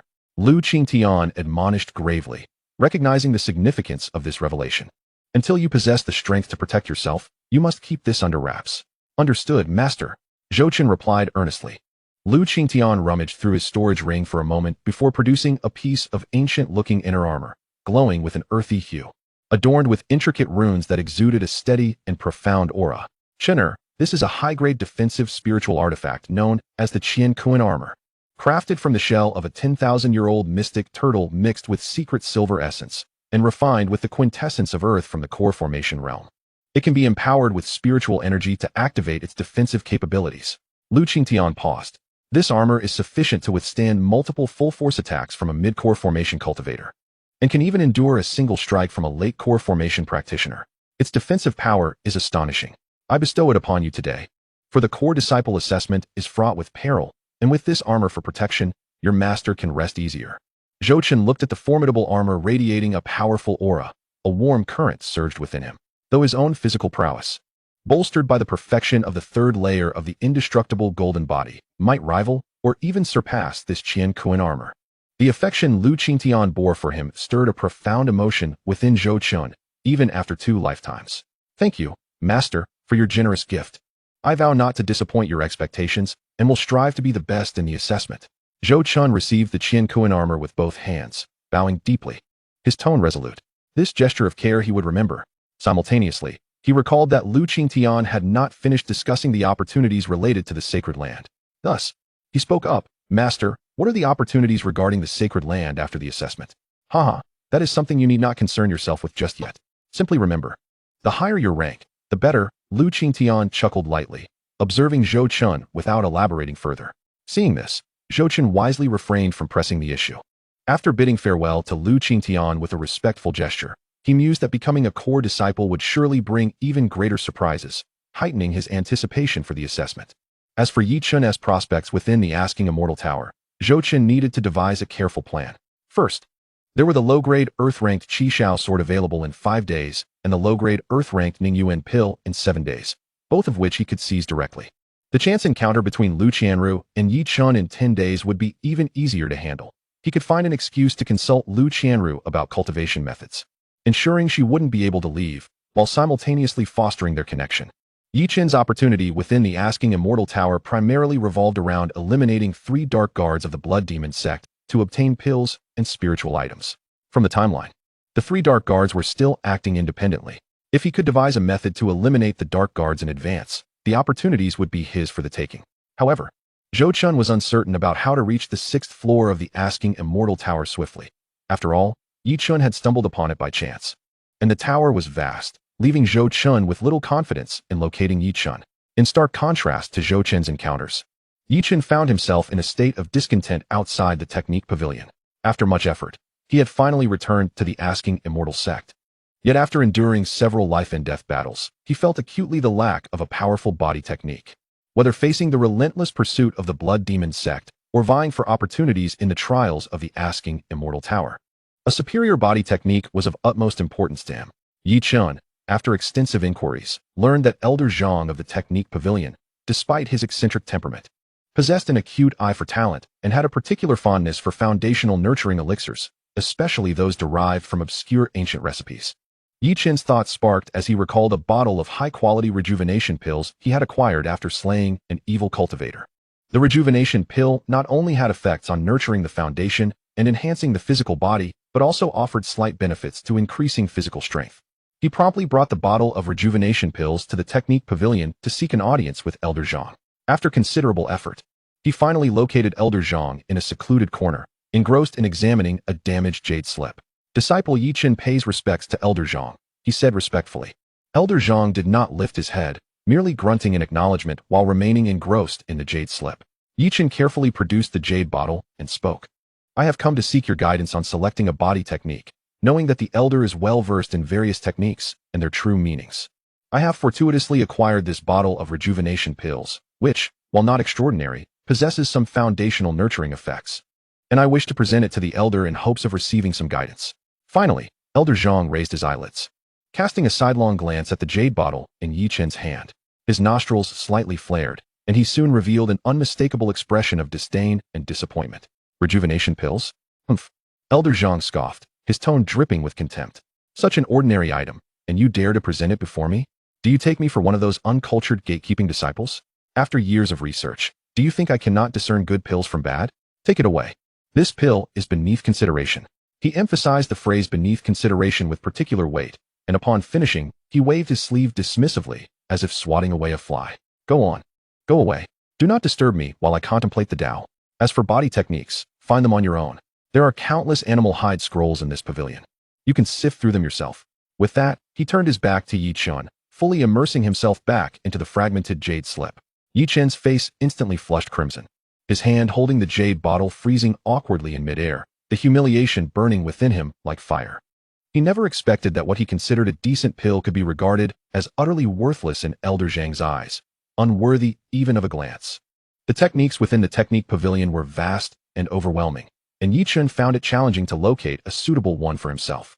Suppressing his anger, he stowed the jade bottle back into his storage ring, bowed begrudgingly to Elder Zhang's back, and swiftly exited the technique pavilion, his steps heavy with suppressed fury and deep-seated frustration. Damn it, such arrogance, he muttered under his breath as he distanced himself from the technique pavilion. The art of agile movement was not inquired about, leaving him with an unrelenting sense of frustration. Without proficient agility, how could one navigate swiftly within the Tower of Inquisition? Should danger arise once more, it would be exceedingly difficult to shed adversaries. It appears that he must devise a solution on his own.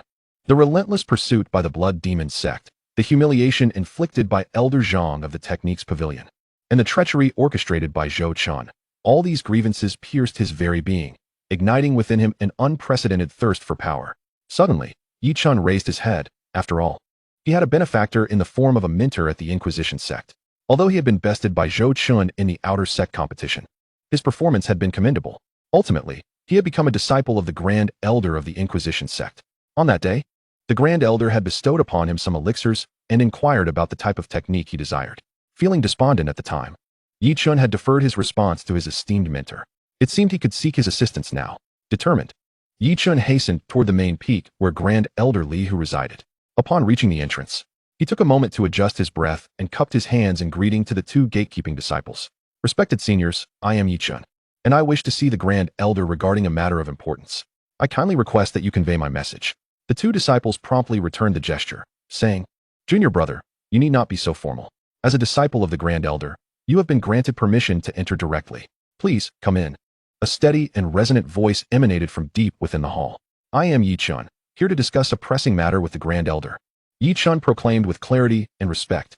The hall doors opened silently, and he stepped inside. The spiritual energy within the hall was far denser than that of the outside world, and the furnishings were arranged in a manner that exuded a sense of solemn grandeur. Li Hu, clad in a gray robe, sat cross-legged on a meditation mat, gradually concluding his cultivation. Upon opening his eyes and gazing at Yi Chun, a look of incredulity ignited within. Yi Chen Yu, his gaze, upon touching Yi Chen's form, burst forth with an expression of astonishment.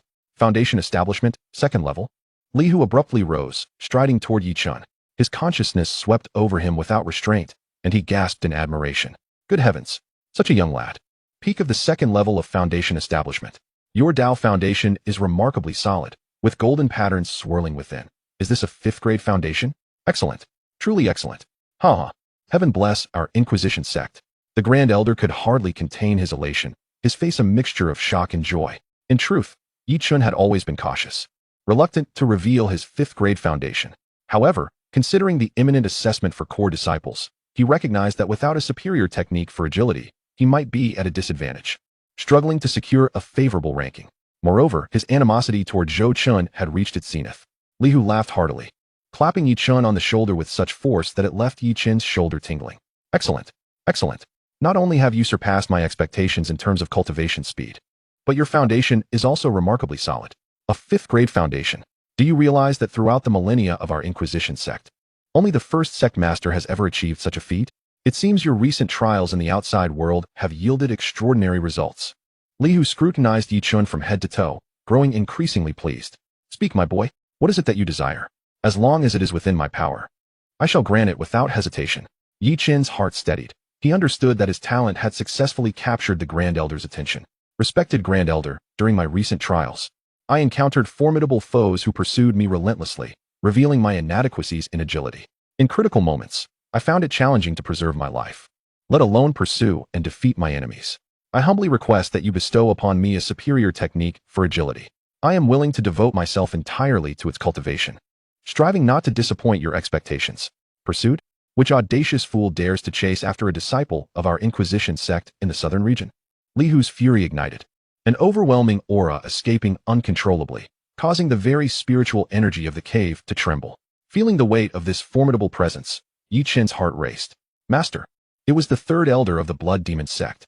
He then concisely recounted the events leading up to this moment. I cannot believe the Blood Demon sect would dare to act so brazenly. One day, I shall unite with other sects to exact vengeance upon them for you. Li Hu seethed, his heart burning with resentment at the thought that Yi Chun might have been killed without his knowledge by the Blood Demon sect. Yet, the Blood Demon sect was a force to be reckoned with in the southern region, unless the sect revealed its hidden cards. The Inquisition sect's current strength might not be sufficient to confront them, risking the potential for rival factions to take advantage of their conflict. My boy, while the Blood Demon sect is indeed loathsome, their power cannot be underestimated. For the time being, avoid venturing far from the sect and focus on cultivating within our territory. Here is my talisman. Should you find yourself in danger, you may crush it, and I shall arrive post-haste. As for the technique for agility, Li Hu stroked his beard thoughtfully, his gaze flickering. He had indeed noticed that Yi Chen's steps had seemed somewhat heavy and lacked fluidity upon entering the cave.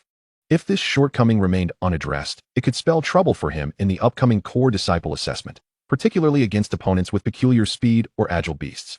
What kind of agility technique do you seek? Mid-grade of the Shin tier? Or high-grade? Li Hu inquired tentatively, as the sect's treasury did contain several high-grade agility techniques.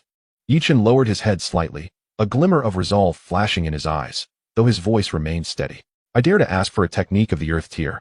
Only thus would I gain the confidence to surpass other core disciples within the Tower of Inquisition, upholding the honor of my esteemed Grand Elder. Earth tier. Li Hu's brow arched in surprise. This time, Yi Chen's aspirations genuinely astonished him.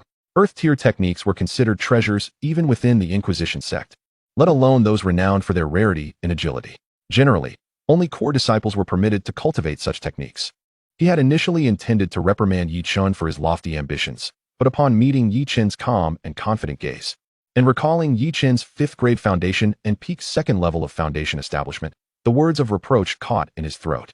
This lad may indeed possess the qualifications to cultivate an Earth tier agility technique. His talent merits greater resources from the sect for nurturing. Furthermore, with the core disciple assessment on the horizon, if Yi Chun could swiftly master a powerful agility technique, his chances of securing a high ranking within the tower would significantly increase. This matter not only pertained to Yi Chun personally, but also impacted Li Hu's own reputation and standing within the sect. After a moment's contemplation, Li Hu's expression shifted numerous times, his eyes flashing with determination. Very well, since you possess such ambition, I shall grant your request. With a flick of his wrist, a stream of light emerged from his storage ring, hovering in the air. It was a scroll, neither silk nor paper, exuding a faint azure hue. Crafted from a peculiar material, adorned with subtle feather-like patterns that emanated a mysterious spatial fluctuation and ethereal spiritual rhythm. As the scroll unfurled, 4 elegantly flowing ancient characters appeared. Hua Yu Ju. This is the Earth tier mid-grade agility technique, Hua Yu Ju, which I obtained during my youth while exploring an ancient cultivator's cave. Li Hu's voice carried a tone of nostalgia and pride, yet it was tinged with gravity. This technique, when cultivated to perfection, allows one to move like a divine bird, leaving no trace behind, enabling brief flight upon the wind, with rapid directional changes, making it exceptionally suitable for both short-distance evasions and escapes. It is the ideal remedy for your current shortcomings in agility. Yi Chen's pupils dilated, his heart soaring with joy. What a windfall! An Earth-tier, mid-grade agility technique. This far exceeded Yi Chen's expectations. However, Li Hu's tone shifted, becoming exceedingly serious. This technique demands profound insight and meticulous control over one's body and spiritual energy. The difficulty of cultivation is exceedingly high. Within the sect, a few core disciples had attempted to cultivate, yet none managed to unlock the secrets. You must be mentally prepared, should you fail to achieve minor success within 3 months. It is best to relinquish your efforts temporarily, lest you jeopardize the core trials. The disciple vows to exert every effort, not to disappoint the elder's high expectations. Yi Chen suppressed his excitement and solemnly accepted the heavy scroll of the transformation of feathers. The moment the scroll touched his hand, it radiated a slight warmth, and a peculiar wave of spiritual energy coursed through his arm, invigorating his spirit. Li Hu nodded in satisfaction, appreciating Yi Chen's attitude. After a brief pause, he flipped his hand, revealing a smooth jade vial that materialized in his palm. Upon removing the cap, an intensely pure medicinal fragrance instantly filled the entire hall. This is a low-grade Earth-tier gathering spirit pill. Li Hu presented the jade vial before Yi Chen. Such concentrated spiritual energy can stabilize your realm and prove remarkably effective when breaking through minor obstacles. You have just entered the second level of foundation establishment. Though your foundation is stable, it still requires fortification. This pill will assist you greatly, striving to elevate your cultivation before the assessment. Earth-tier medicinal pills. Yi Chen felt a surge of gratitude, realizing that Li Hu had indeed invested significantly in supporting him. Thank you, Master. I shall endeavor with utmost diligence.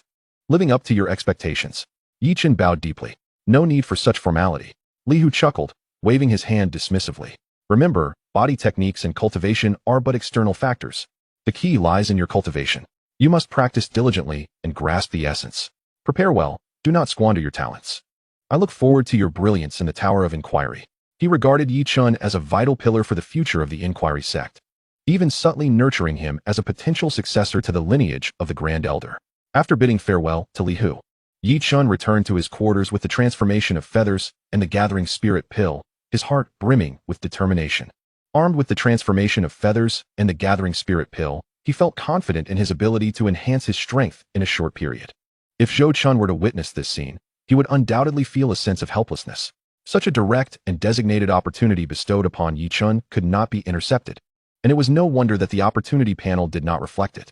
Some might argue that eliminating Yi Chen would suffice to intercept the opportunity. However, they were unaware of the terrifying nature of the Child of Destiny. As long as one remains the Child of Destiny, when faced with peril, regardless of how dire the situation, they will always emerge unscathed. Even those whose strength far surpasses Yi Chen's would find it impossible to slay him. The third elder of the Blood Demon sect serves as an excellent example. Having acquired what he sought, Yi Chen was eager to depart.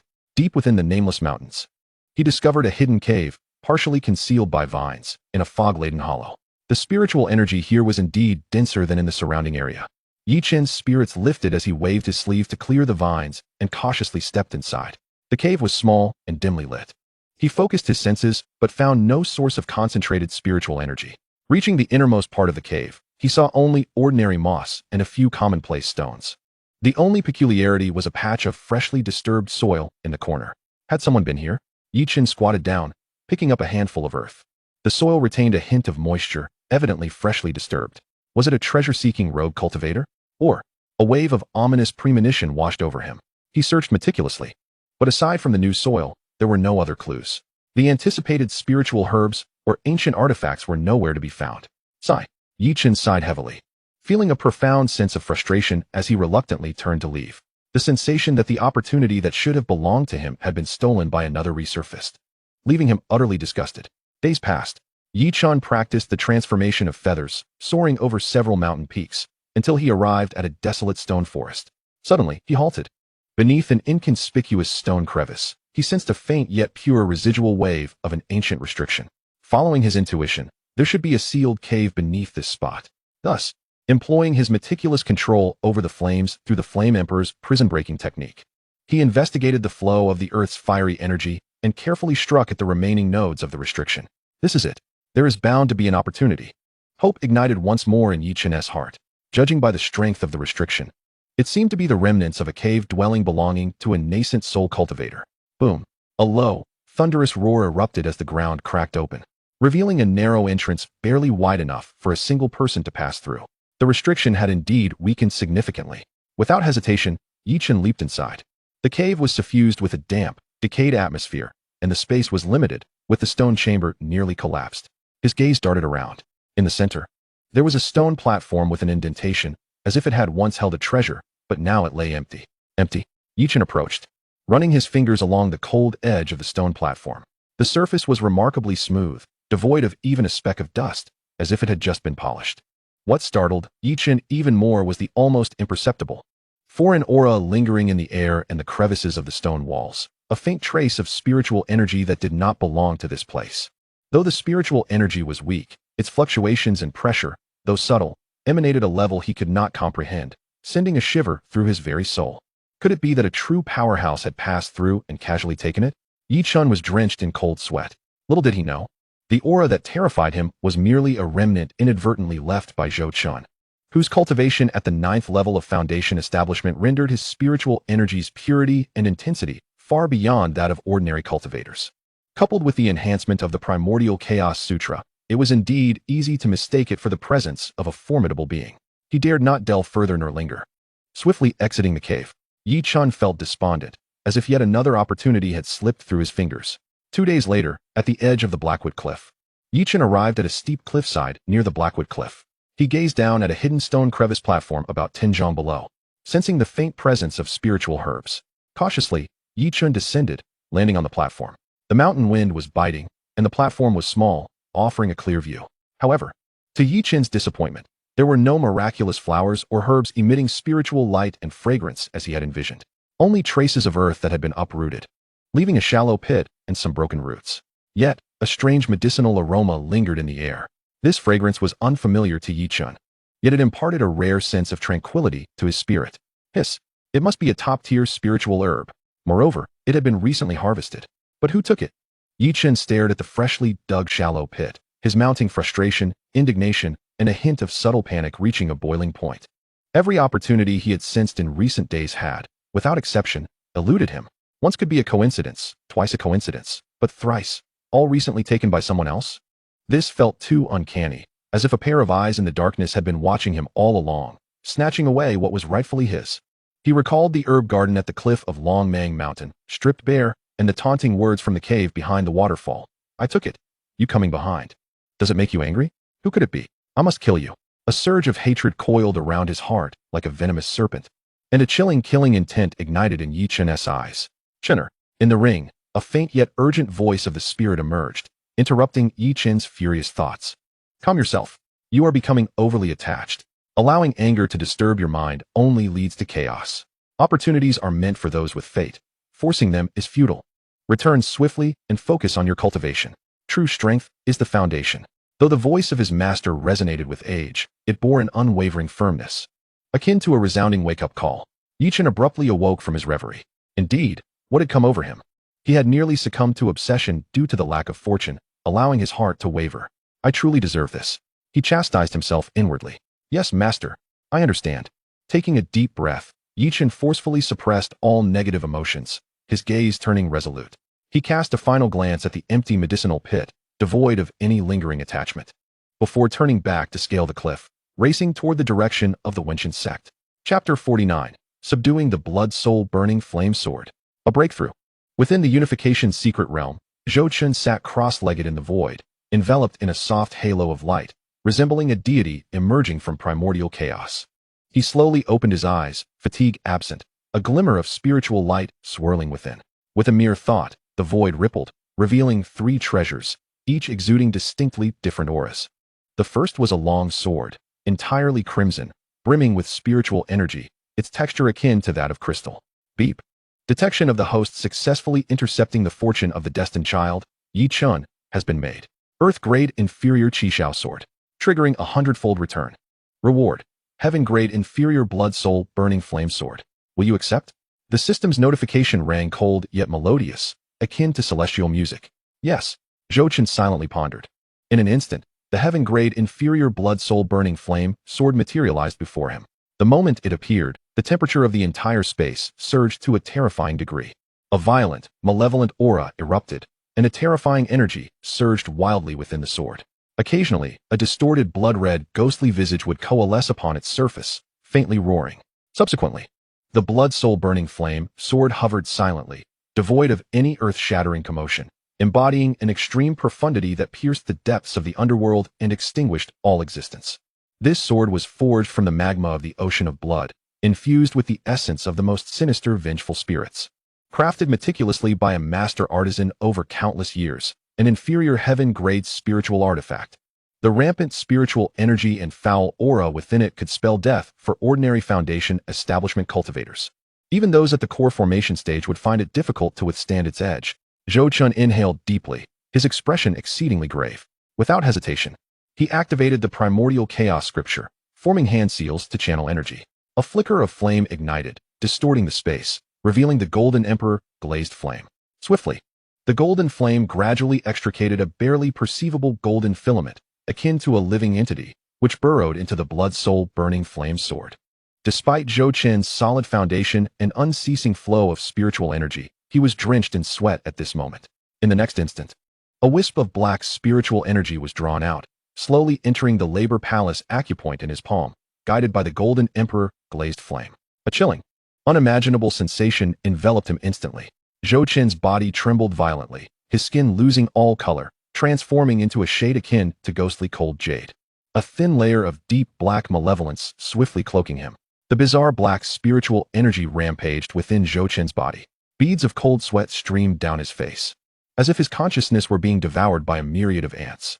However, the black and white runes generated by the primordial chaos scripture erupted with brilliance, steadfastly protecting his foundational essence and consciousness. The black spiritual energy, seemingly encountering something terrifying, ceased its tumultuous movement and was drawn into the primordial runes by an invisible force, restoring Zhou Chen's body to tranquility. Phew, that was arduous. The heaven-grade spiritual artifact is indeed not easily refined. Zhou Chun felt a twinge of fear, unaware that his low cultivation was a significant factor.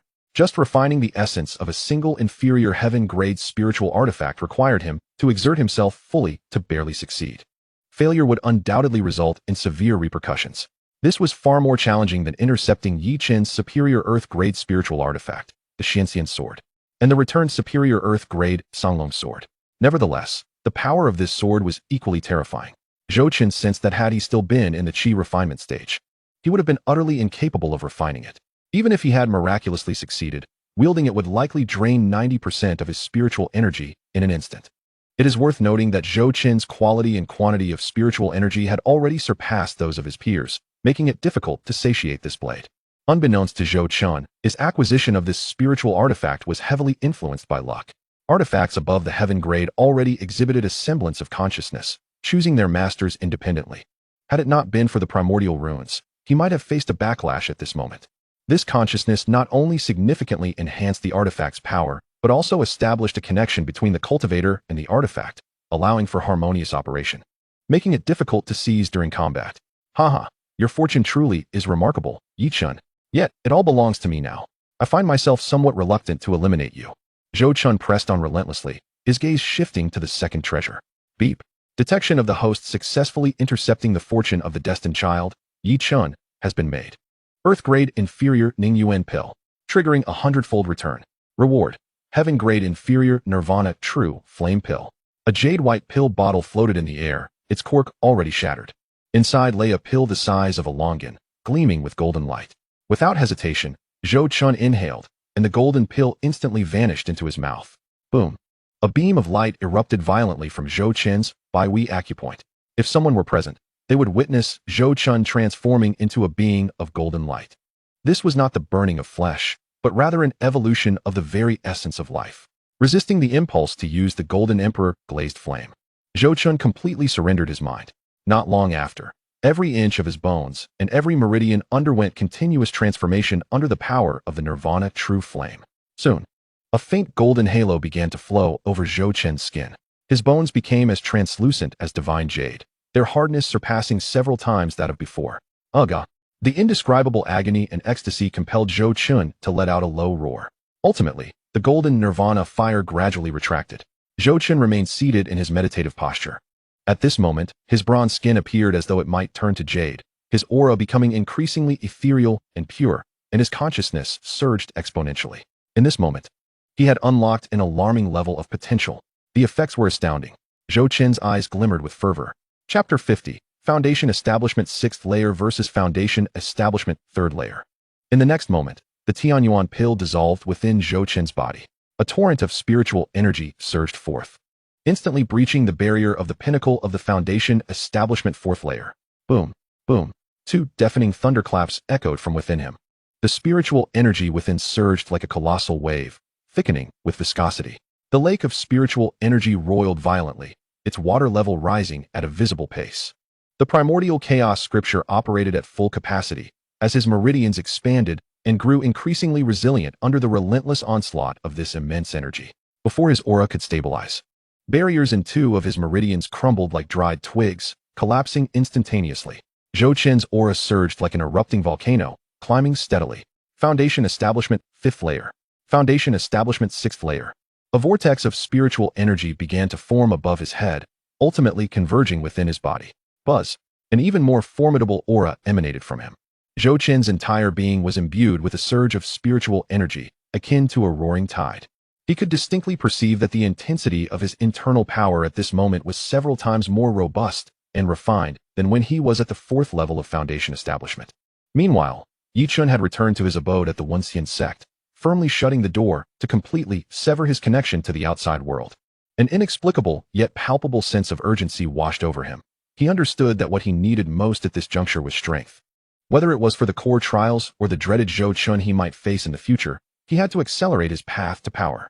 For reasons unknown, he always felt that Zhou Chun was exceedingly enigmatic, eluding his comprehension. Yi Chun first retrieved the transformation of wings scroll that the Grand Elder had bestowed upon him. The ancient manuscript unfurled before him, revealing a faint azure material with swirling feather patterns, as if it had come to life. The opening words were captivating. The body moves with the heart, spirit, and form unite. Transform chi into wings, merge wind into bones. Without hindrance, come and go like light. Yi Chun tightly closed his eyes, calming his mind as he attempted to channel his spiritual energy according to the intricately complex meridian diagrams depicted in the scroll. After only a few attempts, his expression grew grave. The entry-level difficulty of the transformation of wings truly exceeded Li Hu's expectations. The path of the spiritual energy was not only peculiar, but also demanded a division of the energy into countless minuscule, agile vortexes while simultaneously harmonizing with the subtle spiritual aura of the outside world. This required an extraordinary level of precision in controlling spiritual energy and a formidable sense of spiritual awareness. For an average Foundation Establishment practitioner, let alone entering the technique, even executing a complete small circulation would be fraught with challenges. Chunner, focus and calm your spirit. The ancient voice of the ring's spirit resonated, imbued with unwavering certainty. You possess a fire spirit body. Your essence is fervent. You must harness the intent of rising flames to wield this technique. The transformation of wings is not merely light feathers, but the flames that pierce the void. Do not attempt to forcibly mimic the form of birds. Instead, let fire be your wings, utilizing the momentum of flames to ascend. Move like a flowing arrow, with nothing to impede you. Is the essence that the wind augments the flames, and the fire borrows the strength of the wind? Yi Chun pondered, and suddenly, enlightenment struck him like a beacon in the dark. With this revelation, he grasped the crux of the matter. Previously, he had been overly fixated on emulating the external form of the technique, neglecting the inherent advantages of his fire spirit body, which were explosion and propulsion. The lightness of the wind was merely a means. The essence of speed was also power. He immediately shifted his mindset, ceasing to forcibly divide his spiritual energy into countless fragmented streams imitating the wind. Instead, he began to compress, shape, and consolidate the profound and fervent crimson gold energy of the Flame Emperor's prison break into his legs and the pivotal nodes of his waist and back. Imagining boundless flames erupting behind him, transforming into 2 wings of blazing fire. Boom. The sensation of sluggishness in the operation of his spiritual energy vanished in an instant. A torrent of searing and tempestuous power erupted around Yi Chun. He bellowed, launching himself forward like an arrow released from a bowstring. No longer did he charge with the previous clumsy, linear momentum. Instead, he soared with a trail of crimson gold flames behind him. While he had yet to achieve the silent, fluid transitions described in the technique, his speed had at least doubled compared to when he had previously executed the Flame Emperor's prison break. He transformed into a blazing meteor, leaving a long luminous streak in the small meditation chamber. He had succeeded. Though he was still far from mastery, this first step marked a qualitative difference. Yi Chen's heart swelled with joy, and his admiration for his ring's spirit master deepened immeasurably. Even as a spirit, his master's vision and experience were beyond the reach of ordinary mortals. In the days that followed, Yi Chen immersed himself in frenzied cultivation, neglecting food and sleep. By day, he practiced the transformation of wings on the secluded cliffs of the sect's remote back mountain. He used the cliff as a whetstone, leaping from heights time and again, feeling the changes in the airflow, practicing forceful twists and turns in midair, and manipulating the ferocious thrust of the flames, striving to transition from the collision of a meteor to the graceful soaring of a fiery eagle. His body bore immense burdens. His clothes were shredded in the high-speed friction against the cliff, and his skin was lacerated by the fierce winds. Yet they healed rapidly under the powerful self-repairing ability of the Flame Emperor's prison break. Countless failures, collisions, and falls did not deter him. His gaze remained sharp as a blade, and he never wavered. By night, he diligently studied the deeper mysteries of the transformation of wings in his meditation chamber, sitting in stillness to recover. The body must act only after the intention has formed. The flames are not merely fierce. They also possess the subtlety of transitions. To break the wind is to be a brute. To master the wind is the true principle. Everything can become wings. All can harness the power of the wind. The ring spirit's voice echoed in his mind, as precise as a chef dissecting an ox, honing in on the core essentials. Yi Chen's understanding of the technique's essence deepened progressively. Gradually, the fiery light behind him began to consolidate, no longer bursting forth with the same reckless intensity as before. His speed remained astonishing, yet the trajectory became elusive. The turns between the cliffs were no longer jarring impacts. Instead, they formed smooth arcs. Occasionally, when he unleashed his power on level ground, the explosive start left not just a booming sound in the air, but also a lingering, indistinct afterimage of a fiery wing, distorted by extreme heat. This was the manifestation of the transformation of wings, a symbol of officially stepping into the minor completion realm of the technique. Ha ha, Master, I've succeeded. Master, I've succeeded. Indeed, Chener, your comprehension is commendable. The ancient voice of the ring carried a hint of satisfaction. Yi Chen sat cross-legged, focusing his breath and spirit. At this moment, his confidence surged, and he intended to forge ahead. He cautiously took out the low-grade Earth-tier spirit-gathering pill bestowed by Li Hu.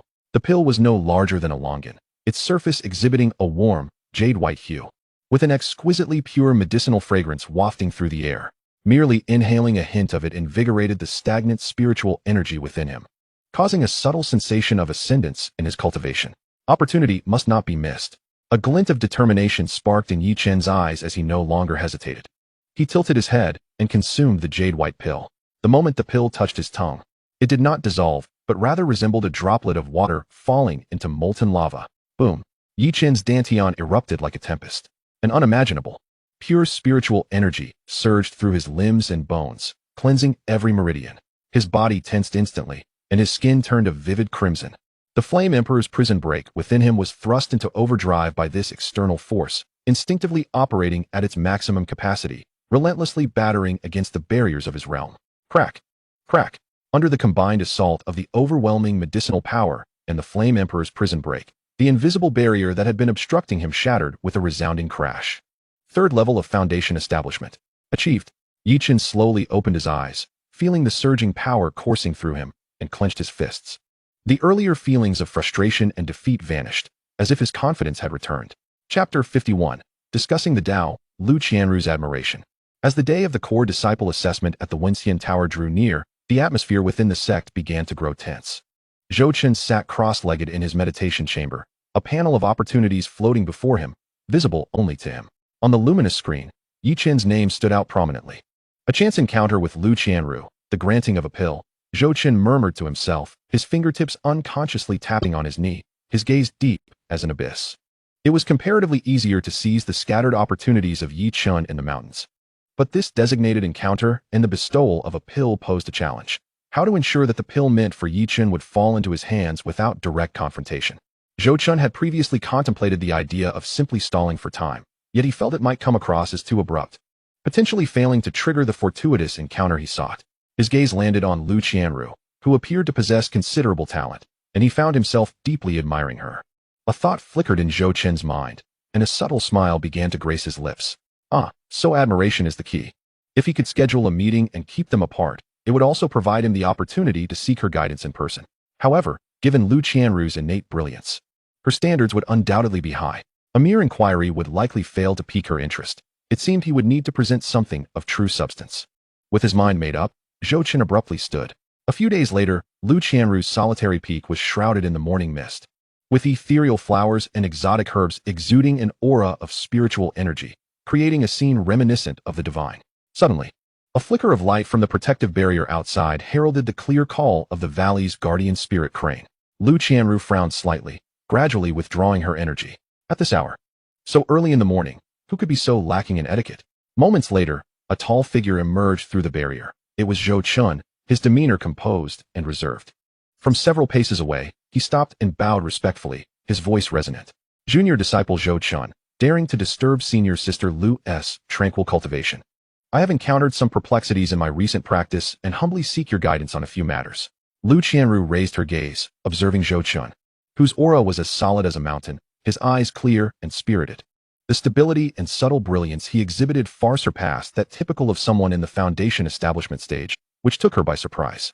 Notably, Zhou Chen's cultivation seemed to have significantly advanced since their last encounter. This was Lu Qianru's instinctive perception. Junior disciple is being overly modest, Lu Qianru replied kindly, a hint of curiosity in her tone, though she remained seated. What perplexities do you face? Zhou Chen did not advance, remaining in place, and slightly bowed again. While practicing my movement technique, I occasionally find my spiritual power converging at the intersection of the Jingmen and Fengshui acupoints, as if caught in a turbulent flow. Unable to progress even an inch. It feels as though space itself is obstructed, rendering me unable to break free from these shackles. Though I sense something within, it remains as elusive as a flower in the fog.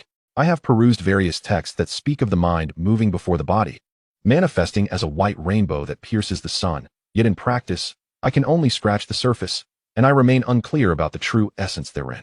I find my intent at odds with the surrounding world, as if an invisible membrane separates me from the external sensations.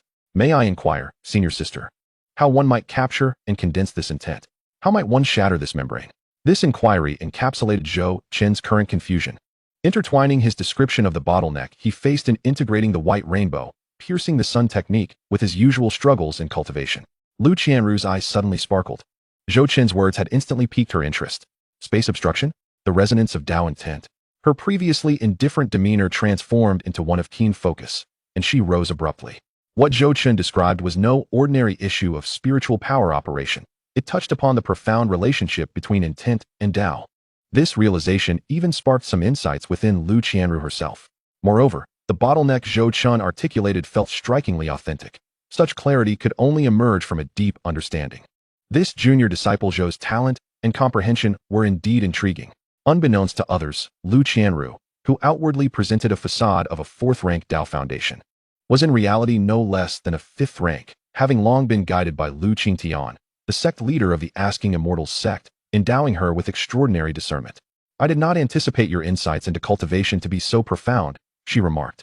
Intent is the essence of the realm, requiring one to imprint the method with the heart and connect with the Tao through the spirit. Without further ado, Lu Qianru took several steps closer and began to elucidate her understanding of intent. She became so engrossed in the discussion that she entirely forgot about everything else, her thoughts wholly absorbed in the dialogue with Zhou Chen. Seeing that he had successfully ignited Lu Qianru's interest, Zhou Chen felt a sense of certainty and grew increasingly composed. He adeptly introduced his thoughts. What you say, senior sister, is indeed profound. However, I am rather dull-witted and often feel as though my intentions are like trying to grasp the moon reflected in water, elusive and intangible. The slightest movement causes the surrounding void to ripple. Could this be due to excessive fixation? The Tao canon states, attain utmost emptiness, maintain profound stillness, all things arise, and I observe their return. Is this state of emptiness and stillness the key to breaking the membrane? Zhou Chen cleverly framed his unique insights from the Taichu Chaotic Sutra as his cultivation dilemmas. Lu Qianru's eyes sparkled with interest. Zhou Chen's quotations and probing questions were astute and profoundly enlightening, prompting her to delve deeper into her own contemplation. She immediately shared her experiences on how she achieved unity of spirit and comprehension of the Tao during her cultivation. As the golden rays of the setting sun bathed the valley, casting elongated shadows of the two figures, Lu Qianru exhaled deeply after articulating a segment of her insights. her face reflecting a mixture of relief and satisfaction. Her gaze towards Zhou Chun brimmed with admiration and appreciation. Junior brother Zhou, your solid foundation and exceptional comprehension are indeed rare among the disciples of the Asking Immortals sect. Zhou Chun humbly bowed. Senior sister, your praise is excessive. Today, I am immensely grateful for your generous guidance. It surpasses a decade of my arduous cultivation. My mind has been illuminated, and I am profoundly thankful. With sincerity radiating from him, Zhou Chun was acutely aware that the crucial moment was at hand. Observing Zhou Chun's composed and restrained demeanor, along with her prior fondness for him, Lu Qianru made a swift decision in her heart. Junior brother Zhou was about to face the assessment for core disciples, a pivotal moment for his advancement. With a delicate sweep of her hand across her storage ring, a warm jade vial appeared in her palm. As she uncorked the vial, an extraordinarily pure fragrance of medicinal essence wafted through the air. This is a low-grade earth-tier gathering spirit pill, which can aid you in breaking through your cultivation. I hope it will assist you in securing a place among the top 10 in the core disciple assessment. Lu Qianru offered the jade vial to Zhou Chun. Her tone gentle. Success. Zhou Chun felt a wave of relief wash over him, suppressing a surge of excitement while maintaining an expression of pleasant astonishment. Nevertheless, he acted swiftly, accepting the jade vial with alacrity, feeling its cool surface still imbued with a trace of Lu Qianru's warmth. Senior sister's generosity shall forever be etched in my heart. I will not disappoint your expectations.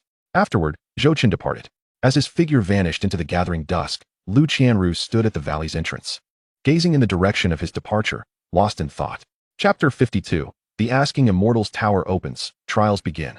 At this moment, Lu Qianru held another vial of pills, specifically the exquisite beauty-enhancing pills that Zhou Chun had discreetly placed on the table. This fellow possesses quite the thoughtfulness. Reflecting on this, Lu Qianru turned back to her courtyard with an unperceived faint smile.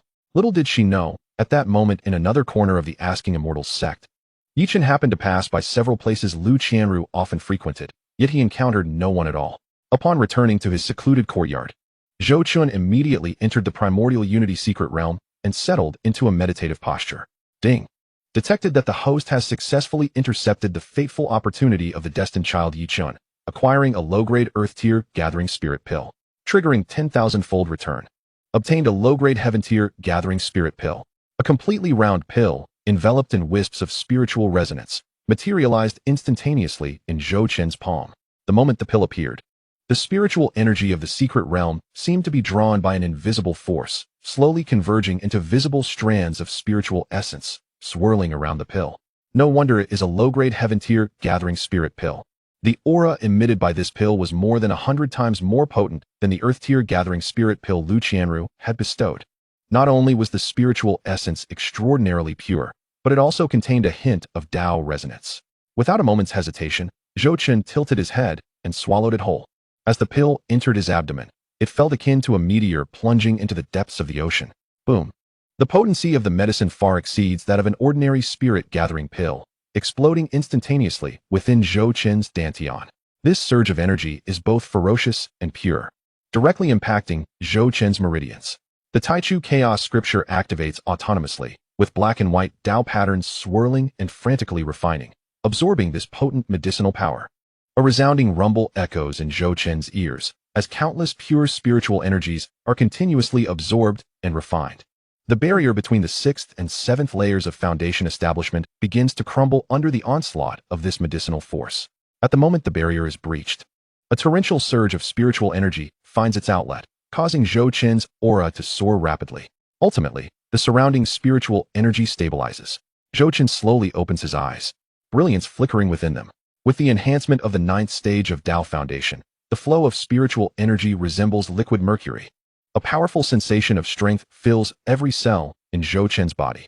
As his cultivation breaks through, the black and white Tao patterns transformed by the Taichu Chaos scripture become increasingly clear and solid, with faint, intricate silver star points emerging, reminiscent of celestial bodies. He exhales a long breath, the white mist shooting forth like an arrow, surprisingly accompanied by a slight explosive sound.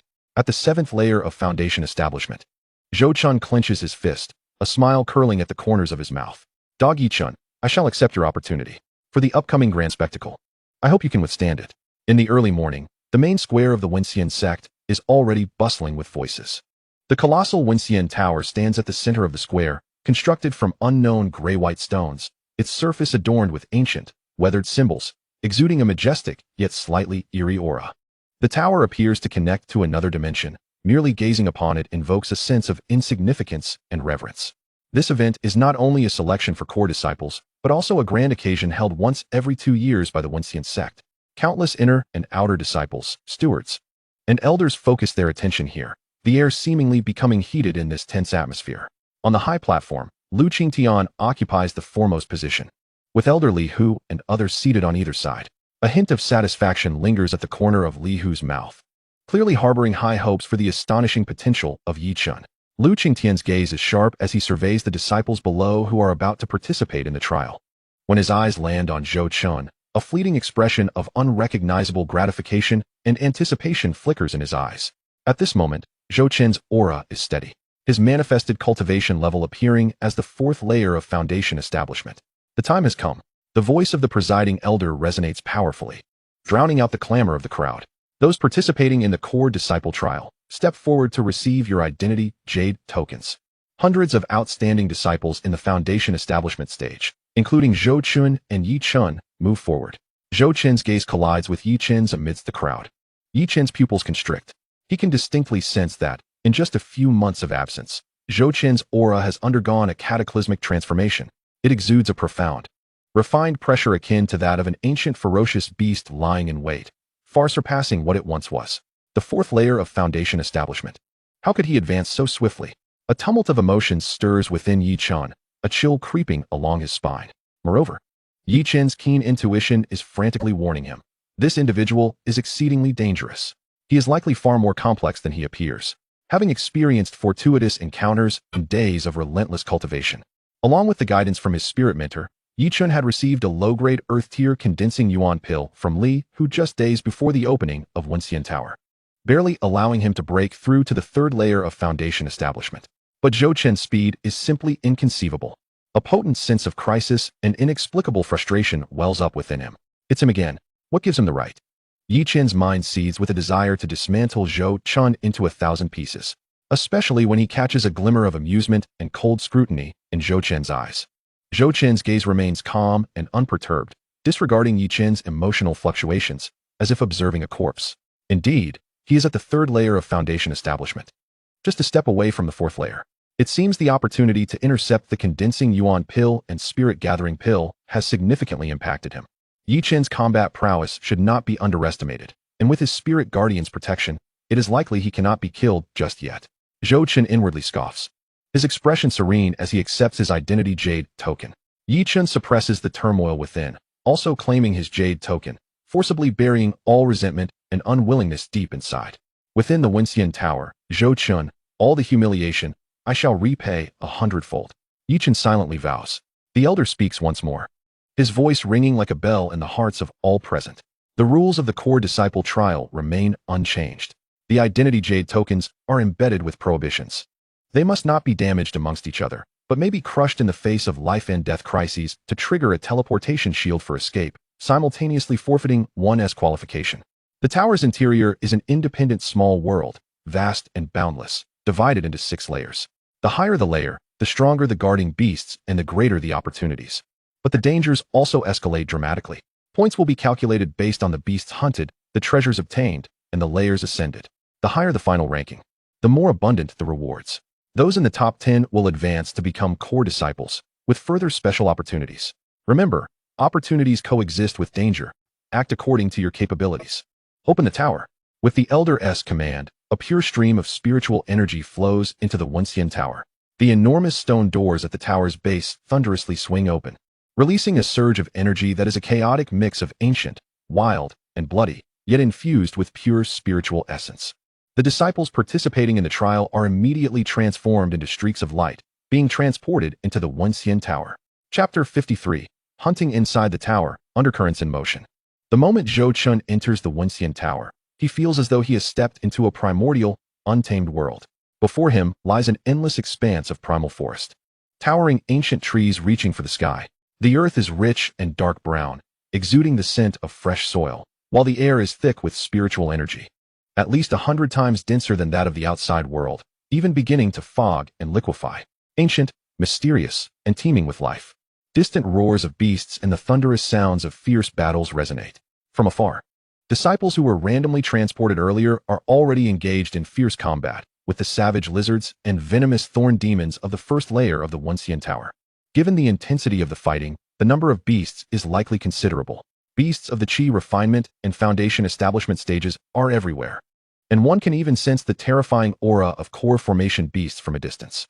However, it is not the beasts that pose the greatest threat, but rather the other humans. After all, the elders did not state that attacks against fellow disciples were prohibited when announcing the rules. Time is of the essence. Zhou Chun, unconcerned about lingering, knows that the low-level beasts pose no threat to him. With a thought, he opens the opportunity panel. Before entering the One Tower, Zhou Chun had already locked onto a few disciples from the Blood Demon Sect. Lin Hao, an elite of the Inner Sect, at the 8th layer of Foundation Establishment, and Blood Demon Sect's Dark Guard, Blood 7. Received orders from the 3rd Elder of the Blood Demon Sect to cooperate with number 1 and number 5 to ambush Yi Chun during the trial. Carrying a Blood Demon summoning talisman that can summon the 3rd Elder's primordial spirit for a full force strike at the 1st layer of Nascent Soul. Recent opportunity, discovering a high-grade spiritual herb, the Black Water Yo Lotus, on the edge of the 2nd layer, Black Water Domain. Wang Chong, a core candidate at the 9th layer of Foundation Establishment and Blood Demon Sect's Dark Guard number 5. Received orders from the 3rd Elder of the Blood Demon Sect to cooperate with number 1 and number 7 to ambush Yi Chun during the trial. Also carrying a Blood Demon summoning talisman that can summon the 3rd Elder's primordial spirit for a full force strike at the 2nd layer of Nascent Soul. He will encounter Yi Chun deep within the White Bone Wasteland of the 5th layer, setting a trap alongside number 5. Recent opportunity, obtaining a fragmented array plate left behind by predecessors at the bottom of the 3rd layer, Wind Eroded Gorge. Capable of unleashing a full-force strike at the early stage of Golden Core. Chen Feng, a core candidate at the 9th layer of Foundation Establishment and the 1st Shadow Guard of the Blood Demon Sect. Received directives from the 3rd Elder of the Blood Demon Sect. He is to collaborate with the 5th and 7th Shadows to secretly eliminate Yi Chun during the trials. Armed with a Blood Demon summoning talisman, which can summon the 3rd Elder's primordial spirit for a formidable strike at the 2nd layer of the Nascent Soul. He is set to encounter Yi Chun deep within the 5th layer's Bone Wasteland. Together with the 5th Shadow, he plans to lay a trap. Recently, an opportunity arose to slay a guardian demonic beast, the 2-headed fire python, near the 4th layer's lava waterfall, yielding a low-grade earth-tier fire python Inner Dan. Zhao Gang, an elite inner disciple and a steward of the law enforcement hall of the Asking Immortal Sect, serves as the 0 Shadow Guard of the Blood Demon Sect.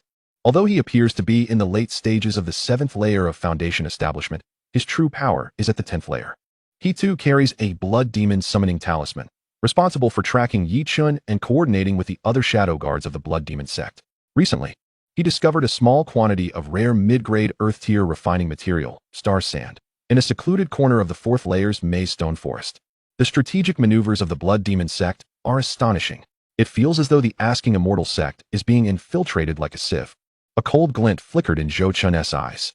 With a 10th layer Foundation Establishment and 2 shadows at the 9th and 8th layers.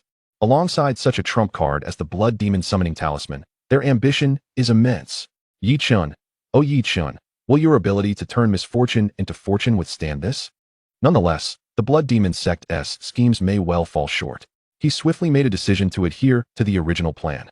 First, eliminate the 2 Shadow Guards with slightly lower cultivation but better positioning, the 7th and 5th Shadows, thereby intercepting Yi Chun's chance for advancement, leaving the 1st, Chen Feng, as bait to track Yi Chun.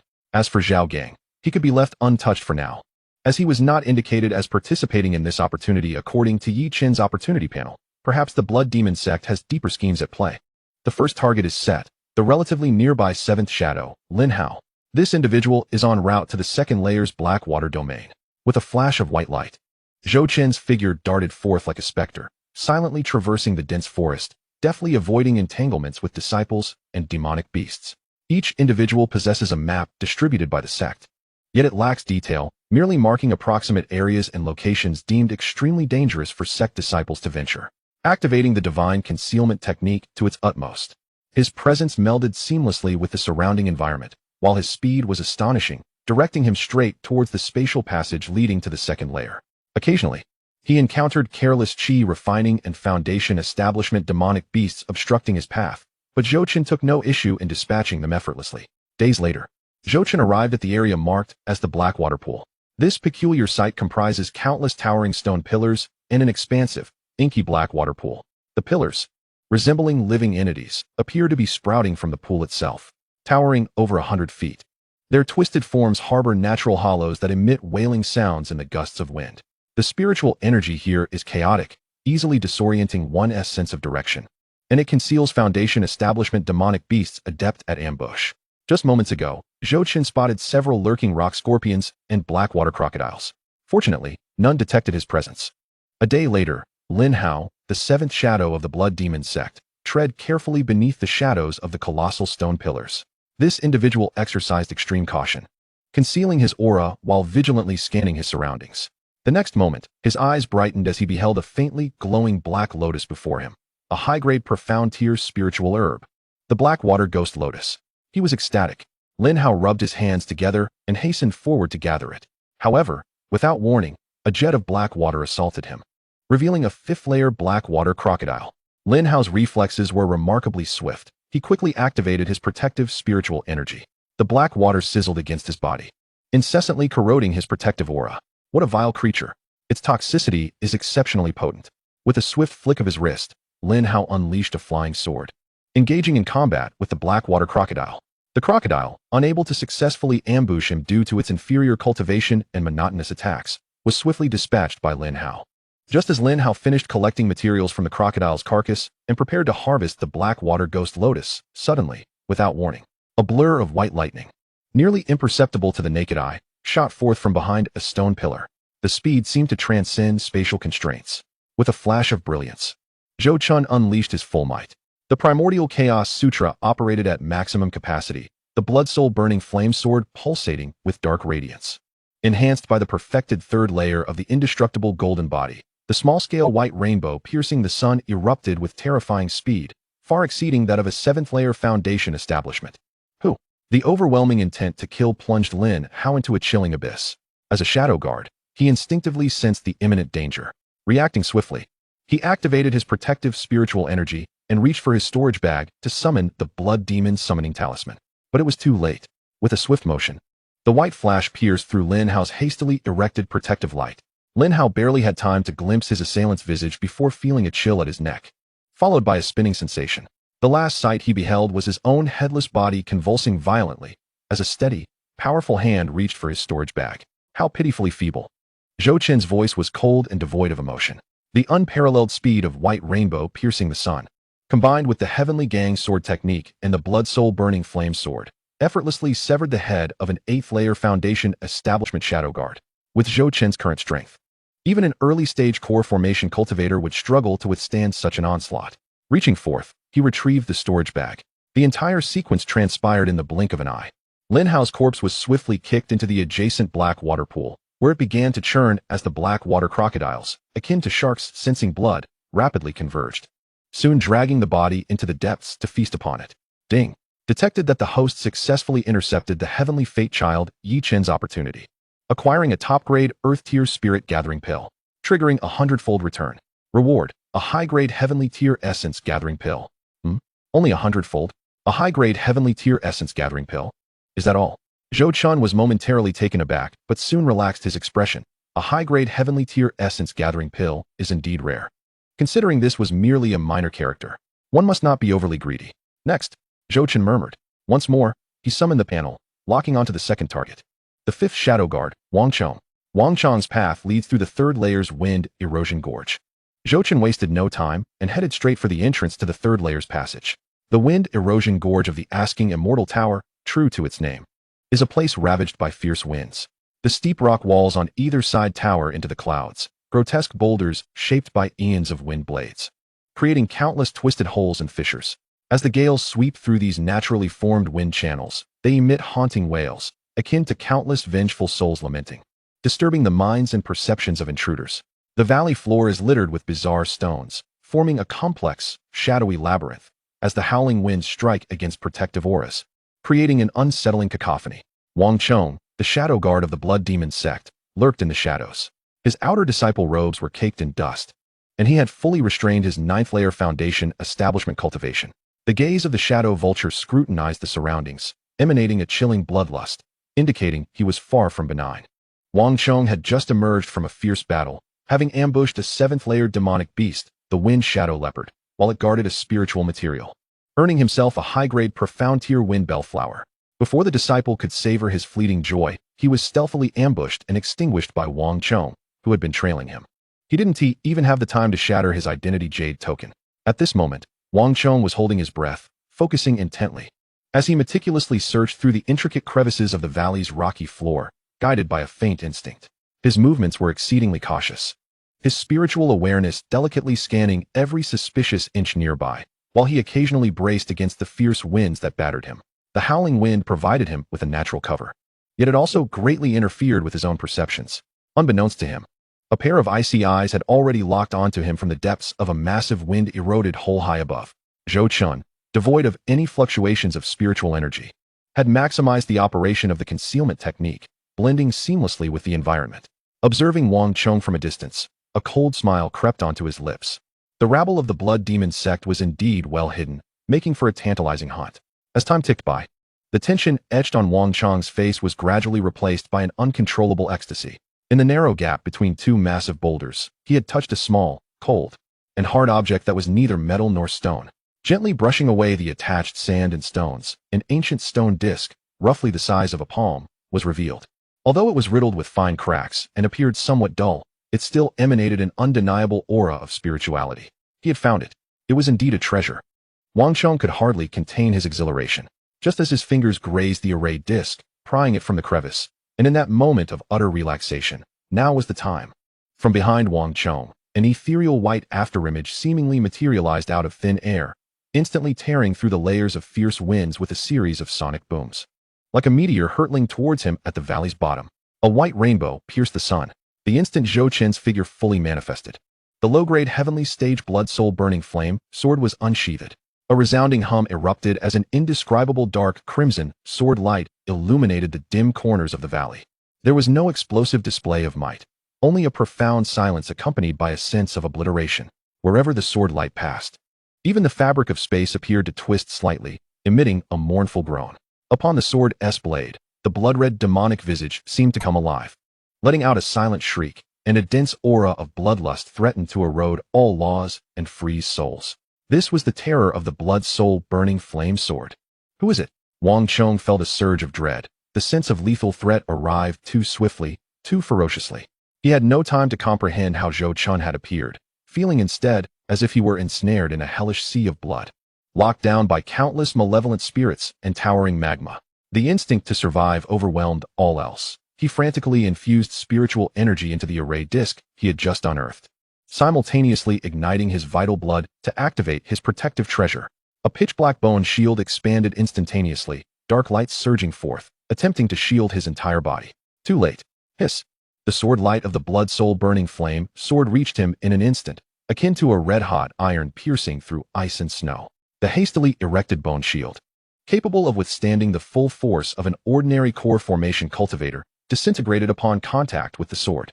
The dark crimson sword light effortlessly pierced through the black glow, accurately embedding itself into the center of Wang Chong's brow. Wang Chong's eyes widened in terror, incredulously gazing at the young yet chilling face mere inches away. A minuscule charred hole was left at his brow, not even allowing a drop of blood to spill. His body withered instantly. All vitality and spiritual energy within him were obliterated in an instant by the malevolent aura of the blood soul burning flame sword. The array disc in his hand flickered with a dim light before fading entirely, falling to the ground like an ordinary broken stone. Zhou Chen did not linger. He sheathed his sword, reached out, and swiftly yanked off Wang Chong's storage ring. The black and white runes transformed from the primordial chaos scripture swirled within him, instantly refining the restrictions of the storage ring. With a thought, a small grass, entirely black and gleaming, about 3 inches long, emerged. It was the soul condensing grass.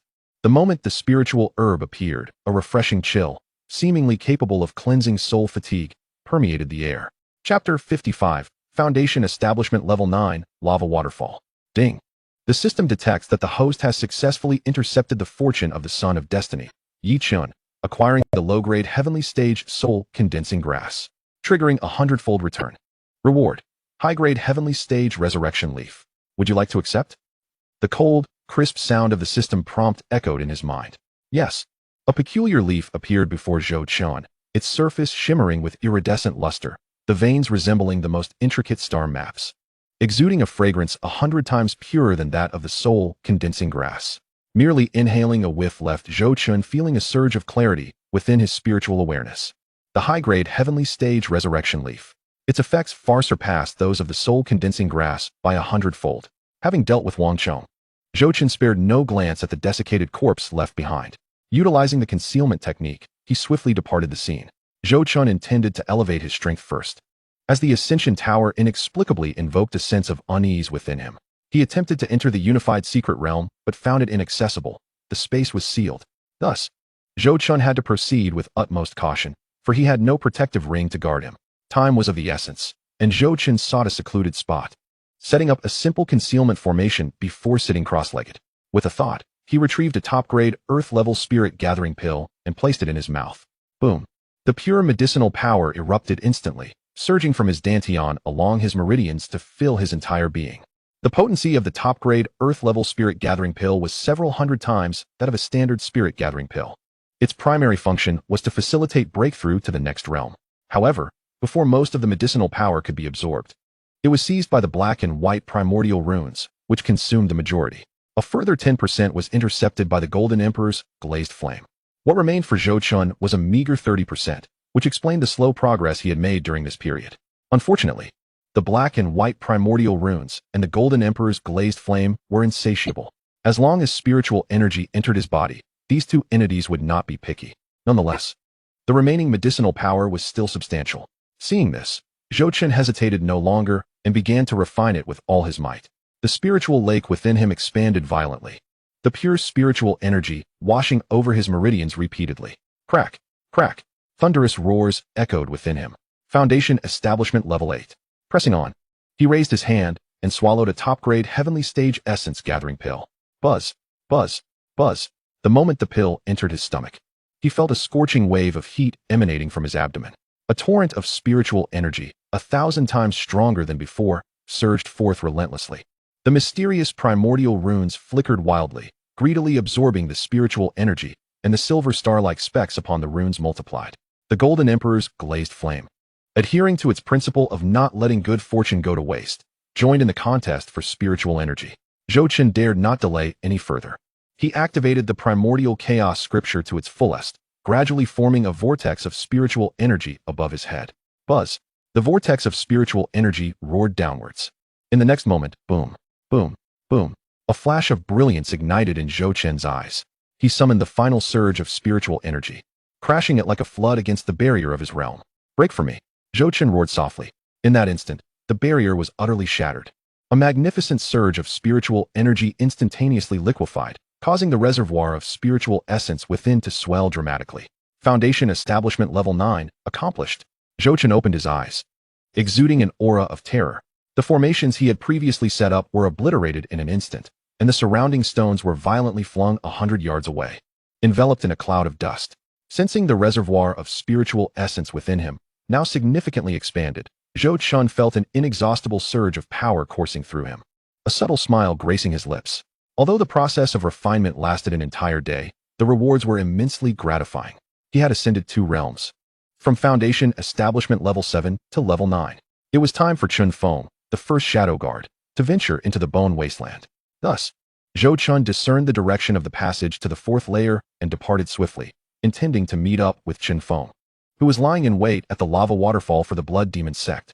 Along the way, Zhou Chun encountered several Foundation Establishment Level 9 and 10 beasts.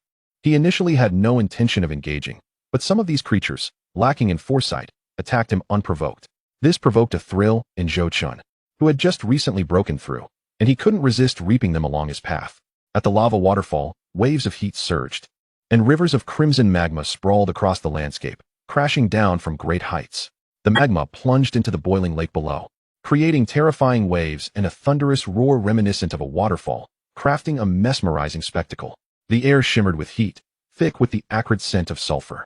Despite the inhospitable environment, an abundance of lava lizards and 2-headed fire pythons thrived within the molten expanse, some exuding the terrifying presence of Foundation Establishment and even core formation levels. More daunting still, the lava lake seemed bottomless, and an occasional pressure emanating from its depths sent shivers down one's spine. Chen Feng had just emerged from a fierce battle, struggling against the beasts that leveraged the advantageous terrain of the magma. He was splattered with the crimson blood of pythons, standing over the massive corpse of a two-headed fire python, having shattered both of its colossal heads. Crouching down, he cautiously dissected one of the heads, retrieving two fiery inner cores that radiated scorching, pure fire essence. At last, he had secured them. Indeed, the beast of Foundation Establishment Level 10 held something of value, albeit not sufficient to be of great concern. However, the essence of these beasts was undeniably precious. Chen Feng felt a slight easing of tension. Suddenly, three exceedingly faint sounds of breaking air emerged behind him. What? A warning surged through Chen Feng. In an instant, he stowed the inner cores into his storage pouch and summoned his full power, his protective spiritual light flaring to life. He quickly lifted his gaze. Before him were three figures, each at Foundation Establishment Level 8, clad in the robes of inner disciples, rapidly advancing towards him from three directions. They seek to kill and plunder. Chen Feng found the absurdity of being ambushed by righteous disciples while belonging to the Blood Demon Sect quite amusing. Come on. As the trio drew near, Chen Feng remained unfazed, even allowing a cruel smile to escape his lips. True to his demonic lineage and battle-hardened experience, he seized the moment as they approached, unleashing a piercing roar that interrupted their rhythm. Without hesitation, he summoned his most formidable black-bladed spirit weapon, a ghostly greatsword. The blade emanated a menacing aura, transforming into three nearly 10-zhong-long black blades of energy that cleaved toward the trio with the force of a mountain. Blood Demon Sword Art. This strike encapsulated all the power of Chen Feng at Foundation Establishment Level 9. Faced with the dread of the black blades, the eyes of the trio widened in terror. Flee! It's the Blood Demon Sect. Each prepared to shatter their tokens. However, it was too late. The massive black blades surged forth, striking them at the waist in an instant. Bang! Bang! Bang! Three cries of despair rang out. Two of the trio were severed at the waist, while one managed to escape due to activating his mid-grade protective armor at the critical moment, though his identity token was sent flying from his grasp. Chapter 56. The Bone Wasteland. Yi Chen emerges. Die. Before the disciple could regain his senses, a low growl sent chills racing through him. It seemed his fate was sealed, as despair clouded his eyes. In a critical moment, a golden sword light collided with the black blade. Boom. A terrifying shockwave erupted in the air, sending the disciple from the asking immortal sect flying. Retreat. I will hold him off. A flash of white light revealed that the newcomer was Zhou Chun. His appearance was not merely for benevolence, but rather for the pursuit of additional points. Observing Yi Chen's fortunes, it was evident that he had secured extra points and rewards by slaying the Blood Demon Sect practitioners, and Zhou Chun had no intention of letting this opportunity slip by. With a witness to substantiate his claim against the invasion of the Blood Demon Sect, Zhou Chun's additional points would be more secure. His timing was impeccable, appearing just after two had been slain. The complexities of human nature weighed heavily. Otherwise, upon their exit, the trio could have turned against Zhou Chun, accusing him of being an accomplice of the Blood Demon Sect, creating unnecessary trouble. After all, those three were hardly virtuous, lying in ambush against their fellow disciples to seize treasures. Had it been someone else, the outcome might have been entirely different. Junior Brother Ma Yuan of the 5th Refining Peak, I am grateful for your rescue. I shall repay you handsomely upon our exit. The disciple exclaimed before swiftly shattering his token, enveloped in white light as he was instantaneously transported away. All of this transpired in the blink of an eye. Chen Feng, seething with rage, directed his ghostly greatsword, now a streak of darkness, imbued with an insatiable desire for murder, towards Zhou Chun. Zhou Chun did not draw his sword.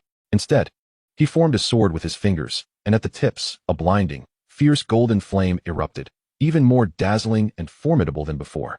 Golden Emperor Luminous Flame. Buzz. The moment that golden flame manifested, the violent fire essence of the molten magma seemed to momentarily freeze, before rushing toward the flame as if bowing before an emperor. Though small, the golden flame exuded an overwhelming pressure capable of incinerating all in its path and commanding the fires of the world. Hiss sizzle. The invisible sword energy, coalesced from the golden emperor luminous flame, disregarded the immense black blade, instantly reducing it to nothingness. The black demonic aura screeched in defeat, dissipating like a vanquished foe. The high-grade ghostly greatsword let out a mournful wail as it was struck by the terrifying flame, vaporizing in an instant. Puff! With his life-bound spirit weapon destroyed, Chen Feng felt as though he had been struck by a hammer, spitting out a mouthful of blood as his vitality plummeted. Gazing at the figure before him, once blurry and now clear, Only boundless fear remained in Chen Feng's heart. Flee! In a flash, Chen Feng bit his finger, employing a secret technique to transform into a streak of blood light, rapidly escaping into the distance. Upon seeing Zhou Chen remain indifferent in place, he finally exhaled a sigh of relief. Zhou Chen spared him, knowing he would need Chen Feng to locate Yi Chen. Unhurriedly, Zhou Chen collected the identity tokens of the two fallen disciples, watching his score soar by over 100,000 points. He couldn't help but marvel at the bounty these individuals had amassed. After all, slaying a Foundation Establishment beast yielded a maximum of 100 points, while a Core Formation beast granted only 1,000 points. Estimating he had gathered sufficient points, Zhou Chen set his sights on Chen Feng's departing figure, activating the white rainbow piercing the sun to pursue with all his might, while also employing the God Concealment technique to mask his presence. Chen Feng was indeed worthy of being the number one of the Blood Demon sect, his methods executed with utmost caution. In a fleeting moment, the surroundings transformed in numerous directions. Even the very essence and appearance underwent varying degrees of alteration. Were it not for the astonishing speed of the white rainbow piercing the sun, which far surpassed that of Chen Feng, he might have truly been left behind. Zhou Chen could not help but sigh inwardly. Chen Feng found a secluded spot and produced a pill exuding a dark aura. If it were not for the urgency of the task, he would never waste this Blood Demon pill. The Blood Demon pill, a unique healing elixir of the Blood Demon sect, could effortlessly restore one's injuries with but a single pill. However, such a remedy often came at a price, accumulating a considerable amount of pill toxicity within the body. For disciples of the demonic sect, this minor toxicity was negligible. Chen Feng gritted his teeth against the pain in his heart and swallowed the pill whole. In the next moment, a surge of blood energy coursed through him, his unstable aura instantaneously stabilizing, and his injuries visibly mending at a remarkable pace. After a while, Chen Feng suddenly opened his eyes. Truly, the Blood Demon pill lived up to its reputation. His injuries had vanished entirely. Sensing the abundant spiritual power and strength within him, Chen Feng revealed a faint smile of satisfaction. Resolute in his determination, he set off in the direction indicated by Zhao Gang, towards the Bone Wasteland, on the 5th level of the Inquiry into Immortality Tower. Days later, the Bone Wasteland lay before him, desolate and strewn with eerie white bones, those of both beasts and cultivators, as well as unknown creatures, creating an atmosphere both bizarre and terrifying. Chen Feng crouched behind a massive, cracked rib bone, his 9th level Foundation Establishment perception cautiously scanning the relatively open area ahead. Suddenly, he spotted a figure sitting cross-legged with their back to him, seemingly in the midst of recovery. Upon closer inspection, he realized that the individual was none other than Yi Chen, the very person he sought.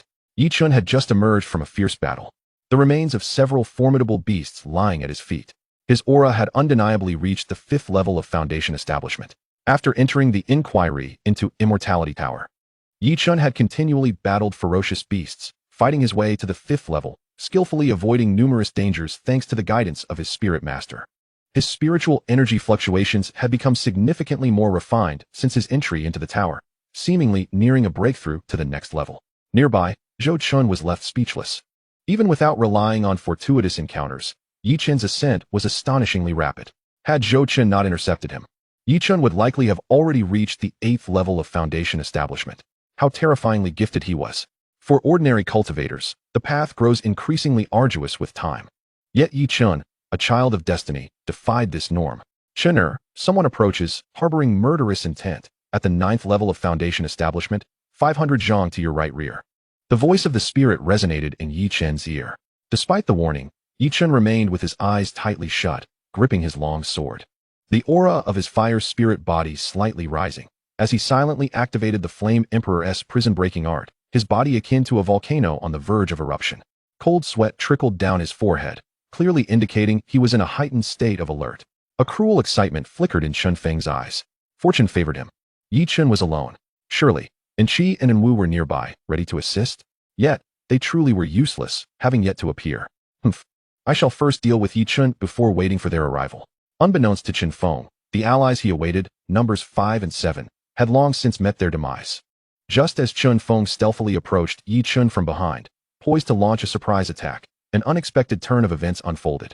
Chapter 57, Yi Chen's Fury. Confronting the Blood Demon. In an instant, Yi Chen pivoted sharply, throwing a punch without hesitation. Boom! A terrifying wave of heat surged forth, seemingly capable of melting everything in its path, aimed directly at Chen Feng's face. Every aspect, timing, angle, and speed had been calculated to perfection. It was precisely in that moment of Chun Feng's slight lapse in vigilance, as he prepared to strike, that Yi Chen's counterattack came. Though perplexed by how Yi Chun discerned his presence, Chun Feng's reflexes were not slow. A blood-red, conical force coalesced to its utmost limit. Emanating a sinister aura, this was the Blood Demon Sect's secret killing technique, the Blood Shadow Cone. Swish, swish. The Blood Shadow Cone split into two. One clashed with Yi Chen's fiery punch, while the other transformed into a streak of cold light, hurtling towards Yi Chen's brow. Yi Chen's countenance changed dramatically as he recognized this as the Blood Demon Sect's technique. Had this ambush caught him off guard just days prior, he would have barely managed to evade a fatal blow, suffering grievous injuries in the process. However, the current Yi Chun, having undergone the life and death trials within the Inquiry into Immortality Tower, coupled with his nascent mastery of the feather transformation technique, instinctively evaded the attack. Swiftly, the feather transformation technique enabled Yi Chen's body to shift at an extraordinary angle, sliding half a foot to the left. Just as Yi Chen internally celebrated his fortunate evasion, the spirit's urgent voice rang out, "Chun'er, beware of your back." Suddenly, the Blood Shadow Cone, having narrowly missed, veered back and struck Yi Chen's shoulder, causing a spray of blood. Humph! Yi Chen stifled a groan as a searing pain shot through his right arm. Had he not reacted swiftly, it would have surely pierced his heart. A look of shock and disbelief crossed Chun Feng's face. The strike he had deemed certain had been evaded by this seemingly fourth-level Foundation establishment youth. "You blood demon scum! I've awaited this moment for far too long." Yi Chen roared, his killing intent surging. The old grievances and new enmities surged forth in an instant. The Blood Demon Sect, a lingering specter, had forced him into life and death situations time and again. Without a moment's hesitation, he unleashed the full might of the Crimson Flame Emperor's prison-breaking art, channeling all his spiritual energy into his long sword. The blade blazed with a fierce crimson heat, and a sword aura engulfed in roaring flames erupted from its tip. Flame Emperor's prison-breaking art, Flame Emperor's slash. Kill. The terrifying force surged towards the recently steadied Chen Feng. Though startled, Chen Feng remained composed. A consummate master at the 9th level of Foundation establishment with abundant combat experience. He let out a fierce roar, and a black claw-like top-grade spiritual weapon materialized in his hand, a torrent of bloodthirsty demonic energy erupting forth, coalescing into a grotesque, blood-colored bone shield that stood before him. Simultaneously, dark light flickered from his fingertips as several bizarre blood-red seals silently shot towards Yi Chun, attempting to disrupt his spiritual energy. Clang! Boom! The blazing sword aura crashed violently against the blood-colored bone shield, unleashing a deafening clang of metal against metal. Chun Feng's body trembled violently, retreating 3 steps as deep footprints were imprinted into the ground, and his arm grew numb. The bloodthirsty demonic energy was sizzling under Yi Chen's flames. As if on the verge of disintegration, Chun Feng was horrified. What a fearsome power of flames. This was no ordinary technique. Yi Chun, too, was jolted by the immense backlash, his blood surging, his arm tingling. Yet, his eyes blazed crimson, brimming with fighting spirit, heedless of his injuries, adopting a life-or-death approach. Prison-breaking slash. Yi Chun propelled himself forward, leveraging the recoil, as the feather transformation technique activated stealthily. In an instant, he unleashed an astonishing speed, transforming into a blazing afterimage. Striking directly at Chun Feng's throat, his speed surpassed that of before, becoming even more cunning. Yi Chun was acutely aware of the vast disparity in their realms. He could not afford to delay. Only by giving his all did he stand a chance. A flicker of malice and rage crossed Chun Feng's eyes. Being pressured by a mere 4th-level Foundation establishment junior was an utter humiliation. He cast aside any condescension, unleashing the full force of his 9th-level Foundation establishment demonic energy. Bloodthirsty Demon Claw. Die. The ghastly pale skeletal claw was summoned in an instant, coalescing into an immense, dark red demonic claw imbued with a thick aura of malevolence. Accompanied by a chilling wail that reached for Yi Chun with sinister intent, the shadow of the claw loomed broadly, saturating the surrounding space with its terrifying magical essence. As the sword and claw clashed, a thunderous roar erupted, a violent shockwave radiating from the two combatants.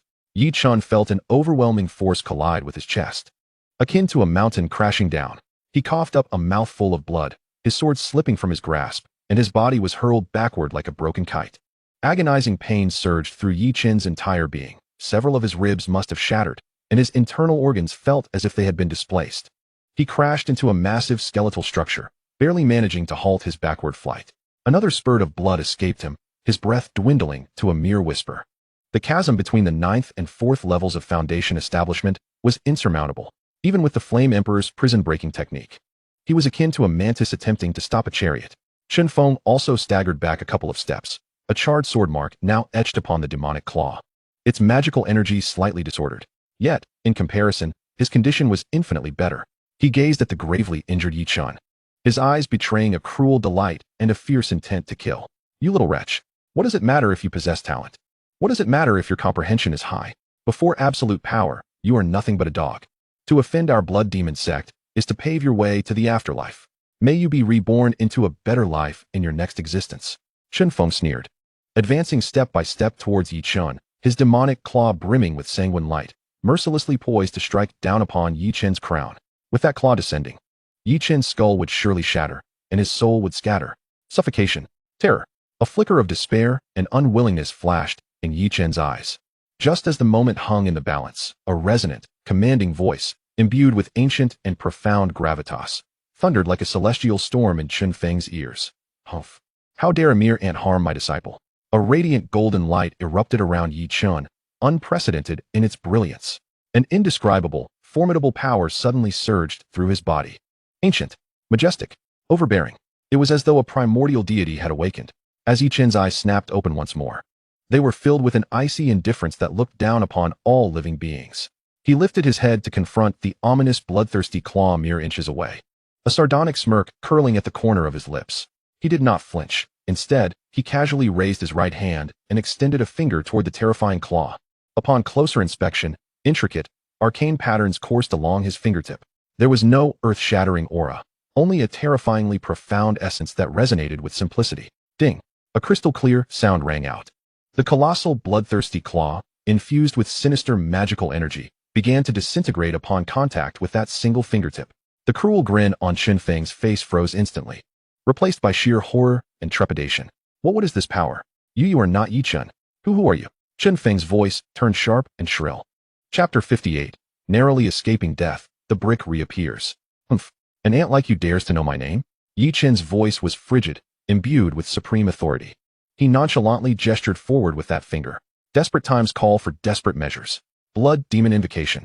Realizing his imminent demise, Chen Feng ignited all his spiritual energy, unleashing his trump card as his magical aura surged violently. Swoosh! A golden streak of light pierced through the void, striking the center of Chen Feng's brow. There was no cataclysmic explosion. Instead, Chen Feng felt an indescribable, terrifying power invade his body in an instant. Even with the blood demon invocation activated, his protective magical energy was pierced through as if it were mere parchment. Ugh!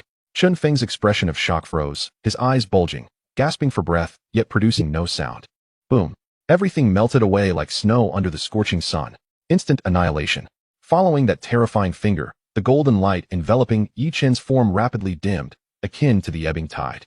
Chen'er, the entrance to the 6th layer has been located, just ahead within that towering rib. I must rest for a time. Ensure your own safety. The overwhelming, majestic aura surrounding Yi Chun vanished without a trace. Puff! Yi Chun spat out a mouthful of blood, his complexion paling to the hue of parchment. His body feeling utterly drained, weakened to the utmost degree. Every bone, muscle, and meridian in his body throbbed with excruciating pain, as if he had become a mere vessel detached from his own will, even the slightest movement becoming an arduous task. Master! Master! Yi Chun cried out anxiously, his voice laced with dread. There, the passage, the 6th layer, a frail voice echoed in Yi Chun's mind. No matter how he called out thereafter, there was no response. He sensed an impending threat. He could not linger here. Should he encounter any foe, even the weakest of bone beasts, he would assuredly meet his end. He had to find a safer place. Ahead lay the fabled entrance to the 6th layer, perhaps his only path to survival. The instinct to survive eclipsed the agony coursing through his body. Yi Chun steeled himself against the pain, dragging his battered form with immense difficulty toward the colossal rib structure. Unbeknownst to him, in the shadow behind Yi Chun, Zhou Chen stealthily followed like a specter, his divine concealment technique operating at its zenith, perfectly blending his presence, temperature, and even life force into the environment, rendering him undetectable even to a vigilant spirit. Sensing the spatial fluctuations ahead, a flicker of joy emerged on Yi Chun's face. Without hesitation, he plunged forward, oblivious to the ripples stirred in the space behind him. Indeed, Zhou Chen followed closely behind. Upon Zhou Chen's entry into the space, The spatial fluctuations at the entrance to the sixth layer gradually diminished until they vanished entirely. Zhou Chen suddenly realized that the reason the sect had not marked the sixth layer was that the entrance to the sixth layer of the questioning immortal tower refreshed randomly. Without sufficient fortune, one could not enter. This was a test of the disciples' fortuitousness by the questioning immortal tower. Had Zhou Chen sought it alone, he would have been utterly lost. The sixth layer, in contrast to the previous expansive levels, was considerably smaller. Rather than a layer, it resembled a tranquil void. Below, a vast plaza of polished white jade extended like a mirror to the obscured depths of darkness. An absolute silence enveloped the area. There was no sky, no sun, moon, or stars, only a profound and endless darkness above, exuding an ancient desolation and solitude. The air was thick with an almost liquid spiritual energy, filling the space. Merely inhaling it caused Yi Chen's damaged meridians to flare with discomfort. In the very center of this plaza, approximately 100 zhang away from Yi Chen, stood an extraordinary stone tablet, towering at 3 zhang high. Its surface exuded a lustrous gray-white sheen, neither metal nor stone. It bore no extravagant embellishments, appearing ancient and substantial, radiating an ineffable majesty and solemnity. I am the source steel of the questioning immortal tower. Those with a foundation of the 5th stage or above may touch the steel to inscribe their name and receive the rewards of this layer. The resonant voice echoed in the minds of both individuals. Upon hearing this, Yi Chen was overwhelmed with elation. If he could inscribe his name upon this monument, it would surely signify an immeasurable stroke of fortune. This is the divine favor bestowed upon him by fate. His luck has returned. In this moment, Yi Chen felt an overwhelming urge to tilt his head back and howl at the heavens.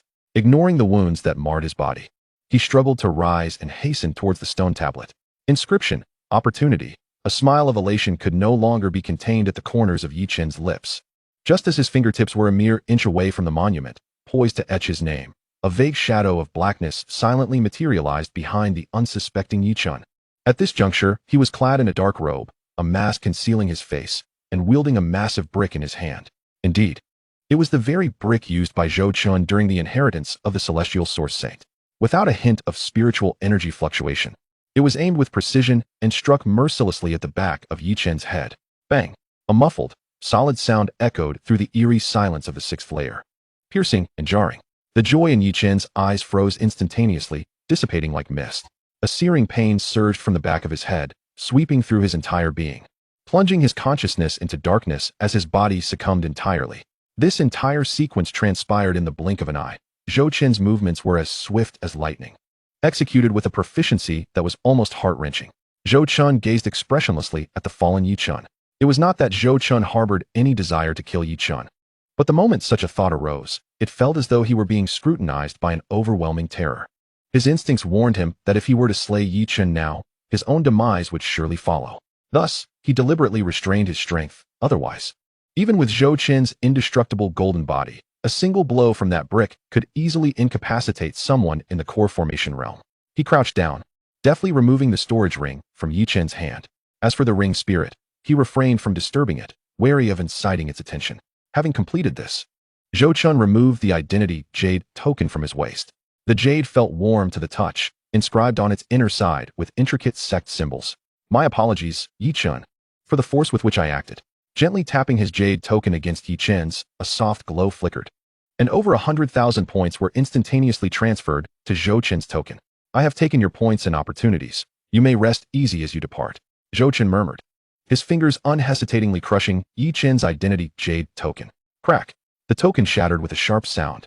Instantly, a gentle white light shield erupted from the remnants of the jade token, enveloping the unconscious Yi Chen completely. In the next moment, Yi Chen, along with the fragments of the shattered token, vanished from this void space. On the empty white jade plaza, only a few drops of dark red blood and a faint human silhouette remained, bearing witness to Yi Chen's presence. With the fortuitous child of fate dispatched, Zhou Chen finally let out a sigh of relief. Chapter 59. Yi Chen is rescued. Name inscribed on the stone tablet. Outside the questioning immortal tower. Elders, look. The 6th layer of the questioning immortal tower has lit up. Someone has entered the 6th layer. What the hell? Who could be so formidable? In 10,000 years, only a handful have entered the questioning immortal tower. How terrifying. If one could inscribe their name on the stone tablet of the 6th layer, that would be extraordinary. Impossible. For only the ancestor has succeeded in doing so throughout the millennia. That is still quite impressive. The plaza outside the tower erupted in a frenzy. Wonderful. Truly wonderful. Heaven bless our questioning, immortal sect. Indeed, our sect's rise is promising. The elders were equally exhilarated, and a flicker of joy flashed in Lu Qingtian's eyes.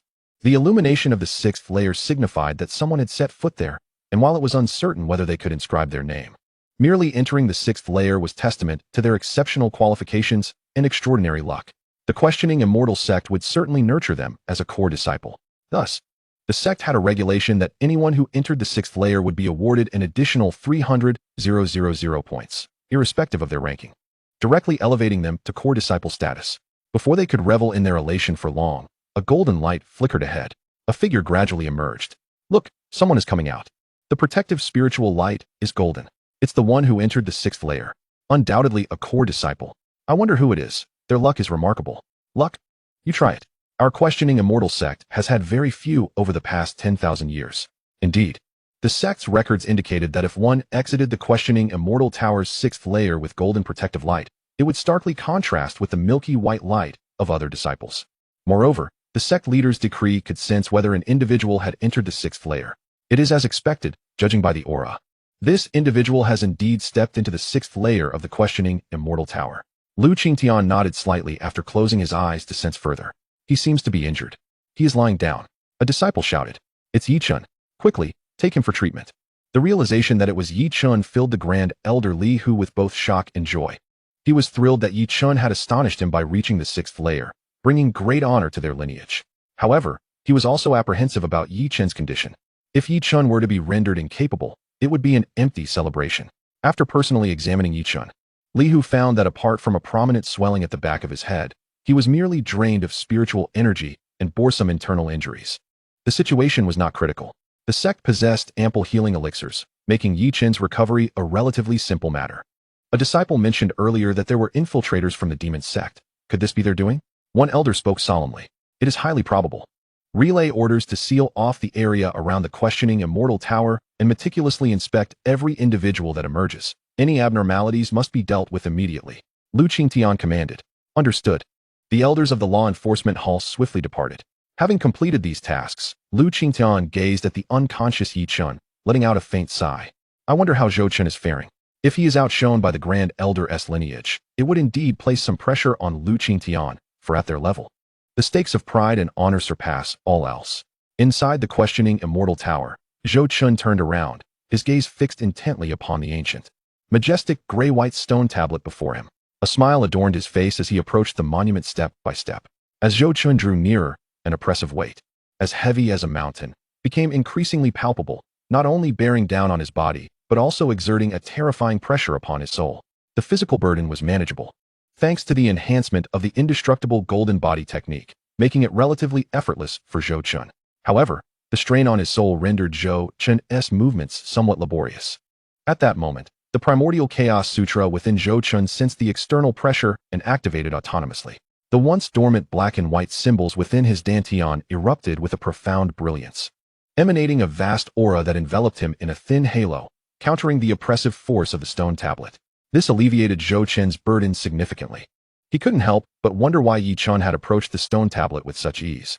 Unbeknownst to him, the Zhenyuan stone tablet tested a person's fortune, making it exceedingly difficult for ordinary individuals to draw near, much like the entrance to the sixth layer, which was elusive to most. Even if one were to enter the tablet's realm, it would still weigh heavily upon the cultivator's fortune. Yi Chun, being the child of destiny, possessed boundless luck, thus encountering no obstacles in his approach to the Zhenyuan stone tablet. In contrast, Zhou Chun, with his inherently deficient fortune, felt a more pronounced sense of pressure. At last, he stood before the stone tablet. He raised his finger, feeling the unique icy and delicate texture of the jade beneath his touch. Zhou Chun concentrated his thoughts, channeling the immense spiritual energy within him to the surface of the ancient stone tablet, attempting to inscribe the character for Zhou. In that instant, as his spiritual power made contact with the tablet, the entire void seemed to tremble ever so slightly. The ancient stone monument erupted with a blinding golden light, enveloping Zhou Chun entirely. In the next moment, the hidden ninth-rank Dao foundation within him could no longer be concealed. Boom! The golden light, sensing Zhou Chun's ninth-rank Dao foundation, erupted from the top of the tablet in a massive chaotic pillar of light, soaring into the boundless void above. The space around the pillar twisted violently, as if billions of stars were being born and extinguished in an endless cycle. A more magnificent, terrifying, and mysterious dark golden stone tablet materialized in the void, exuding an indescribable ancient aura that instilled a sense of futility in any thoughts of resistance. Ninth rank Supreme Tao Foundation, 1 in 10,000. Ranked 6,761. Name can be inscribed. An irresistible sentiment imprinted this information deep within Zhou Chen's consciousness. Overwhelmed with astonishment, he could not help but gaze at the multitude of names densely inscribed upon the golden tablet. Hiss! The frightening golden light swirled around him, rendering his vision unclear. But he could faintly discern some names. Ranked 68th, Emperor Yan. Ranked 39th, Wuxia. Ranked 36th, Kong. Ranked 11th, which seemed to be sure. Beyond that, the names became indecipherable. And merely seeing these names sent a throbbing pain through his head. Such terror! Zhou Chun withdrew his gaze, his eyes gleaming with determination. A surge of ambition rising from his chest. He understood that his foundation was extraordinary, yet he had not anticipated it would invoke such a fearsome phenomenon. Even more shocking was the realization of the many extraordinary talents that surpassed him. It made him acutely aware of the existence of greater beings beyond himself, solidifying his resolve to cultivate further. Though his ranking was not particularly high, Zhou Chun believed that with the system's assistance, his future achievements would not be insignificant. Yet he also recognized that he must not grow complacent. My name is Zhou Chun, he declared with a low voice, channeling all of his spiritual energy as his fingertips traced the tablet's surface. Swish! Zhou Chun's name did not appear on the Jinyuan stone tablet. Instead, it flowed along the chaotic pillar of light, entering the terrifying golden tablet. Chapter 60, 10th Layer Foundation, Terrifying Depths.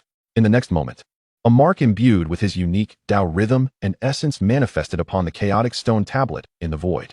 Ranked 6,761. Zhou Chun. As soon as the mark formed, it seemed to come alive, automatically absorbing the chaotic spiritual light from the void, becoming increasingly clear and solid, radiating an aura of eternal immortality. Simultaneously, streams of golden luck flowed rapidly from the chaotic stone tablet into Zhou Chun's body. Though he could not see the golden light of fortune, he could distinctly feel an indescribable comfort, akin to a long-awaited rain after a drought. Soon, the chaotic golden light gradually dissipated, and the chaotic stone tablet vanished from sight. Success in leaving his name. Congratulations on activating the chaotic stone tablet and successfully leaving your name. Reward: 1 low-grade Holy Spirit pill. The familiar voice of the questioning Immortal Tower resonated in Zhou Chun's mind. Elated by the reward from the questioning Immortal Tower, Zhou Chun felt a surge of joy within. Ding! Detected that the host has successfully intercepted the Destiny Child, Yi Chen's 6th layer opportunity to leave a name. Triggered 10,000-fold return. Reward: 1 drop of low-grade Emperor-level Chaos Origin. Will you accept? The system's cold notification echoed, yet it seemed to carry a strange fluctuation. Hiss! A drop of low-grade Emperor-level Chaos Origin. Although Zhou Chun did not fully comprehend what this entailed, instinct told him it was an extraordinary item, one he desperately needed at this moment. The previous low-grade Holy Spirit pill had already established an unparalleled foundation for him. This time, the Chaos Origin would likely be even more significant. Zhou Chun's heart brimmed with anticipation. Accept! At the instant he responded, an unimaginably pure energy, imbued with the essence of origin, surged into his body like the Milky Way cascading down from the heavens. Boom, boom, boom. A terrifying whirlpool of spiritual energy erupted around Zhou Chun, as if his very being had become the epicenter of this tempest. The purity of the low-grade Emperor-level Chaos Origin far exceeded that of the low-grade Holy Spirit pill by hundreds, even thousands of times. More alarmingly, it directly influenced his life source and the foundation of his cultivation. The overwhelming chaotic aura instantly shattered the barriers of Zhou Chun's 9th layer foundation, propelling him to the 10th layer in an instant. Crack! Crackle! The explosive sounds within him resembled thunder from the heavens, resonating continuously. Chaotic energy surged from every pore of his body, harmonizing with the countless specks of light in the void. The vast energy poured into his already expansive spiritual lake without reservation, rapidly raising its levels at an observable rate, while the lake began to compress, refine, and expand. Zhou Chun's muscles, bones, tendons, blood, internal organs, and even the minutest cells underwent a profound metamorphosis under the cleansing of this origin aura. His bones resonated with a sound akin to the clash of gold and jade. His skin shimmered with iridescent light, and faint chaotic Tao patterns flickered into existence before vanishing again. In his consciousness, the core black and white primordial symbol, forged from the primordial chaos scripture, vibrated violently. The number of silver star points visibly increasing. These light points arranged themselves in a certain order, becoming even more arcane and mysterious, as if they were evolving and gestating something. The Golden Emperor's glazed flame also grew more refined and pure under the nourishment of this origin energy, with a faint white essence quietly emerging at its core. Beads of sweat streamed down Zhou Chen's forehead. The process was incredibly violent and painful, yet he gritted his teeth, steadfastly maintaining his focus, fearful of missing this opportunity. 10 breaths, 30 breaths, 100 breaths. Buzz. A colossal, harmonious, and flawless aura erupted from Zhou Chen, akin to a slumbering ancient beast awakening. The spiritual energy beneath his feet seemed to be pushed aside by this momentum, creating terrifying ripples. The third layer of the indestructible golden body reached perfection. It seemed that the fourth layer was merely a step away. Feeling the domineering power within him and the increasingly pure and condensed spiritual energy, Zhou Chen's heart swelled with pride, and a confident smile finally graced his lips. The 10th layer of foundation, so close to the golden core. The 6th layer of the questioning immortal tower, the white jade plaza, fell silent once more, the rich spiritual energy flowing like a silent tide. Zhou Chen stood tall before the ancient and grand Jinyuan stone tablet, the power boiling within him due to the chaos origin gradually calming, ultimately settling into a deep tranquility, profound and restrained, like an abyss or a prison. 10th layer foundation, a state of perfection. The prospect of breaking into the golden core stage was but a thought away for Zhou Chen. Yet, the impulse to ascend to golden core was forcefully suppressed. Zhou Chen vaguely sensed that his foundation could still be enhanced. He did not wish to conclude his journey just yet. Having witnessed many extraordinary talents, Zhou Chen was unwilling to resign himself to mediocrity. Nevertheless, this harvest was immensely significant. He could clearly feel that the spiritual lake in his dantian seemed to have expanded to its limits. Within the lake, the essence of spiritual energy shimmered with a pearlescent glow, each droplet exhibiting an extraordinary texture, as if it could transform into jade at any moment, brimming with unfathomable, colossal power. Zhou Chen found himself in a state of bemusement, for the consequences of suppressing his cultivation were that his dantian occasionally felt a slight twinge of discomfort. The black and white rune, born of the Taichu Chaos Sutra, had now stabilized, with more silver starry points swirling on its surface, forming a diminutive yet enigmatic star map. Continuously inhaling and exhaling spiritual energy, each pulse seemed to resonate wondrously with the spiritual forces in the void. There was no need for the low-grade Holy Spirit pill at this moment, as utilizing it would surely hinder his cultivation suppression. With this thought, Zhou Chen tucked the pill away. Calculating the time, Zhou Chen surmised it was time to depart. Channeling spiritual energy into his identity token, a golden aura gradually enveloped him, imparting a profound sense of comfort. In the next instant, he felt his feet firmly on the ground, reappearing at the center of the main peak's plaza. Astonishment erupted as Zhou Chen materialized. The plaza was filled with exclamations. Look, a golden aura. Someone has entered the 6th level of the Wenshan Tower. No way. Is this real? Bless the Wenshan sect. We are soaring. A pair of prodigies. Who else could it be? Haha. It's Brother Zhou Chen, the champion of the inner sect competition. Brother Zhou Chen, I adore you. You are magnificent. The disciples in the plaza were in a frenzy. Lu Qianru's eyes widened in disbelief, her mouth covered in astonishment. It was no wonder they were so excited. Throughout the millennia, only a handful had ever entered the 6th level of the Wenshan Tower. To have 2 appear this time was unprecedented, regardless of whether they etched their names in history. The rise of the Wenshan sect was now inescapable. Many elders were moved to tears of joy. The sect master, Lu Qingtian, instantly leaped to his feet, laughing heartily. Ha! Splendid. Good. Bless the Wenshan sect. Hearing their master's voice, the disciples erupted in unison, chanting, Bless the Wenshan sect. Bless the Wenshan sect. Even the usually cantankerous Grand Elder Li, who could not contain his excitement, and joined in the cheer. Only those within the Wenshan sect could truly grasp the significance of this moment. As long as these two did not fall midway, the rise of the Wenshan sect was indeed unstoppable. Chapter 61, 1 million points, witnessed by Ma Yuan. Such a grand spectacle in the Wenshan sect had not been witnessed in many years. However, not everyone shared in the exuberance. Zhao Gang from the Blood Demon sect, who had also been teleported, appeared conflicted. Yi Chun was alive, and he had ascended to the 6th level. Such a formidable individual. And now the Wenshan sect had produced 2. Zhou Chun and Yi Chun could not be allowed to remain. Zhao Gang resolved to discreetly inform the Blood Demon sect of this critical information while the surrounding disciples were distracted. The jubilant celebrations continued for quite some time, and the elders did not intervene. While Zhou Chun awkwardly scratched his head, he glanced towards the viewing platform where sect master Lu Qingtian nodded slightly in acknowledgement, to which he returned the gesture. As he turned his gaze sideways, his eyes met Lu Qianru's penetrating stare. Zhou Chen smiled and nodded at her. Upon witnessing Zhou Chen's radiant smile, Lu Qianru inexplicably felt her heart race, awkwardly turning her head away, with only her flushed cheeks revealing her inner turmoil. Zhou Chen was left bewildered by the sudden shift in her demeanor. Gradually, disciples who had been eliminated or severely injured were teleported out, the brilliance flashing continuously.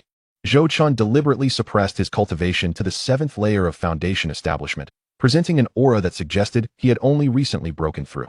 After a little over half an hour, all disciples were finally teleported out. Of those who emerged safely, only 70% made it, indicating a significant elimination rate. The remaining 30% either perished at the jaws of beasts or fell victim to treachery. Ultimately, no one would probe too deeply, as the cultivation world was notoriously ruthless. The dead bore no value. Zhou Chen maintained a calm demeanor as he walked steadily towards the points tally area. Having truthfully reported the situation of the demonic sect disciples to the sect and handed over their tokens. With the testimony of the previously rescued disciples, his points were assured. The towering monument in the center of the plaza displayed the rolling rankings. Look, Yi Chen's name has lit up. Points 0. Hiss, 250,000. Did Zhou Chen delve into the lair of beasts or blow up the first level of the Wenshan Tower? How is that possible? The highest score just now was only 100,000. I remember Zhou Chen entered at only the 4th layer of foundation establishment, right? Even if he got lucky and found a treasure, he couldn't possibly have that many points. Is there a mistake? Shoo, keep your voice down. The elders from the law enforcement hall are watching. The points Jade token was bound by the sect's core restrictions. The chances of error were minuscule. A greater commotion erupted among the crowd. At that moment, the points following Yi Chen's name suddenly jumped from 0 to 30,000. 30,000. From 0 to 30,000? What is going on? You fool. The golden protective light that appeared earlier. He is the disciple who entered the 6th level. According to sect rules, anyone who steps into the 6th level automatically receives 30,000 points, regardless of their accumulated score. My heavens. It truly is Yi Chen. I knew he was extraordinary. Entering the 6th level. How many have achieved that in a millennium? Zhou Chen also entered the 6th level. And the previously displayed 250,000 points surely hadn't accounted for everything yet. Just then, a subtle white light flickered again, and Zhou Chen's points surged dramatically, revealing Zhou Chen, 1 million points. A complete 1 million. The entire plaza descended into an eerie silence. Everyone's eyes widened, staring in disbelief at that astronomical figure. 1 million points. Such a score had never been heard of in any previous core trials. 1 million. A disciple's voice rose sharply with shock. What on earth did he do? Is Zhou Chen even human? Someone murmured, utterly dumbfounded. Could it be that Zhou Chen had successfully etched his name in history? Otherwise, how could one explain such points? A bold conjecture was raised, but was immediately countered. That shouldn't be. The points for successfully etching one's name are the same as those for entering the 6th level. There are no additional bonuses. The rules of the Wenshan Tower cannot be false. Zhou Chen must have achieved this through sheer strength. On the platform, the elders could no longer maintain their composure. Grand Elder Li, who fixated on the direction in which Yi Chen was being carried away, then glanced at the towering figure of 1 million points. The fleeting joy brought by Yi Chen's 30,000 points was instantly overshadowed by Zhou Chen's remarkable score. Seated at the head of the table, Sect Master Lu Qingtian's gaze was as sharp as an eagle's, cutting through the agitated crowd, landing squarely on Zhou Chen. A fleeting glimmer of gratification and curiosity passed through his eyes before settling into calmness. Zhou Chen had advanced to the late stage of the 7th layer of foundation establishment. Surpassing expectations, yet this million points was truly astonishing. Lu Qianru, standing slightly behind Lu Qingtian, was equally taken aback. She fixed her gaze on Zhou Chen's figure. And based on her understanding of him during this time, she firmly believed that he had earned his points through merit. However, she still held a sliver of doubt regarding the process. At this moment, the top 20 rankings had nearly solidified. With a terrifying figure prominently displayed in the lead, Zhou Chen, with a staggering score of 1,500,000.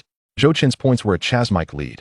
The second place was Yi Chen, with 300,000 points. Third place was Zhang Lei, with 200,000 points. Fourth place was Wang Xiaoyu, boasting 190,000 points. And fifth place was Zhao Gang, with 180,000 points.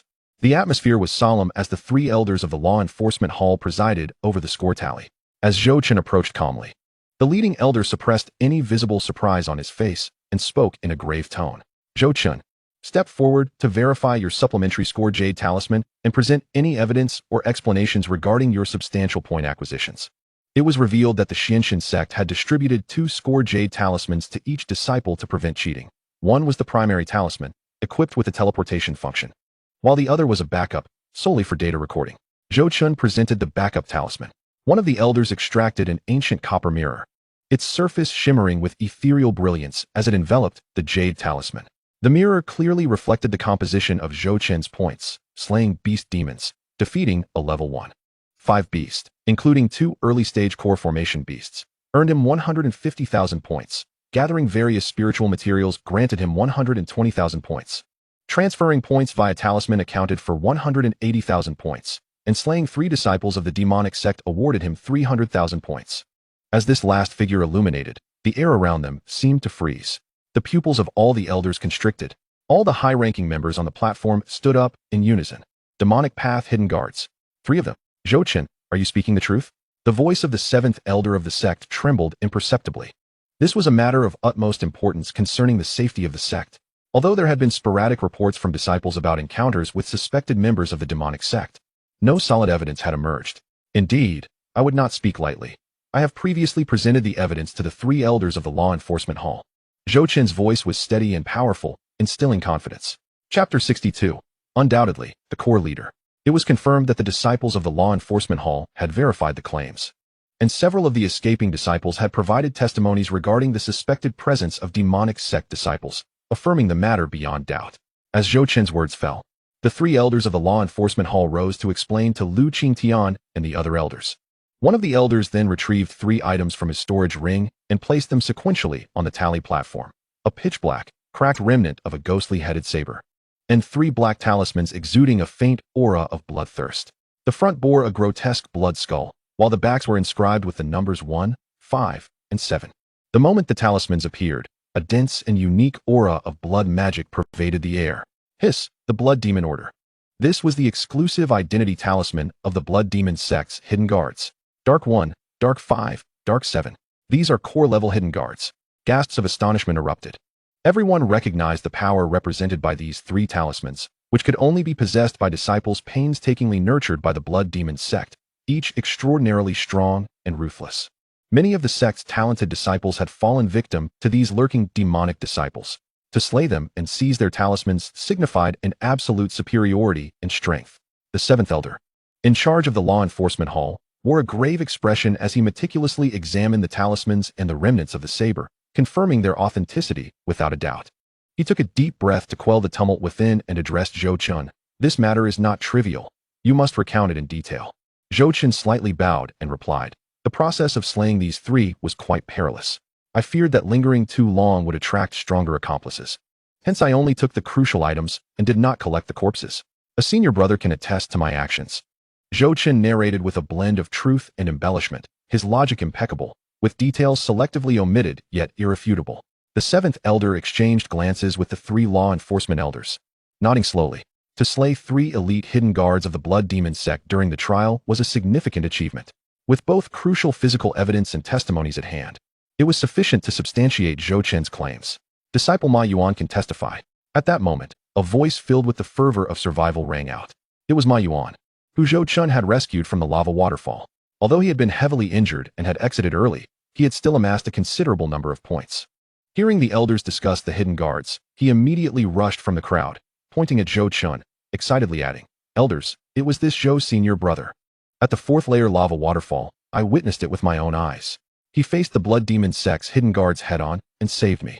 The weapon used by that Blood Demon scoundrel was indeed that ghostly-headed saber. Had it not been for Zhou's senior brother's intervention, I would have perished. I can swear an oath on the heavenly Tao. Ma Yuan's appearance and testimony were convincing, stirring the crowd into a frenzy. After all, no one would jest about an oath on the heavenly Tao. Should there be any falsehood, one would be condemned to utter ruin. It was conclusive. Zhou's senior brother single-handedly killed 3 hidden guards of the Blood Demon sect, 2 of whom were at the 9th level of Foundation establishment. Heavens! Faced with a multitude of beast demons and distracted by the need to counter the assassinations from the demonic sect, he managed to achieve such a remarkable feat and earn 1,000,000 points. Just how formidable is Zhou's senior brother? I take back my earlier words. Zhou's senior brother's achievements are truly well-deserved. Utterly terrifying. This is a true prodigy. Various expressions of awe and reverence converged upon Zhou Chun. The doubts and grievances that had arisen from his 1,000,000 points had completely dissipated, replaced by profound shock. The admiration in Lu Qingtian's eyes was unmasked. He slightly nodded, his voice resonating across the assembly. Excellent. Zhou Chun, you have vanquished the demonic guards, displaying exceptional talent. You are undoubtedly the leader of this core trial. In addition to the rewards for this trial, the sect will bestow further generous rewards. At this moment, no one disputed Zhou Chun's points any longer. The atmosphere in the square was ignited, with countless disciples discussing Zhou Chun's name, his terrifying points, and his achievements. Observing Zhou Chun, who stood before the crowd accepting their admiration, yet remained as steady as a mountain, Lu Qianru's curiosity intensified, clawing at her heart. Although the sect leader and the elders had not sensed anyone leaving their name on the source stone tablet, an instinct told Lu Qianru that matters were not so simple. Was there truly no name inscribed on the 6th layer of the source stone tablet? Lu Qingtian stepped forward, his voice booming like thunder. The core disciples trial hereby concludes. The leader is Zhou Chun. The blood-red figure of 1,500,000 points blazed upon the giant tablet. In second place, Yi Chun, with 300,000 points. In the distance, Yi Chun, being carried, fluttered his eyelids, an unnatural flush appearing on his pale face, yet he could not awaken. The rankings from 3rd to 10th were announced in succession. The top 10 would be selected as core disciples, and the sect would grant them core disciple robes, adorned with dark golden cloud patterns, exuding a sense of antiquity and grandeur. From this day forth, they would be core disciples of the Xinshan sect. Zhou Chun stood at the center of the high platform, gazing at the dark golden cloud patterns on his sleeves, feeling a profound sense of emotion. When he first traversed here, he was destitute and disfigured, and now he had ascended to the status of core disciple. Steady as a deep abyss, unmoved as a mountain. Numerous female disciples erupted in frenzied cheers. Zhou Senior Brother, I love you. Zhou Senior Brother, do you have a partner? I want to marry you. Zhou Senior Brother. If you fancy a junior brother, I am available. Even some male disciples began to jest, nearly causing Zhou Chun to lose his composure in laughter. Lu Qingtian's gaze swept through the throng, resting momentarily on Zhou Chun before shifting to Yi Chun on the stretcher, a vague speculation stirring in his heart. Both had entered the 6th level, yet while Zhou Chun emerged unscathed, Yi Chun was carried out horizontally, his points inexplicably reduced to 0, provoking a cascade of thoughts. The Grand Elder, Li Hu, wore a complex expression, his palm pressed against Yi Chun's shoulder as he silently channeled spiritual energy. For his valiant dispatch of the Blood Demon Sect's Dark Guards, Zhou Chun was awarded additional points, including the top prize, a low-grade spirit gathering pill of the Celestial tier and a supreme-grade Earth tier artifact, the Qingkuan Sword, which were now bestowed upon him. Ding! Congratulations to the host for usurping the fortune of the fated child Yi Chun, obtaining a low-grade spirit gathering pill of the Celestial tier, triggering a 100-fold return. Reward: 100 bottles of low-grade spirit gathering pills of the Celestial tier. Will you claim them now? Ding! Congratulations to the host for usurping the fortune of the fated child Yi Chun, obtaining the supreme-grade Earth tier artifact, the Qingkuan Sword, triggering a 100-fold return. Reward: a mid-grade Celestial tier Qilin armor. Will you claim it now? Choosing to delay the claim, Zhou Chun opted to wait, aware of the multitude of eyes upon him. However, a mere 100-fold return? Clearly, Yi Chun's pivotal fortune had been snatched away, and thus, the likelihood of exceptional rewards diminished. He resolved to seek out more treasure rats. Lu Qingtian stepped forward once more, raising his hand, and the bustling square fell into an immediate hush. Disciples of the Asking Immortal Sect, heed my command. Lu Qingtian's voice resonated, reverberating painfully against eardrums. Chapter 63, The Sacred Land's Opportunity, Yi Chun Awakens. In the sacred land of Yanhua, the Centennial Grand Selection was on the cusp of commencement, with a grand competition among the myriad sects of the southern region to be held in half a year. And the Asking Immortals sect granted 20 direct advancement slots to the semifinals, bypassing the preliminary rounds. Following deliberation among the sect's high-ranking officials, the top 10 newly initiated core disciples, as well as the top 10 ranked core disciples of the sect, would earn this privilege. In 6 months, during the Grand Sect Tournament, any disciple with foundational cultivation above the core formation stage and below the nascent soul stage, age 30 or under, may journey to Baishur City to register for the preliminary selection. Those who succeed will gain entry into the semifinals. The voices of the crowd surged like boiling water erupting from a pot. The Grand Sect Tournament. The preliminaries. Ordinary disciples also have the chance to join the Sacred Land. The Sacred Land of Yanhua, a place of boundless opportunities, with techniques and fortunes aplenty. It is said that the sacred fire left by the ancient divine beast, the true phoenix, still exists. The disciples were fervent, their eyes aflame with ambition, for who would not desire to ascend to greatness in a single leap? Zhou Chun's gaze flickered, The central continent signified a broader stage and more formidable adversaries. As the ceremony neared its conclusion, rewards had already been distributed according to merit. Yet, Yi Chun remained in a state of unconsciousness, necessitating the involvement of others to claim his rewards, with Grand Elder Li, who aiding in receiving them on his behalf. In Zhou Chen's hand appeared an ancient, cool-to-the-touch token, emblazoned with the characters for core in an ornate script. However, just as the law enforcement elder was about to declare the competition concluded, Yi Chun on the stretcher suddenly opened his eyes, an overwhelming pain crashing over him. His head pounding mercilessly. In a fleeting moment of clarity, memories surged back. The 6th level. The town source monument. The brick. First in points? Zhou Chun. Yes. It was that familiar brick. Yi Chun seemed to grasp everything in an instant. Master. He silently screamed at the ring in his hand. Yet the only response was a deafening silence. Abruptly, he broke free from the stretcher, his eyes blood-red, staggering to his feet. Zhou Chun, I will kill you. Yi Chun roared, his finger trembling as it pointed accusingly at Zhou Chun. My storage ring. My points. The secret realm of the heavenly source sage. It must be you. You have taken everything. The once vibrant square fell into an eerie silence, all eyes fixated upon this unfolding drama. Li Hu, quickly. He called, calm down. Zhou Chun turned. His brow furrowed. Yi Junior brother, what do you mean by this? You were gravely injured by demonic cultivators and lost consciousness. It was I who aided in activating your identity token for your escape. Do not let our previous misunderstanding lead you to misplace your anger upon me. He spread his hands, his expression innocent as he regarded Yi Chun. Indeed, without senior brother Zhou Chun, could Yi Chun have survived? Who would have thought such shamelessness existed?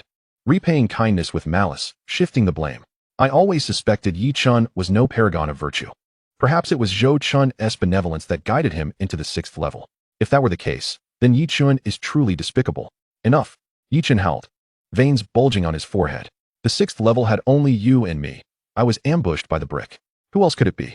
And previously, in the secret realm of the heavenly source sage, it was also you, was it not? Stumbling forward in his agitation, Yi Chun's energy began to whirl chaotically within him. Junior brother Yi, I concede that we had our misunderstandings, but you cannot unjustly accuse me. I, Zhou Chun, have always acted with integrity. Why would I harm you? If I had intended to strike, do you believe you would still be standing? Zhou Chun's expression was one of haughty righteousness, an air of moral superiority surrounding him. His foundational cultivation at the 7th layer surged forth, an invisible aura pressing down on some disciples, rendering them motionless. Indeed, Yi Chun, with only a 4th layer foundation, could have been obliterated if Zhou Chun had truly desired his demise. One could only wonder at his audacity. Clearly, Zhou Chun's recent triumph in the competition had sparked jealousy among the onlookers. I suspect the 2nd place was merely a charity from senior brother Zhou Chun. Exactly. The disciples murmured amongst themselves, their gazes toward Yi Chun laced with disdain and derision. Enough. Lu Qingtian's voice boomed like thunder from the heavens.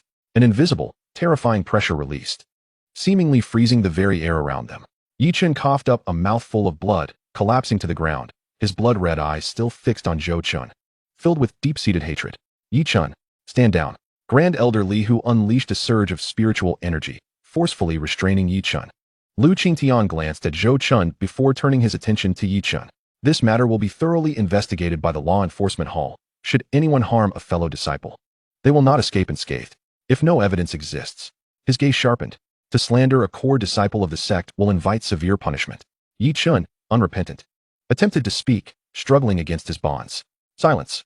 Li Hu barked, locking down Yi Chun's energy. Sect Master, I shall take him to recover and meditate. I will clarify this matter, sparing the sect any further worry. The last words were squeezed out through clenched teeth. Initially, Li Hu had held Yi Chun in high regard, but the temperament displayed today had begun to sour his opinion. Lu Qingtian nodded slightly, and Li Hu's figure transformed into light, disappearing toward the distant peaks. With this matter resolved, you shall come to see me. Lu Qingtian cast Zhou Chun a lingering glance before departing. Though the storm had temporarily subsided, Yi Chun's outburst had only intensified the chatter in the square. Congratulations, Junior Brother Chun. You have truly brought honor to the sect master. A melodious voice chimed near Zhou Chun, who looked up to find Lu Qianru before him. Thank you, senior sister, for your kind words. It is all thanks to your guidance. Zhou Chun responded, bowing slightly, his tone humble. A glint of cunning flashed in Lu Qianru's eyes. Junior Brother Chun, I have aided you immensely. Shouldn't you consider offering something in return? As she spoke, she extended her delicate, snowy hand, batting her lashes at Zhou Chun. Zhou Chun was momentarily taken aback, an amused smile creeping onto his face, realizing she had come to seek favors. Fortunately, his current fortunes were vastly improved, unlike before when he could hardly afford to reciprocate. Nevertheless, he remained grateful for Lu Qianru's assistance. Certainly, senior sister. However, having accepted the benefits from junior brother, should he find himself in trouble in the future, it will be entirely up to you to support him. Lu Qianru suddenly felt a chill in her hand as a delicate porcelain vial materialized within her grasp. Before she could examine its contents, Zhou Chun had already walked away. When Lu Qianru probed the vial with her spiritual sense, her complexion paled in shock. It was actually a low-grade spirit-gathering pill of the heavenly tier. Wasn't this the reward Zhou Chun received for ranking first in the recent competition? This spirit-gathering pill is an exceedingly rare treasure even for core formation practitioners. And with the grand competition of the 10,000 sects approaching, Zhou Qin just gifted it to her so generously. Lu Qianru stared blankly at Zhou Qin's retreating figure, a flicker of complexity crossing her mind. She understood Zhou Qin's temperament. Once he made a decision, he would not waver. So she did not pursue him to return the vial. Last time it was an exceptional beauty pill, and now it was fortuitously a low-grade spirit-gathering pill just as she was on the verge of a breakthrough. It seemed she owed Zhou Qin quite a debt of gratitude. Surely, she could not repay it with her body, could she? Lu Qianru was startled by her own thoughts, a flush creeping across her cheeks as she spat softly and hurriedly departed. Unbeknownst to her, Zhou Qin possessed 100 such spirit-gathering pills. The crowd in the square gradually dispersed. Chapter 64. Yi Qin's heart is distant, the sect master supports. Within the grand hall, the expression of the elder Li Hu was grave, the atmosphere stifling. At this moment, Yi Qin's body had begun to recover, though his complexion remained somewhat pallid. It was evident that Li Hu had administered a healing pill to Zhou Chun. Gritting his teeth, Yi Chun knelt on one knee, his eyes flashing with humiliation and resentment. Master, disciple is truly wronged. It was Zhou Chun who ambushed me on the 6th floor, seized my treasures, pilfered my points, and forcibly expelled me. Every word is the truth. You must stand up for me. Yi Qin's voice was hoarse, carrying a hint of a sob. Li Hu slowly turned around, his gaze sharp as a blade. How can I stand up for you? Just now, you lost composure like a madman, accusing the champion of the competition. Where is your evidence? What of the respect for the sect's elders? Who besides you can testify to what transpired? Can you condemn someone based on mere conjecture? He stepped closer, his voice icy. Even if we assume for a moment that it was indeed Zhou Qin's doing, so what? Yi Chun, upon hearing this, felt as if struck by lightning, disbelief washing over him. Zhou Chun was the sect master's disciple, a core disciple of the sect. Li Hu's tone was weary and frigid, stating that even knowing it was Zhou Qin's doing, he would face no punishment. It was merely a matter of victors and vanquished, do you understand? He looked down upon Yi Chun, his words heavy yet cruel. The sect needs true prodigies, not troublemakers. Zhou Qin decimated the Blood Demon's Dark Guard during the trial, earning 1,000,000 points and securing the championship. His potential, temperament, and combat prowess all surpass yours. The sect's choice of him is both widely supported and entirely justifiable. Until his crimes are unequivocally proven, opposing him is tantamount to opposing the will of the entire sect. Each word struck Yi Chun like a hammer to the heart. Chinner, the realm of cultivation is not merely about fighting and killing, nor is it a child's play. Rules, strength, and status are the fundamental measures. Today, you have already drawn the ire of the entire sect. Should you continue to act recklessly, despite your talents, do not blame your master for being unable to protect you. Unable to protect me? Yi Chen's hope extinguished completely, turning to ash. Once a genius, he had now become a nuisance despised by all. Indeed, it confirmed the saying, a fallen genius is worth less than a dog. Zhou Chen's meteoric rise had rendered him unable to seek justice. Inundated by grievances and indignation, Yi Chen's faith in the asking immortal sect crumbled, leaving only profound disillusionment. How foolish he had been to hesitate while courting the flame holy land. In the end, the sect treated him worse than a dog. Yi Chun bowed his head, falling silent, his clenched fists trembling slightly, nails piercing his palms. After a long time, he whispered to Li Hu, Master, I have learned my lesson. I am somewhat weary. Li Hu looked at him, seeing the lifeless despair in his countenance. A flicker of sympathy crossed his face, but recalling Yi Chen's talent, he spoke in a deep voice. Focus on healing and refrain from causing further trouble. With that, he swept away. As the door closed, in the darkness, Yi Chen lifted his head, his eyes now a cold resolution. He gazed at the ring on his finger, recalling the selection token from the flame holy land. Thankfully, he had entrusted it to the ring's spirit master for safekeeping. Yi Chun felt a surge of relief in his heart. Only the ring spirit master is my true mentor. They are all in cahoots. Since the asking immortal sect does not welcome me, then I, Yi Chun, shall take my leave. Yi Chun rubbed the ring in his hand, resolute in his decision. Rather than exist in the asking immortal sect, suppressed by Zhou Chun, he would rather venture to the central continent. Armed with the Holy Land token and his fifth-tier foundation, Yi Chun was determined that he could carve out a path for himself. On the day of his return, he would ensure Zhou Chun paid in blood for his transgressions. A plan for departure quietly formed in Yi Chun's heart. Inside Zhou Chun's core disciple cave abode, the last remnant of fiery essence was completely devoured by the black and white runes of the primordial chaos scripture. The fiery python core, akin to a red jade, had turned to powder and dissipated. The spiritual energy reservoir within his dantian had thickened to a substantial state, shimmering with a faint glow. Were it not for Zhou Chun's firm restraint, it would have surely surpassed mere foundation establishment at the 10th layer by now. As he examined the black and white primordial runes and the golden emperor's glazed flame within him, a tremendous power surged silently. A slight smile curved at the corners of his lips. Within the foundation establishment realm, he was invincible, even unafraid of the 5th layer of core formation. At this moment, there were still 6 months until the grand competition of the 10,000 sects. The cave's restrictions trembled slightly as Lu Qingtian's voice reached his ears. "Chinner, come to the grand hall." A streak of white light rushed forth, and moments later, Zhou Chun arrived at the grand hall where Lu Qingtian awaited. Lu Qingtian stood by the window, his demeanor somewhat solemn. Disciple Zhou Chun pays respects to master. Lu Qingtian turned, his gaze piercing as it swept over Zhou Chun, filled with both scrutiny and approval. 7th layer of foundation establishment, your vitality as fierce as a dragon. Excellent. In this trial, you vanquished the demonic sect, courageously claiming the top spot and elevating our sect's prestige. I am greatly relieved. Disciple is terrified and grateful for the opportunity. Zhou Chun humbly replied. Lu Qingtian gestured for Zhou Chun to take a seat. However, Chinner, you have not left your name on the asking immortal tower, yet there is no need for dismay. The conditions for leaving a name on the stone tablet are exceedingly stringent. Lu Qingtian and the elders had refrained from inquiring whether Zhou Chun's name was inscribed, mainly because the sect master's token could verify the results and revealed Zhou Chun's name was absent. Moreover, the appearance of the chaos stone tablet had left no trace whatsoever, leading to this misunderstanding. Zhou Chun had no intention of clarifying. Remaining low-key was the path to success.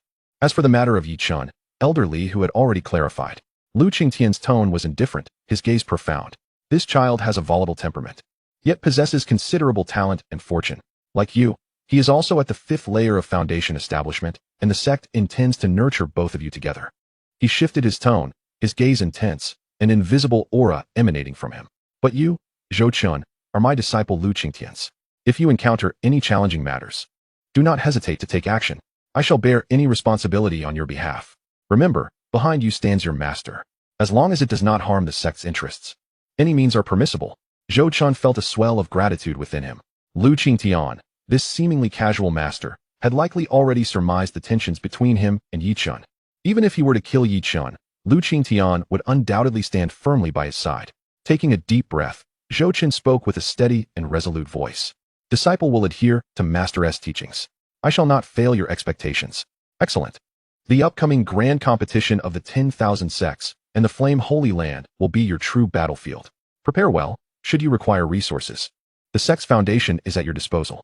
Lu Qingtian's eyes brimmed with satisfaction as his sleeve brushed lightly, revealing a dark golden cauldron adorned with intricate, arcane runes. Suspended before Zhou Chun, this was the Wanshang treasure cauldron, a premier artifact of the earth grade, capable of absorbing myriad fires and refining spiritual energy. It could also be employed for alchemy and combat, serving as a fitting congratulatory gift for this competition's victor. Thank you, Master, for your generous bestowal. Zhou Chun replied earnestly as he accepted it. As he watched Zhou Chun's departing figure, Lu Qingtian cast his gaze towards the boundless sea of clouds outside the hall, lost in contemplation.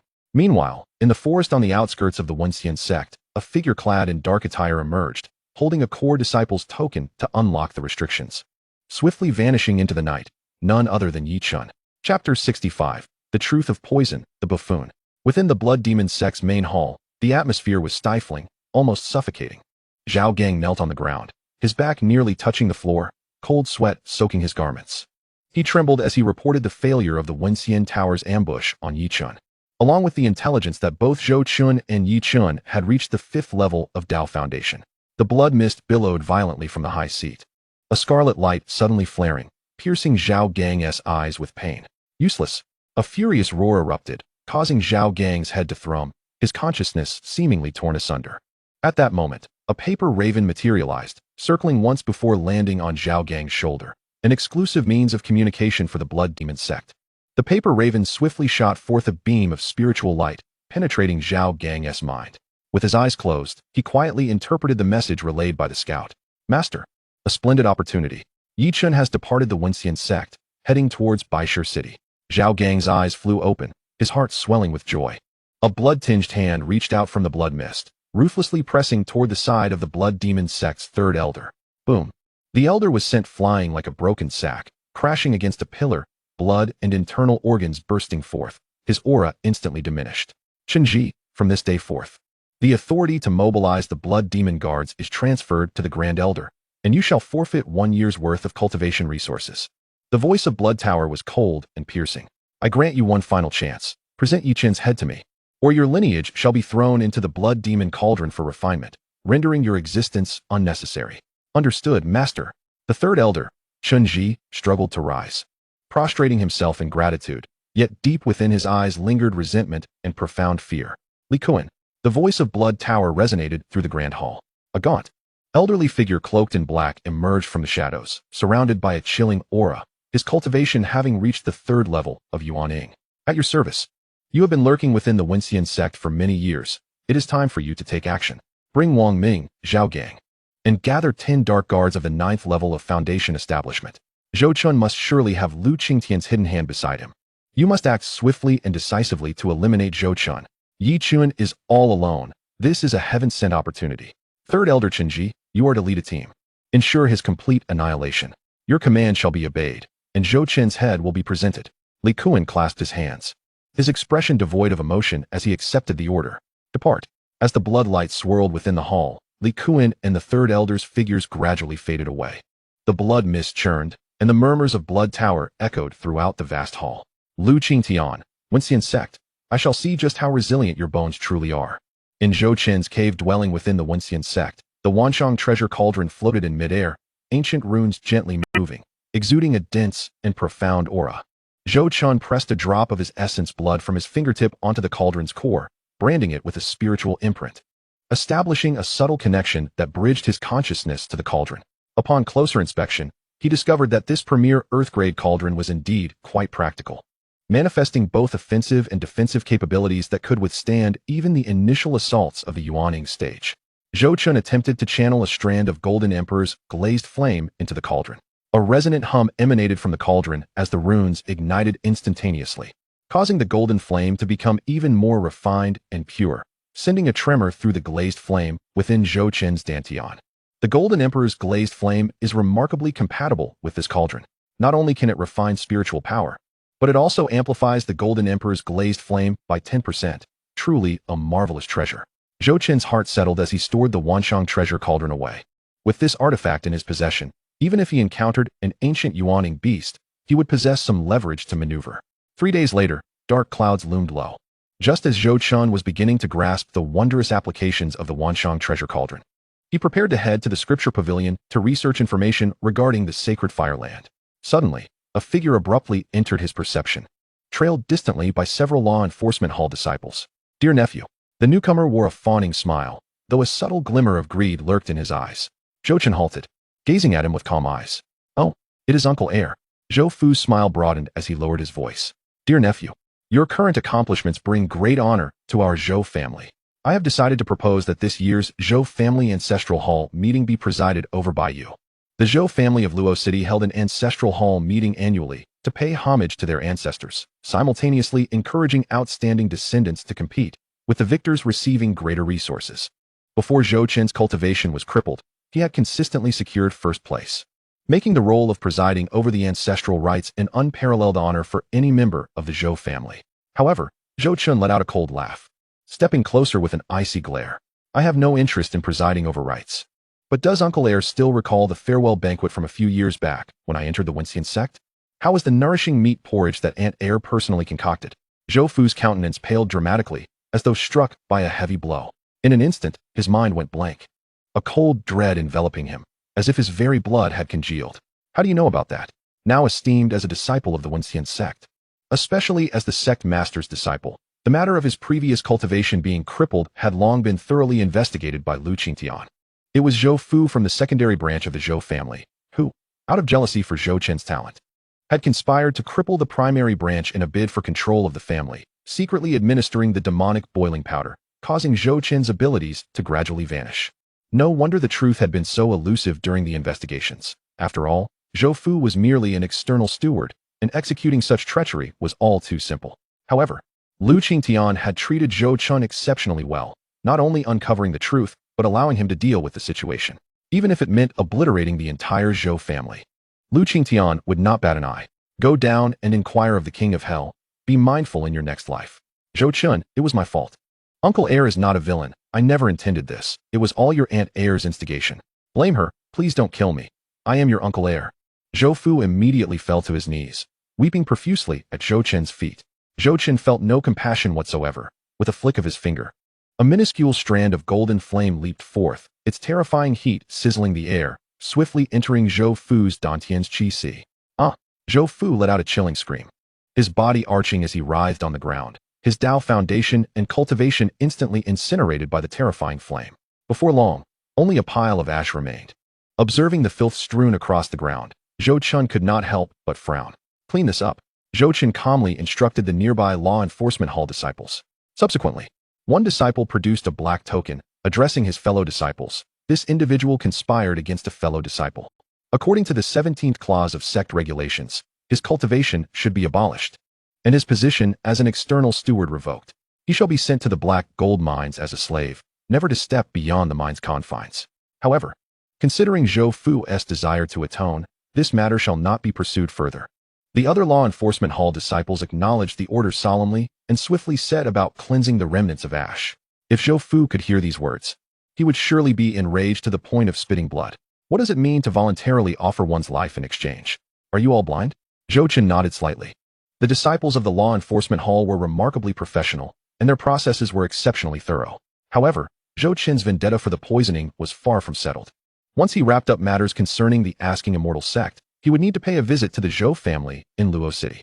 After all, Zhou Qin was a meticulous individual. Leaving roots of trouble unaddressed could lead to unforeseen complications. It was always best to ensure that the second branch remained intact. Chapter 66. The Blood Demon Strikes Again, a Fatal Trap. Zhou Qin was no saint. This was a world of deception and treachery in the realm of cultivation, leaving no room for carelessness. It was all too common for enemies to seize opportunities to turn the tide. After resolving this matter, Zhou Qin suddenly felt a wave of relaxation wash over him. Suddenly, the black and white runes emanating from the Taichu chaos scripture within him trembled gently, seemingly growing in strength. Above the 9th-tier Dao foundation, a faint golden light flickered, indicating that the foundation's essence had become richer, likely due to Zhou Qin's clarity of thought. Thanks to Yi Qin, Zhou Qin's mind stirred as he accessed Yi Qin's opportunity panel. Name: Yi Qin. Cultivation level: Foundation establishment, 4th layer. Fate: Child of Destiny. Embodiment of immortality, turning misfortune into blessing, fire spirit body, awakened. Fate: Recently received a sect token from Wang Yu of the Sacred Land of Flames, allowing him to bypass registration and selection to directly enter the final assessment, ultimately reaching the 2nd layer of the Sacred Realm and becoming the 8th Elder of the Sacred Land of Flames, known as the Revered Red Flame. Engaged in a 3-day battle against a 6th layer opponent from a rival faction, ultimately self-destructing to protect the Sacred Land. Recent opportunity 1. 1 day later. While departing from the Asking Immortal sect en route to Baishir City, pursued by the Blood Demon sect, traversing the Tiger Rock mountain range, he was hunted by a 9th layer tiger demon. During his escape, he inadvertently discovered a cave left behind by a nascent soul cultivator to the south of the mountain range, where he found a resurrection pill. After transferring the pill's spiritual energy to the spirit of his ring, he awakened the spirit. Recent opportunity 2. 3 days later. In the valley of the Tiger Rock mountain range, he stumbled upon a bottle of high-grade pure yuan pills. After consuming it, he advanced to the 5th layer of foundation establishment. Recent opportunity 3. 7 days later, he retaliated against a foundation establishment cultivator from the Blood Demon sect, acquiring 5 bottles of supreme-grade gathering spirit pills, which propelled him to the 6th layer of foundation establishment. Recent opportunity 4. 1 month later. On his journey to Baishir City, he was ambushed by rogue cultivators attempting to kill him for treasure. After defeating them, he obtained a mid-tier body refinement technique, Vajra art, from their storage ring. Recent opportunity 5. 2 months later, while en route to Baishur City, he encountered Saidi, a core disciple of the Inshan sect, who was being pursued by beasts.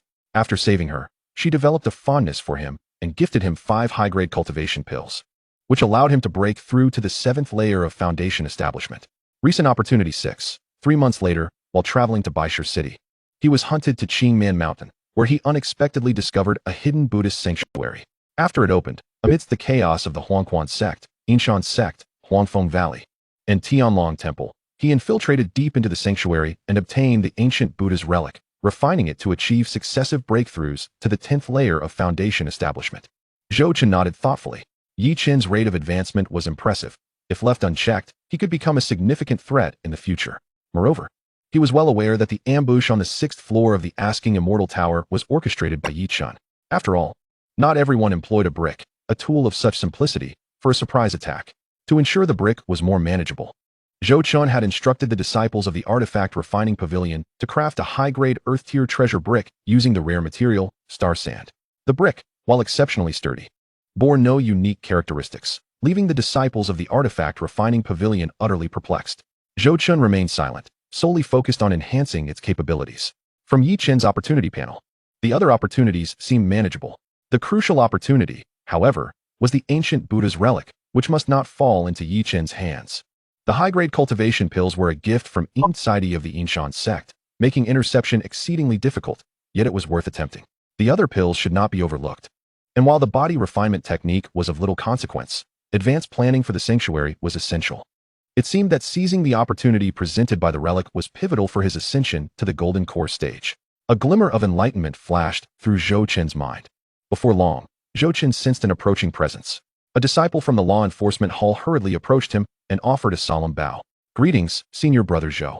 This afternoon, Senior Brother Zhao Gang from the law enforcement hall is hosting a banquet at the 100 Flowers Pavilion, inviting you to join the celebration. Several disciples who ranked in the top 10 of the competition will also be attending, and I was specifically asked to extend the invitation to you." A smile crept across Zhou Chen's lips, realizing that the Blood Demon sect could no longer contain their eagerness to act. It was only natural. If the Asking Immortal sect were to learn that the Blood Demon sect had 2 disciples at the 5th layer of Foundation establishment, they would surely be restless. Fortunately, Zhou Chen had already taken precautions. He had informed Lu Qingtian about Zhao Gang being a spy for the Blood Demon sect, and Lu Qingtian had swiftly made the necessary arrangements. As for how he discovered it, Zhou Chen had not disclosed, nor did Lu Qingtian inquire further. In the next moment, Zhou Chen sent a message to Lu Qingtian. "Master, the fish has taken the bait. This afternoon, at the 100 Flowers Pavilion." Meanwhile, 1,000 miles away from the Asking Immortal sect, in the wilderness, Yi Chen staggered through the forest, his figure a pitiful sight. His clothes were tattered, stained with dark red blood, both from beasts and his own. The once stable aura of the 4th layer of Foundation establishment now seemed feeble, as if he were on the brink of collapse. A closer look would reveal a dark red bloodline coiling around him like a malignant growth, almost imperceptible and exuding an acrid stench.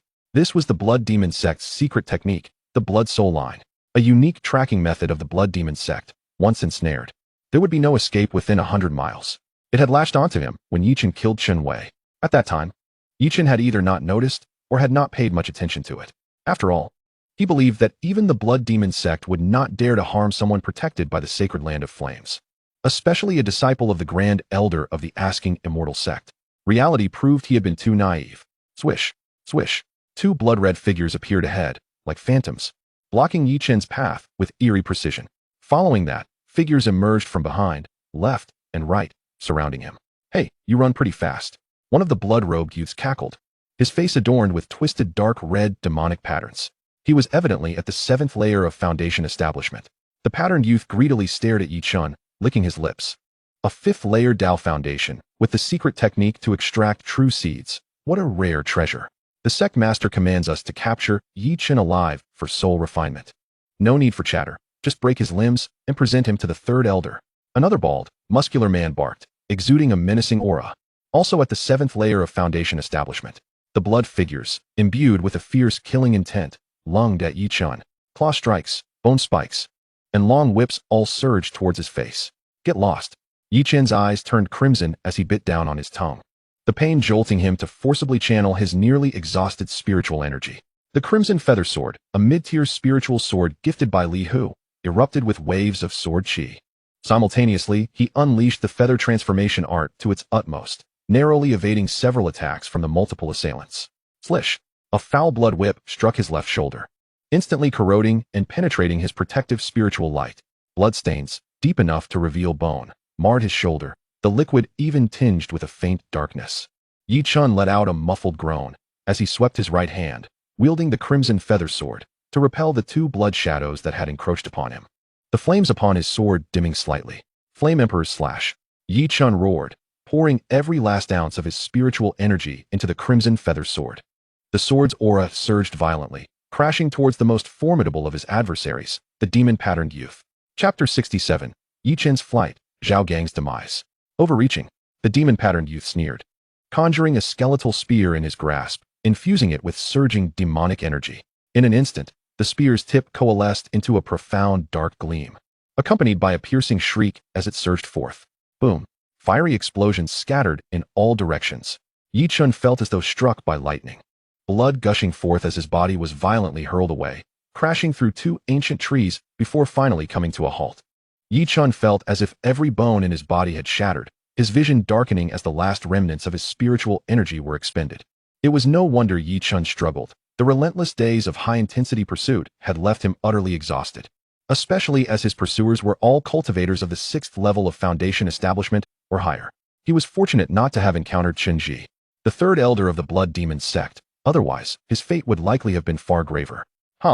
Lying on the ground, his consciousness fading, Yi Chen's chest heaved violently, teetering on the brink of collapse.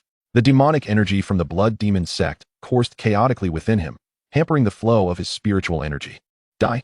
The demon-patterned youth's sinister visage loomed larger in his vision, the skeletal spear seemingly imbued with the power to obliterate all, thrusting mercilessly towards his heart. The scent of death enveloped Yi Chun in an instant. Master, save me. In the haze of his fading consciousness, that thought was all that remained. Sigh. A voice, laden with the weight of ages, resonated as if transcending time itself. The ring spirit actually desired Yi Chun to undergo more trials. Only through blood and fire could he attain greater growth. Throughout his journey, Yi Chun had relied too heavily on the spirit. However, when confronted with imminent peril, the ring spirit could not remain indifferent. The sound echoed like thunder in the ears of the demon-patterned youth and the burly man, causing their movements to falter involuntarily. Buzz! Yi Chun's eyes snapped open. A beam of golden light suddenly illuminated the center of his brow. Though faint, the golden glow emanated an ancient and terrifying pressure. The skeletal spear, capable of rending spiritual artifacts, came to an inexplicable halt just half an inch from Yi Chen's heart. The spear tip seemed to emit a silent lament. Yet it was as if an invisible hand held it in place. Not only the demon-patterned youth, but all the blood shadows surrounding him froze in their tracks, their faces etched with horror. A primal fear, stemming from the very essence of life, made them tremble uncontrollably. This was a terrifying pressure that even elders in the nascent soul stage had never experienced. In the midst of the demon-patterned youth's terror-stricken gaze, Yi Chun slowly raised his right hand. It was still that emaciated hand, but at that moment, two fingers, pressed together, began to emanate a deep, dark point no larger than a grain of rice. With the emergence of this dark point, the surrounding light, demonic energy, dust, and even sound seemed to be utterly consumed. The very fabric of space appeared to buckle under the strain, beginning to distort slightly. Pointing forward with his fingertip, he directed it towards the skeletal spear. At the moment of collision, the dark point silently devoured the spear, followed by the demon-patterned youth, the burly man, and the dozen or so disciples of the Blood Demon Sect surrounding them. These disciples could not even emit a cry of anguish before being obliterated. Only when there was nothing left to consume did the dark point linger in the air for a time before gradually vanishing. Chen'er awaken. A voice like thunder reverberated in Yi Chen's mind. His consciousness slowly returned to clarity. Upon awakening and perceiving his surroundings, he realized that it was the ring spirit that had once again saved him, filling him with a profound sense of dread. Had it not been for the resurrection pill that summoned the ring spirit, Yi Chun would have likely met his end here. Thank you, master. Yi Chun expressed sincerely in his heart. Enough, Chen'er, swiftly depart from this place. I have purged the blood soul line from you. But a presence of a nascent soul cultivator from the Blood Demon Sect is hastening this way, the ring spirit urged, sensing the familiar aura of the 3rd elder. Chenji. Yes, master. Time was of the essence. Yi Chun gathered several storage rings from the ground, suppressing his injuries, and hastily made his exit. Just as Yi Chun departed, a shadow enveloped in blood mist arrived at the scene. It was none other than Chen Ji, the third elder of the Blood Demon Sect. Following him were dozens of figures clad in the robes of the Blood Demon Sect disciples. The blood soul line had been severed here, and the traces on the ground were still fresh. Yi Chun had not gone far. Everyone pursue. If we fail to capture Yi Chun, the sect leader will hold us accountable, and you shall accompany me to the grave. Yes. The disciples of the Blood Demon Sect swiftly scattered, heading in the direction Yi Chun was likely to have fled. Even if I must chase you to the ends of the earth, I shall kill you, Yi Chun. Chen Ji's expression twisted with malice. Within the 100 Flowers Pavilion, Zhou Chun was the last to arrive, casually taking a seat. The other disciples of the Asking Immortal Sect, who had arrived earlier, promptly raised their cups and approached Zhou Chun, eager to greet him. In the next moment, the melodious sounds of stringed instruments within the pavilion faltered abruptly, a chilling intent to kill enveloping Zhou Chun. Zhao Gang, following closely behind the crowd, suddenly erupted with madness in his eyes, a streak of blood light aimed directly at Zhou Chen's throat. Humph, a mere clown, Zhou Chen sneered coldly, his Qian Kuan sword vibrating ominously, its intent sharp and unparalleled. Heavenly Gang's sword technique, annihilation. Gray and white sword energies flared to life, warping the space around them. In a flash, the blood light was silently cleaved apart, vanishing without a trace. Uft! Zhao Gang's head soared high into the air, his headless corpse crashing heavily to the ground. Zhou Chun's cultivation had reached new heights. The full-force strike of Zhao Gang, at the 10th level of Foundation Establishment, felt no more significant than a mere tickle to him. Yet Zhao Gang had been misled, deceived by Zhou Chen's apparent cultivation of the 7th level of Foundation Establishment. He failed to unleash his blood magic technique, Blood Demon Call, in time, resulting in his swift demise. After all, employing Blood Demon Call required a cost, and now it was far too late for regret. Murder! A shrill scream pierced the air as shocked disciples of the Asking Immortal Sect recoiled in terror, the scene descending into chaos. Scoundrel! You dare to kill my Blood Demon Sect disciples. Prepare to pay with your life. In the corner, a figure erupted, the aura of a 5th-level core formation cultivator soaring skyward. Wang Ming's fingers splayed, his ghostly claws rending the air as they bore down upon Zhou Chun. What of a 5th-level core formation? Come forth, just right for me to test my physical limits. Zhou Chun roared, activating the indestructible golden body technique to its utmost. Dark golden light radiating from him, primordial runes swirling ceaselessly as his life force surged like a torrent. Boom! The ghostly claws collided fiercely with Zhou Chen's fist. Shockwaves sweeping through the area, leveling the 2nd floor of the 100 Flowers Pavilion in an instant. The disciples of the Asking Immortal Sect scattered like headless flies in panic. With a muffled groan, blood trickled from Wang Ming's mouth. Zhou Chen's strength was terrifying, his eyes filled with astonishment. Wang Ming had not anticipated that Zhou Chun could withstand his full-force strike and inflict significant harm upon him. Now it is my turn. Void Severance. In Zhou Chen's eyes, a fierce glint flashed as his left hand wielded the Qian Kuan sword, unleashing a formidable sword radiance once more. With his right hand transforming into a fist, he struck down heavily, sealing off all possible escape routes for Wang Ming. Chapter 68. Luring the snake from its hole, Blood Tower makes its move. Swoosh! A sword wave tore through Wang Ming's defenses, leaving a deep gash on his left rib, exposing bone. Elder, act swiftly. This child is a monstrous talent. He must not be spared. Wang Ming hastily summoned a blood shield, urgently shouting into the air. Taking advantage of his plight, a flash of white light darted through. White rainbow piercing the sun, severing the void, severing the soul. Annihilation, annihilation, at a speed imperceptible to the naked eye. The terrifying sword wave instantly pierced through Wang Ming's blood shield. The protective aura of his golden core realm crumbled under Zhou Chen's relentless onslaught, akin to tofu being smashed, revealing a bloody hole in his chest. Were it not for the multitude of onlookers, including the likes of the Golden Emperor Lilian, and the inability to unleash various techniques, Wang Ming would have met his demise long ago. His death was imminent, a mere heartbeat away. Boom! The sky suddenly split apart, and a massive, dark green spiritual hand descended, locking onto Zhou Chun with overwhelming force. Even though Zhou Chun had reached the 3rd layer of the indestructible golden body technique, he felt every bone in his body creaking under the terrifying suppression of a nascent soul cultivator. The gap in power was still too vast. Zhou Chen's expression remained unchanged, though he couldn't help but inwardly sigh. Presumptuous. A thunderous roar reverberated through the heavens, as Lu Qingtian's figure swiftly interposed itself before Zhou Chun. With fingers poised like a sword, he gently pointed at the giant hand in the sky. Swoosh! The dark green giant hand disintegrated inch by inch, vanishing into thin air. Master, The other disciples of the Asking Immortals sect shouted in excitement, their relief palpable. Elder Li Kuan, the traitor, dared to come, so let him remain. Lu Qingtian's gaze turned icy, locking onto the void where Li Kuan lurked. Li Kuan's soul trembled, having lurked in the Asking Immortals sect for many years. He was all too aware of Lu Qingtian's power and dared not confront him directly. Demon's disintegration. Li Kuan's blood surged, transforming his entire being into a stream of crimson light, attempting to flee. Humph, do you think you can escape before me? Lu Qingtian snorted coldly, as if the very space had solidified, causing Li Kuan's speed to slow dramatically. Qingtian seal.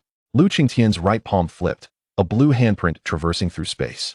Disregarding Li Kuan's defenses, aiming directly at his crown. Master of the Blood Tower, save me. Li Kuan screamed in despair. Lu Qingtian, you dare. The voice of the Blood Tower echoed from the depths of the void, a dark red finger beam slicing through space, aimed straight for Lu Qingtian's brow. Lu Qingtian's expression turned stern, with his left hand forming a seal, an illusory character representing Zhen materialized. The dark red finger beam's speed drastically diminished, its edge continually dulled.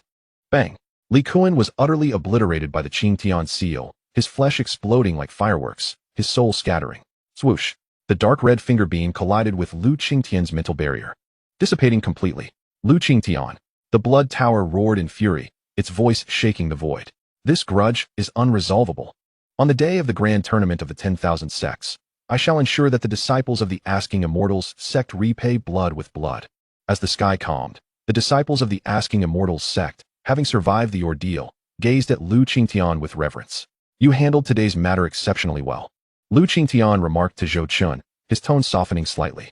Focus on your training and prepare diligently for the grand tournament of the 10,000 sects. Zhou Chun nodded. Disciple understands. Thank you for your rescue, master. Lu Qingtian nodded and instructed the law enforcement elder, clean this place thoroughly. Any surviving spies from the Blood Demon sect should be imprisoned in the Demon Suppression Valley for your personal interrogation. With that, Lu Qingtian turned to leave, Zhou Chun following closely behind. With Zhou Chun emerging victorious in the core trial, the Blood Demon sect returned defeated from the 100-Flower Pavilion. And Zhou Chun's name had unknowingly begun to rise in prominence among the younger generation of the Asking Immortals sect. Upon returning to the main peak, Lu Qingtian did not speak further, merely gesturing for Zhou Chun to sit. Chunner, do you understand the significance of today's events? His gaze was profound, his tone calm, yet authoritative. Zhou Chun pondered for a moment before responding slowly.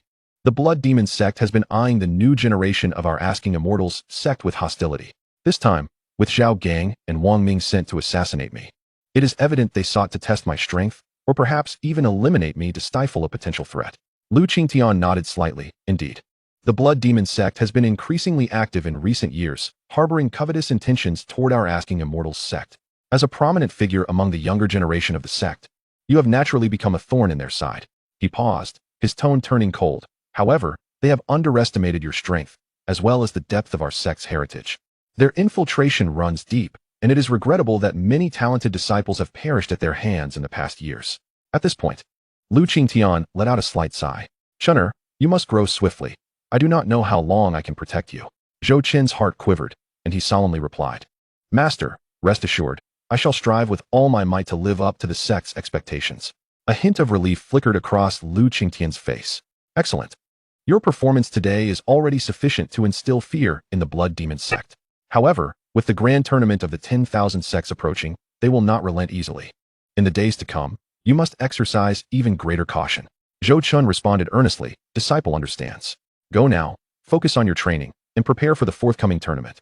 Lu Qingtian waved his hand. Zhou Chun bowed respectfully before exiting the main peak. Upon returning to his cave dwelling, he seized the opportunity of solitude to enter the Primordial Unity's secret realm, sitting cross-legged to recuperate. Although Zhou Chun had successfully withstood Wang Ming's assault at the 5th level of the Golden Core realm, the depletion of his spiritual power was significant, and his meridians had also been somewhat shaken. Quickly, he circulated the Tai Chi Chaos scripture, with black and white runes flowing within him, gradually restoring his spiritual power. Meanwhile, the scenes of today's battle replayed incessantly in Zhou Chun's mind as he reflected on the lessons learned.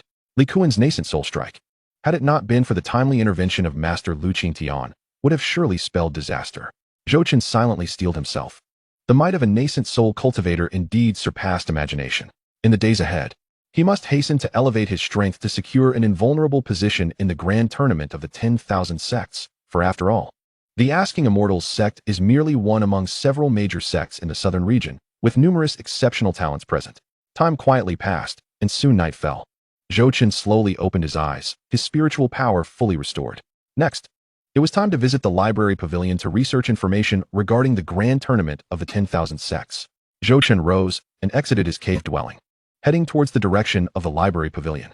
Inside the library pavilion, lights glimmered brightly. As a core disciple, Zhou Chen enjoyed unfettered access. Standing before the bookshelf, he perused the materials concerning the grand tournament of the 10,000 sects. Core disciples not only enjoyed the sect's finest resources, but also gained access to the latest intelligence from various factions. The Grand Tournament of the 10,000 Sects is a pinnacle confrontation for the younger generation across the major sects of the southern region, held once every decade. With participants being the elite core disciples of each sect, all possessing extraordinary strength.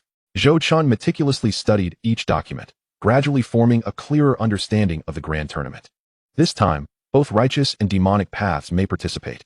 The righteous sects, including the Asking Immortals sect, Qingshan sect, Huangfeng Valley, Tianlong Temple, and Amei Cave, would all send their strongest disciples. The demonic sects were not to be underestimated either, featuring the likes of the Yellow Spring sect, Blood Drinking sect, Een Mountain sect, Heartless Valley, and Blood Demon sect. Notably, the Yellow Spring sect's disciples are notoriously cunning, warranting extra caution. Huangfeng Valley is low-key yet formidable, its strength unmatched, with both righteous and demonic paths wary of provoking them, as they annihilate opposing forces with every strike. Tianlong Temple should not be taken lightly, as it is rumored that a Buddha child has emerged, showcasing exceptional power. In the realm of the Qing Mountain sect, Jianxin, the sword of unparalleled clarity, has transcended to the 7th layer of the Golden Core stage, his prowess instilling fear in all. Meanwhile, the Blood Demon sect's blood child, Shui Wuhan, remains undefeated in battle even against those at the 9th layer of Golden Core. Chapter 69, Panel Enhancement, Lin Feng's Fortune. System, display my panel, Zhou Chen intoned silently. Name, Zhou Chen. Cultivation level, 10th layer of foundation establishment. Fate, indestructible golden body, talented in comprehension, dual cultivation of immortal and martial arts, acquired Tao body. Alchemical wisdom, recent opportunities, a veil of fog obscures your fate. Recent chances are presently unviewable. Indestructible golden body, red fate. Your innate talent and body refinement is extraordinary, making your cultivation effortless. Talented in comprehension, purple fate. Having consumed the 7 fragrance other shore flower, your perception is unparalleled. Effortlessly grasping the great Tao. Dual cultivation of immortal and martial arts, new golden fate. Practicing Tao, martial arts, and techniques is as simple as breathing. You have successfully established a 9-tier Tao foundation. Your cultivation speed is extraordinary. Acquired Tao body, purple fate. Refined through the primordial chaos scripture and supplemented by an imperial-grade special elixir, your foundation has been enhanced, achieving the immaculate acquired Tao body, enabling rapid cultivation. Alchemical talent, blue fate. Your aptitude in alchemy is remarkable, making the process of refining elixirs effortless for you. Upon closer inspection, Zhou Chen realized that the previous purple fate of martial talent and the fate of cultivating immortality had merged into a brand new golden fate of dual cultivation of immortal and martial arts. The other talents remained unchanged for the time being. Closing the tome in his hands, Zhou Chen fell into deep contemplation. Many disciples from other sects exhibited extraordinary talents. It seems he must devise a way to connect with them. Judging by the current trend, Yi Chen may not be able to generate much gold for a while. In various novels from his past life, it was often said that prodigies abound in the realm of cultivation, yet they are not so easily encountered. Within the Asking Immortals sect, the true children of fate are only Yi Chen and Lu Qianru, and even Lu Qianru can hardly be considered a true child of fate, as she merely acts as a vassal to the real one. This is simply due to the vastness of the cultivation world. Moreover, no one has truly measured the extent of the entire southern region. From the Asking Immortals sect to Baishur city alone spans several 100,000 miles, not to mention the even more distant central continent. Furthermore, the path from the southern region to the central continent entails traversing various rumored forbidden lands, crossing endless gale winds, desolate deserts, and frigid wastelands teeming with ferocious beasts, where human presence is scarce, where even those of the sacred realm might struggle to traverse the domain. Thankfully, the supreme sects have developed teleportation formations capable of instantly transporting individuals across millions of miles, thereby fostering increased communication across the continent. Currently, Zhou Chen's greatest asset lies in the inferior imperial-grade primordial chaos art, and the inferior sacred-grade body refinement technique indestructible golden body method. Although the Golden Emperor's Lioli flame is formidable, his current strength is too limited to unleash its true potential. His shortcomings are glaring. While the white rainbow piercing the sun technique is indeed rare, it pales in comparison to the talents of the sacred land as paragons. His sword technique. The superior profound level Tian Gang's sword technique is also gradually lagging behind his burgeoning strength. Yet, he possesses formidable trump cards. Previously obtaining the superior sacred grade Great Wilderness Finger and the returned inferior imperial grade technique Great Wilderness capturing Heaven Finger from intercepting Yi Chun have remained undisclosed, as revealing them could attract terrifying adversaries. The higher his cultivation ascends, the more he perceives the terrifying nature of these techniques. In the face of absolute interests, even the most benign can swiftly turn ruthless. Even Lu Qingtian, who has treated him well, could become merciless in an instant. This is precisely why he has refrained from bestowing the Empress's bloodline upon Lu Qianru. Zhou Chun closed the tome with determination. The cultivation world is far too expansive. He must grow at an accelerated pace. A sense of urgency welled within him. Just then, a familiar voice resonated from behind. Junior brother Zhou Chun. I knew I would find you here. Turning, Zhou Chun was surprised to see Lin Feng, a core disciple ranked among the top 20 of the sect. Senior brother. Zhou Chun bowed respectfully, to which Lin Feng offered a slight smile.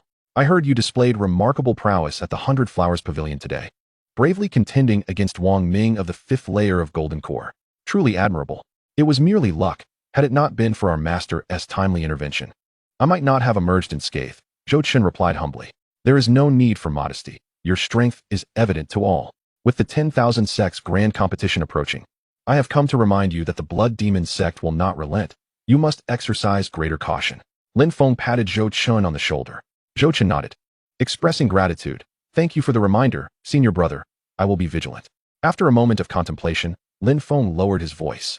Additionally, I have received word that the Blood Demon sect has dispatched their strongest disciple, Bloodchild Shui Wuan, to target the Asking Immortals sect during the 10,000 sects grand competition. This individual is cunning and possesses unfathomable strength. You must remain exceptionally cautious. A chill ran through Zhou Chun at the mention of Shui Wuan. I will be on guard. Lin Feng nodded approvingly. Very well, I shall not disturb you further. Prepare well. I look forward to your performance at the 10,000 sects grand competition. As Zhou Chun watched Lin Feng depart, he silently contemplated reviewing the opportunity panel. Name, Lin Feng. Cultivation level, 6th layer of Golden Core. Fate, noble son of a cold family, exceptional luck, cut short midway, proficient in blade techniques. With a modicum of talent. Fate, one day hence, he will unwittingly discover a cub of the crimson-faced tiger, misjudge its strength, suffer injury, and be pursued by the Blood Demon sect due to Yi Chin's involvement, ultimately meeting his demise at their hands. Recent opportunity 1, one day hence.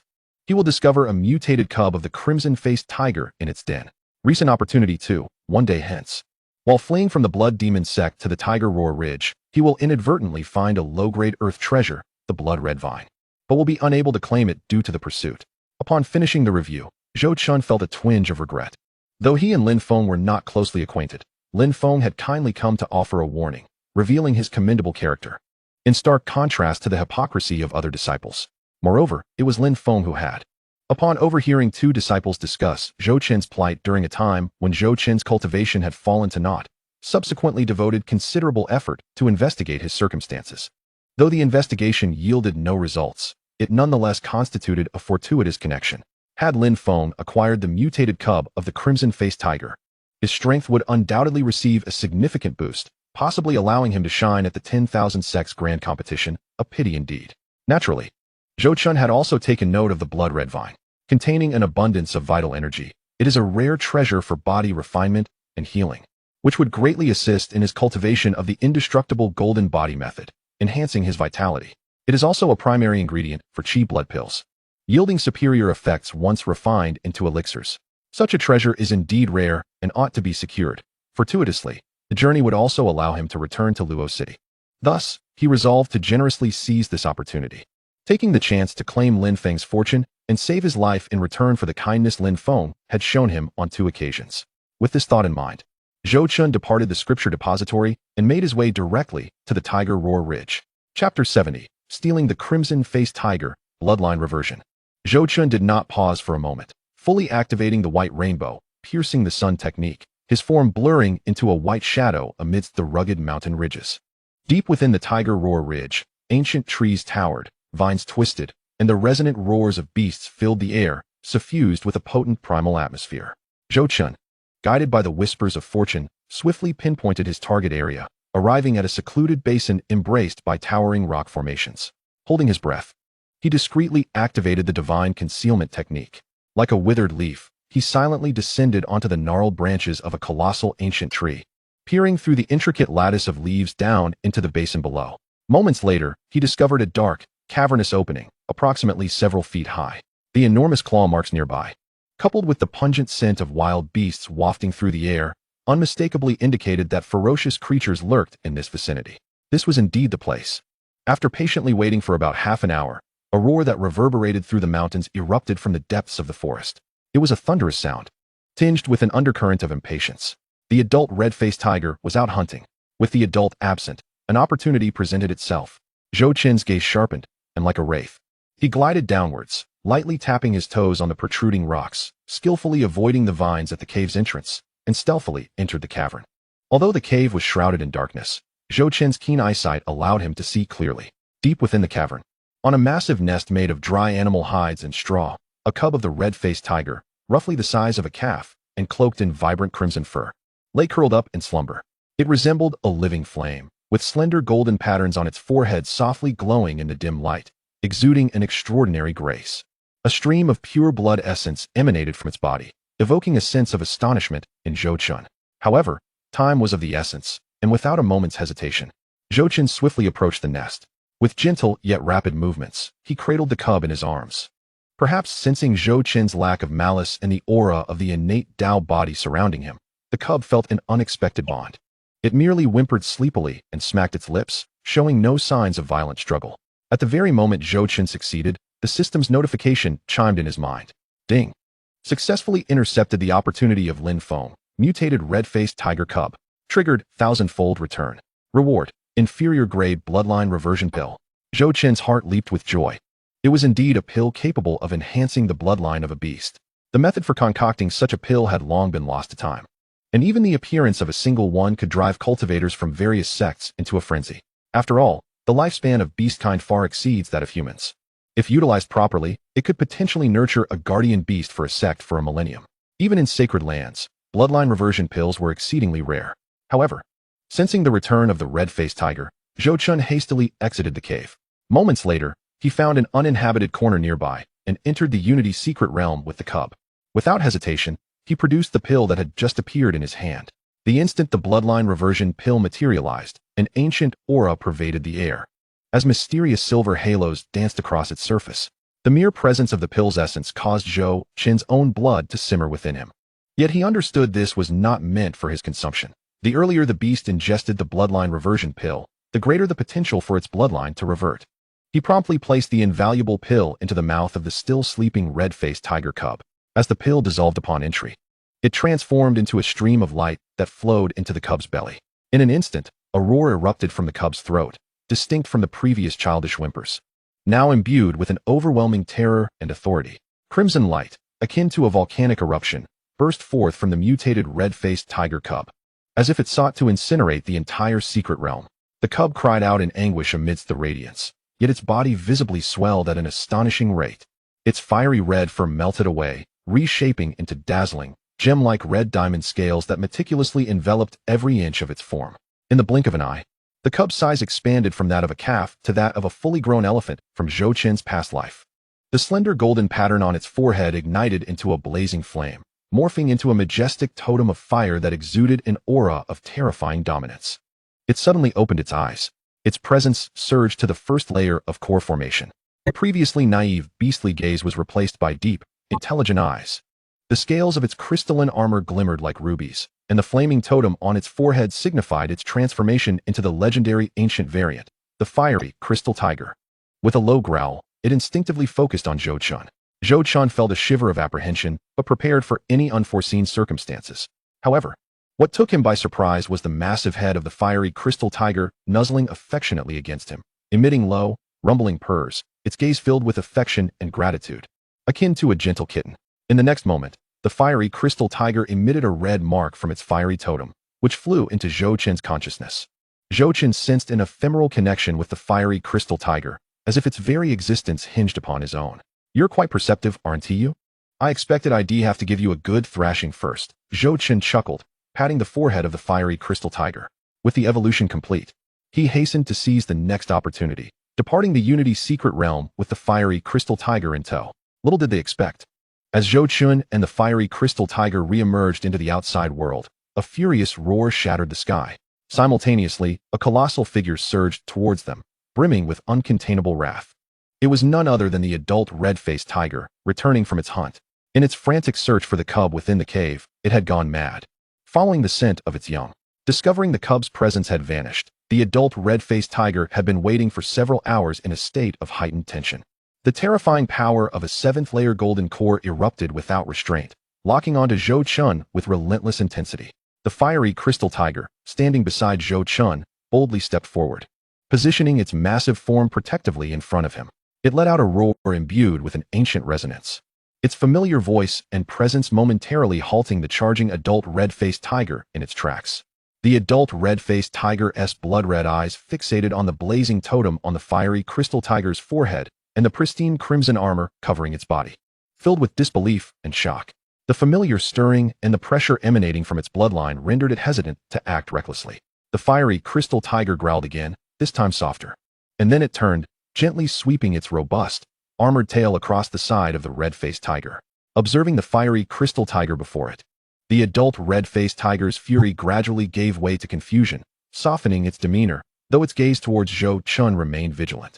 The fiery crystal tiger inched closer to the red-faced tiger, nuzzling its massive head against the side of its neck, seemingly eager to convey something important. The adult red-faced tiger sniffed the air around the fiery crystal tiger, and the familiar scent resonated deeply within its bloodline, leading to the realization that the creature before it, imbued with a terrifying bloodline pressure, was indeed its offspring, transformed through some unfathomable metamorphosis. The enormous form of the red-faced tiger began to tremble, a low, mournful sound escaping its throat, filled with sorrow and longing.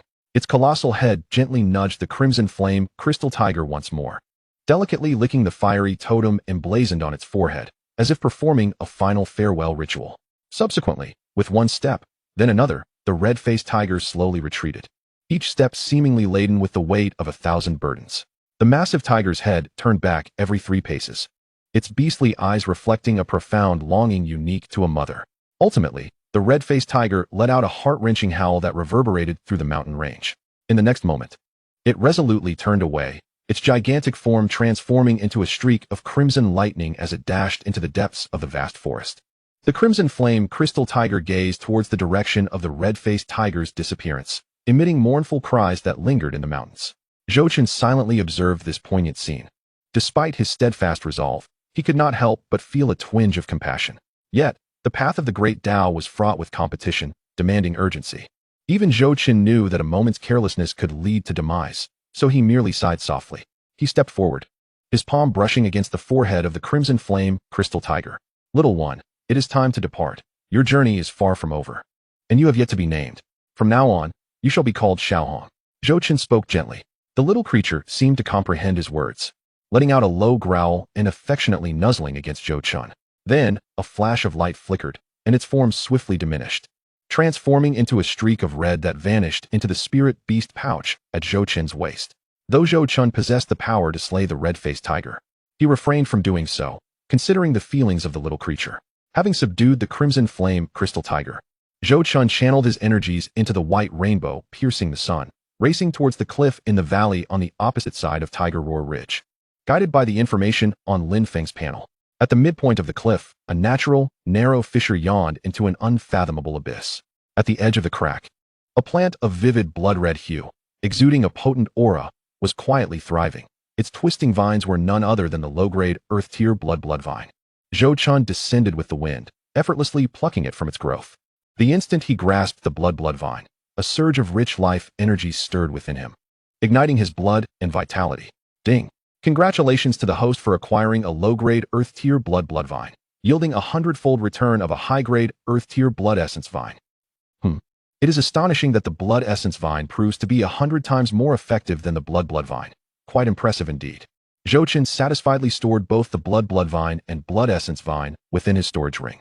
Just as he prepared to depart, a familiar roar echoed from ahead. Blood Demon Sect scoundrels? Let's die together. The voice carried a note of resoluteness. It was Lin Feng's voice, accompanied by a resounding explosion. Zhou Chun turned to the source of the sound, witnessing a somewhat disheveled figure being cornered to the brink of the cliff by three blood-colored silhouettes. At the forefront stood a middle-aged man in a blood robe at the sixth layer of the core formation stage, grinning malevolently, his blood banner snapping ominously in the wind, emanating waves of foul blood light that seemed capable of corroding spiritual power. The three figures exuded formidable auras, one at the sixth layer of core formation, and two at the fifth layer. An insect from the questioning immortal sect, your misfortune has found you. I shall refine your essence into my blood fiend banner. Prepare to die. Lin Feng, merely passing through, had fortuitously crossed paths with these three blood demon sect cultivators, who, having been assigned to this vicinity to track Yi Chun without success, were seething with frustration. Upon spotting Lin Feng's disciple attire, they resolved to extract some form of retribution from him. At this moment, Lin Feng bore several deep, bone-exposing wounds, his aura in disarray as he struggled to fend off the onslaught with his long blade. Insect of the questioning immortal sect, meet your end. Seizing Lin Feng's moment of vulnerability, one of the squat, stout blood demon sect disciples suddenly cackled, unleashing a blood-red claw strike. It seemed Lin Feng was on the verge of being overwhelmed by the trio's assault. Seeking death, Zhou Chen's eyes glimmered with cold light. Without uttering a word, he willed forth a radiant, ethereal longsword that materialized in his grasp. Indeed, it was the blood-soul burning flame sword. The terrifying pressure seemed capable of igniting the very air. With a hum, the Tai Chi primal chaos scripture surged to full power, and with Zhou Chun's immense spiritual energy infused, the blood-soul burning flame sword's blood fiend power surged dramatically. With a single step forward, white rainbow piercing the sun reached its zenith. A flash of white light flickered, and Zhou Chen's figure instantaneously traversed 100 zhang. Danger! Enemy ambush! Retreat! Yet it was too late. Swoosh! Swoosh! Swoosh! Three subtle, yet unmistakable slashing sounds rang out almost simultaneously. Time seemed to freeze at that moment. The three blood demon sect disciples, who had been so arrogant merely a second prior, found their expressions frozen in an instant. Then, three lines of blood erupted from their necks. Just a heartbeat later, they transformed into grotesque, charred corpses, toppling backward. Such was the nature of the blood-soul burning flame sword, the air thick with the scent of blood and char. Everything occurred far too swiftly. Lin Feng, preparing to self-destruct alongside them in a final act of vengeance, was taken aback as the trio was swiftly dispatched. He stared in astonishment, lifting his gaze to see a familiar figure approaching, wielding an otherworldly longsword. You are Zhou Chun, junior brother?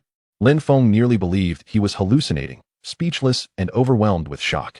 He had never anticipated encountering Zhou Chun in this place.